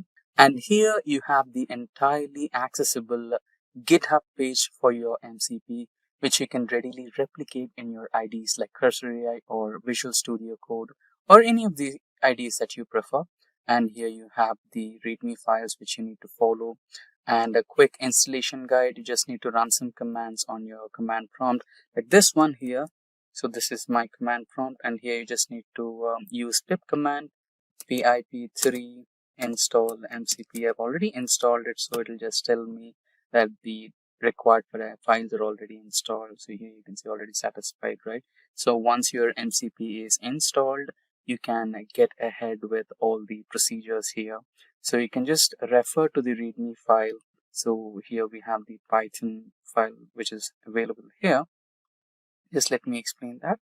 So yeah, you have two README files, which is 3 months old and 2 weeks old. We'll go ahead with the one which is the latest one, which is 2 weeks old. So here you have the MCP Python SDK, which will help you follow all these steps and procedures, right? Now let's build a basic MCP, which will help you understand how exactly MCP works, and you'll understand how to actually build one for yourself. Once you understand the foundation part, then you can go ahead with the advanced ones. So you can just open any of your IDs. I'm going with Cursor AI, and now I'll create a new file. Just go to new and create a new folder. We'll name it as MCP Server. Once created, just select that folder, which is our new folder that we will be working in. So that's a file, and here you just need to create a new code file for your Python code. So once we have created a new folder on MCP server name, we need to create a new code file for .py. So this will be named as first mcp.py. So I've already created a code document which we need to add here, which is a notepad. So we'll just copy paste this code over there. And this code is all about converting the US dollars to pounds sterling. So there's a small error, I think. That's the variable name, exchange rate. So I'll just paste it there so that we don't have errors. So basically what it does is it converts the US dollars to pounds. Let's say I give about $1. What's the price of $1? It'll convert $1 price into XYZ pound value. So we are importing the MCP here, and the next is where we are providing the tool name, and next we are importing the MCP tool, and here we are defining what exactly this particular MCP tool is doing. We are providing a fixed variable, and that particular variable will be used to calculate the amount that we input. Amount is the input that we will be giving from the user end. Let's say, for example, just we discussed about $1, right? You might give XYZ number of dollars and ask this particular MCP to convert that dollar amount to pounds. Now, let's go to, let's save it. Now, let's go to preferences, and here we will go to cursor settings, and here we have the MCP tools. So here we will create the MCP.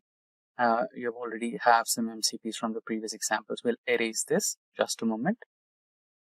So here, now we will write MCP run first mcp.py. We need to copy the path and just paste it. Automatically, Cursor AI will create an mcp.json file for yourself, right? So there you see the recommendation from Cursor AI, right? You just need to press enter and the file will be ready for you.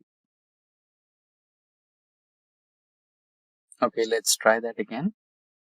Yeah, now we have a fully functioning MCP file, .json file, right? Just again, save everything And now go back to the home page. Yeah. So the tool is not enabled. Sometimes it creates that small issue. All you need to do is just restart or disable and enable the MCP once again, and you'll have it. So now go to the agent, save all and go to the agent. And now on the agent, you can just write a prompt. Can you convert $100 to pounds? Yes, using your current function, USD to GT. Okay, I think I gave, yeah. So we'll write down the prompt on the agent. Can you convert $100 to pounds? And there you go. It's generating the answer. Yes, your current function. And the answer is 79 GBP. So this is our answer and it will return 79. If you want to see this action in or need a script to print the result, let me know. Right? Now we will proceed further and create another AI agent or MCP server which can find information about the provided term on the internet, right? That will be our real-time use case. And apart from that, so before we get started, if you wanted to create any other MCP server, which is not just searching for the information, or if you wanted to kind of find out the value of Bitcoin for today or any other cryptocurrency today, right? Or if you wanted to create an MCP server for investigating the stock prices, there is a procedure. So all you need to do is go to the official documentation that we have just referred, right? So this will be the official documentation. You can just copy this README file, right? So this is the one, yeah? This is the one. You just need to copy this README file and provide this to your MCP.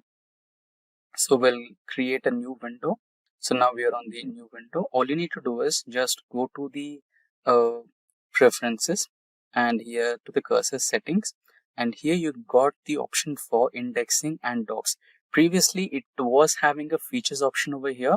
And from features, you need to go to indexing and docs. Now the cursor AI has been updated. So you'll directly find this option over here, indexing and docs. And here you need to add that particular document link. Just add document link and Control V, and then you just need to enter and save it. But for now, I've already added that particular documentation over here. So you can see we have a Simplilearn Python SDK demo, which we will be using. And using that, you can just go to the command prompt and write the required project. So here, right? So you can just write the kind of requirement you're looking for, and you can tell the AI agent, look for the reference here, right? So let's go to open a new project. Just create a new one again. Sample. And here you can write the context, right? At the rate and docs. And here you will be having the doc which we created, right? Simplilearn Python. You can just provide this doc and give the command to your agent. And again, you can provide the agent as well. You can go ahead with automatic agent. It can choose any of the agents available. Or if you have a specific selection, you can just go ahead with any of the options provided here. Sonnet, or you can also go with ChatGPT 4.1 or Gemini, Flash, whatever the options available, you can go ahead with them. And just you can ask, all you have to do is just ask the agent about creating a kind of XYZ agent, which will do XYZ job for you. And you can also provide some details like your API keys and everything. So which we will be working on now. Let's proceed further on the project. Let me close everything and get ahead with the project now. So our project will be based on exploring data on internet for the term Simplilearn. Now let's close everything and get started. So over to our demonstration. Let's get started. So as we discussed before, we will get started by installing Node.js into our operating system. So we're working on Windows operating system. So we might have to go ahead with Windows. So I'll choose Windows and the architecture will be the one which I'm working with. So that would be x64.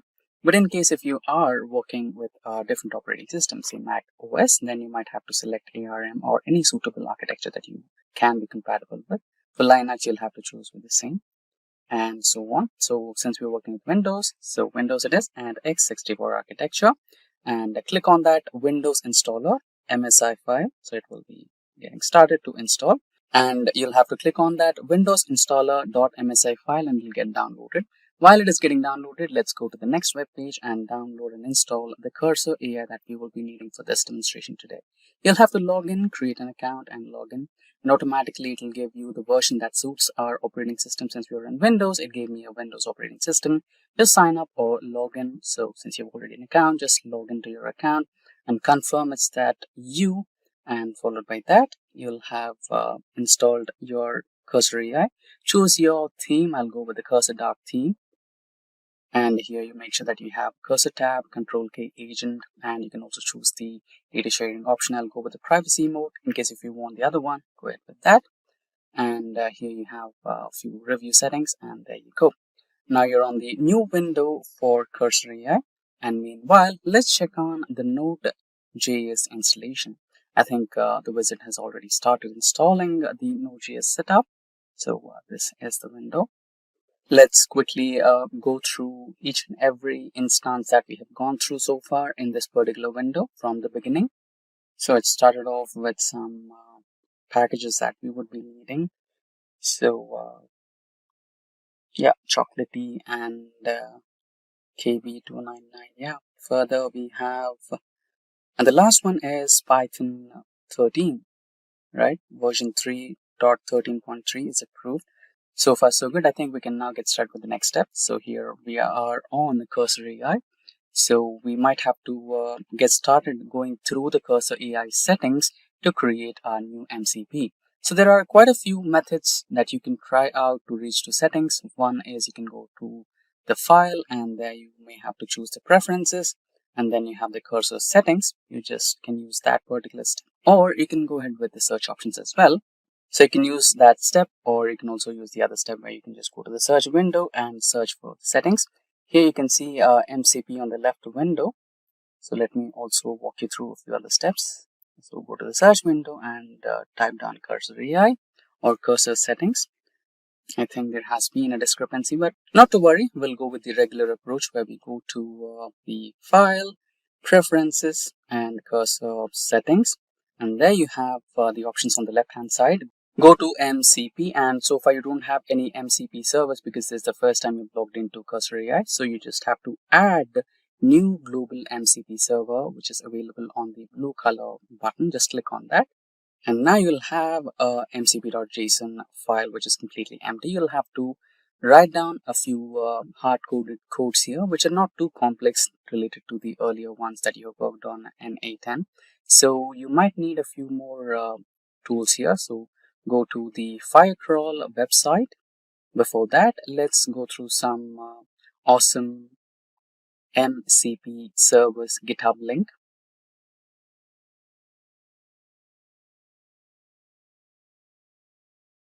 So here we have almost all information related to the MCP. So let's open a new window and open all these links. What is MCP, clients, tutorials, community, legend, server implementations, framework, tips and tricks, right? For further information, you can go through all these web pages individually. So back to the home page, here you have everything you needed. The basic information of what exactly is MCP, and further you have some server implementations. Like if you scroll down, so you have awesome MCP services. This is where the beginning is. And next you have server implementations, aggregators, art and culture, coding execution, right? Customer data platforms. So here you have aggregators, art and culture, dedicated web spaces. So, and you have also cloud platforms that you can work along with. And moving further, you have code executions, coding agents, command lines as well, and communication related stuff. So you can go along and perform your operations, customer data or platforms, data platforms, and much more. Let's close all these windows and get started with the next stage where we need an API, right? So for that, the project that we're working on, which is web crawler, we will be needing an API from one of the providers, which is Firecrawl API. Okay, that's the one, Firecrawl MCP. So that's the one. Click on that particular link. Here, to generate an API, first you might have to sign up with Firecrawl. So before we sign up, let's go through the website of Firecrawl from the beginning. So that's the template code that you'll be working on. And also here we have a wide variety of crawl options, media parsing options, smart weight actions, right? Reliability first and all those things. And also we have the pricing details. For now, we'll go ahead with the free plan. And yeah, let me add down my details, my email address, and you might also have to add a password. So let me type down something. Yeah, so the password is not too strong enough. That's a good thing. They have a really strong website. So that's a sign you need to have strong passwords, and also make sure that you don't share your passwords and the API keys that you generate using Firecrawl. Now that my password is a little too longer, I think it should be access. Yeah, it's accessible and is a successful account generation. Now you need to check your email and confirm that login credentials are right and everything. So once you are signed up, let's go through another website for generating our API keys. So Firecrawl API, scroll a little bit. So API documentation. So here you'll find some documentation related to Firecrawl and all the details that you need to go through for API key generation. So Firecrawl MCP Server. Yeah, that's the website that we're looking for. Firecrawl MCP Server, that's the one. And here you have overview, content, tools, and other resources that you're looking for. Now, this is the template server configuration that you'll be needing. So make sure that you have an eye on it. And now you will also have the details that you might have to go through. Like basically, it'll have the steps that you need to follow in the content page. Click on content. There you go. So it has all the features and details that you need to go ahead with. And tools, you have the crawling, extraction, scraping tools that you can work along with Firecrawl, and a few comments here. Now, yeah, the email has not been confirmed yet. Let's try to resend and reconfirm the email so that we just sign up or log in and create our API keys as soon as possible. So there you go. I have verified my email in my phone. So I'll just enter the credentials and sign in. Successful, you are signed in. On the left hand side, you can see the overview, playground, extract, activity logs, usage, API keys, and all the settings. So here you can see my API key has been by default hidden, so I'll not visualize it now. So you have two options, either view or copy. So we will be copying it for the first time to be on the safe side. So since we are new to this particular website, so we don't have any activities registered on this particular web page. So now we have the API keys. Now let's go to the content page to verify the steps that we need to follow. So we need to install npm and we need to go to the Cursor AI settings and add a new MCP server, which we already did. So we just need to copy the template code and we just need to place it there. And also, don't worry about where exactly to place your API keys in the template. We have that place. So we are back on the Cursor AI. Now we will replace this template code with the code that we just copied. And remember, if you're using Windows, try cmd/c. Okay. If you're not on Windows, you can eliminate that cmd/c. But if you are working in Windows, then you definitely need that cmd/c. Okay, let's erase this and replace that.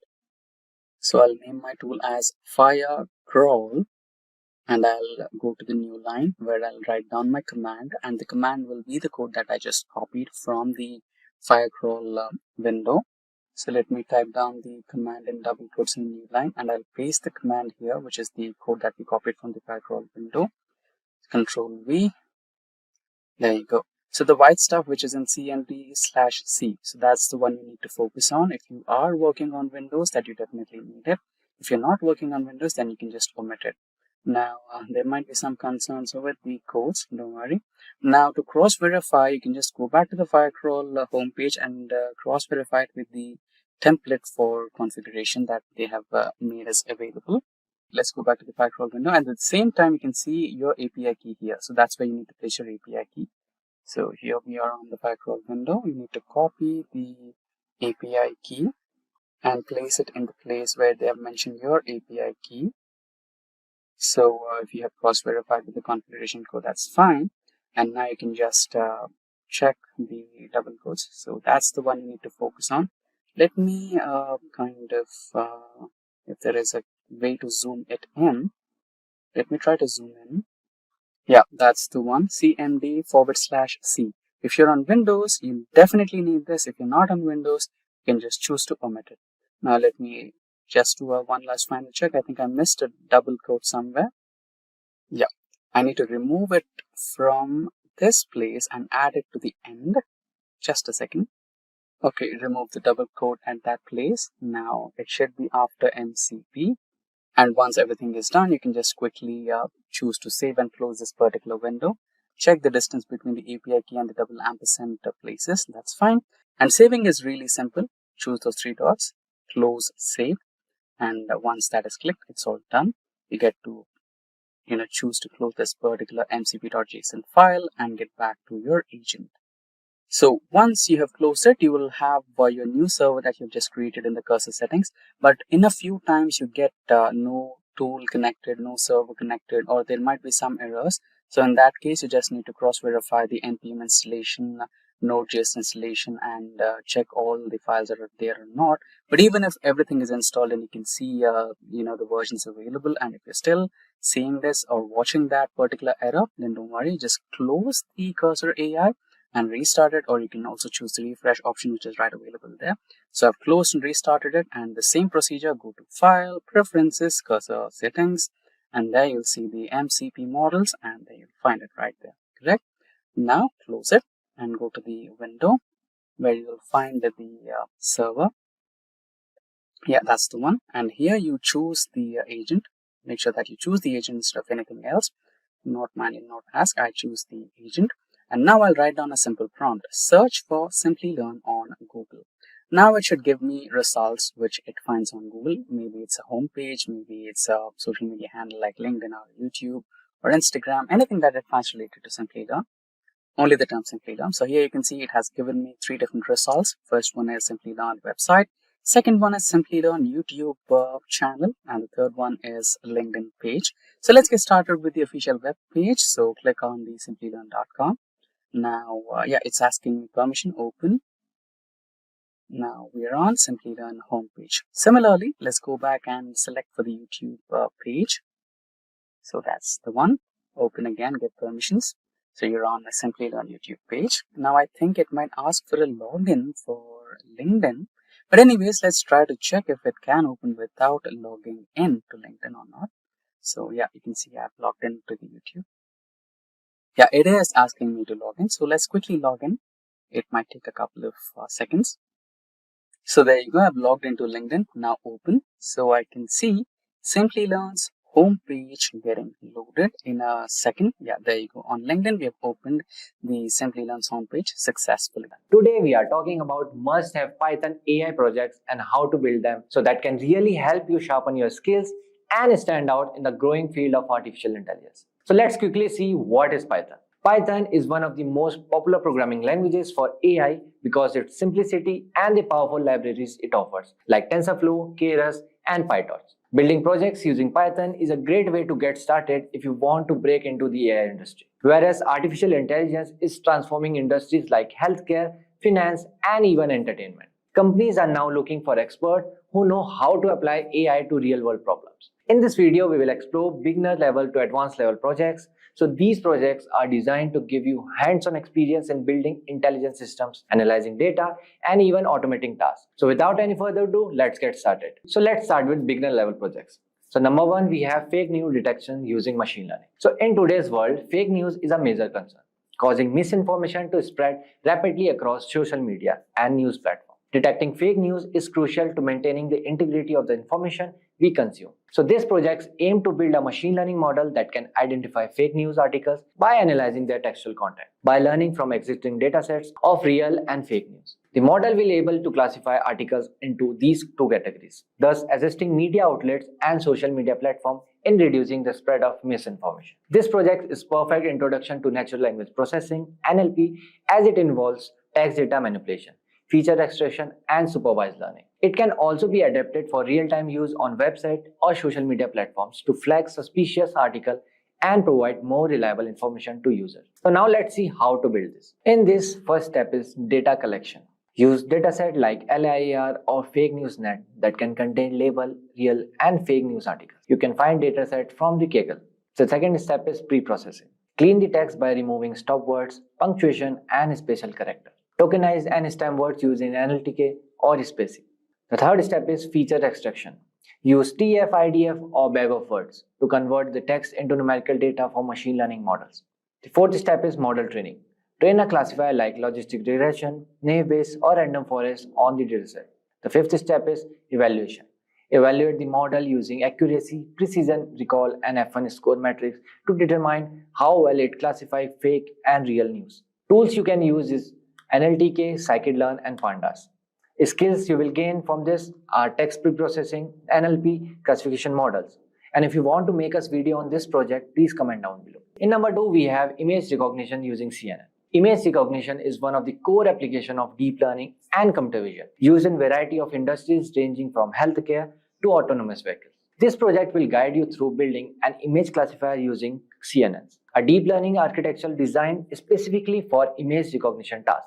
The goal is to create a model that can accurately classify images, such as differentiating between cats and dogs. By working on this project, you will gain a solid understanding of the fundamental concepts of CNNs, such as convolutional layers, pooling, and activation functions. This project not only introduces you to the basics of CNNs, but also teaches essential skills like image preprocessing, dataset handling, and model evaluation, which can be applied to more advanced computer vision projects in the future. So now let's see how to build this project. In this project, first you have to import dataset. So use a dataset like CIFAR10 or Kaggle cats versus dogs with labeled images. The second step is pre-processing. Resize, normalize, and augmented images using libraries like OpenCV or PIL to prepare the dataset.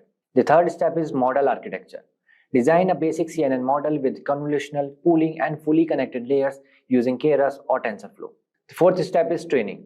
Split the dataset into training and validation sets and train the CNN model to classify images. The fifth step is model evaluation. Use accuracy, precision, and confusion metrics to evaluate how well the model predicts the correct class label. Tools you will use in this project are Keras, TensorFlow, OpenCV, Pandas. Skills you will gain after doing these projects are image preprocessing, CNN architecture, model evaluation. And if you want to make us video on image recognition using CNN, please comment down below. Second, we have intermediate level projects. In this first, we have AI-based recipe recommendation system. Recommendation systems have become an integral part of modern digital platforms. From e-commerce website suggesting product to users to streamlined services recommending shows and movies. So in this project, you will build a recipe recommendation system that suggests dishes based on the ingredients a user has on hand. This project demonstrates how recommendation algorithms such as content-based filtering and collaborative filtering can be used to provide personalized suggestions. You will also learn how to pre-process data and clean textual data, such as ingredient lists, and implement a machine learning algorithm to match user inputs with recipe databases. This is an excellent project for understanding how recommendation systems work and how they can be applied in various industries, from food tech to personalized content recommendations. So now let's see how to build this. In this project's first step is data collection. Use web scraping tools like Beautiful Soup to scrape recipes from websites, or use datasets like Recipe1M. The second step is pre-processing. Normalize and clean ingredient data by standardizing ingredient names and handling missing values. The third step is recommendation algorithms. Implement content-based filtering and collaborative filtering to recommend recipes. Content-based filtering matches ingredient list, while collaborative filtering uses user preferences model. Fourth step is model training. Use cosine similarity to match user-provided ingredients with recipe ingredient in the dataset. And the next step is interface and tools. So create a simple web interface using Flask where users can input ingredients and receive recipe recommendation. Tools you will use: Beautiful Soup, Pandas, Scikit-learn, and Flask. So you will gain skills like web scraping, data cleaning, recommendation systems using this project, by doing this project. And if you want to make us video on this project, please comment down below. Number 4, we have chatbot with sentiment analysis. Chatbots have transformed how businesses and services interact with users, providing 24/7 support and personalized responses. In this project, you will build a conversational chatbot that can analyze the sentiment behind user inputs and respond accordingly. By incorporating sentiment analysis, the chatbot will not only understand the content of the user's messages, but also the emotional tone, such as whether the user is happy, frustrated, or neutral. This allows the chatbot to adjust its tone and responses to improve user satisfaction. For example, a chatbot could offer a more empathetic response if it detects a negative sentiment. This project will give you hands-on experience in building a conversational AI system while learning how to integrate machine learning techniques like sentiment analysis. The skills you develop in this project can be applied to customer service, healthcare, education, and more. So now let's see how to build this project. So before jumping to advanced level projects, here is a quick info for you. Dive into the future of AI with our generative AI and machine learning course in collaboration with and ICT Academy, IIT Guwahati. Learn tools like ChatGPT, OpenAI, Hugging Face, Python, and more. Join masterclass led by IITG faculty, engage in hands-on projects, and earn executive alumni status. This generative AI and machine learning course enriches your career journey with comprehensive coverage of machine learning, deep learning, NLP, generative AI, reinforcement learning, computer vision, and more. Combining theory with hands-on practice, it offers live virtual sessions, projects with integrated labs, and masterclasses by IIT Guwahati faculty. So find the course link from the description box below and the pinned comment. In this project, the first step is chatbot framework. Use tools like Dialogflow or Rasa to build a conversational chatbot capable of handling various user intents. The second step is sentiment analysis. Integrate a sentiment analysis model using pre-trained models like Veda or BERT. The third step is conversational flow. Adjust the chatbot's responses based on the sentiment, positive, negative, or neutral, detected in the user's input. The fourth step is integration and deployment. So build an interface, website, or messaging platform where users can interact with the chatbot in real time, and deploy the chatbot on a website or app, allowing user to engage with it and receive sentiment-aware responses. So you will use tools in this are Dialogflow, Rasa, Vader, Transformers, Flask, and you will gain skills like sentiment analysis, chatbot deployment, conversational AI. And if you want to make us video on this project, please comment down below. So now let's see some advanced level projects. In this we have AI-powered image colorization. Image colorization is a fascinating application of deep learning that transforms black and white images into color by predicting and applying realistic colors to grayscale images. This project explores how CNN and GANs can be used to learn mapping between grayscale and colored images. You will gather dataset of colored images, convert them into grayscale, and train the model generate color version. This project is especially useful in areas such as film restoration, photography, and artistic creation, where colorization can breathe new life into old black and white images. Moreover, it highlights the power of deep learning in understanding and generating complex visual data, giving you insight into how these models work for tasks like image generation, video prediction, and beyond. The skills you learn in this project will also be useful for other creative AI applications like style transfer and image synthesis. So now let's see how to build this project. So in this project, first step is data collection. Use dataset of colored image, convert them into grayscale, and use the grayscale images as inputs while training the model to output colorized version. The second step is pre-processing. Normalize images pixel values and resize them for training. The third step is model architecture. Implement a UNet model or generative adversarial network (GANs), which are well suited for image generation tasks like colorization. Fourth step is training and evaluation. Train the model on grayscale images as input and colored images as output using mean squared error method for guidance. Evaluate with visual inspection and peak signal to noise ratio. The last step is deployment. So create a web interface where user can upload black and white images and get them colorized. So you will use tools like TensorFlow, Keras, OpenCV, and Flask. So we'll gain skills like deep learning, CNNs, JNs, and image preprocessing. And if you want to make a video on AI-powered image colorization project, so please comment down below. And the last we have object detection using YOLO. You only look once. Object detection is one of the most popular computer vision applications, allowing machine to recognize and locate multiple objects within an image or video stream in real time. YOLO is a state-of-the-art object detection algorithm known for its speed and accuracy. This project involves building a real-time object detection system capable of identifying multiple objects in images or videos feeds by drawing bounding boxes around them.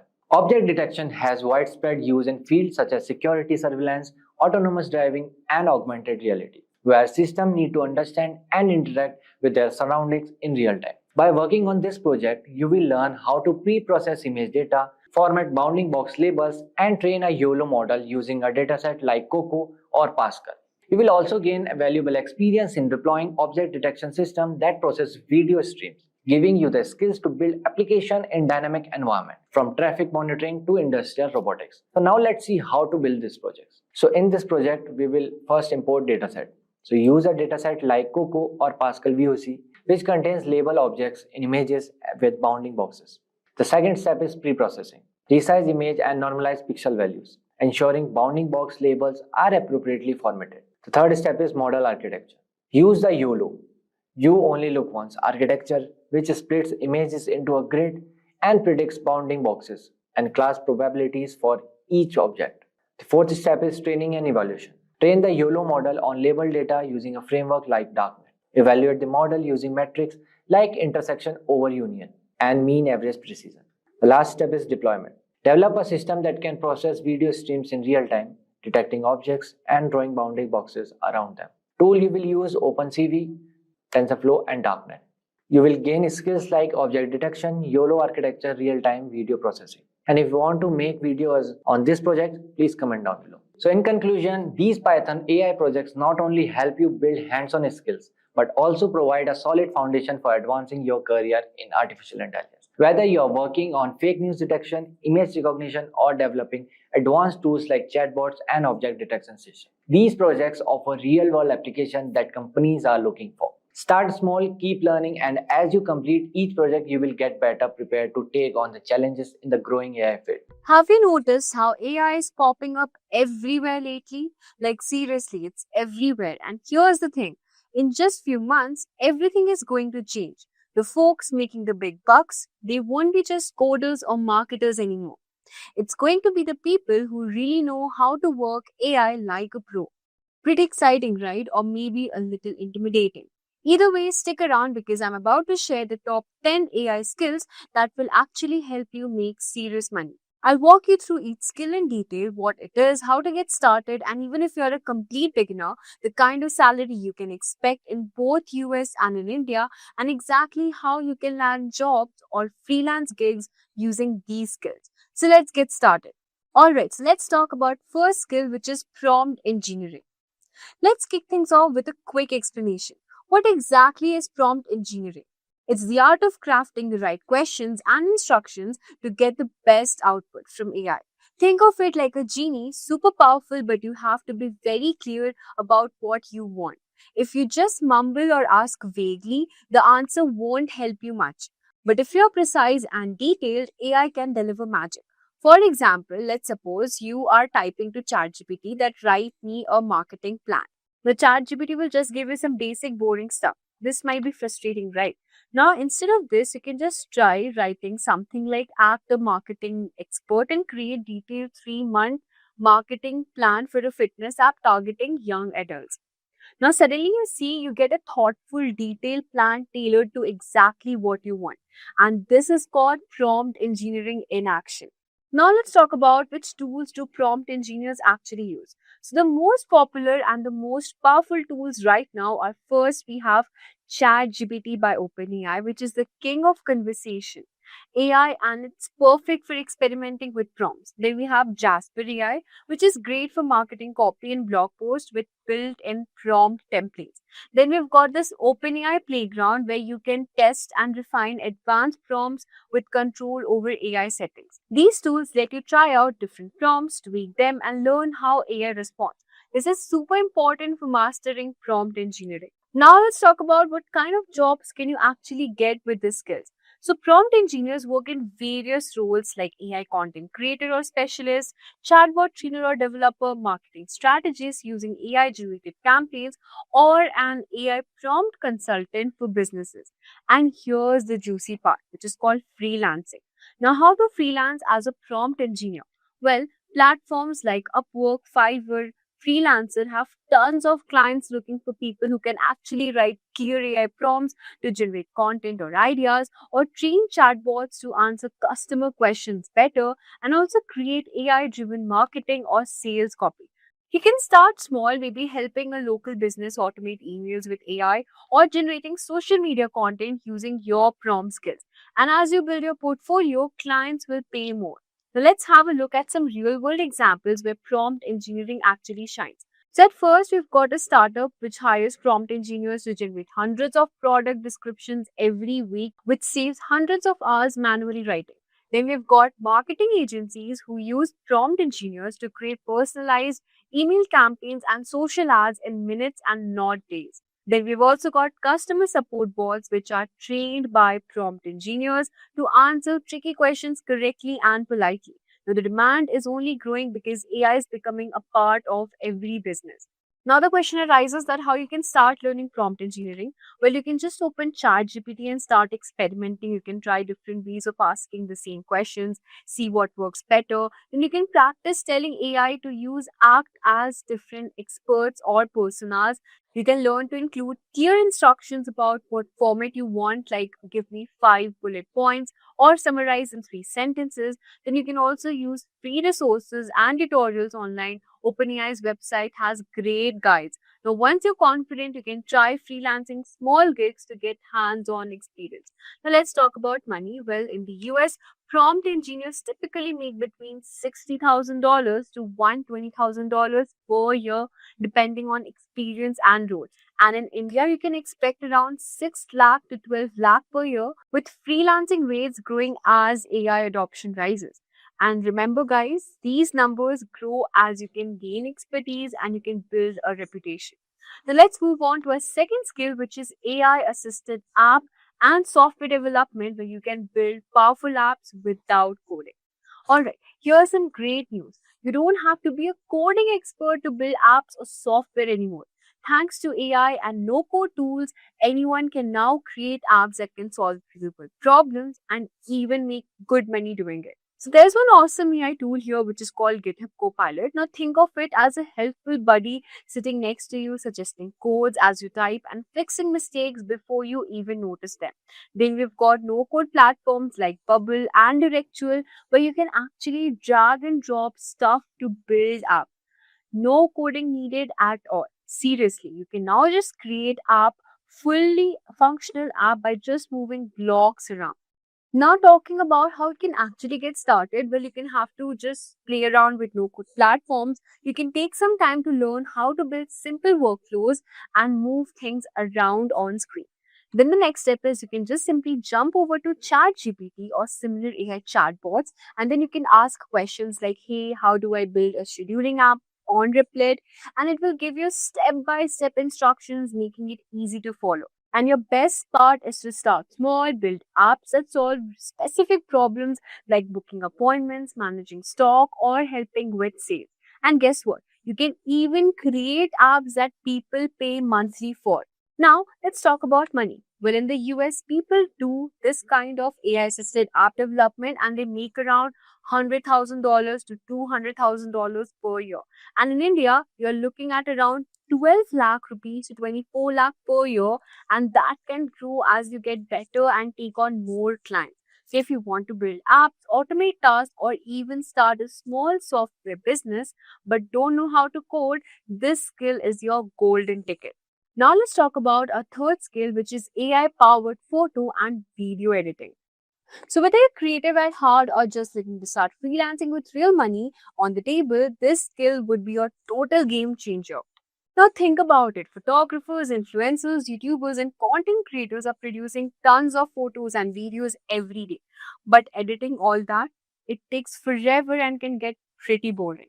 And that's where AI comes in to do the heavy lifting and help you work faster and smarter.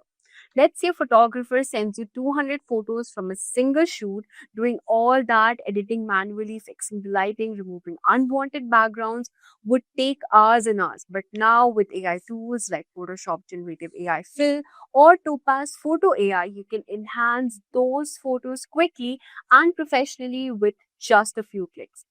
And talking about video editing, remember when video editing meant sitting for hours, cutting footage, trimming silences, and adding effects?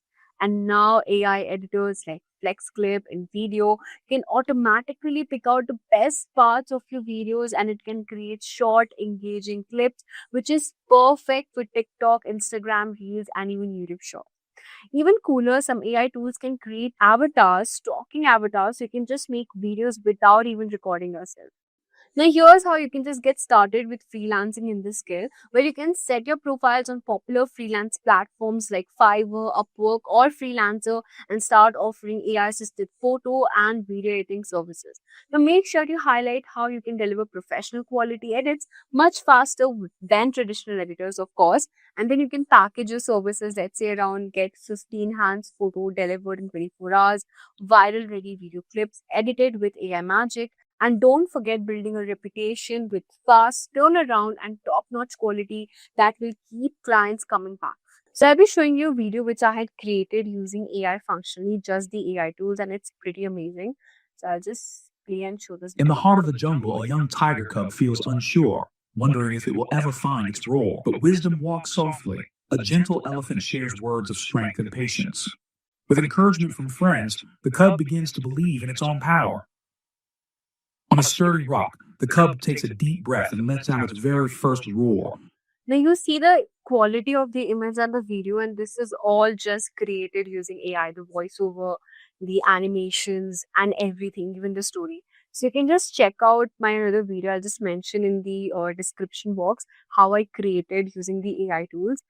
So now let's talk about money, that how much you can actually earn. Well, in the US, you can freelance photo and video editors using AI, and they earn around between $60,000 to $170,000 per year, depending on obviously your skills and the client's base. And in India, if you're looking at around 6 lakh rupees to 16 lakh per year, and that can grow fast. This skill is your go-to choice. You can gain much more experience if you become an expert doing this using AI tools to create videos and even images.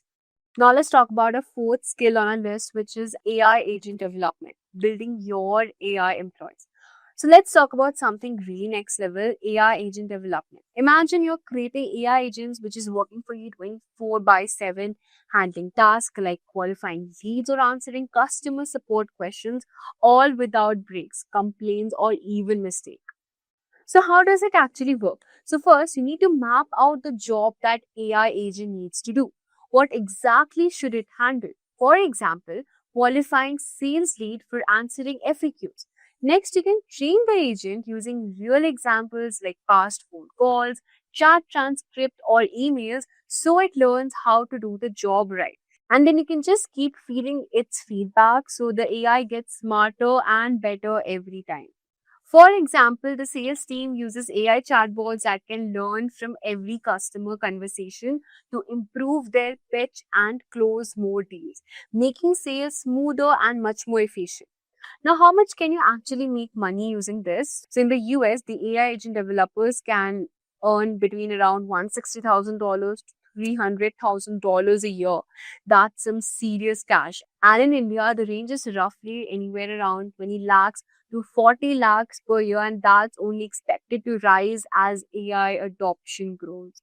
So how do you get started with this? Well, you just begin by learning some of the basics of AI workflows and conversational AI platforms. You can experiment with tools like Dialogflow, Rasa, Botress, and create simple chatbots. Then you can practice by mapping out tasks you want to automate and train small AI agents.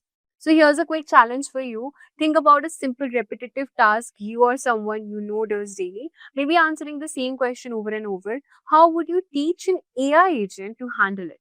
Now jot down the points and the steps you would like to give it to it. So let's talk about why does this skill rocks for freelance and jobs where companies need people who can design, build, and improve AI agents.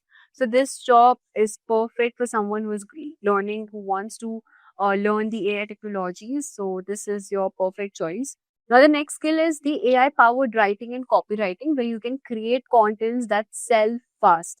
You have probably heard the saying that content is the king, and it's very true. Every website, businesses, and brands need fresh, engaging content to grab attention and grow. But there's no catch. Writing takes time and takes a lot of time. And that's where AI powered writing tools like Jasper, Writesonic, and ChatGPT are game changers. They help you crack out blogs, emails, newsletters, and sales copy super fast without sacrificing quality. This means businesses get what they want, which is they get the content quickly and then the writers can produce more in less time.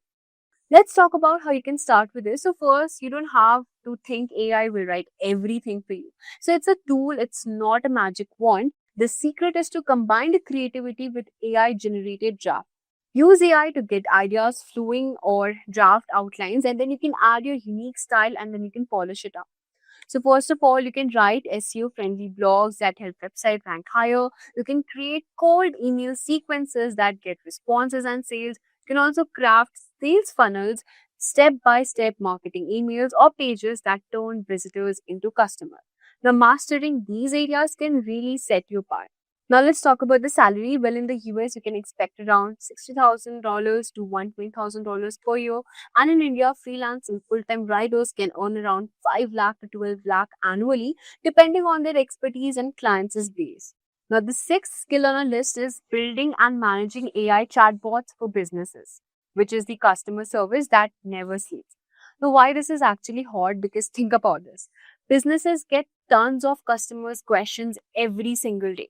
Things like, what is your opening hours? Can I book an appointment? And handling all these takes a lot of time and effort and also staff. And that's where AI chatbot comes in. Now, these smart assistants work 24 by 7, answering FAQs, booking appointments, helping sales team, and guiding customers. So how you can get started with this? So first of all, you need to learn the basics of popular chatbot platforms like BotSonic, which is great for building natural conversational bots. Then we've got Chatbase, which lets you upload documents and train your bot to answer specific questions. Then we've got this TDO, which is an easy to use platform that integrates well with e-commerce and websites. So it's very easy. First, you have to learn the basics of building popular chatbot platforms. You can have a look how to create them, and then you can train a chatbot, and then you can deploy the chatbot. These are the very simple steps which you need to follow. Now, talking about the salary, then in the US, you can expect around between $90,000 to $160,000 per year, and in India, you can expect salaries around 8 lakh rupees to 18 lakh per year. Now, with growth as AI chatbots become more widespread, building and managing AI chatbot is a fantastic way to jump into AI development without needing to code. So it's also a skill in very high demand because every business wants faster, better customer service, and chatbots deliver just that. Now, the seventh skill on our list is AI-driven paid advertising management, which makes your ad work smarter and not harder. So if you've ever tried running ads on Facebook, Google, or Instagram, you know it's not just about clicking boost. It takes money and time and a lot of testing to get that ads that actually bring customers. And that's where marketers are turning to AI tools like AdZuma and Pencil to do the heavy lifting. Now, these AI powered platforms help you automate ad optimization, which means they can adjust your ad targeting, budget, and even the creative content itself to get the best results possible. The AI looks at tons of data and figures out who to show your ads to, when, and how, so that you can spend less time and get more customers. So let's talk about how you can start with this. So you can start by becoming an expert in these AI tools and platforms. Then you can learn how they work and then set up campaigns that make money for small businesses. Many small businesses owners don't have the time or knowledge to manage these ads, so they need someone who understands AI advertising inside and out. You can position yourself as an AI advertising consultant who can help businesses run profitable ad campaigns while saving time and cutting costs. So let's talk about the salary. Well, in the US, you can expect around $80,000 to $150,000 per year, depending on experience and client success. And in India, you can expect skilled consultants earning around 8 lakh rupees to 15 lakh per year. And this is growing as more businesses realize the power of AI ads. Now, the eighth skill on our list is CRM and sales consulting using AI, which is to unlock the hidden gold mine in sales automation. Yes, if you have ever talked to salespeople, you should know one thing for sure, that they hate doing the same repetitive task over and over.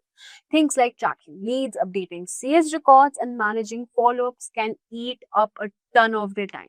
And that's where businesses are turning to AI-powered customer relationship management system, or CRMs, that uses software AI tools like Apollo and Seamless AI.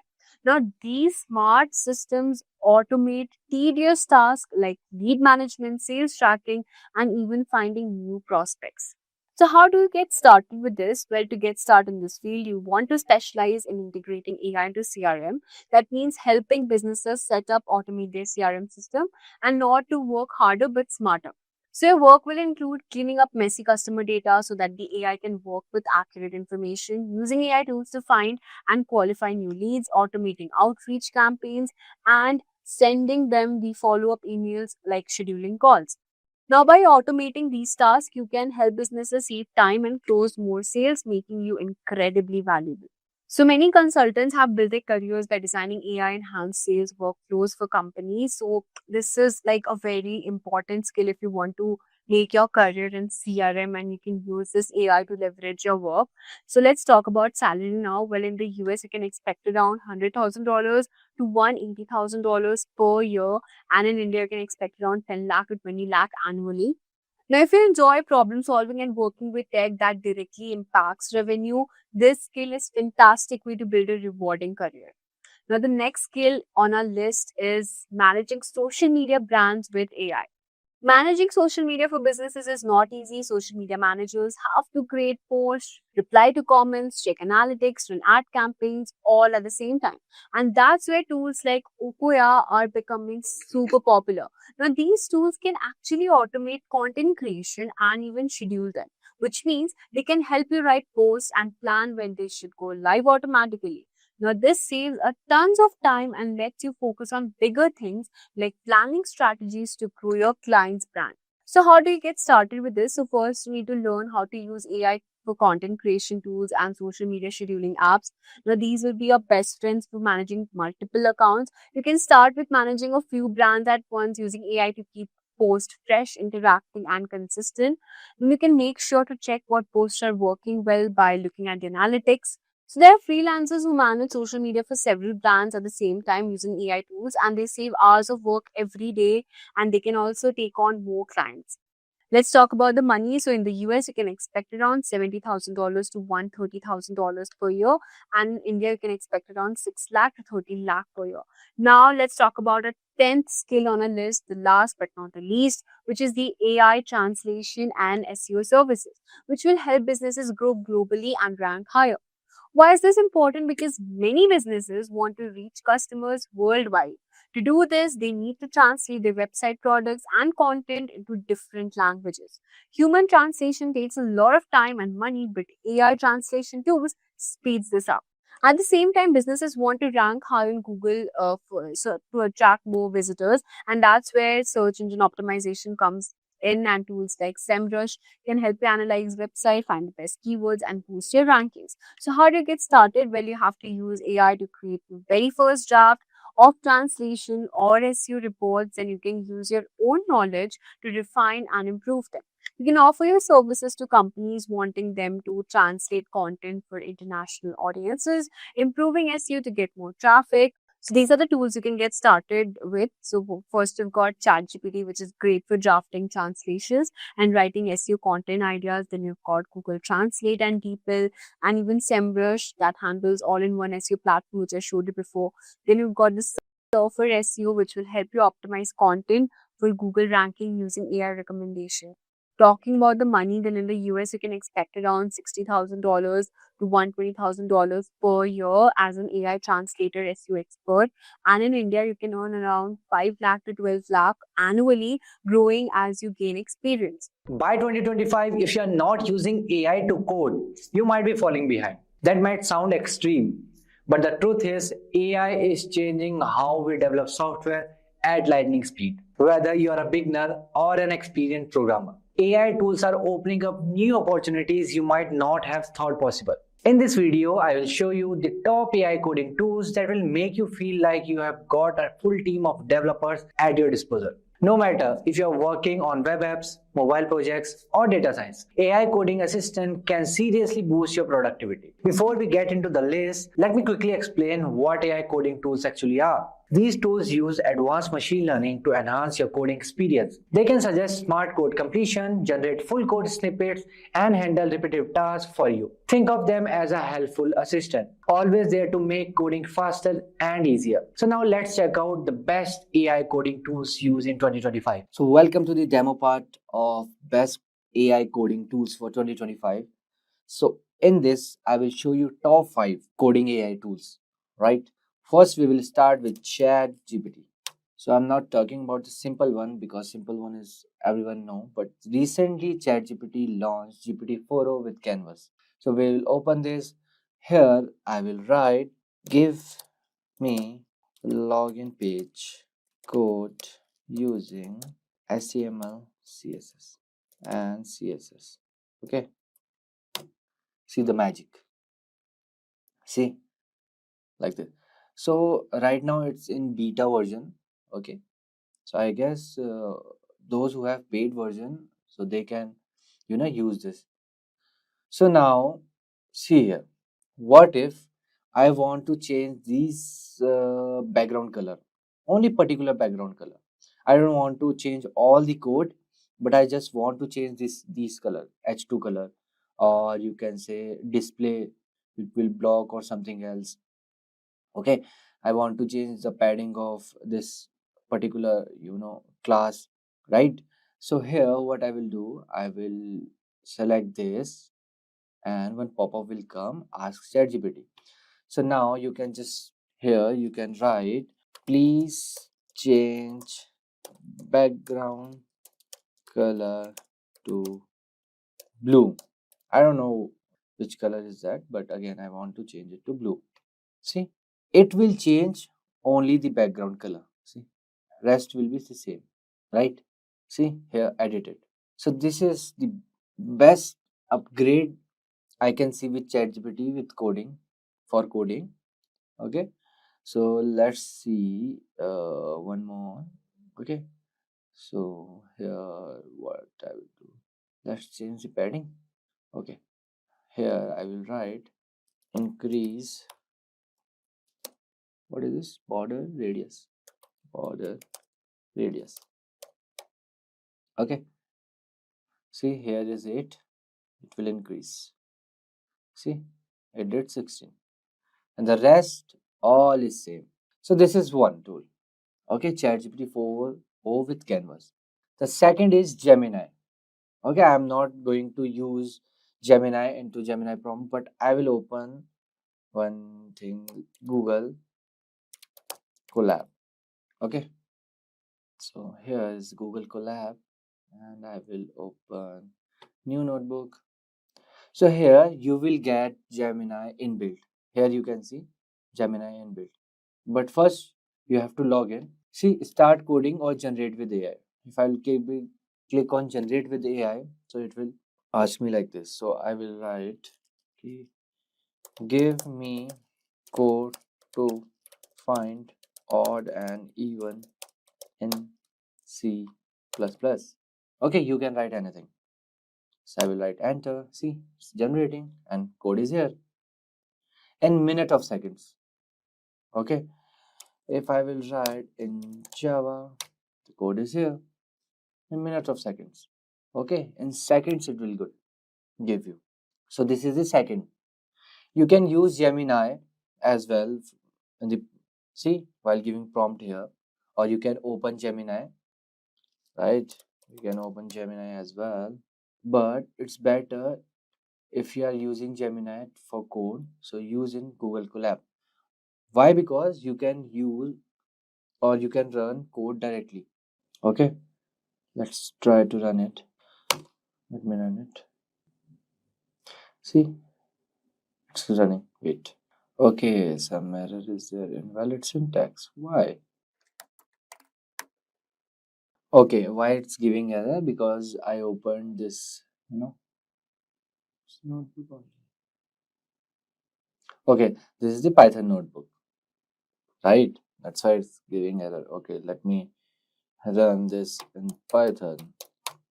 Oh my god. See, it's running nicely in Python because it's Python notebook. Okay, so these are the odd numbers and these are the even numbers, and numbers are already given here, right? So this is the second one, and the third one is Claude. Okay, I have to log in it first. So here, so in Claude as well, we have many models, you can say Claude 3.5 Sonnet, and Haiku is there, and some more things are there. Okay, and here I will write, okay, please give me code to make snake game in Python. Okay, so see, now it's generating. So some tools are, to generate code from the scratch, and some tools are the, suggestions tools.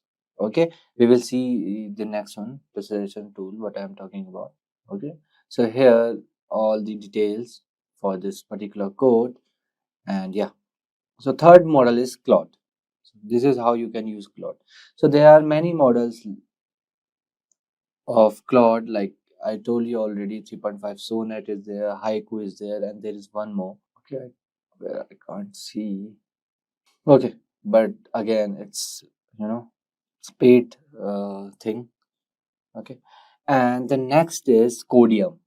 Okay, so I will show you Codium. This is the Codium, right? This Codium is this. So I have already installed this Codium into my VS Code. Okay, see, Codium generate control plus I. See, this is the command. Just write.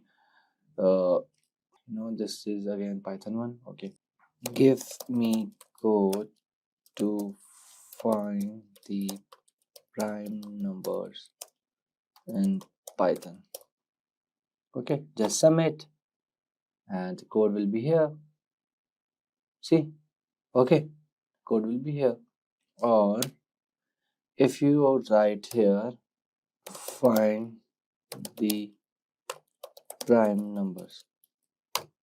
See, it will give you suggestion. Okay, if I will write define prime, and then see, again suggestion. If I will write this, again suggestion, then yeah, the code is complete. Okay, so it will give you suggestions as well. Okay, this is a Codium. So just like Codium, so this is our fourth tool, Codium, and just like Codium, there is one amazing tool which is called AWS Q Developer, Amazon Q Developer. This is the amazing tool. Okay, so recently they jumped into this thing, AI thing, AI coding, and you can install it to Visual Code directly as well. Okay, you can go here, and from where the extensions are there, you can write Amazon Q here. Okay, this thing you can install.